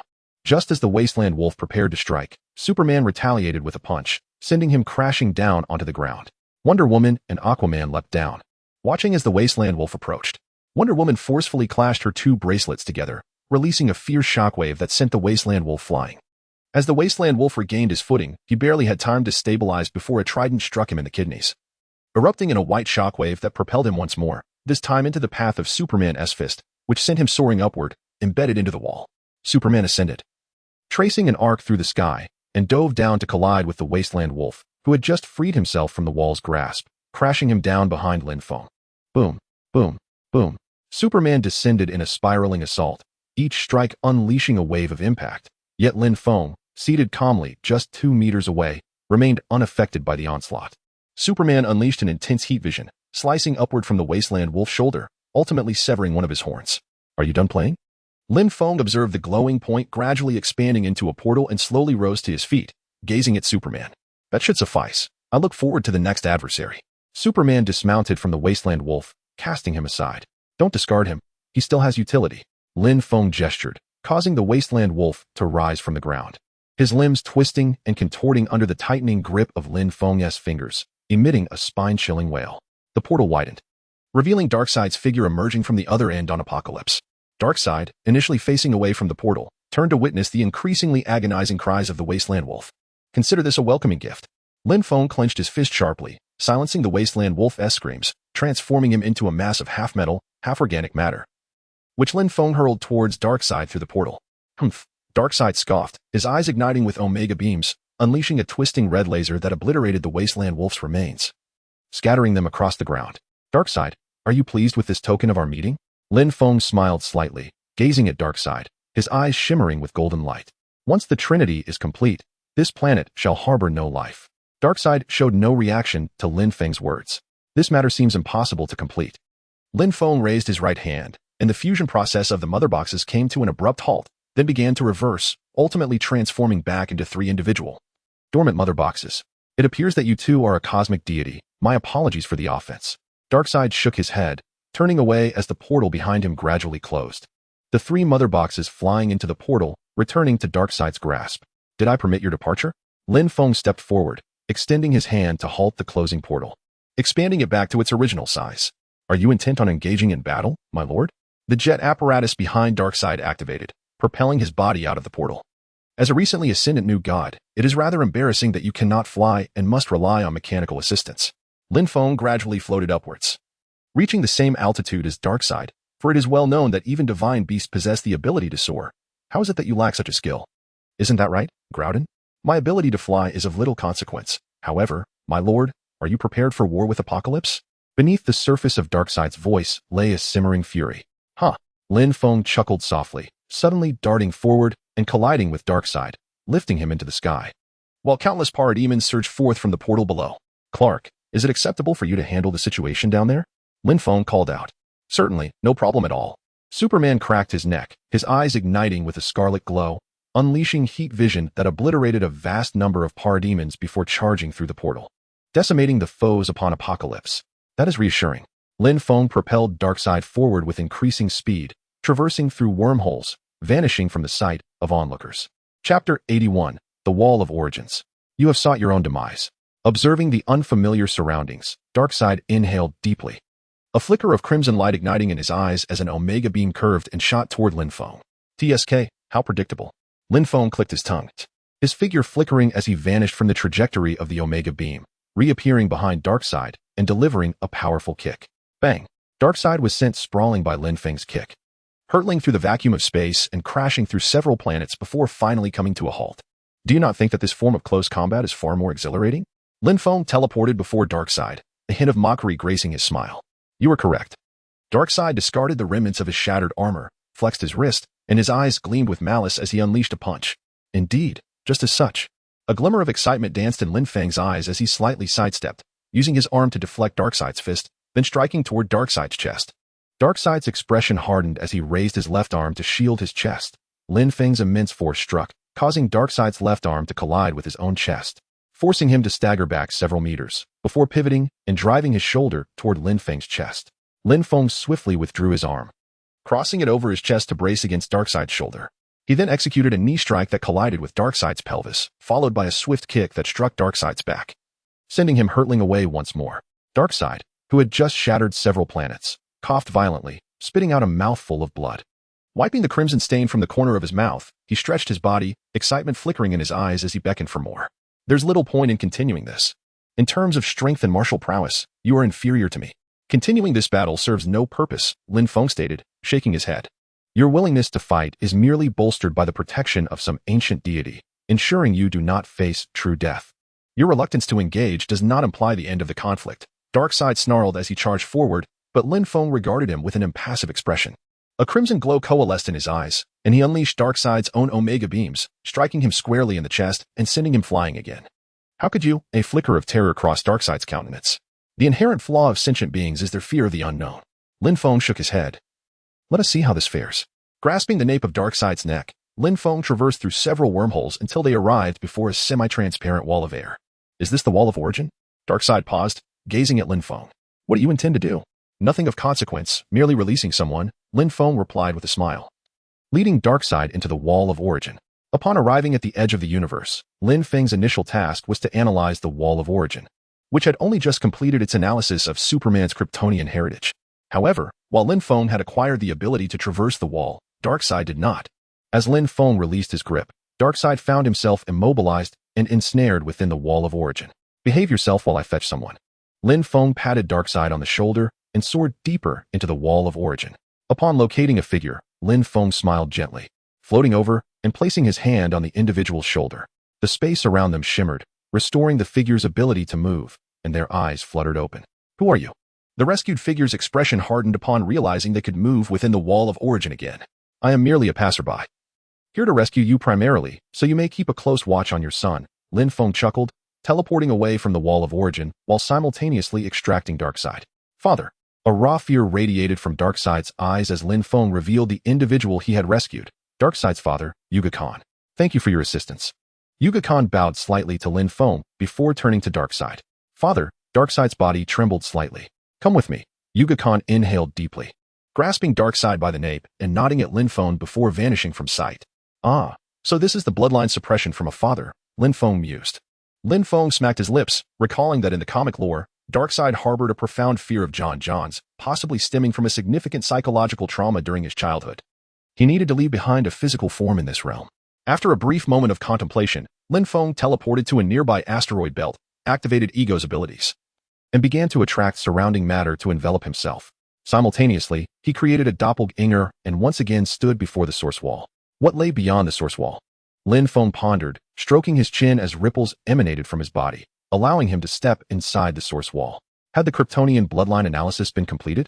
Observing the progress bar on the panel fully filled, Lin Feng stroked his chin, directing his planetary doppelganger in the cosmos to craft a new body and cast it into a yellow sun. The Marvel Universe could not be neglected either. Closing his eyes, he immersed his consciousness into the dormant body on the moon of the Marvel Universe, integrating the Kryptonian bloodline before soaring toward the sun. This was nearly perfect. Inside the source wall, Lin Feng opened his eyes and resumed his exploration. Was it as he suspected? Time passed unmeasured until Lin Feng felt a lightness envelop him, stepping out of the source wall into the infinite void of the universe. Finding the Marvel Universe within this boundless expanse might prove challenging. Lin Feng sighed. Normally, with his ability to create doppelgangers, he need not be fixated on returning, as his true self resided within the Marvel Universe. However, a serious concern lingered. It was trivial otherwise, but he could not afford to lose his sword. Lin Feng smacked his lips, drawing the broadsword from his back, slicing through the chaotic spatial currents before him and venturing forward. Damn. Lin Feng cursed, disoriented in the void, seemingly flying in a circular path, only to collide with the source wall of the universe once more. How absurd. Although it did not hurt. Lin Feng instinctively rubbed his head. No. Upon traversing the source wall and returning to Earth, he realized this universe bore significant differences. What was the meaning of this? Sensing the changes on the planet, Lin Feng let out a curse. Chapter 82. Crisis on Infinite Earths? In Mid-City, at the Star Labs. A swirl of blue smoke enveloped Lin Feng as he appeared before Star Labs. This was not the Star Labs of the cinematic universe. Lin Feng furrowed his brow. Wait. Was this the Arrowverse? Indeed, the Star Labs before him resembled the one from the television series, characterized by 3 prongs and an appearance reminiscent of a void beast. Let me see what time period this is. Lin Feng carefully attuned to the situation on Earth and the surrounding starry expanse, then cursed aloud. Was some cosmic rule at play, orchestrating his fate? Lin Feng smacked his lips. The scene before him was precisely that of the Arrowverse crossover event Crisis on Infinite Earths, where a host of heroes gathered on the Wave Rider, mourning the death of Oliver Queen, the Green Arrow. You have lost a great hero. The Monitor addressed the assembly of heroes. He should not have died, Barry interjected, approaching from the side. I do not oppose your statement, responded Lin Feng. The Observer nodded. Acknowledging the pain of loss that you all endure, yet you possess countless reasons not to relinquish your fighting spirit. Indeed, there are 7. In the vast expanse of time and space, The observer's words were interrupted by the cry of an infant. Apologies. Louis Lane said somewhat awkwardly as he placed the child into Superman's arms. Within the infinite realms of time and space, 7 heroes exist. The observer continued, elucidating that those who possess the purest will ultimately vanquish the Anti-Monitor and assist in saving the multiverse. These 7 individuals are known as the Saints. 7 Saints? The 7 Saints? This is astonishing. A swirl of blue mist materialized aboard the Wave Rider, and Lin Feng's figure gradually emerged. Who are you? The heroes braced themselves. Flash, Superman, and Supergirl even taking a moment to don their attire. It's nothing. I'm just passing through. Lin Feng waved his hand dismissively. By the way, has Malnovis and Mobius stirred trouble again? Who exactly are you? Hearing both his own name and that of the Anti-Monitor made the observer somewhat anxious. Many across the universe knew the observer as Malnovis, but very few were aware that the Anti-Monitor was called Mobius. Who am I? I am the one who defeated Darkseid, who retrieved John from the Source Wall, and who traversed its depths numerous times. Do you not see me, observer? Lin Feng approached, placing a hand on the observer's shoulder, presenting a camaraderie. So it is you, the so-called omniscient from another universe. The observer sighed, sensing that Lin Feng would be the sole variable in this unfolding event. Indeed, it is I. Lin Feng clapped the observer on the shoulder, then turned to address the others. Allow me to introduce myself, the omniscient, Lin Feng. The omniscient. Barry stepped forward. Do you know how we can defeat the Anti-Monitor? Of course I do. Lin Feng clapped his hands. First, let him completely annihilate the multiverse. The Eradicator will transport you to the vanishing point to hide for a while. Then Barry will use the Speed Force to take you back to the dawn of time. The Ghost igniting a spark, the 7 Saints will then reshape the universe, merging the multiverse, and the Anti-Monitor will be defeated. Except for Green Arrow, everyone will survive roughly. That is how it goes. What? Mia stepped forward, so the Anti-Monitor can be defeated, but my father must die. Is that it? Theoretically, yes, but I'm here now. So it may not be necessary. Lin Feng waved his hand. Malnovis, leave this to me. Rest assured, the multiverse will reboot smoothly. For instance, we must first rectify a minor issue. 2 young men have just journeyed to hell attempting to rescue Oliver, but they cannot succeed unless I extend a finger. Unless what? Upon hearing that there was a way to save Green Arrow, Barry was the first to step up. Unless I also take a trip. Lin Feng smiled and vanished from his spot. You must be Constantine, observing the blond man clad in a beige trench coat and speaking with a British accent. Lin Feng tossed him a cigarette. Apologies, but I don't believe I know you. Constantine squinted at Lin Feng. It matters not whether you recognize me. The issue is, I can bring Oliver back. Lin Feng clapped Diggle on the shoulder and approached Oliver Queen. I can only save more people through death. Oliver's gaze was resolute. That was in the past, but now I have arrived. Lin Feng patted Oliver's shoulder and glanced at Jim Corrigan, the legendary ghost, with a glint of gold in his eyes. All right, I can ignite that spark now. I will summon the power of the ghost. As Jim felt the spectral energy that Lin Feng had replicated, he took a deep breath. No need. I might already surpass you in the application of ghostly power.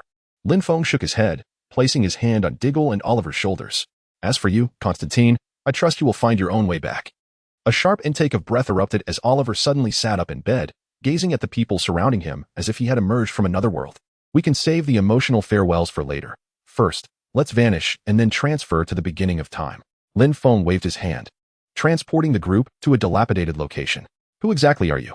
The observer's eyes finally reflected a grave concern. Just the fact that Lin Feng had spoken of the subsequent plot developments was enough for him to regard Lin Feng with utmost caution. I have told you. I am the omniscient one. Lin Feng shrugged. Now, let us proceed to the beginning of time. In a flash of light, they arrived on a desolate expanse. The counter-observer, arms outstretched, abruptly turned to face the observer, a hint of confusion in his gaze. The observer subtly gestured towards Lin Feng, then shielded the others behind him and began to reproach the counter-observer with righteous indignation. You all play. I shall wander. Lin Feng patted Oliver's shoulder and casually strolled across the wasteland. So, you really have hidden here. Detecting a spatial fluctuation, Lin Feng's eyes sparkled with delight. He tore open that unstable space, reached in, and pulled out a chair. This is quite the treasure. Lin Feng patted the back of the chair, a look of contentment on his face. Damn it! The counter-observer exclaimed, who was confronting the observer, suddenly propelled backward, leaving the observer momentarily stunned. Farewell. Lin Feng teleported, tossing the chair into the wall of origin, noting its position, and then returned to the beginning of time. Chapter 83. The Mobius chair. What place is this? Green Arrow inquired, looking at Lin Feng. This is the beginning of time, the point where the positive universe and the antimatter universe were born, Lin Feng explained. The antimatter wave has obliterated all the multiverses. Only here can we resurrect the universe. What shall we do? Green Arrow stepped forward. I will ignite the spark. and you all will fan the flames. Lin Feng smiled slightly, turning to the observer. Am I not correct? You possess a wealth of knowledge. So I hope you will indeed act as you have promised, the observer replied, taking a deep breath. The next steps are in your hands. No problem. Lin Feng smirked, pausing the thoughts of the others. So, are you going to be killed by Mobius again? For the smooth reboot of the universe, such sacrifices are necessary, the observer shrugged. You sacrifice nothing. Lin Feng scoffed. Is losing a mere avatar truly a sacrifice? If you think that way, there is nothing I can do. The Watcher displayed an air of indifference, akin to a dead pig unperturbed by boiling water. Are you not the same? Very well, let it be. You shall engage in a contest with Mobius, and I shall conclude the matter. Lin Feng nodded, restoring the cognitive abilities of the others. Previously, Malnova had mentioned that 7 saints would bear the monumental responsibility of rebooting the universe. Truth, true love, destiny, glory, courage, hope, and humanity. Lin Feng regarded the 7 superheroes before him, his expression unusually grave. I believe you 7 have come to understand who you truly are. Malnovu. This is precisely what I have long desired, the ultimate confrontation between the positive and negative universes. As Lin Feng addressed the assembly, the Watcher materialized atop a mountain peak. Are you truly going to face us all alone? The Watcher scoffed. Certainly not. The anti-Watcher raised his hands, summoning shadows from the depths below. Must you always inquire? Lin Feng shook his head, a sense of deja vu washing over him. The multiverse has perished. I shall forge my own anti-universe. The anti-Watcher commenced his display. A glimmer of madness in his eyes as blue energy surged from his hands, launching an assault upon the Watcher. No, you shall not succeed. The Watcher unleashed a torrent of orange-yellow energy. The two forces collided, generating a violent shockwave that scattered the surrounding shadows. With the demise of the positive universe, I have acquired even greater power. After a prolonged stalemate, the blue energy in the anti-Watcher's grasp intensified, gradually overpowering the Watcher until it enveloped him, reducing the Watcher to mere ashes. Do you see? The Watcher has perished. You have no further chances. With a wave of his hand, the anti-Watcher commanded countless shadows to charge toward the assembly. Fear not, for I am here. Lin Feng exerted pressure beneath his feet, launching himself directly at the anti-Watcher, propelling him out of the hero's line of sight. That hurt. The anti-Watcher grimaced, glaring at Lin Feng. You had better return my chair. I cannot return it at all. That is precisely why I am here. Lin Feng smirked. Shall we allow them to fight for a while? Naturally, we can't let them think victory comes so easily. The anti-Watcher nodded, leaning against a nearby rock. Who exactly are you? You seem to have materialized in this universe out of nowhere. I hail from the other side of the wall of origin. In other words, I do not belong to this universe. Lin Feng shrugged, observing the heroes battling below. In truth, I had already crossed the wall of origin, but the chaotic void made it exceedingly difficult to discern direction. I wandered in circles and returned, unexpectedly arriving at the site of the infinite Earth crisis. So, you were tempted by my chair? A hint of resignation crept across the anti-Watcher's fearsome visage. The anti-Watcher bore no particular ire toward Lin Feng's theft of Mobius' chair. At this level, the chair's enhancements had become negligible. Indeed, the attributes of the Mobius chair are a perfect match for my abilities. Lin Feng smiled lightly and glanced at the battlefield below. I think it's about time. Shouldn't you meet your end? Let us wait a moment. After this, it may be a long while before I can appear again. The anti-Monitor sighed. Over the years, I have experienced countless cycles with Marnovu. He has managed to meet many superheroes during this time, while I have had only him as a friend. Furthermore, due to the constraints of time, you have hardly had the opportunity for meaningful exchanges, have you? Lin Feng chuckled. It's rare to encounter someone who truly understands you. Wouldn't you want to converse a bit longer? Indeed, you do understand me well, the anti-Monitor replied with a smile. For the sake of the multiverse's balance, Marnovu and I have had to restart the universe time and again, merging the multiverse into one and eradicating most branches. Otherwise, the overwhelming number of potential branches would lead to the collapse of the omnipotent universe. Ah, you both have had it tough over the years, Lin Feng remarked, clicking his tongue. Well, you've listened to my grievances long enough. I suppose it's time for me to meet my end.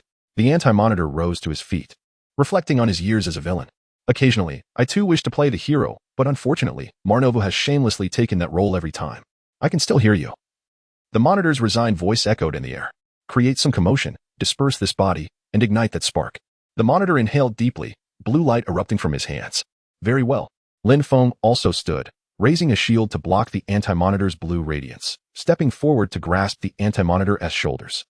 A cry of anguish escaped the anti-Monitor as his body began to disintegrate, gradually vanishing, while the shadow demons on the ground disappeared simultaneously.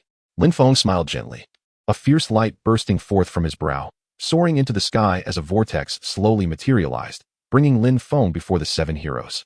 Now it's up to you. he said with a slight smile, dropping a book and gradually fading away. The Book of Destiny? Are we to use this to restart the universe? Green Arrow breathed deeply as he picked up the Book of Destiny, the Wall of Origin, gazing at the Mobius chair before him. Lin Feng inhaled deeply and slowly settled into it. As soon as he was seated, a vast stream of data surged into his mind. Indeed, this is it.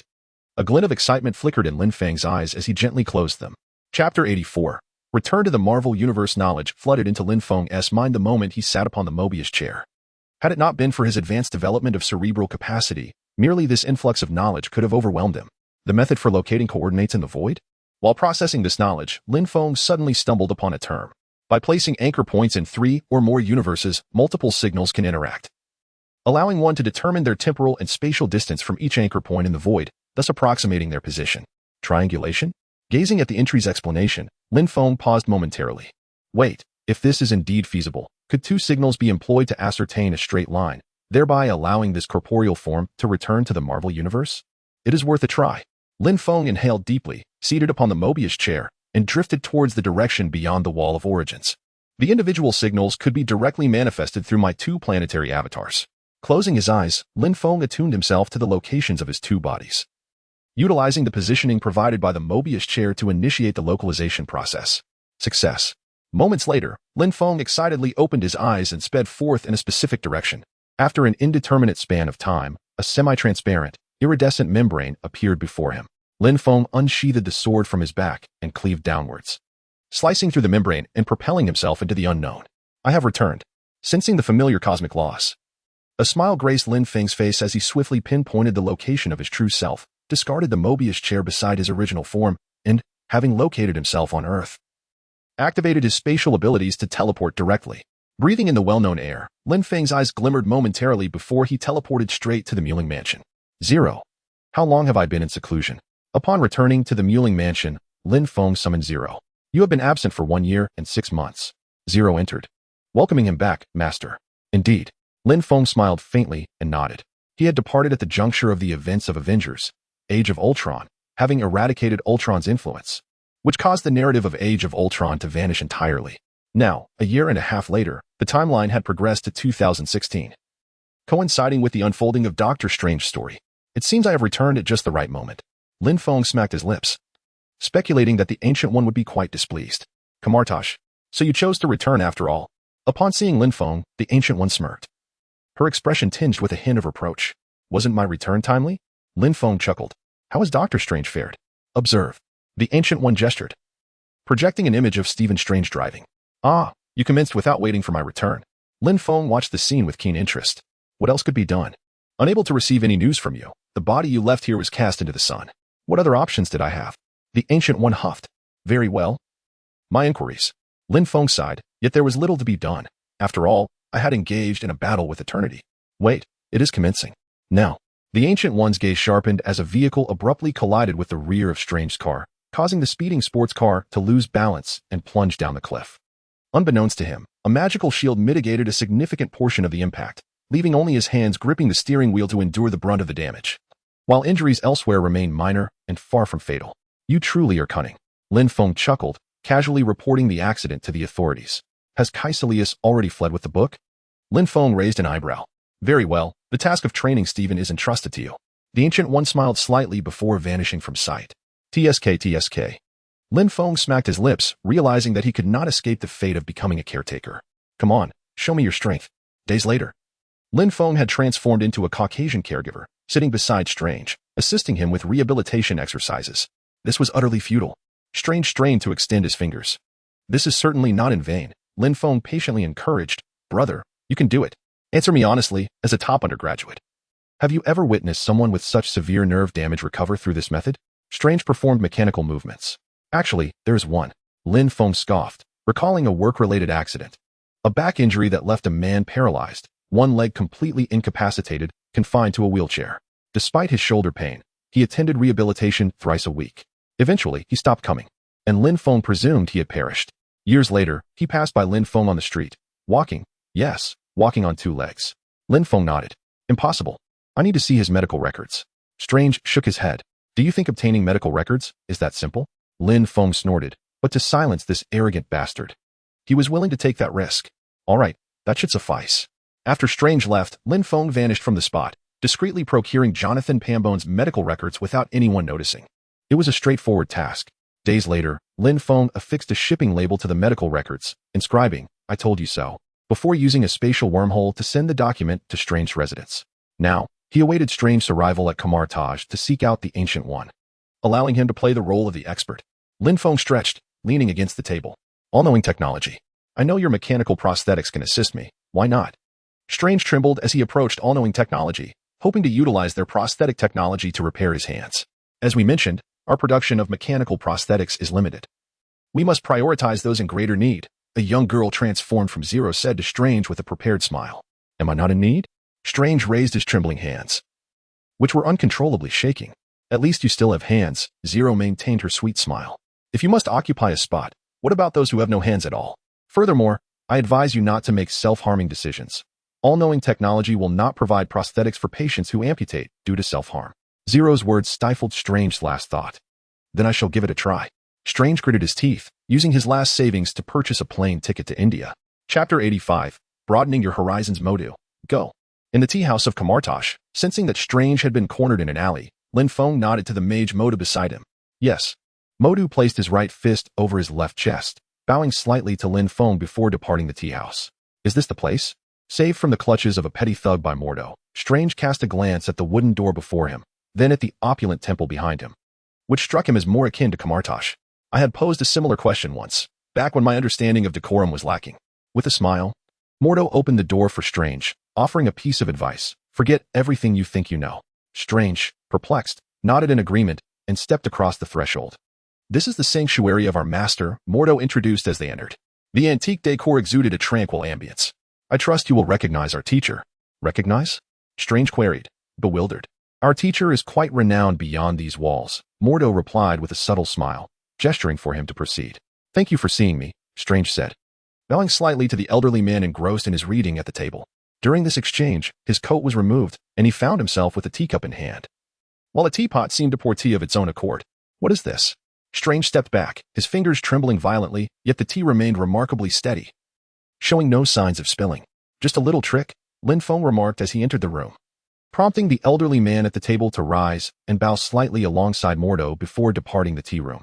Do not mention it, Lin Feng said, lifting the levitating teapot while acknowledging the departing sorcerers.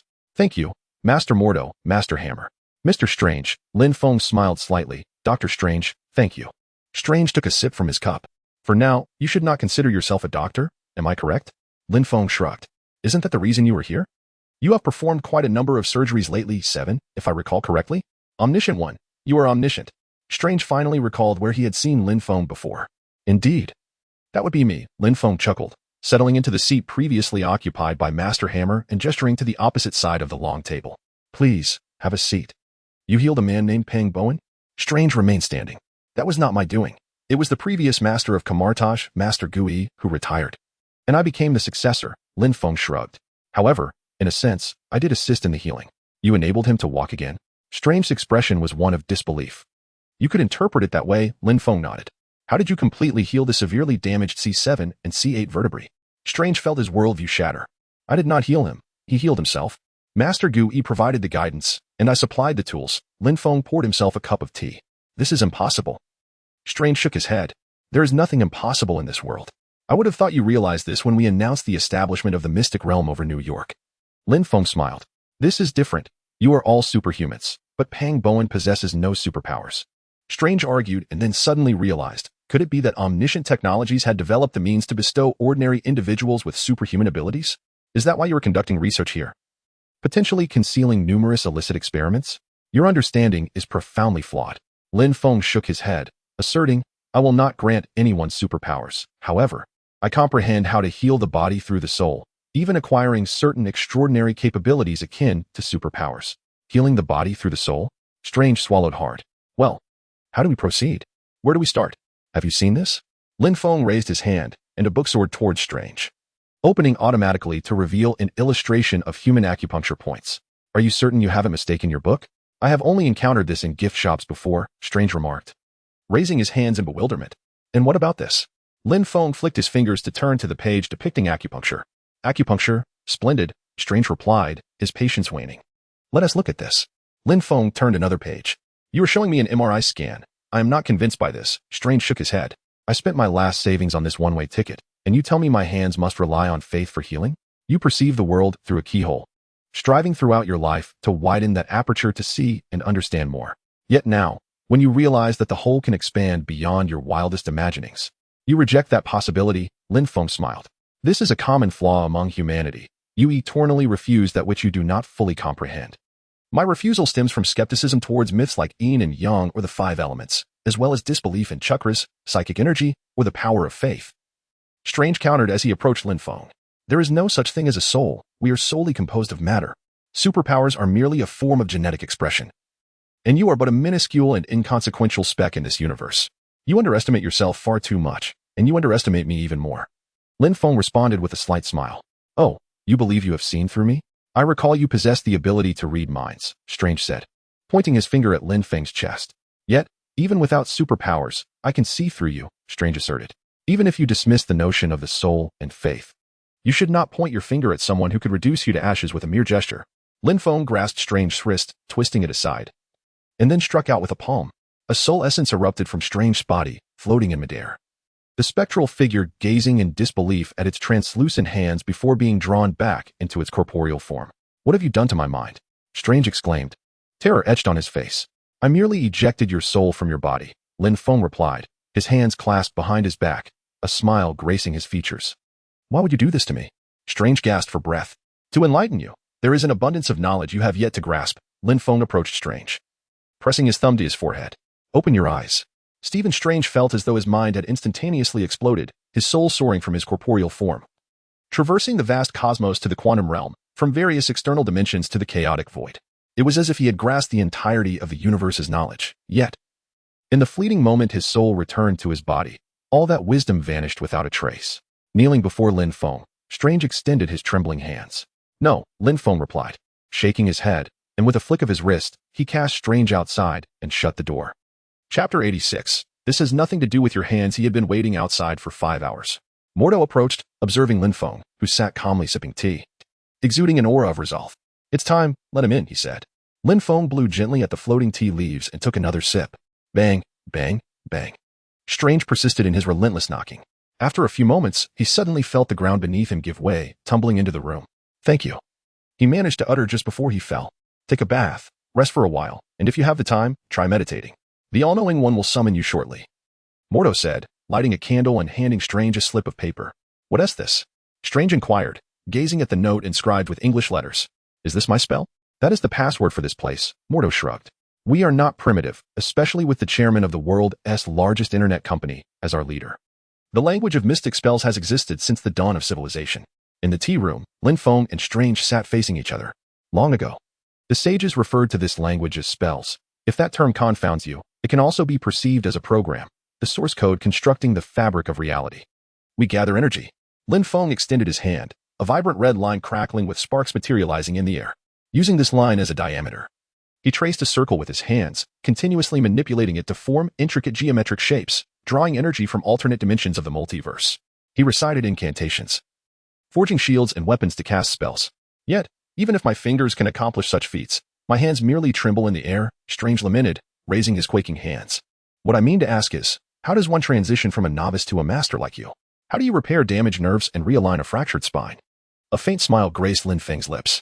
Through learning and practice, year after year, he replied. Strange inhaled deeply. Kamartosh, the library. Mr. Strange. The librarian Wang rose to greet him. Just call me Stephen, Strange said, placing a book on the table. You are Wang. Just Wang? Strange felt a twinge of embarrassment. Like Adele, Wang remained impassive, staring blankly at Strange, intensifying his discomfort. Or Aristotle, Drake, Bono, Eminem. Strange's voice dwindled. This is the Book of Sight. This is the new compilation of the universe, the Supreme Codex, the Key of Solomon. Wang lightly tapped the stack of 4 books. Have you read all of these? Indeed. Strange replied, still reeling from the earlier awkwardness. Follow me, Wang raised an eyebrow. All right, Strange complied. This area is exclusively reserved for sorcerers. Wang led Strange into a spacious room. However, with my consent, others may enter as well. You may begin with the foundational texts. Wang withdrew a book from the shelf. How proficient are you in Sanskrit? I have Google Translate, Strange shrugged. Vedic, the oldest form of Sanskrit. Wang handed the book to Strange. What are those books? Strange pointed towards a row of shelves. Those are the private collection of the Supreme Sorcerer, Wang gestured, formerly belonging to the Ancient One. Now under the purview of the All-Knowing. So, they can't be borrowed? Strange turned around. At Kamartosh, knowledge is meant to be shared, yet some cannot be practiced, Wang explained. Aside from the Supreme Sorcerer, no one else can comprehend those texts. What is this book? Strange took down a glowing tome from the shelf. This book pertains to time. Those several pages were pilfered by a former sorcerer here, an extremist known as Caecilius. Wang organized the books, recalling how he had hanged a previous librarian and severed his head. Caecilius? The goalkeeper for Royal Madrid? Strange jested, oblivious to the gravity of the situation. I am the guardian of these texts, should any pages go missing. I will be aware. Wang's serious demeanor was intimidating, startling Strange. If I discover such a loss, you will meet a dire fate before you even exit. What if it's merely overdue? Or if I simply wish to learn? Would a missing page equate to losing a limb? Strange stammered, struggling for conversation. People used to find me quite humorous, he remarked, observing Wang's unyielding expression, before reluctantly accepting the book from his hands. They work for you, don't they? Wang cast a sidelong glance at Strange. It has been delightful conversing with you. Thank you for the recommendations, the chilling tales, and for the threats. Strange took a deep breath, cradled the book, and exited the library. At Kamartosh, the training grounds, mastering the levitation ring is crucial for spellcasting. Mordo handed Strange a ring. Explaining, these will aid us in traversing the multiverse. You must concentrate intensely, visualize your destination, and do not confine your imagination to the immediate world. Envision every detail. A group was drawing red circles on the ground, yet Strange could only conjure a few small sparks, which frustrated him, making success increasingly elusive. I need to speak with Mr. Strange privately, Lin Feng interjected, halting the training session. It's because of my hands. Strange raised his palms in a gesture of defeat. This has nothing to do with your hands, Lin Feng shook his head. How can it not be related to my hands? Strange retorted, somewhat irate. Master Hammer. Lin Feng beckoned. The mage hammer rolled up his sleeves, revealing his amputated left arm at the wrist, and began to inscribe intricate magical circles in the air. Thank you. Lin Feng nodded at the mage. Do you understand now? This has nothing to do with your hands. Chapter 87. I did not borrow power. There is an ancient saying in the East. Drawing a knife to sever water only makes it flow more. Lin Feng patted Strange on the shoulder. You must learn to go with the flow, as if this power originates from within you. But how can one control the flow? Strange furrowed his brow. That makes no sense. Everything in existence has its reason for being, Lin Feng smiled. You have achieved success through your own talents. But that is merely the beginning. Awaken, Stephen, relinquish your pride, and your strength shall grow. Lin Feng opened a portal with his magical energy. Follow me. Wait. Strange looked around, seemingly realizing his whereabouts. Mount Everest. The view here is breathtaking. Lin Feng gazed into the distance.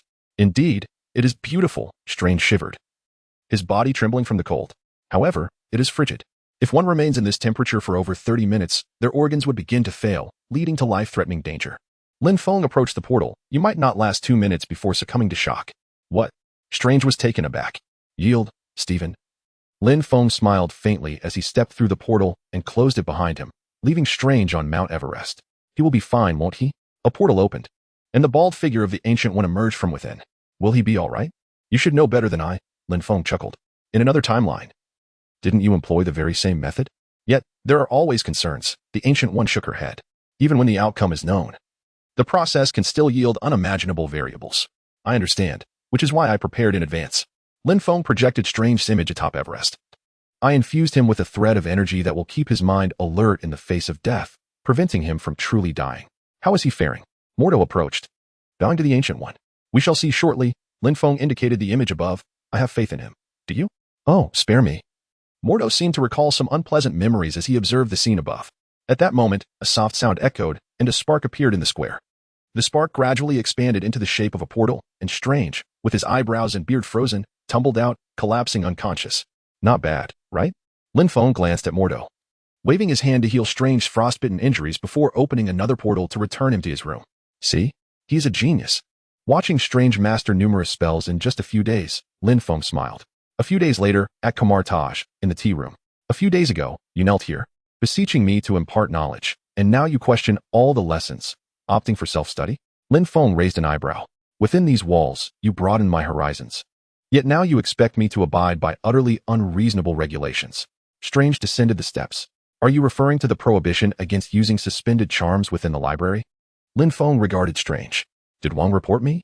Strange furrowed his brow. In terms of spellcasting, you indeed learn rapidly, but you now require a safer environment for practice. With a wave of his hand, Lin Feng conjured a spell, unveiling the mirrored space. This is the mirrored realm. Though it exists, it remains imperceptible, leaving the real world unaffected by its presence. We train and observe within this mirrored space, which is sometimes employed to isolate dangers. Should you enter without a suspended charm, you would find yourself trapped here. Wait, what do you mean by danger? Strange asked, somewhat perplexed. At this, Lin Feng smiled slightly, gently waving his hand as the mirrored space began to tremble violently, its scenery shifting rapidly. To comprehend the boundless multiverse, one must first grasp its infinite perils. Lin Feng gestured again, altering the view in the air.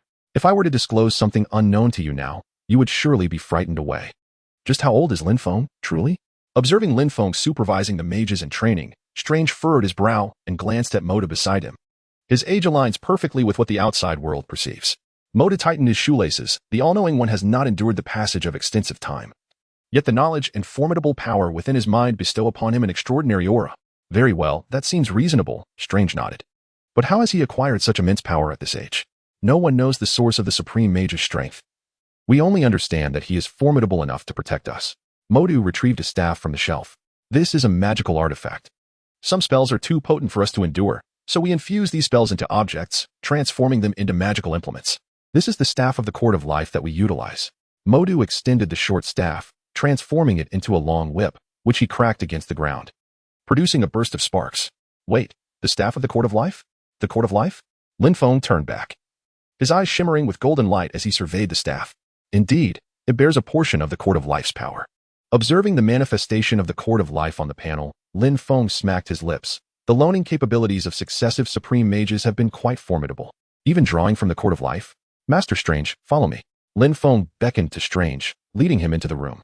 Have you recently noticed that your spell learning has reached a bottleneck? Lin Feng poured 2 cups of tea, sliding one toward Strange. Indeed, I have mastered many spells, yet I cannot wield them. The scarcity of energy within me renders me incapable of utilizing these spells. Strange nodded. Precisely, that is the primary issue. Lin Feng gently sipped his tea, noting that the human body cannot endure vast amounts of energy. Therefore, when we need to expend significant energy, those excess amounts must be borrowed. Indeed, harnessing the formidable power of existence comes at a cost. Historically, the majority of mages derived their strength from the benevolent deity Vishanti, whose power was the least burdensome to borrow, typically requiring merely a loosely binding contract. Beyond this, there exist practitioners of dark magic who revere the god of the underworld, Sisneg, and the dark deity, Dormammu, incurring substantial costs to draw upon their might.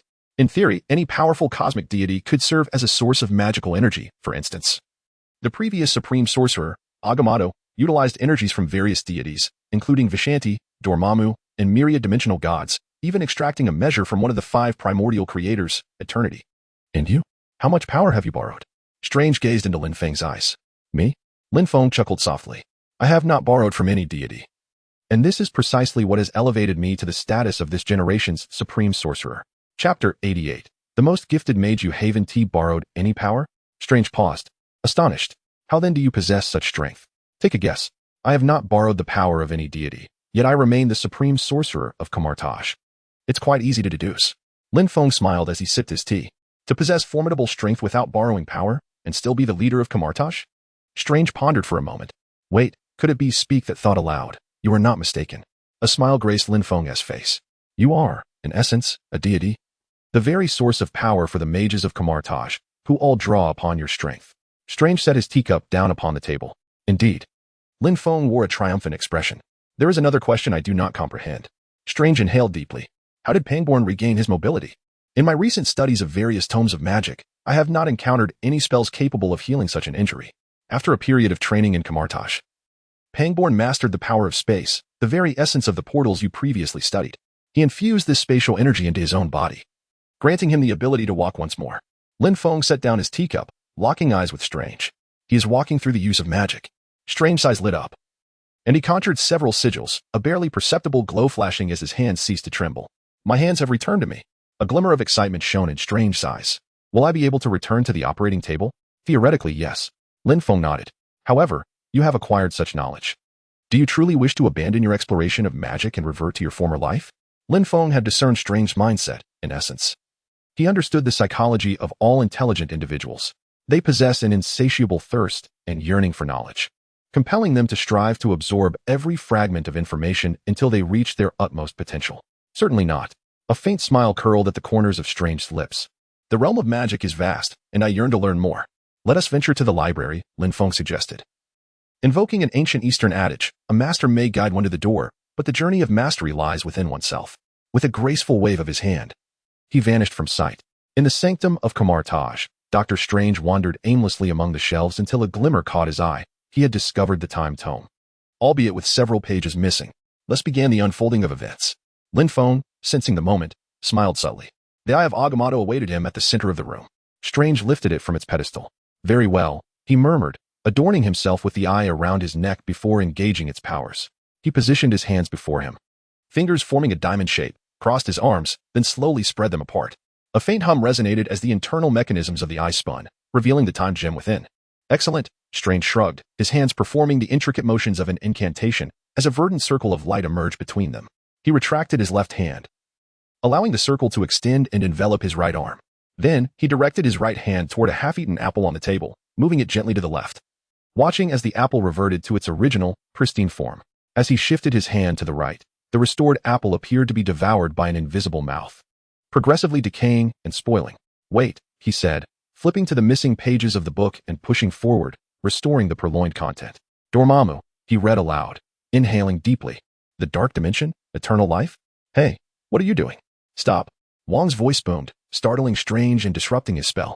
How dare you recklessly tamper with the fabric of time and space? Mordo approached, ire evident in his demeanor.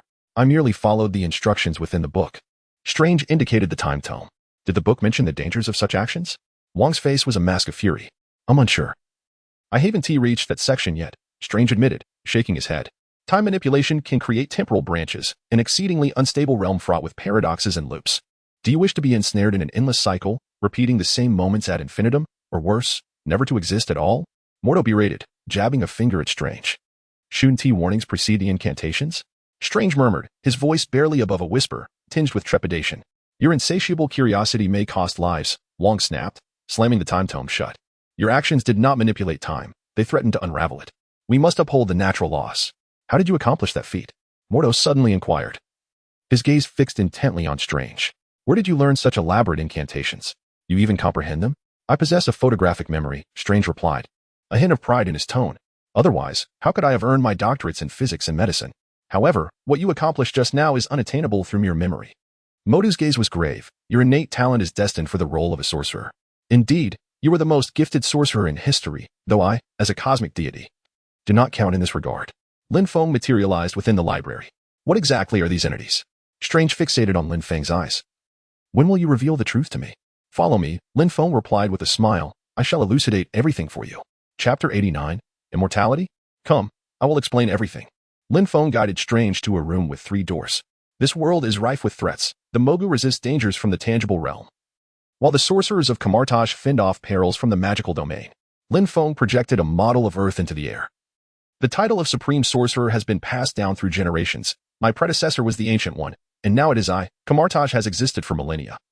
The name of the first Supreme Sorcerer was Agamotto, who acquired the Time Stone and fashioned it into the Eye of Agamotto. Agamotto constructed 3 sanctuaries in the physical world, and these doors lead to the sanctuaries situated in Hong Kong, London, and New York. Lin Feng gestured towards the 3 doors beside him. Thus, the trio of sanctuaries forms a protective network, safeguarding the physical realm from interdimensional incursions. The sanctuaries protect the world, while the sorcerers guard the sanctuaries. And the enemies? Strange cast a sidelong glance. It is uncertain. For instance, beings from other dimensions, Wong interjected, such as Dormammu. Strange raised an eyebrow. Precisely, Dormammu resides in the dark dimension. Transcending time, he is a devourer of space, a harbinger of destruction with boundless power and immense ambition, seeking to invade all universes and pull them into the dark dimension. Lin Feng projected an image of the dark dimension, with Earth being his most coveted prize, a planet under the watchful gaze of countless deities. What about the one who stole those pages, sharing a name with the Real Madrid goalkeeper? Strange inhaled deeply. Casillas was once one of Camartage's most gifted sorcerers, but regrettably, he became a fervent devotee of Dormammu, intent on obliterating the 3 sanctuaries to summon Dormammu into the world, dreaming of making the Earth a part of Dormammu, hoping to attain immortality in the process. Lin Feng smirked. Those pages contained incantations for summoning Dormammu and siphoning power from the dark dimension. Well then, Strange gritted his teeth. I am not participating in any mystical war. I came here to heal my hands. Suddenly, a series of chimes echoed. London. Wang looked up as the door to the London sanctuary swung open, and a sorcerer rushed out. Lin Feng raised his hand, deflecting the spell aimed at him. But Cassius had already summoned a formidable magic, crashing down and obliterating the London sanctuary. No, Wang was about to charge forward, but the magic of Cassius had already exploded, unleashing a violent shockwave that was intercepted by Lin Feng. However, Strange, unable to evade in time, staggered backward and fell into the London sanctum. The grand doors closing behind him, Wang, Mordo, and Strange gazed upon the unfamiliar room, taking a deep breath. The next steps depend on you. Lin Feng waved his hand, restoring the room to its original state. Dormammu seeks to invade Earth, and other dimensional demons will join the fray. I shall hold them off while you manage Dormammu. We will fiercely defend the sanctum. Wang and Mordo struck their chests with their right hands. Indeed, Lin Feng nodded and vanished from the room, reappearing on the moon, where he produced a bucket of popcorn and activated the view of the interior of the London sanctum. Have we reached this point already? Lin Feng observed Strange donning the cloak of levitation, gently floating upward. Dr. Strange's inaugural appearance was indeed impressive. Lin Feng tossed a handful of popcorn into his mouth. This is quite a memorable scene. As he watched Strange attempt to seize the axe, only to be tugged towards the shackles by the cloak, Lin Feng retrieved his camera. What? Hearing Cassius muttering from within the confines of the shackles, Strange approached to remove the muzzle from his mouth. Oh, cease your incantations. Strange sighed in exasperation at Cassius's utterances. This cannot be stopped, Doctor. Cassius was comically restrained yet spoke with a languid demeanor. I have no idea what this is. Strange shrugged. This is both an end and a beginning. Cassius replied nonchalantly, the outcome shifting from many to few, and from few to one. Listen, if you do not speak coherently, I shall seal your lips again with this contraption. Strange brandished the shackles. Speak, Doctor. What do you wish to know? First, my name is Dr. Stephen Strange. You truly are a doctor? Yes. Strange nodded. As a scientist, you are well versed in the laws of nature. All things age and perish. Yet ultimately, our sun shall extinguish, temperatures will plummet, and the earth will meet its demise. Cassius's words were laden with beguiling power, but in the dark dimensions. It was a realm beyond the earthly plane. It seems I must silence you once more. Strange stepped closer. This world need not perish, Doctor. Cassius gazed into Strange's eyes, asserting that it could become a magnificent and beautiful part of Dormammu, just like many other worlds, and we would attain immortality. Really? Strange scoffed. What then would you gain from this new utopia? Like you, like everyone, eternal life. A glimmer of longing appeared in Cassius's eyes. People ponder the nature of good and evil, yet our true shared enemy is but one, time, which shall consume all. And what of the lives you extinguished? A flicker of anger sparked in Strange's eyes. Those are insignificant, mere specks of dust in the vast cosmos. In the eyes of Caecilius burned a fierce light of anger. Indeed, look at what we are doing. This world has yet to return to its rightful path. Each individual yearns for immortality, seeking to transcend the bounds of time. For we are all but laborers of time. Time itself is an affront to humanity, and death a further insult. Doctor, I do not aspire to rule the world. We desire to save it, to leave everything in the hands of Dormammu, for he is the true master of all, the source of all existence. Caecilius gradually calmed himself. It is the Sorcerer Supreme who should safeguard this realm. Dr. Strange shook his head. The Sorcerer Supreme? Caecilius scoffed. The current Sorcerer Supreme neglects his duties, while the previous one was a practitioner of dark magic. Can such a Sorcerer Supreme truly protect this world? At least the All-Knowing One and his comrades defended us. Dr. Strange smirked. Yet Dormammu does not come to annihilate this world. He promises to bestow eternal life upon it. No, best not to consider that. Dr. Strange shook his head, observing Caecilius' countenance. Dormammu has transformed you into a killer. One can only imagine the nature of existence under his dominion. Such immortality I would rather forego. Do you find this amusing? As a smile crept onto Caecilius' face, Dr. Strange furrowed his brow. No, not that. Caecilius replied. I am amused by the absence of your Eye of Agamotto. Chapter 90. Just for this spectacle, I have waited so long. No. I just about your Eye of Agamotto being lost. A slight smile graced Caecilius' lips. What? Dr. Strange instinctively reached for his waist, turning around just in time to see a follower of Dormammu, trapped in the desert, opening a portal, through which a translucent magical dagger pierced his chest. TSK. There's a bit of risk here. Lin Feng moved his fingers, enveloping Dr. Strange's veins in a surge of energy. Dr. Strange screamed in agony as the zealot pushed him down the stairs, and just as he was about to meet his end at the hands of the fanatic, his levitating cloak surged to life, ensnaring the zealot's head. What a splendid red pepper greeting! Lin Feng stuffed a handful of popcorn into his mouth, pulling out a camera to capture the scene, truly comparable to the Banana New Year from before. At that moment, in the midst of the struggle, The zealot's eye of Agamotto fell, deftly pushed towards Dr. Strange by Lin Feng. Dr. Strange retrieved the eye, laboriously opening a door leading to the hospital's supply room. Sir, may I assist you? A doctor steadied Dr. Strange. Where is Dr. Palmer? Dr. Strange clutched his wound. Sir, we must. Where is she? Dr. Strange raised his voice. She is at the nurse's station ahead. The nurse, startled, pointed forward. Christine. Dr. Strange called out, and Christine turned, her eyes widening at the sight of his battered face. Stephen? Oh my God. Christine rushed to support Dr. Strange. Take me to the operating room. Do not summon anyone else, just you alone. Dr. Strange gasped for breath. Urgency in his voice. Hurry, I have no time. What happened? Christine assisted Dr. Strange into the operating room. I have been stabbed. My heart is filling with blood. Dr. Strange reclined upon the surgical table. What are you wearing? Christine queried, as she pulled aside his clothing to examine his chest cavity. Your chest is normal, but blood has pooled into the pericardial sac. Dr. Strange gasped for air, and moments later, his arms fell limply at his sides. No, Stephen. Christine shook him gently, then turned to retrieve a syringe. Hold on, stay with me.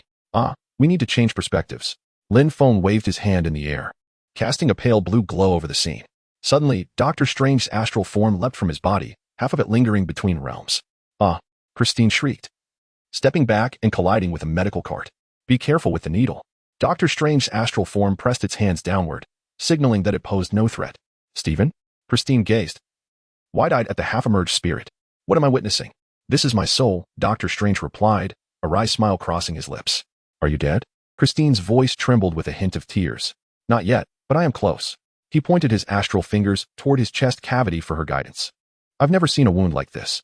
What has pierced you? Christine inserted the needle. In truth, I do not know, Dr. Strange sighed, his gaze catching the frenzied spirit that had entered the room. Wait, I need to disappear for a moment. Let me survive, all right? What? Christine's face was still fraught with panic as she surveyed the empty surgical room, an inexplicable chill creeping over her. In Lin Feng's vision, the two astral forms entangled, with Dr. Strange clearly at a disadvantage, quickly succumbing to unconsciousness, while his physical form ceased to exhibit a heartbeat. Christine retrieved the defibrillator, adjusting the voltage to 200. After a brief moment of preparation, she pressed it against him. Dr. Strange's astral form erupted in a burst of light, sending the attacking spirit reeling, and his heartbeat returned. Do it again, Dr. Strange urged, extending half of his astral form into the physical realm. What? Christine jumped in surprise once more. Increase the voltage, and do it again. Dr. Strange gasped. But you already have a heartbeat, she pointed towards his body. Just do it, he instructed tersely, withdrawing from the physical world. Dr. Strange's astral form gripped the frenzied spirit's head, and with the defibrillator activated, a golden light erupted from him, shattering the spirit and forcing his own astral form back into his body. Where are you going? Christine had just finished stitching up his wound when he struggled to rise and move toward the exit. An ancient and powerful entity capable of altering the laws of nature is determined to kill me, and I have imprisoned him in Greenwich. The best way to return is through the portal I established in the janitor's closet. Dr. Strange articulated hastily. All right, just don't explain it to me. It's fine. Christine released her grip on Dr. Strange's hand and placed her hands on her hips. You can see for yourself. Dr. Strange opened the door to the cleaning closet, revealing the portal within. I must take my leave. He stepped through the portal, casting a lingering glance back at Christine before turning away and closing the portal behind him. As she watched the vanishing figure of Dr. Strange and the portal that accompanied him, Christine felt her worldview shatter, and she slowly turned, momentarily dazed. Just then, the mop behind her fell to the ground with a clatter. Startled, Christine recoiled and emitted a sharp scream. I sat through all of that just for this moment. Lin Feng on the moon burst into laughter, tossing another handful of popcorn into his mouth. Chapter 91. The Ancient One Strange. Upon returning to the London sanctum, Mordo's voice called out from behind Dr. Strange. Are you unharmed? Relatively speaking, I am well, Dr. Strange replied, surveying his surroundings. That cloak of levitation. It has taken a liking to you. Dr. Strange glanced at the cloak draped over him. The cloak of levitation is indeed a rare artifact. The Ancient One approached from a distance. He has fled. Dr. Strange observed the remnants of shackles on the ground. Caecilius? Indeed, he nodded. He possesses the ability to fold space and matter at will. Are you suggesting he can fold matter outside of the mirror dimension? In the real world? A hint of astonishment crossed the Ancient One's face. Precisely, Dr. Strange affirmed with a nod. How many accomplices does he have? 2. Taking a deep breath, Dr. Strange continued. I have confined one of them in the desert. And the other? His body lies in the hall. Dr. Strange closed his eyes. The master of the mystic arts remains there. He has already been returned to Kamartash. Mordo lowered his head. The London sanctum has collapsed. Only the New York and Hong Kong sanctums can shield us from the Dark Dimension's onslaught. You must immediately secure the New York sanctum. It requires a new sorcerer. The Ancient One hesitated. Master Strange, no. Dr. Strange shook his head firmly. I am Dr. Strange, not Master Strange or Mr. Strange. I am Dr. Strange. When I became a doctor, I vowed to cause no harm, yet I have just taken a life. I shall not repeat such an act. His voice was filled with fervor. I became a doctor to save lives, not to take them. You became a doctor solely to save one life, yours. The Ancient One replied calmly. What? Have you, like the all-seeing one, seen through me? Dr. Strange scoffed. What I see is what I have always seen. The Ancient One's expression remained unperturbed. Your heart is filled with arrogance. You wish to return to your delusions, to control everything, even death. No one can master death. Not even the esteemed Dr. Stephen Strange. Not even Dormammu? Dr. Strange inquired, turning his gaze toward the Ancient One. He can grant immortality. The more humanity fears death, the stronger Dormammu's power becomes. He thrives on such fear. The Ancient One's expression grew slightly rigid. So, in effect, we are empowering him? Dr. Strange stepped forward. And you dare to deceive me with claims of mastering death? I am aware of how you achieved this. I have witnessed the ritual within the lost pages of Cagliostro. I urge you to heed my forthcoming words, Doctor. The Ancient One's tone grew grave. For you may not relish what you are about to hear, correct? Dr. Strange raised an eyebrow. For you might be oblivious to the implications of your own words. The Ancient One fixed her gaze upon Dr. Strange. What is he implying? A flicker of doubt appeared in Mordo's eyes. I speak of his lifespan and the secret to his immortality. Dr. Strange glanced at Mordo. Revealing that he draws energy from the Dark Dimension to attain eternal life. It is rather absurd, is it not, that the former Sorcerer Supreme was a disciple of Dormammu? That is inconceivable. Mordo shook his head. I have witnessed the ritual. I comprehend it fully. Dr. Strange's demeanor remained serene. I know how you accomplished this. Once the Zealots converge, they will launch another assault on the Sanctum. You require manpower. The Ancient One abruptly shifted the topic, steering away from the Sanctum. She is not as you perceive her. Dr. Strange shook his head. You lack the authority to make such claims. The Ancient One has safeguarded the Sanctum for countless years. She has been our mentor until recently, when she relinquished the mantle of Sorcerer Supreme to the All-Seeing One. Mordo's expression remained one of disbelief. Yet the All-Seeing One is to govern the Dark Dimension and is seldom present on Earth. You cannot fathom the weight of the burden she bears. Indeed. I do not know, nor do I wish to know. Dr. Strange shook his head. You are a coward. A hint of anger laced Mordo's voice. Simply because I refuse to take a life? The Zealots will annihilate us all, and you stand idly by, unwilling to strike first? Do you believe I did nothing just now? Dr. Strange shouted in anger. You were merely saving your own skin. Mordo raised his voice. Your actions resemble those of a howling dog. Thus, you can murder without remorse? You have no idea what I have done. Mordo gradually lowered his voice. And you are correct. I will not yield. Even if there were alternative methods, there are no alternatives. Mordo replied resolutely. It is you who lack imagination. No, Stephen. Mordo nearly pressed his face against Dr. Strange. Yes, it is you who lack courage. A rumble echoed through the air. They have returned. The two ceased their argument and rushed towards the Sanctum's hall. We must bring this to an end. Mordo leapt over the railing. Now, Strange, come down and fight. Mordo shouted at the Zealots as they clashed. No. Dr. Strange shook his head, forming a spell with his hands, pressing downward, causing the magic in Caecilius' hands, poised to destroy the Sanctum, to vanish without a trace. The mirror dimension, your actions here will not affect the real world. Dr. Strange slowly descended from the air. Now, who is laughing? You bastard. I. Caecilius revealed a faint smile, pushing his hands forward to manipulate the matter within the mirror dimension. I have taken his sling ring. Thus, he cannot escape, correct? Dr. Strange dashed out of the Sanctum, retrieving Caecilius' sling ring. Run! Mordo shouted, fleeing alongside Dr. Strange, continuously evading the relentless pursuit of Caecilius. Their connection to the Dark Dimension augmented their abilities within the mirror dimension. Although escape was impossible, they could still eliminate us. It was not a display of cleverness, but rather an act of folly. Mordo shook his head. We must hurry and get out. Dr. Strange opened a portal ahead, but Caecilius twisted his right hand, reversing the fabric of space, causing the two to crash into a bus. Hello there, Lin Feng greeted the elderly gentleman inside the bus with a faint smile. As the two continued their escape, the mirror dimension fractured into countless shards, leaving them with no avenue of retreat.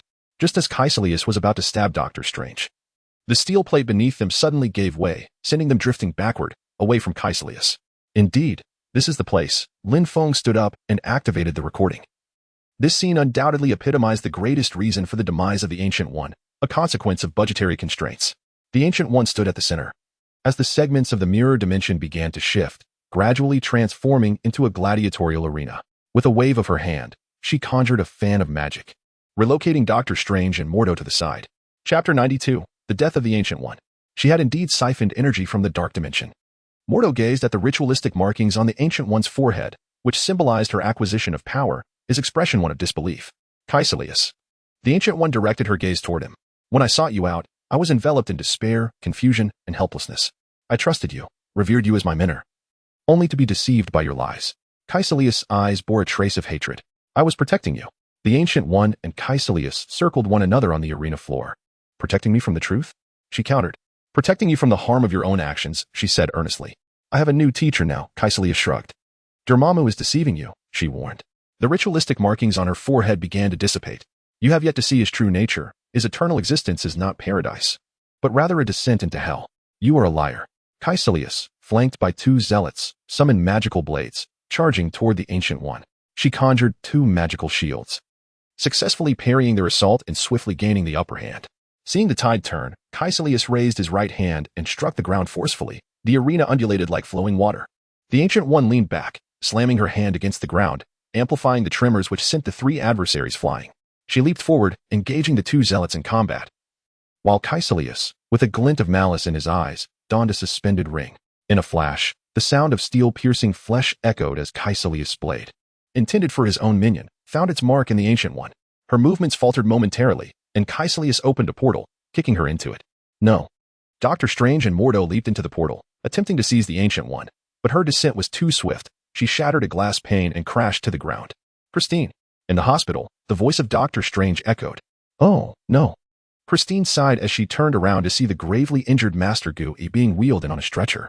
Oh my goodness. The instincts of a physician compelled Christine to rush forward. This wasn't merely arrhythmia, it was myocardial distress.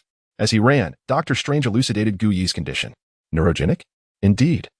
He affirmed, nodding as he pushed Gui into the operating room, donned surgical attire, put on gloves, and grasped the scalpel. Using magic to steady his trembling hand as he stood before the operating table, commenced with intracranial decompression. Doctor Strange directed the nurses and assistants while making incisions. Master Gui's spirit manifested beside him. The all-knowing. Gui turned, a faint smile gracing his lips. Will I truly not linger here any longer? Lin Feng sighed. Do not fret about the deities whose power you appropriated. Apart from eternity, none pose a real threat. No, Gui shook his head. I am too weary. I must follow in the footsteps of eternity. Eternity, ha, Lin Feng scoffed. When you encounter him, do remind him that there is someone on earth awaiting retribution. I shall convey your words. Gui nodded with a smile. Christine observed the life sign monitoring device as Gui's heart rate dwindled. We must supply her with oxygen. Doctor Strange shouted, prepare the stretcher. Her pupils dilated. Watching the flurry of activity in the operating room, Lin Feng and Gui exchanged a knowing smile. I shall take my leave. Strange will soon react. Very well, Gui nodded, and Lin Feng vanished from sight. Nick, you shall take the lead now. Noticing Gui's life signs, Doctor Strange took a deep breath, passing the scalpel to Nick, and sat aside, his body trembling as his soul began to separate from it. What are you doing? For heaven's sake, you're dying. Doctor Strange pursued Gui's spirit to the window. You must return to your body swiftly. Time is of the essence. Time is relative. You have yet to acclimate to the role of a sorcerer. Gui gazed out the window. I have spent many years peering into the future. At this juncture, I may not survive. I have thwarted countless horrific events, yet misfortune perpetually follows. Everyone reaches this point and ultimately stagnates. Do you truly believe you will die like this? Doctor Strange's face reflected urgency. Do you wish to know your future? Gui smiled. No, I do not desire that. Doctor Strange shook his head. Is that so? Gui gazed at Doctor Strange, a smile forming. I do wish to know. Doctor Strange lowered his head. In truth, I am uncertain of what the future holds. Gui chuckled softly, shaking his head. Since the all-knowing arrived in this realm, the future has become obscured. But I am confident it is for the better. As for you, I cannot see your future, only the possibilities. You are inherently kind-hearted. Your distinction arises not from a thirst for success, but from a fear of failure. This has made me a successful physician. Yet it has also hindered your capacity for greatness. The Ancient One smiled, stating that arrogance and the fear of failure have rendered you oblivious to the simplest and most significant truths. What is that? The essence of life does not reside in the self. The Ancient One gazed into Doctor Strange's eyes, recalling that when you first arrived at Camartage, I observed you. I witnessed your despair then, as well as your potential. The burden upon the all-seeing is far more profound, as the adversities he must confront are vastly stronger than you can fathom. I am reluctant to draw energy from the dark dimension, but you see, sometimes one must defy convention to pursue loftier ideals. However, Mordo does not share this perspective. Doctor Strange scoffed. Mordo's stubbornness and rigidity stem from his upbringing. The Ancient One chuckled, yet you possess adaptability. Even in adversity, you flourish. Only by complementing each other's strengths can you overcome Dormammu. I am not ready. Dr. Strange bowed his head. No one is ever truly prepared. The Ancient One looked out the window. We cannot control the world. Death imbues life with meaning, reminding you of its fleeting nature. The Ancient One grasped Dr. Strange's hand. I am ready to embrace death, yet look at me. How I long to prolong this moment indefinitely, to relish this exquisite snowy vista. Gradually, the Ancient One released Dr. Strange's hand, and when he turned, he discovered that her spirit had already dissipated. Chapter 93. Dormammu. I come to negotiate. Dr. Strange stood before the sink, washing his hands slowly, while the cloak of levitation floated quietly beside him. Christine entered, momentarily taken aback by the sight of the floating cloak. Then she stood beside Dr. Strange and turned on the faucet. Are you all right? Feeling Dr. Strange grasp her hand, Christine turned to him. I do not understand what is happening to you. I know, Dr. Strange replied, turning off the faucet and holding Christine's hands, but I must leave now. You once said that losing one's hands is not the end of the world. It could be a new beginning. Dr. Strange cupped Christine's face. Indeed, Christine nodded. After all, there are other ways to save lives. A far more challenging way. Dr. Strange studied Christine's face intently, as if imprinting every detail in his mind. A far stranger way. Christine tilted her head slightly. Dr. Palmer, please report to the emergency room. The announcement echoed. Dr. Palmer, please report to the emergency room. I do not wish for you to go. Dr. Strange cradled Christine's face. Christine leaned in and gently kissed Dr. Strange's cheek, then slowly released her hold, adjusting his robe with a faint smile before departing. Dr. Strange closed his eyes, inhaled deeply, and gradually opened them, facing the mirror. The cloak of levitation automatically flew onto his shoulders. With a resolute gaze, Dr. Strange seized the collar of the cloak, and with a firm shake, he stood it upright. The collar of the cloak of levitation stirred, brushing against Dr. Strange's face. He tilted his head to evade it, completely shattering the previously charged atmosphere. Enough of this. Dr. Strange frowned, prompting the cloak to cease its antics. In Hong Kong, Caecilius had arrived at the sanctum with two of his acolytes, while Wong, accompanied by a cadre of sorcerers, stepped forth to confront him, standing defiantly against Caecilius. Wong, you have chosen the wrong side, Caecilius declared, halting his advance. With a delicate gesture, he conjured two transparent blades of magical energy, grasped firmly in his hands. Wong raised his magical weapon, bracing himself for the impending confrontation. Akamartage. A portal opened, and Dr. Strange emerged, his gaze falling upon Mordo, who stood motionless amidst the ruins. She is dead, Dr. Strange spoke softly. You are correct. She was not as I perceived her, Mordo replied, turning to face him. She was complicated. Dr. Strange sighed. Complicated? The dark dimension is a tumultuous and perilous realm. What if she was consumed by it? She warned us against such actions, yet she drew upon its energy to sustain her life for centuries. She acted according to her beliefs. Dr. Strange approached. But now she must face the consequences. Mordo extended a hand, exclaiming, Did you not see? Her forbidden action summoned countless zealots to Dormammu's side. Caecilius is the result of her grave misjudgment, and now we are merely her pawns. As the world is engulfed in flames. Mordo, the London sanctum has collapsed, and the New York sanctum has been attacked twice. You know their next target. Dr. Strange diverted the topic. Hong Kong, Mordo interjected. You instructed me to vow to protect the sanctum, for that day would inevitably arrive. Now, that day has come. Dr. Strange placed a hand on Mordo's shoulder. I cannot face them alone. Seeing Mordo remain silent, Dr. Strange clenched his jaw and conjured a portal in the air. Mordo sighed and leapt through, followed closely by Dr. Strange. The sanctum has fallen, Mordo murmured, surveying the ruins in the encroaching darkness of the dark dimension. Despair flickered in her eyes. Dormammu is coming. We are too late. No one can stop him now. Not necessarily, Dr. Strange said, observing Caecilius approaching them. He cast a spell, activating the Eye of Agamotto. No. Caecilius lunged forward, his blade poised to strike Dr. Strange's forehead, when suddenly, time froze. Dr. Strange, his expression pained, gritted his teeth and twisted his right hand, causing time to reverse. The debris on the ground began to restore itself. He directed the spell's disc towards Mordo, and together they operated it, freeing Mordo from the time reversal's grip as she regained consciousness. The spell is in effect, Dr. Strange exclaimed, racing towards the direction of the sanctum. We have a second chance. As Caecilius and the two zealots began to shake off the effects of the time reversal, they charged towards Dr. Strange and Mordo, knocking Dr. Strange to the ground with a swift kick. Dr. Strange and Mordo instantly engaged in a fierce battle with the followers of Dormammu, the scene unfolding in a breathtaking spectacle due to the manipulation of time. It was yet another lavish display. Lin Feng smirked. A soul entity floated beside him, suspended in the air. What? Are you still unable to resist the urge to witness the outcome? Lin Feng inquired, casting a glance at Ancient One, who responded with a faint smile. I have glimpsed this through the time stone countless times, yet I still wish to witness it firsthand.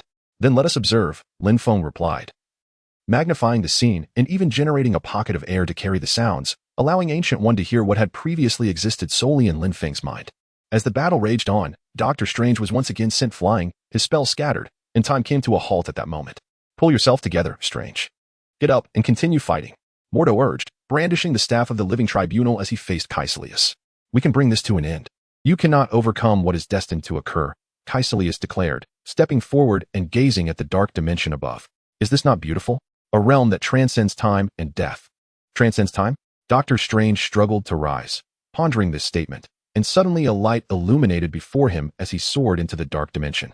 An iconic moment is upon us, Lin Feng remarked, retrieving a camera.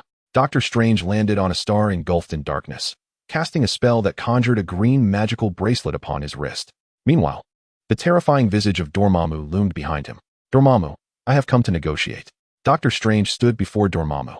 Chapter 94. He is here to negotiate with you. I am not. You seek your own demise. Dormammu's deep voice resonated. Your world is mine, just like all the others. A barrage of purple sword beams shot towards Dr. Strange, who raised his shield to defend himself, but Dormammu unleashed a purple shockwave that shattered his magical barrier, obliterating his form. Dormammu, I am here to negotiate. Dr. Strange reemerged. You are courting death. What has transpired in your world?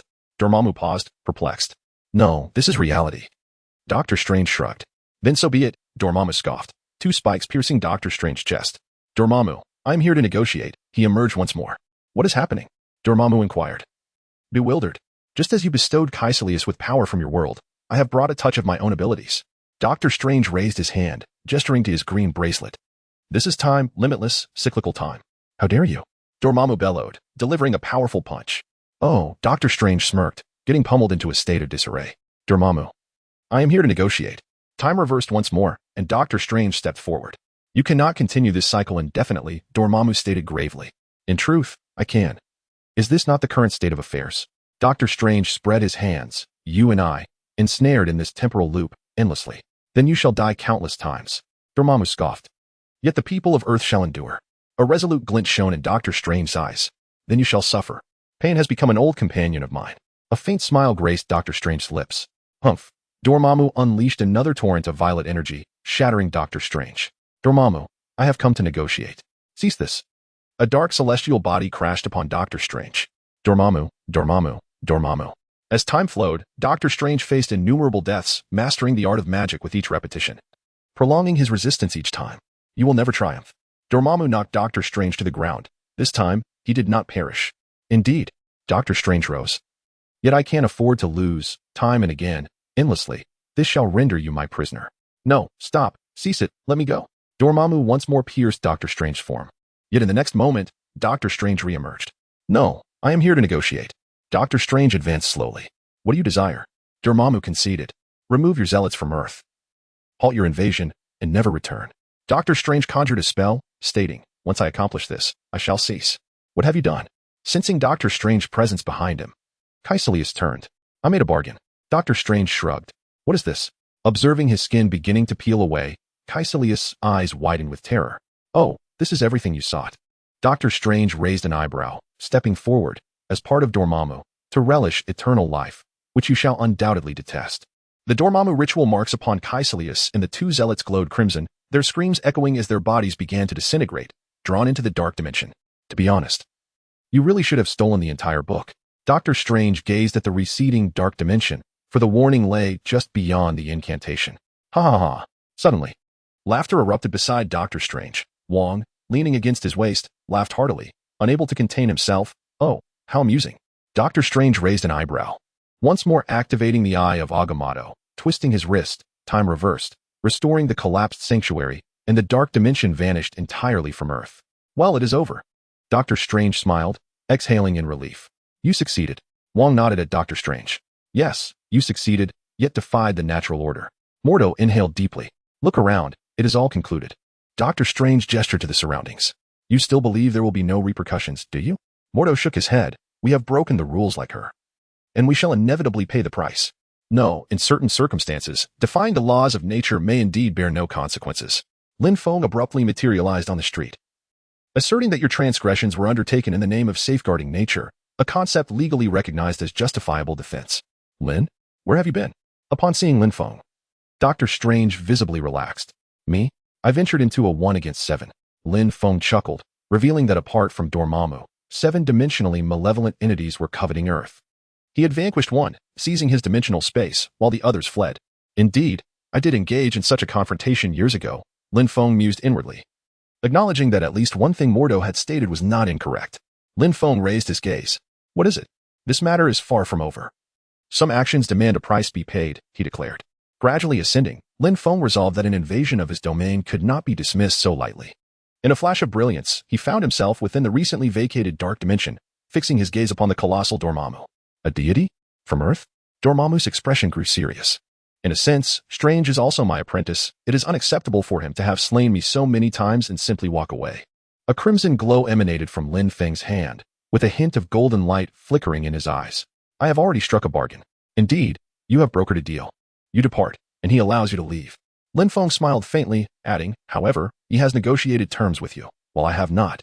The red light in Lin Feng's hand erupted instantaneously, enveloping the entire dark dimension, causing a fissure to appear. The nightmare dimension previously claimed by Lin Feng adhered to the crack, voraciously absorbing the energy from the dark dimension. You seized the dimension of the nightmare demon? A trace of fear flickered in Dormammu's eyes as he sensed the energy within his realm rapidly depleting. Now you understand, Lin Feng replied with a slight smile. As the pull intensified, engulfing the entire dark dimension, leaving only a withered old man floating in the void. Chapter 95, Your manners are lacking. Who is this? Observing Lin Feng drop the emaciated old man onto the ground, Dr. Strange furrowed his brow. Allow me to introduce you. This is Dormammu. Lin Feng lifted the frail figure, explaining that he was once a sorcerer on Earth who later delved into dark magic, mastering the dark dimension and transforming into the visage you previously encountered. Moreover, well done in negotiating, Doctor, Lin Feng remarked, patting Dr. Strange on the shoulder. Perhaps we should refrain from discussing that, Dr. Strange replied, somewhat awkwardly shifting the topic. So how did he? I have commandeered his dark dimension. It is not yet fully consumed, Lin Feng stated, snapping his fingers. A rift opened beside him, revealing the dark dimension, partially devoured by the omniscient dimension, yet not entirely digested. Oh dear.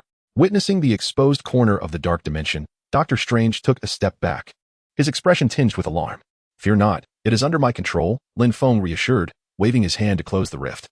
I have consumed the dimension governed by Dormammu with my omniscient dimension, and I am currently in the process of digestion. It should not be long before the energy of the dark dimension is wholly assimilated. Thus, this is the nature of Dormammu. Dr. Strange gazed at the frail old man before him, a flicker of disdain evident in his eyes. Indeed, this was the very being. After I stripped him of his dominion over the dark dimension, he reverted to his true form, having lost his source of power. If all goes as anticipated, he has but a few years left to live. Lin Feng waved his hand, binding Dormammu and suggesting he be confined within the prison of Camartage, allowing him to experience the sensation of helplessness. Very well, Dr. Strange nodded, conjuring a portal to cast Dormammu into it. I suppose I should return this to you. Dr. Strange removed the Eye of Agamotto from around his neck and extended it toward Lin Feng. No, the Eye of Agamotto shall remain with you. Lin Feng gently pushed Dr. Strange's hand back. Yet, this is the responsibility of the Sorcerer Supreme. Dr. Strange hesitated. Precisely as you surmise. Lin Feng replied with a faint smile. Stephen Strange. Lin Feng levitated into the air, his demeanor growing serious. Do you swear, from this day forth, to guard the sanctum with your very life? I swear. Dr. Strange's eyes hardened with resolve. Do you vow, as the Sorcerer Supreme, to lead Camartage in the defense of Earth against incursions from the magical realm? I swear. Dr. Strange nodded emphatically. Do you pledge, from this day forward, to protect the Eye of Agamotto, even at the cost of your own life? I swear. Then, I, Lin Feng, the all-knowing, the Lord of the Abyss, and the Sorcerer Supreme, hereby declare. Lin Feng enumerated his extensive titles from this day forth. I shall relinquish all duties of the Sorcerer Supreme and appoint Stephen Strange as the next Sorcerer Supreme. Lin Feng descended, placing a reassuring hand on Dr. Strange's shoulder as he handed him a document. What is this? Dr. Strange inquired as he received the folder. It pertains to the investment of the Abyss Group in Camartage. Since I am no longer the Sorcerer Supreme, certain matters must be separated. Lin Feng turned to the last page of the document, revealing a magical contract that would allow you to wield magic through my power. Rest assured, it bears no binding constraints. It is merely a formality. Will borrowing your power not affect your strength? Dr. Strange furrowed his brow. Do not worry. The energy utilized by sorcerers originates from the all-knowing dimension, energy I seldom access myself. Even if you borrow it, you will be entirely self-sufficient. Lin Feng reassured with a smile. Additionally, do make time to visit the headquarters of the Abyss Group. Kamartaj is now a part of the Abyss, and the new Sorcerer Supreme ought to make an appearance and become acquainted with everyone. Very well, I shall remember that. Once I have reconstructed the sanctum, what need is there to reconstruct the sanctum? Lin Feng interrupted Dr. Strange. There are numerous individuals with control over objects within the Abyss. Simply utilize them. I pay them a salary each month for this very purpose. As the Sorcerer Supreme of Kamartaj, you hold a position of authority within the Abyss. Possessing a degree of personnel management rights, feel free to exercise them boldly. Then I shall not hold back. Dr. Strange smiled. It is of no concern. The Abyss was established for protectors of Earth such as yourselves. Lin Feng gently patted Dr. Strange on the shoulder, urging him to fulfill his responsibilities while exercising his rights. With that, Lin Feng transformed into a wisp of blue smoke and vanished from sight. It was time to embark on endeavors he had long desired to undertake. Upon returning home, he closed his eyes and summoned a clone, which ventured to the fringes of the Marvel universe, plunging into the chaotic void. This place marked the central junction between the universe and the Marvel realm. After some time, Lin Feng opened his eyes amidst the swirling void. Gauging his position before setting off perpendicularly to the connecting line, he soared through the emptiness for a while longer, then spread his arms wide, drawing the energies of the void toward himself. The void energy coalesced into a sphere, enveloping Lin Feng and gradually expanding. Though I may not create life, conjuring a lifeless entity reminiscent of the universe is well within my grasp. Lin Feng guided the sphere's expansion, establishing a connection with the void and achieving stability. This marked the nascent form of the universe. Curling into a ball, countless particles began to encase him, forming a planet at the heart of this embryonic universe. Now, I shall not lose myself in the void. Sensing the formation of an anchor point, Lin Feng opened his eyes at home and exhaled deeply. Suddenly, he detected a subtle disturbance emanating from his original form, compelling him to delve back into it. So it was. Observing a spacecraft descending slowly, Lin Feng smiled. Hey, Groot. Good thing we were quick-witted. Otherwise, we might have missed out on this lucrative and straightforward task. A raccoon emerged from the spacecraft, clutching a display screen, followed closely by a tree-like creature. I am Groot. The tree creature spoke slowly, its voice deep and resonant. Indeed, we are about to be rich, replied Rocket Raccoon as he produced a sphere and tossed it into the air, initiating a scan of Lin Feng's original form. I am Groot, Groot murmured. All right, understood. You shall certainly receive your share of the wealth, Rocket Raccoon conceded with a hint of reluctance. Excuse me, gentlemen, but is it not a tad impolite to commence scanning upon entering my domain without so much as a greeting? In a flash of light, Lin Feng materialized before them. Chapter 96, 8 Exquisite Dishes. Who are you? Rocket Raccoon demanded, brandishing a firearm at Lin Feng. And you are? Lin Feng replied with a smile. Brushing aside the gun and ruffling Rocket Raccoon's fur, they call me the Omniscient. Ah, the Omniscient, is it? Care to share what exactly you know? Rocket Raccoon scoffed. I possess an abundance of knowledge. Are you certain you wish to hear it? Lin Feng raised an eyebrow, his profound gaze causing Rocket Raccoon to shudder involuntarily. Forget it. I shall refrain from listening. Rocket Raccoon waved dismissively. Suit yourself, but returning to the initial inquiry. Is it not somewhat discourteous to invade my territory without so much as a word? Lin Feng retracted his hand, regarding Rocket Raccoon with a knowing smile. By what authority do you claim this is your domain? The Rocket Raccoon, in a loud outburst, sought to mask his own fears. If you called out to him, would he respond? Ah, there is no need to call. He would answer directly. Lin Feng chuckled softly, and in an instant, the surrounding terrain transformed. The earth and rocks began to writhe, clearing a space, from which a grand tree rose, its trunk curling to form a house. This technique is known as wood release, 3 rooms and a hall. Lin Feng smiled as he led the Rocket Raccoon and Groot into the wooden dwelling. How extraordinary! What sorcery is this? Groot, can you replicate such a feat? The Rocket Raccoon surveyed the well-furnished interior with awe. I am Groot, came Groot's deep voice. Do not be disheartened. With age, you too may master this technique. Lin Feng reassured, patting Groot's shoulder. You understand Groot's language? The Rocket Raccoon gazed at Lin Feng in astonishment. I comprehend the languages of nearly all species in the universe, Lin Feng replied, snapping his fingers. A plethora of fresh ingredients materialized upon the table. It has been ages since I entertained a guest. It is only fitting that I extend my hospitality.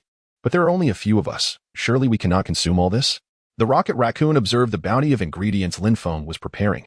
It is customary in my homeland to prepare an abundance of food for guests, regardless of whether it can all be consumed, to convey the host's warmth.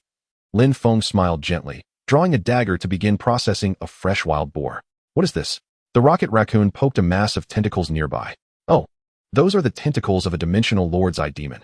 I previously severed a few segments, but had yet to find an opportunity to eat them. Lin Feng replied with a grin, placing the tentacle on the cutting board to begin his work. This should be similar to the preparation of squid tentacles, I presume. Are those dragon claws? The rocket raccoon's eyes widened at the sight of a dozen claws in the corner. Indeed, Lin Feng nodded, estimating that their preparation would be akin to that of chicken feet. What on earth have I stumbled into?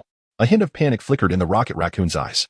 This planet is called Omniscient, Lin Feng gestured, transforming the eye demon tentacle to the size of squid tentacles, skewering them on a metal stick. Wait. This planet is named Omniscient, and you just declared yourself the Omniscient one? The rocket raccoon raised an eyebrow. Precisely. To be more accurate, I am this very planet. And you stand upon me. Lin Feng snapped his fingers. An eternal flame erupted from the grill, for only such a fire could roast the eye demon's tentacles. So, you are this planet, and this planet is you. The rocket raccoon shrugged, his eyes widening. You mean we stand on you? This planet is alive? Indeed. Lin Feng smiled slightly, flipping the squid tentacles on the grill and beginning to prepare the dragon claws. My avatar has been wandering outside while my true self lay in slumber. I only awakened upon sensing a spaceship landing upon me. Groot. It seems we have encountered formidable opposition, the rocket raccoon whispered to Groot. We must find an opportunity to escape. I am Groot, Groot replied, lowering his voice as well. There is no need to conceal our conversation. Lin Feng sprinkled the seasoning over the dragon claws and opened the oven. I can sense every subtle movement on this planet. And what you just said is akin to conspiring with loud whispers. Oh, dear. The rocket raccoon despondently let his hands droop. It's all right, if you wish to leave. I shall not impede you. Lin Feng extracted a large piece of meat from the system's space, wielding the kitchen knife with such finesse that in mere seconds, he transformed the substantial cut into minced meat. However, since you have come, it would be remiss not to share a meal before departing. Fine. I believe we ought to dine. The rocket raccoon swallowed hard, his eyes gleaming at the sight of the ingredients. What do you think, Groot? I am Groot. Groot nodded affirmatively. Perfect, I'm nearly done over here. Lin Feng chopped the ribs, placed them in cold water with scallions, ginger, garlic, and cooking wine, then covered the pot. Those ribs must be a rare delicacy, mused the rocket raccoon, sensing the energy emanating from them. They were taken along with those dragon claws. Hearing the water boil, Lin Feng lifted the lid, skimmed off the floating impurities, rinsed the ribs in hot water, and replaced it with fresh water. Once it boiled again, he added the ribs along with the chopped pickled cabbage. What are those vegetables? The rocket raccoon sniffed the pickled cabbage intently. Those vegetables? They hold great significance. Lin Feng covered the pot and reduced the heat for a slow simmer. That pickled cabbage is a staple from my hometown, a source of strength during the harsh winter. The squid tentacles should be ready now. Lin Feng removed the eye demon tentacles from the grill, sprinkled them with cumin and chili powder, and placed them before the rocket raccoon and Groot. With such rich energy, will we truly not burst from overeating? The rocket raccoon hesitated. Fear not. Just look at him. Lin Feng gestured towards Groot. I am Groot. Groot, his mouth stuffed with food, mumbled indistinctly. Delicious, delicious. Observing Groot with grease glistening on his lips. The rocket raccoon sighed in resignation. All right, it's time to serve. Lin Feng presented several dishes onto the table. Pickled cabbage, braised dragon ribs, grilled dragon claws, grilled eye demon tentacles, sauced frost giantess elbow, braised dragon meat, braised sea demon, flamingo stewed mushrooms, and 6 sizable meatballs made from dragon meat. Totaling 8 grand dishes laid out before them. Come, let us eat. Lin Feng retrieved a can of snowflakes and with a crisp sound, opened it. Chapter 97 Peter Parker. Thank you for the hospitality. The rocket raccoon wiped his greasy mouth and expressed gratitude to Lin Feng. No need for thanks, Lin Feng smiled. It has been a long time since anyone visited. Having someone to converse with is quite pleasant. So, are we leaving now? The rocket raccoon inquired cautiously. Very well. I shall not keep you any longer. Take this with you. Lin Feng nodded, tossing a red button to the rocket raccoon. If you encounter any insurmountable troubles, press this, and I shall assist you, but only once. The rocket raccoon fumbled to catch the button, his eyes shining with determination as he solemnly tucked it into his pocket, then turned to head towards his spaceship. Wait, one moment. Lin Feng suddenly recalled something and called out to Rocket Raccoon and Groot. Is there anything else? Rocket Raccoon froze momentarily and turned to Lin Feng. You are here on a mission, correct? Lin Feng extended his hand and extracted the tablet from Rocket's grasp. Investigating an unknown planet? Well, yes. Lin Feng scoffed. Is this group out of their minds? How can they offer hundreds of thousands for exploring an unknown planet? He snapped his fingers, and a data module materialized in his hand. Just submit this upon your return. It contains part of my core data. Lin Feng hurled the data module along with the tablet to Rocket Raccoon, adding a note about the potential presence of deities on the planet. hoping the curious ones would refrain from unwelcome encounters. All right. Rocket Raccoon tucked the data module into his pocket, boarded the spacecraft with Groot, and launched it with remarkable speed. Departing the scene, sighing, Lin Feng chuckled and shook his head as his form transformed into flowing sand, sinking into the ground. This little fellow is quite amusing, though his fate is rather unfortunate. He mused, I hope when Adam, the sorcerer, comes to capture him, he remembers to seek me out. On Earth. Lin Feng stretched and rose to his feet. Hey, Lin. Just as Lin Feng concluded his thoughts, Tony entered, holding a tablet. I was just about to look for you. But Zero stopped me. What's up? Something happened? Lin Feng accepted the tablet from Tony. Take a look at this. It doesn't appear to be a mutant or an inhuman, yet possesses strength far beyond that of ordinary humans. Tony played a video depicting a figure clad in red and blue, supporting a city bus. This kid seems promising. He wants to do good, but lacks experience and sometimes makes mistakes that could lead to trouble for us. Tony opened an image displaying the individual's identity. This kid is a high school student. I'm not sure how he gained his powers, but I believe he has potential. Peter Parker, Lin Feng remarked with a faint smile. Spider-Man, isn't it? Exactly. What do you think? Tony inquired.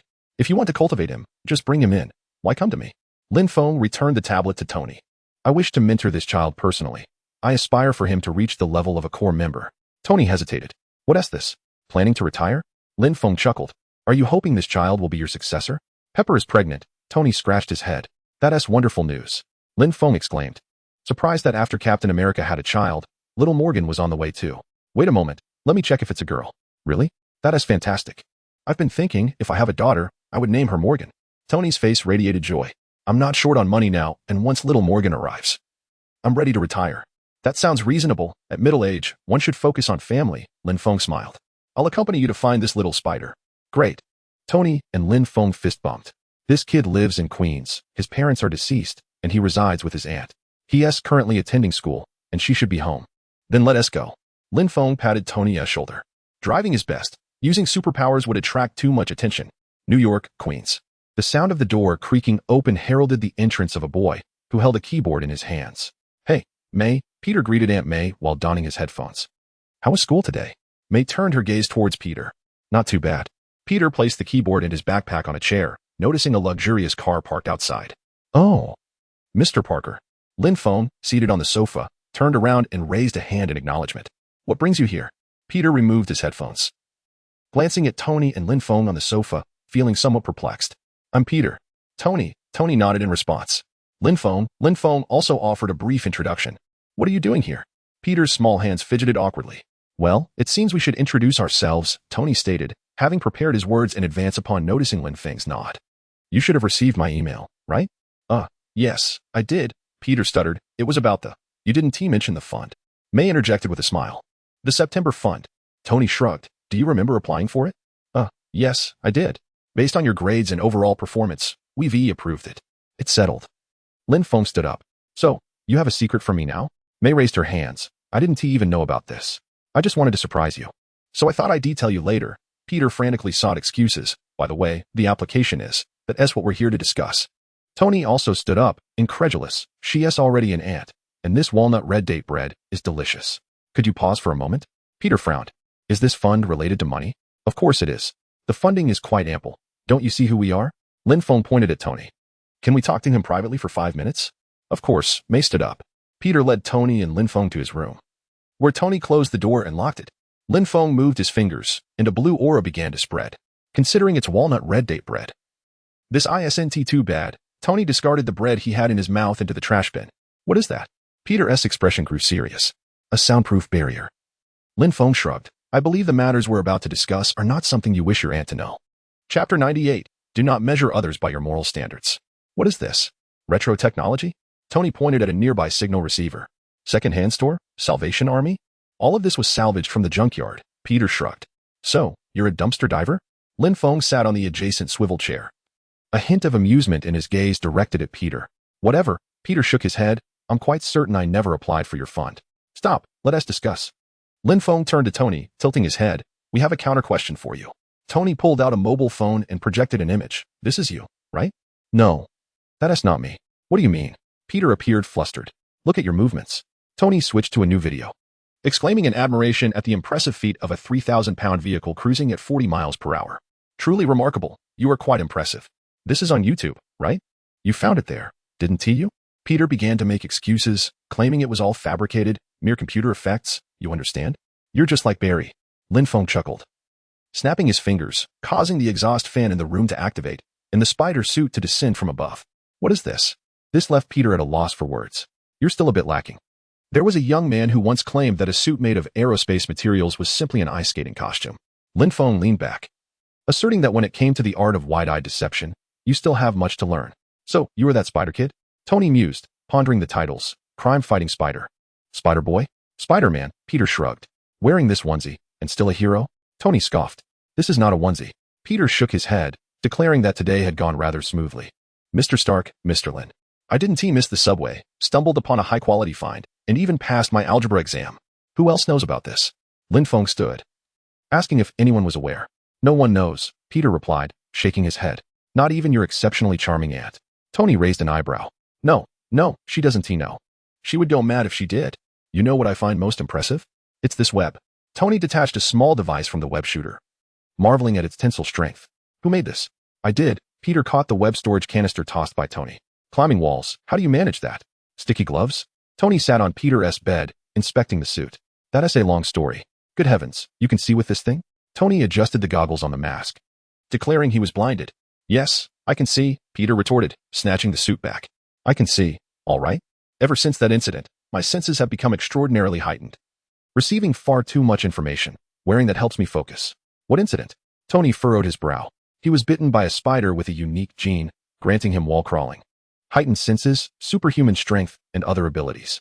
Lin Feng, previously resting his eyes, opened them, stating he had briefly glanced back in time and witnessed some things. Hoping Peter wouldn't mind. Your equipment requires an upgrade. Tony stood, surveying Peter from head to toe. A systematic overhaul is in order. That is precisely why I am here. Why are you doing this? Tony locked eyes with Peter, asking what motivated him, what inspired him to rise each morning. Because I have always been an ordinary person. 6 months ago, I acquired these abilities. I study, build computers, and I have always wanted to play football. But I couldn't before, so I can't now either. Peter gazed at his hands. Indeed, because you have changed. Tony nodded. Exactly, but I cannot speak of it. So I haven't tea. Peter shrugged. Why can't you say it? Lin Feng raised his eyelids. As far as I know, following the Battle of New York, society has become increasingly accepting of individuals with superpowers. Across the globe, there exists Xavier's School for Gifted Youngsters, designed to help adolescent superpowered individuals familiarize themselves with and harness their abilities. I cannot allow me to be aware of this matter. Peter shook his head, acknowledging that possessing superpowers is indeed a remarkable thing. I wish for my friends to know, yet the more people who are aware, the greater the risk of this becoming public knowledge. They would never permit me to engage in such perilous endeavors. Well, that reasoning holds water, Lin Feng nodded. I can certainly understand. Furthermore, if you possess such abilities but choose inaction, the consequences that follow become your responsibility. Nonsense. Lin Feng shook his head. I have long wished to correct the misguided values held by you so-called superheroes. Remember my words, no one is under any unconditional obligation to assist others, regardless of the abilities that person may possess. Lin Feng fixed his gaze on Peter's eyes. Your motivation for helping others should stem from the joy, satisfaction, or even benefits you derive from it. Anything at all, except for the notion that it is a responsibility or obligation. Why? Peter inquired, somewhat perplexed. Because once you adopt such a mindset, you will impose the same expectations upon other superpowered individuals. Lin Feng gradually sat down, and as a result of your influence, society will begin to hold such expectations of all superpowered beings. Those who fail to assist others, or who do not act promptly, will find themselves ostracized, thus birthing superpowered criminals. Remember this, the most crucial and practical piece of advice. Lin Feng's expression was exceedingly serious. Do not measure others by your own moral standards simply because you hold a higher moral viewpoint. I will remember that, Peter nodded. Wait, I think I remember you. Lin Feng suddenly recalled something, the disastrous Stark Industries Expo a few years ago. Were you present? You were wearing an Iron Man mask at the time. Indeed. Peter's eyes lit up, instantly forgetting the earlier unpleasantness. After all, he is still a child. Lin Feng chuckled. Very well, I hereby declare that, effective today, you are a provisional member of the Ink League. Chapter 99. Do you have a mechanical arm? Am I a provisional member of the Ink League? Peter exclaimed, leaping into the air and sticking to the ceiling, then performing a somersault as he landed. So, does this mean I have officially joined the Ink League? Not quite. We have a few tests for you. Lin Feng patted Peter on the shoulder. Do you have time to accompany us to the Ink League headquarters? What? Peter stepped back, No, no, no, I cannot go. Why not? Tony furrowed his brows. I still have homework. Peter shrugged. Very well, I shall pretend you never uttered that. Tony scoffed. No, I'm serious. I can't just drop out of school, can I? Peter looked up at Tony. Of course, you need not drop out. Just take a look at the terms within. Lin Feng produced a sheet of paper, merely to conduct a test. Thereafter, one could choose to continue their studies or transfer to Charles Xavier's School for Gifted Youngsters for systematic training. The diploma from Charles's Academy is recognized worldwide, offering standard cultural courses alongside ordinary students. What say you? Are you intrigued? Tony stood nearby. I can take the test, but I wish to return to my original high school to continue my education. Peter returned the paper to Lin Feng, wary of Aunt May's suspicions. Likewise. You have already grasped your abilities quite well. Lin Feng nodded. Then let us proceed. The Morling building. This shall be your temporary room. Should you succeed in the test and become an official member, this room will be yours. Lin Feng opened a door. Every official member of Morling possesses a room here, irrespective of whether they reside within. Don your gear. We are prepared to commence the test. Very well. Peter entered the room and closed the door. A few minutes later, he emerged clad in his jumpsuit. What are you wearing? Lin Feng frowned. This is my battle suit, Peter replied, slightly taken aback. Follow me. Lin Feng entered the room. Is that one mine as well? Upon seeing Lin Feng open another door within the room, Peter covered his mouth in astonishment. Wear this. Tony has prepared it for you.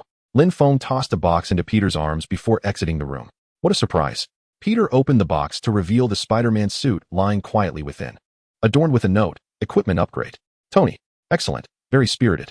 Lin Feng surveyed the fully outfitted Spider-Man and nodded in satisfaction, stating that they were now ready to begin. What does the test entail? Spider-Man cracked his knuckles, eager to start. Do you see those two individuals? Lin Feng teleported Spider-Man into the air, pointing towards a glass tube. I see them. That is Bucky Barnes, the Winter Soldier, and Sam Wilson, the Falcon. Spider-Man recited their names with familiarity. Precisely. Your test task is to engage them in combat. Lin Feng patted Spider-Man on the shoulder, reminding him that they would not recognize him as a newcomer and would treat him as an enemy. Be cautious not to perish. I must face two opponents alone? Spider-Man asked, a hint of trepidation in his voice. Indeed, the test commences now. Lin Feng forcefully propelled Spider-Man towards the glass tube. What is that thing? Bucky and the Falcon were momentarily taken aback by the sight of Spider-Man crawling on the glass. I don't know. These days, everyone seems to have new tricks up their sleeves. The Falcon twisted his neck and, alongside Bucky, pursued Spider-Man's direction. Spider-Man leaped from the glass, shooting a web, shattering a glass wall with a kick, and simultaneously sent the Falcon flying. Observing this, Bucky unleashed a punch with his mechanical arm, but Spider-Man deftly intercepted it. You have a mechanical arm? Spider-Man exclaimed, prying open Bucky's mechanical limb. That's so cool, buddy. Indeed, that is the expression. Lin Feng recorded the scene. As Spider-Man effortlessly caught his own punch, Bucky was momentarily taken aback. At that moment, the Falcon, who had been knocked away, returned and seized Spider-Man, lifting him into the air. You have the right to remain silent. Spider-Man fumbled with the Falcon's goggles. Sensing the strength of Spider-Man, the Falcon decisively released his grip, soaring ahead and firing backward. Spider-Man nimbly dodged several projectiles, crouching atop a steel beam when suddenly, his spider sense tingled. Glancing down, he narrowly avoided a billboard that soared above his head. Hey, buddy, I believe this belongs to you. With a swift shot of webbing, Spider-Man sent the billboard hurtling back. Bucky, peeking out from behind a pillar, quickly withdrew as the billboard scraped a large crack into the column. My apologies, Mr. Wilson. Performing a somersault to evade the Falcon's dive, Spider-Man shot a web that ensnared the Falcon's thrusters, rendering his flight path inoperative, and he crashed to the ground. Spider-Man then launched 2 strands of webbing, securing the freshly risen Falcon's hands to the railing, before leaping onto a nearby column. Are those wings made of carbon fiber? Spider-Man initiated a casual conversation. Did that stuff come from within you? The Falcon stared at the webbing on his hands, bewildered. If so, it's no wonder it possesses such resilience. Continuing his soliloquy, Spider-Man remarked, I must say, my friend, this is incredibly cool. I do not know who you are, but typically we do not engage in such lengthy dialogues during moments like these. The Falcon, likely deducing Spider-Man's origins and recognizing that this was likely a test, began to speak authoritatively as an experienced member. All right, my bad. Spider-Man shot a web and swung down, delivering a kick that sent both the Falcon and the recently arrived Bucky tumbling down. He then unleashed several webs, ensnaring both. Gentlemen, while I would love to continue this delightful exchange, I have but one mission today, to leave a good impression on the omniscient one. Perched atop a column, Spider-Man asked, So what are you truly apologizing for? He shot a web, only to find himself standing atop a drone, which whisked him away. leaving behind a single echoing scream within the glass tunnel. Couldn't you have done that sooner? Bucky sighed in relief, lying on the ground. I hate you. The Falcon replied, shaking his head in resignation. Applause erupted as Lin Feng clapped, with Spider-Man, who had just been flung away, floating behind him. Impressive. Well done, kid. You're officially recruited. Really? As the buoyancy dissipated, Spider-Man landed and leapt for joy. Where did you find this creature, Lin? The Falcon inquired, rubbing his somewhat numb shoulder. Grimacing at the overwhelming strength. This isn't my doing. Lin Feng waved his hand, instructing J.A.R.V.I.S. to take Spider-Man to fill out forms. This little fellow was discovered by Tony. He is rather impressive in every aspect. Well, that is something. Bucky massaged the back of his neck, his expression slightly contorted. That kid-s got a ruthless streak. All right, enough complaining. Lin Feng snapped his fingers, healing the injuries of the two individuals and restoring the damage caused during the recent skirmish. A series of peculiar sounds echoed through the room. Hey, Sharon, not like this. Lin Feng remarked as he stepped inside, witnessing Captain America reprimanding a child. Steve, this must be little Sharon, he said, bending down to gently pinch the girl's cheek. What happened? Sharon accidentally wandered into the lab and broke some things. I will compensate for it, Captain America replied, appearing somewhat flustered. Compensate for what? Lin Feng snapped his fingers again, restoring the laboratory to its former state. By the way, this seems to be my first encounter with little Sharon, and she has grown so much. Indeed, this child inherited the super soldier serum from Peggy and me. Ever since she learned to walk, there has been no peace at home. Captain America sighed, shaking his head. Peggy is out running errands today, so I had to bring the child to the tower for supervision. And in the blink of an eye, she got into trouble. Children are naturally energetic. It's quite normal. Lin Feng waved his hand, a gleam of light manifesting as he conjured a red gemstone, placing it on little Sharon's chest. This contains a fragment of my power. In times of danger, it will generate a protective shield capable of withstanding a full-force attack from a cosmic entity. Once the shield is activated, I will sense it. Consider this a small token from your uncle, a welcoming gift for my niece. This is far too precious, Captain America exclaimed, reaching for the gemstone in an attempt to return it to Lin Feng. No need for that. It's for the child, Lin Feng asserted, reclaiming the gemstone and transforming it into a necklace, which he hung around little Sharon's neck. It's my first meeting with my niece, and I can't arrive empty-handed. It would invite ridicule from my divine friends. Well, I can't refuse any longer, Captain America conceded. What was that little one doing earlier? How could she defeat both Bucky and Sam together? It was clear that Captain America was intrigued by the young spider. Quite normal if we assess solely by power. That child is nearly on par with Hulk, Lin Feng chuckled. So, are you interested in testing your mettle? Absolutely, Captain America replied, a flicker of excitement in his eyes. How do we proceed? Follow me, Lin Feng gestured, leading Captain America outside to an open area with several cranes. New task, face off against Captain America. Lin Feng's voice resonated in Spider-Man's mind. Remember, when I call your name, you strike and aim for his legs. Tony, care to witness? Lin Feng connected with Tony's mind, inviting the young boy to spar with Steve. Sure, Tony responded, and moments later, a crimson and gold figure descended from the sky. All right, everyone is here, Lin Feng announced, cupping his hands around his mouth to amplify his voice. Sleepy baby. A web shot down from the air, ensnaring Captain America's shield and pulling it from his grasp while simultaneously binding his hands with a web.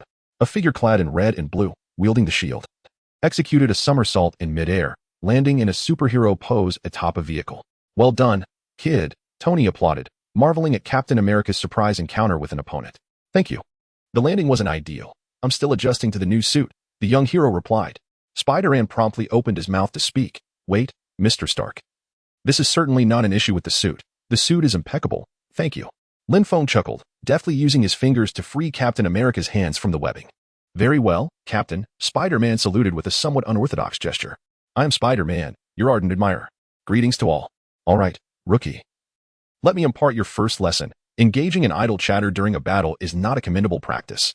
Captain America suddenly lunged forward, delivering a swift kick that sent Spider-Man sprawling, and then hurled his shield to sever the webbing Spider-Man had shot out for balance.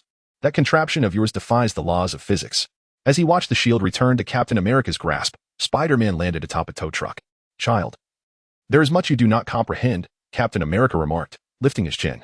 Indeed, the omniscient informed me you would say that. Spider-Man shot out 2 strands of webbing, one ensnaring Captain America's shield and the other wrapping around his ankle. With a powerful tug, he pulled Captain America towards him and landed a kick to his chin. Not bad, kid. Captain America wiped his chin and asked, what else did Lin tell you? He also instructed me to target your legs. Observing Captain America rushing to retrieve his shield, Spider-Man shot out 2 strands of webbing, immobilizing his hands. The iconic 5-to-1 aura of Captain America appeared. Lin Feng clapped his hands, remarking on the impressive contest between the super soldier serum and Spider-Man's agility. Captain America clenched his fists, executing a side flip that sent Spider-Man flying. Spider-Man quickly regained his footing, shooting a web that Captain America deflected with a shield. A shield strike landed on Spider-Man's head. But his formidable physique allowed him to recover swiftly, leaping onto a shipping container beneath the crane. Spider-Man performed a backflip, swinging with his webbing in a parabolic arc towards Captain America, who easily anticipated his trajectory and delivered a kick that sent him crashing beneath the container. Throwing his shield, he broke the container supports, causing it to plummet, forcing Spider-Man to brace himself with outstretched arms. "You are quite impressive, kid," Captain America remarked as he reattached his shield to his arm. "Where do you hail from?" "Queens," Spider-Man replied, his voice strained. "Brooklyn," Captain America nodded with a smile, assisting Spider-Man in holding up the container before casting it aside. "Thank you," the young hero said, leaning on his knee, panting. "Truly, you are Captain America. You possess far greater potential than I ever did. My limits are merely a fraction of what you can achieve," Captain America encouraged, patting Spider-Man's shoulder. "I believe you shall soon surpass me." Chapter 101. Quantum phasing star ring. Amidst their conversation, Lin Feng's pocket began to ring. He pulled out his phone, furrowing his brow. "Everyone, I have a matter to attend to. I shall be stepping away for a moment." Lin Feng exited the melon building, donned a glove, and pressed the red button on its back. In an instant, a flash of light enveloped him, and he vanished from sight. With a gentle hum, the time-space teleportation device at the heart of the Avengers Tower began to glow. In a flash of light, Lin Feng materialized at the center of the apparatus. "Thanos." Lin Feng descended from the teleportation device, and upon encountering the imposing figure before him, he smiled. "Have you succeeded?" "Indeed." Thanos nodded in acknowledgement. "However, there is one significant complication. The Celestials do not trust you?" Lin Feng raised an eyebrow, surmising the nature of Thanos' predicament. "Precisely." Thanos inhaled deeply. "The emergence of the Celestials is imminent, and should we quantumize the Earth at this juncture, the Eternals will intervene, and the Judgers may also descend. We lack the leverage to negotiate with the Judgers." Tony interjected. "Now we have leverage." Lin Feng smiled gently, extending his hand as he deftly tore open several fissures in the fabric of space, from which several figures tumbled forth. "Who are you?" Akari soared into the air, his eyes emitting golden beams, directed at Lin Feng. Lin Feng's smile broadened, a hint of crimson igniting in his gaze as he unleashed heat vision derived from Kryptonian genes, effortlessly deflecting Akari's golden rays and sending him reeling. "Before the celestial emergence, I require you to remain here, compliant." Lin Feng waved his hand, immobilizing several Eternals in their place. "If you jeopardize the emergence, the Judges will arrive, and the Earth shall face annihilation." Ajak took a deep breath. "Ajak, what are you implying?" Cersei queried, perplexed by Ajak's statement. "Oh, I nearly forgot. Most of you are still unaware of your true purpose," Lin Feng remarked, tapping his forehead. "The existence of the Eternals is to safeguard the nascent Celestials and expedite the proliferation of intelligent life on planets, ensuring their populations meet the requirements for the emergence, thus facilitating the birth of new Celestials." "What does this have to do with Earth's destruction?" Cersei questioned, bewildered. "The young Celestials lie dormant deep within the Earth's core." Lin Feng gestured beneath his feet. "When the emergence commences and the Celestials awaken, this planet will be torn asunder." "Ajak?" Cersei cast a skeptical glance at Ajak. "He speaks the truth," Akari slowly replied, shaking his head. "I departed previously because I could not bear the truth Ajak revealed to me. I feared I could not keep the secret, so I had no choice but to leave." "Enough. A simple maneuver should resolve this matter." Lin Feng directed his gaze toward Tony. "What do you say? Shall we see it?" "The principles and methods are all contained within this document." Tony handed over a file. The experiment on quantum phasing had proven successful, yet one issue remained. "You cannot construct a device sufficiently large to quantumize the entire Earth, can you?" "Indeed," Tony nodded. "Our plan involves having Thanos snap his fingers with the Infinity Stones to achieve this, so we may need you to make another trip to retrieve the Infinity Stones." "Feasible," Lin Feng asserted, extracting the technology from the document. "I can accomplish this without the Infinity Stones." Lin Feng soared into the vastness of space, extending his hand to grasp a multitude of matter and energy, extracting them from the cosmic expanse. He dismantled, fused, and reassembled them into a colossal star ring encircling the Earth. With that, Lin Feng, accompanied by Tony and Thanos, descended upon the star ring, marking its inaugural utilization. Thus, at the onset of this divine manifestation, I personally infused it with energy. No issues arose. Thanos' eyes shimmered with fervor. This was the culmination of his lifelong aspiration. A thunderous roar erupted from the ground as it began to tremble, causing 5 peaks to rise from the sea, resembling the 5 fingers of a hand. Now was the moment. Lin Feng unleashed a burst of crimson light from his hand, pressing it against the energy input he had previously reserved. A torrent of ferocious energy surged into the star ring, which commenced to rotate at high velocity around the Earth's axis. Beams of light shot forth towards the Earth. And moments later, the planet appeared semi-transparent from an external vantage point, yet humanity remained utterly oblivious to this transformation. Deep within the Earth's core, the deity Tiamat felt an unexpected lightness, his form expanding as the semi-transparent Earth encircled his waist, presenting a comical sight. Tiamat was the first to breach the Earth's confines. Gazing contemplatively at the rapidly spinning star ring, completion was achieved. Lin Feng withdrew his hand, halting the star ring's rotation, and the Earth gradually returned to its original state. We have succeeded. A tear glistened in Thanos' eye. Calm your tears, there is still much to be done, Lin Feng reassured, patting Thanos on the shoulder as he disassembled the star ring, then directing his gaze towards a distant point in space. A dark crimson vortex materialized from Lin Feng's focus, and an immense figure with 6 eyes emerged near the Earth, gazing back at him. Are you the all-knowing? Erishem inquired slowly. The great celestial judge Erishem recognized me. Such acknowledgement is indeed humbling. Lin Feng's form gradually expanded to match the stature of the deity, hovering before Erishem. Your name has echoed throughout the multiverse. Having battled against eternity, Erishem's voice carried a hint of reverence. That is of little consequence, Lin Feng waved dismissively. Did you witness the preceding scene? I did. It presents a feasible approach. This is the technology of the quantum phasing star ring. Lin Feng extended his hand, conjuring a sphere of light within his palm. Let the Eternals wield this technology to descend upon the life-bearing planets and guide the indigenous peoples in their construction. As for energy, the surplus generated during the divine manifestation will suffice. This will mark the second monumental leap for the celestial order. Erishem accepted the sphere of light with gratitude. Think nothing of it. I merely wish to ensure that in wielding such formidable power, I do not return to find my home obliterated by newly arisen deities. Lin Feng smiled. As the most powerful celestial, you must be the singular entity of the multiverse, correct? Indeed, Erishem affirmed with a nod. Excellent. Let this be disseminated across all multiverses. From this moment forth, divine manifestation shall no longer spell doom for a segment of existence. Chapter 102. The Return of Thanos. Very well. There is nothing more to address here. After bidding farewell to Ollie Sam, Lin Feng stretched lazily and inquired, Thanos, do you wish to accompany me back, or will you remain here? He had intended to return. Thanos shrugged, expressing that he had inflicted too much pain upon this universe. Regardless of his future actions, the scars remained. Although they did not voice it, he had grown weary of their instinctive recoiling at his mere presence. Well, it's for the best. You haven't caused any harm in our realm. In fact, your involvement in the Battle of New York proved quite advantageous for us.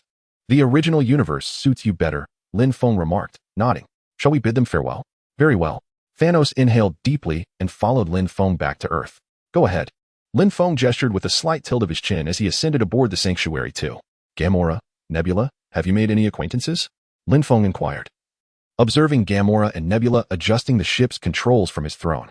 None, Nebula replied, shaking her head. What is this Guardians of the Galaxy organization? Why does it seem that everyone knows me? Gamora frowned, glancing at Lin Feng.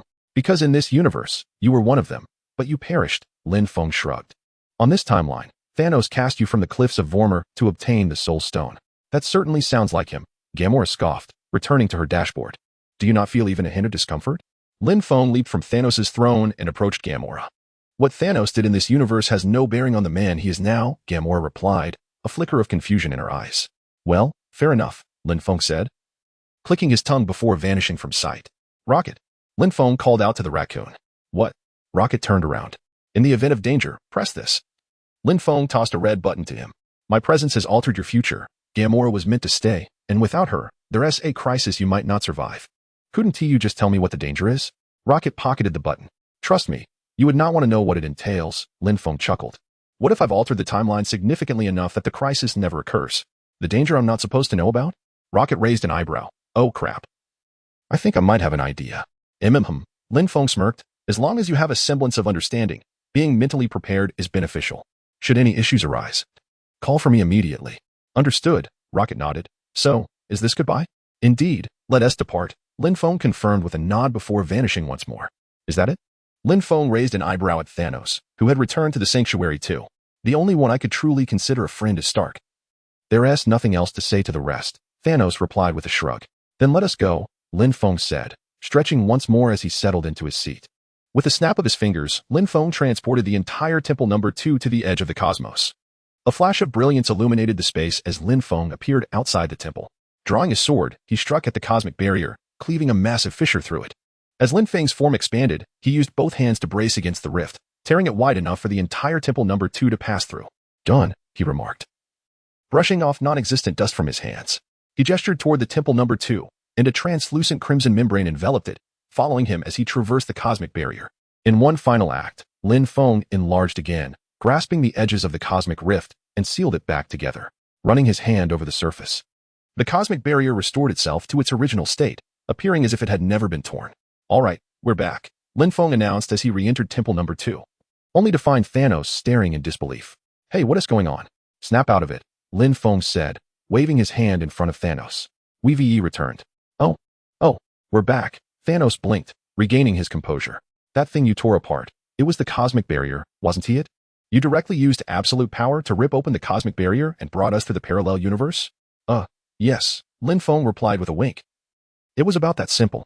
It seems I have indeed underestimated your strength," Thanos sighed, slumping into a chair. "Yes, you certainly did," Lin Feng nodded. "So, do you want to play on Earth or elsewhere?" "Either is fine," Thanos shrugged. "Let us just head straight to Earth. I'm accustomed to it after all these years." "All right. Let's go." Lin Feng snapped his fingers, transporting the entire temple number 2 to hover above Earth. "Sheesh. Is it those things from New York again?" Tony thought, recalling the vessel from the wormhole during the Battle of New York. "Ultron, deploy the Iron Legion. The All-Seeing has sent a signal. This ship is allied." Ultron's mechanical voice echoed. "Allied." Tony was momentarily taken aback. Just then, temple number 2 hovered above the Stark Tower, and a beam of light descended, revealing Lin Feng, Thanos, Gamora, Nebula, and the Black Order on the lawn. "Hey, Lin, who are these?" Tony glanced at Thanos, then at the seemingly malevolent figures of the Black Order, a hint of skepticism crossing his face. "These are Thanos and his subordinates," Lin Feng indicated. "He is an Eternal from Titan and the mastermind behind the Battle of New York." "What?" Tony took a step back. "It's nothing. He has turned over a new leaf," Lin Feng reassured, patting Thanos on the shoulder. "He is here to pledge allegiance." "Lin, are you sure?" Tony furrowed his brow.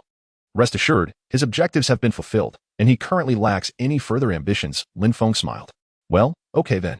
Tony shrugged, reaching out a hand, but upon seeing Thanos' imposing figure, hesitated and withdrew it. Pressing a button on his chest, a swarm of nanobots surged forth, enveloping him before expanding into the form of the Hulkbuster armor. "Greetings, Thanos. I am Tony Stark." Tony, controlling the Hulkbuster nanotech armor, extended his hand toward Thanos. "Hello, Stark. I am Thanos." Thanos grasped Tony's hand and smiled. Chapter 103. What if had it not been for their opposing stances, these two might have forged a deep friendship. Lin Feng retrieved his camera, capturing this historic moment. Sensing a peculiar aura emanating from beyond Earth, Lin Feng raised an eyebrow. "You all carry on. I must step out for a while. This absence may be prolonged, so I trust you to watch over the house." Lin Feng bid farewell to Thanos and Tony before vanishing from sight. The Observer appeared before Lin Feng, a large head materializing. "Let's be civil about this," Lin Feng remarked, unimpressed. "As a member of the Observer race, I refuse to believe you lack the ability to reduce your size." "Very well." The large head gradually diminished, transforming into a figure comparable to Lin Feng. "Speak. What is the matter?" Lin Feng conjured a chair, defying the laws of physics as he sat in the vastness of space. "The 6 Infinity Stones and Ultron," the Observer replied succinctly. "Weren't you supposed to merely observe and not intervene?" Lin Feng smirked. "I require your assistance. I cannot face that entity alone." The Observer inhaled deeply. "Very well." Lin Feng smiled faintly, snapping his fingers. "Let us proceed." They have already arrived. Upon spotting several individuals in the tavern, the Observer smiled slightly. "I shall wait here." Lin Feng shrugged. "As an observer, you ought to comprehend the extent of my power. Let them engage first, and I shall serve as the final safeguard." "You are more of an observer than I am," the Observer sighed, making his way into the tavern. Observing the Observer, what a splendid choice, Lin Feng mused, producing a small stool and hovering above the tavern. To him, the tavern appeared semi-transparent, revealing everything within. While the cosmic pull from the impending destruction had no effect on him, merely ruffling his garments like a gentle breeze. A scream pierced the air as Party Thor howled within the tavern. When he ceased, he realized he was ensconced in a bar, surrounded by curious gazes. "Oh, we are in a bar," Party Thor surveyed his surroundings. "I recognize this place." Captain Carter's gaze fell upon a photograph of Steve mounted on the wall, a flicker of sadness crossing her features. "This tavern was my idea," Dr. Strange declared from behind the bar. "I read about it in your autobiography. I hope you enjoy it. Look at this, may I have a beer?" Party Thor tossed the head of the Ultron robot onto the table. Doctor Strange reached beneath the bar, conjuring a beer with magic and placing it before him. Excellent. Party Thor raised the beer and drank it in one gulp. Who are you? Where am I? Killmonger, also known as Black Panther, surveyed the others, frowning. You again. Captain Carter stepped back, noticing the observer's sudden presence in the tavern. Well, can't we have something new for a change, brother? Star-Lord T'Challa shrugged. You have been chosen to undertake an exceedingly perilous and urgent mission. The observer spoke slowly, with the intent to safeguard all known life. Initially, I sought a singular hero in this eternal quest, yet as I surveyed the broader landscape, it became evident that this endeavor necessitates a cohesive team, one that harmoniously blends skill and experience, for only then can we achieve victory. So you mean to say you traversed galaxies to abduct us, only to have us do what? Carter fixed his gaze upon the observer's luminescent blue eyes. Save the universe? Gamora shrugged. Not entirely. The observer paused. It's a bit more intricate than that. You are not merely the optimal choice for saving a single universe. Doctor Strange emerged from behind the bar. You are, in fact, the last hope for saving all of the multiverse. The observer continued. You are the guardians of the multiverse. Though I wouldn't quite label you as the last hope. A flash of light revealed Lin Feng, standing in the tavern. I couldn't resist any longer after listening for so long, so here I am. Also, Dark Doctor Strange, it is an honor to meet you. I am a great admirer of your work. The honor is mine, Doctor Strange replied with a slight bow. The observer did not mention he had enlisted a being of near creation level prowess. Flattery can lead to arrogance. Lin Feng waved his hand dismissively. I am still far from the level of a creator deity. Even if you do not reach such heights, your energy surpasses any formidable entity within my understanding. Doctor Strange chuckled. That indicates your comprehension may still be lacking. Lin Feng patted Doctor Strange on the shoulder. Allow me to introduce myself. I am Lin Feng, known by many as the Omniscient. Observer and Omniscient. What a fitting pair, T'Challa quipped. What do you mean we are not the last hope? Captain Carter stepped forward. Quite literally, you are merely the force executing this mission, while I serve as the ultimate safeguard, Lin Feng replied with a smile. His peripheral vision catching a glimpse of a Black Panther concealing an Ultron robot's head, yet he chose not to elaborate. If you possess the power to confront Ultron, why not intervene directly? Captain Carter furrowed her brow. Because I prefer not to, Lin Feng shrugged.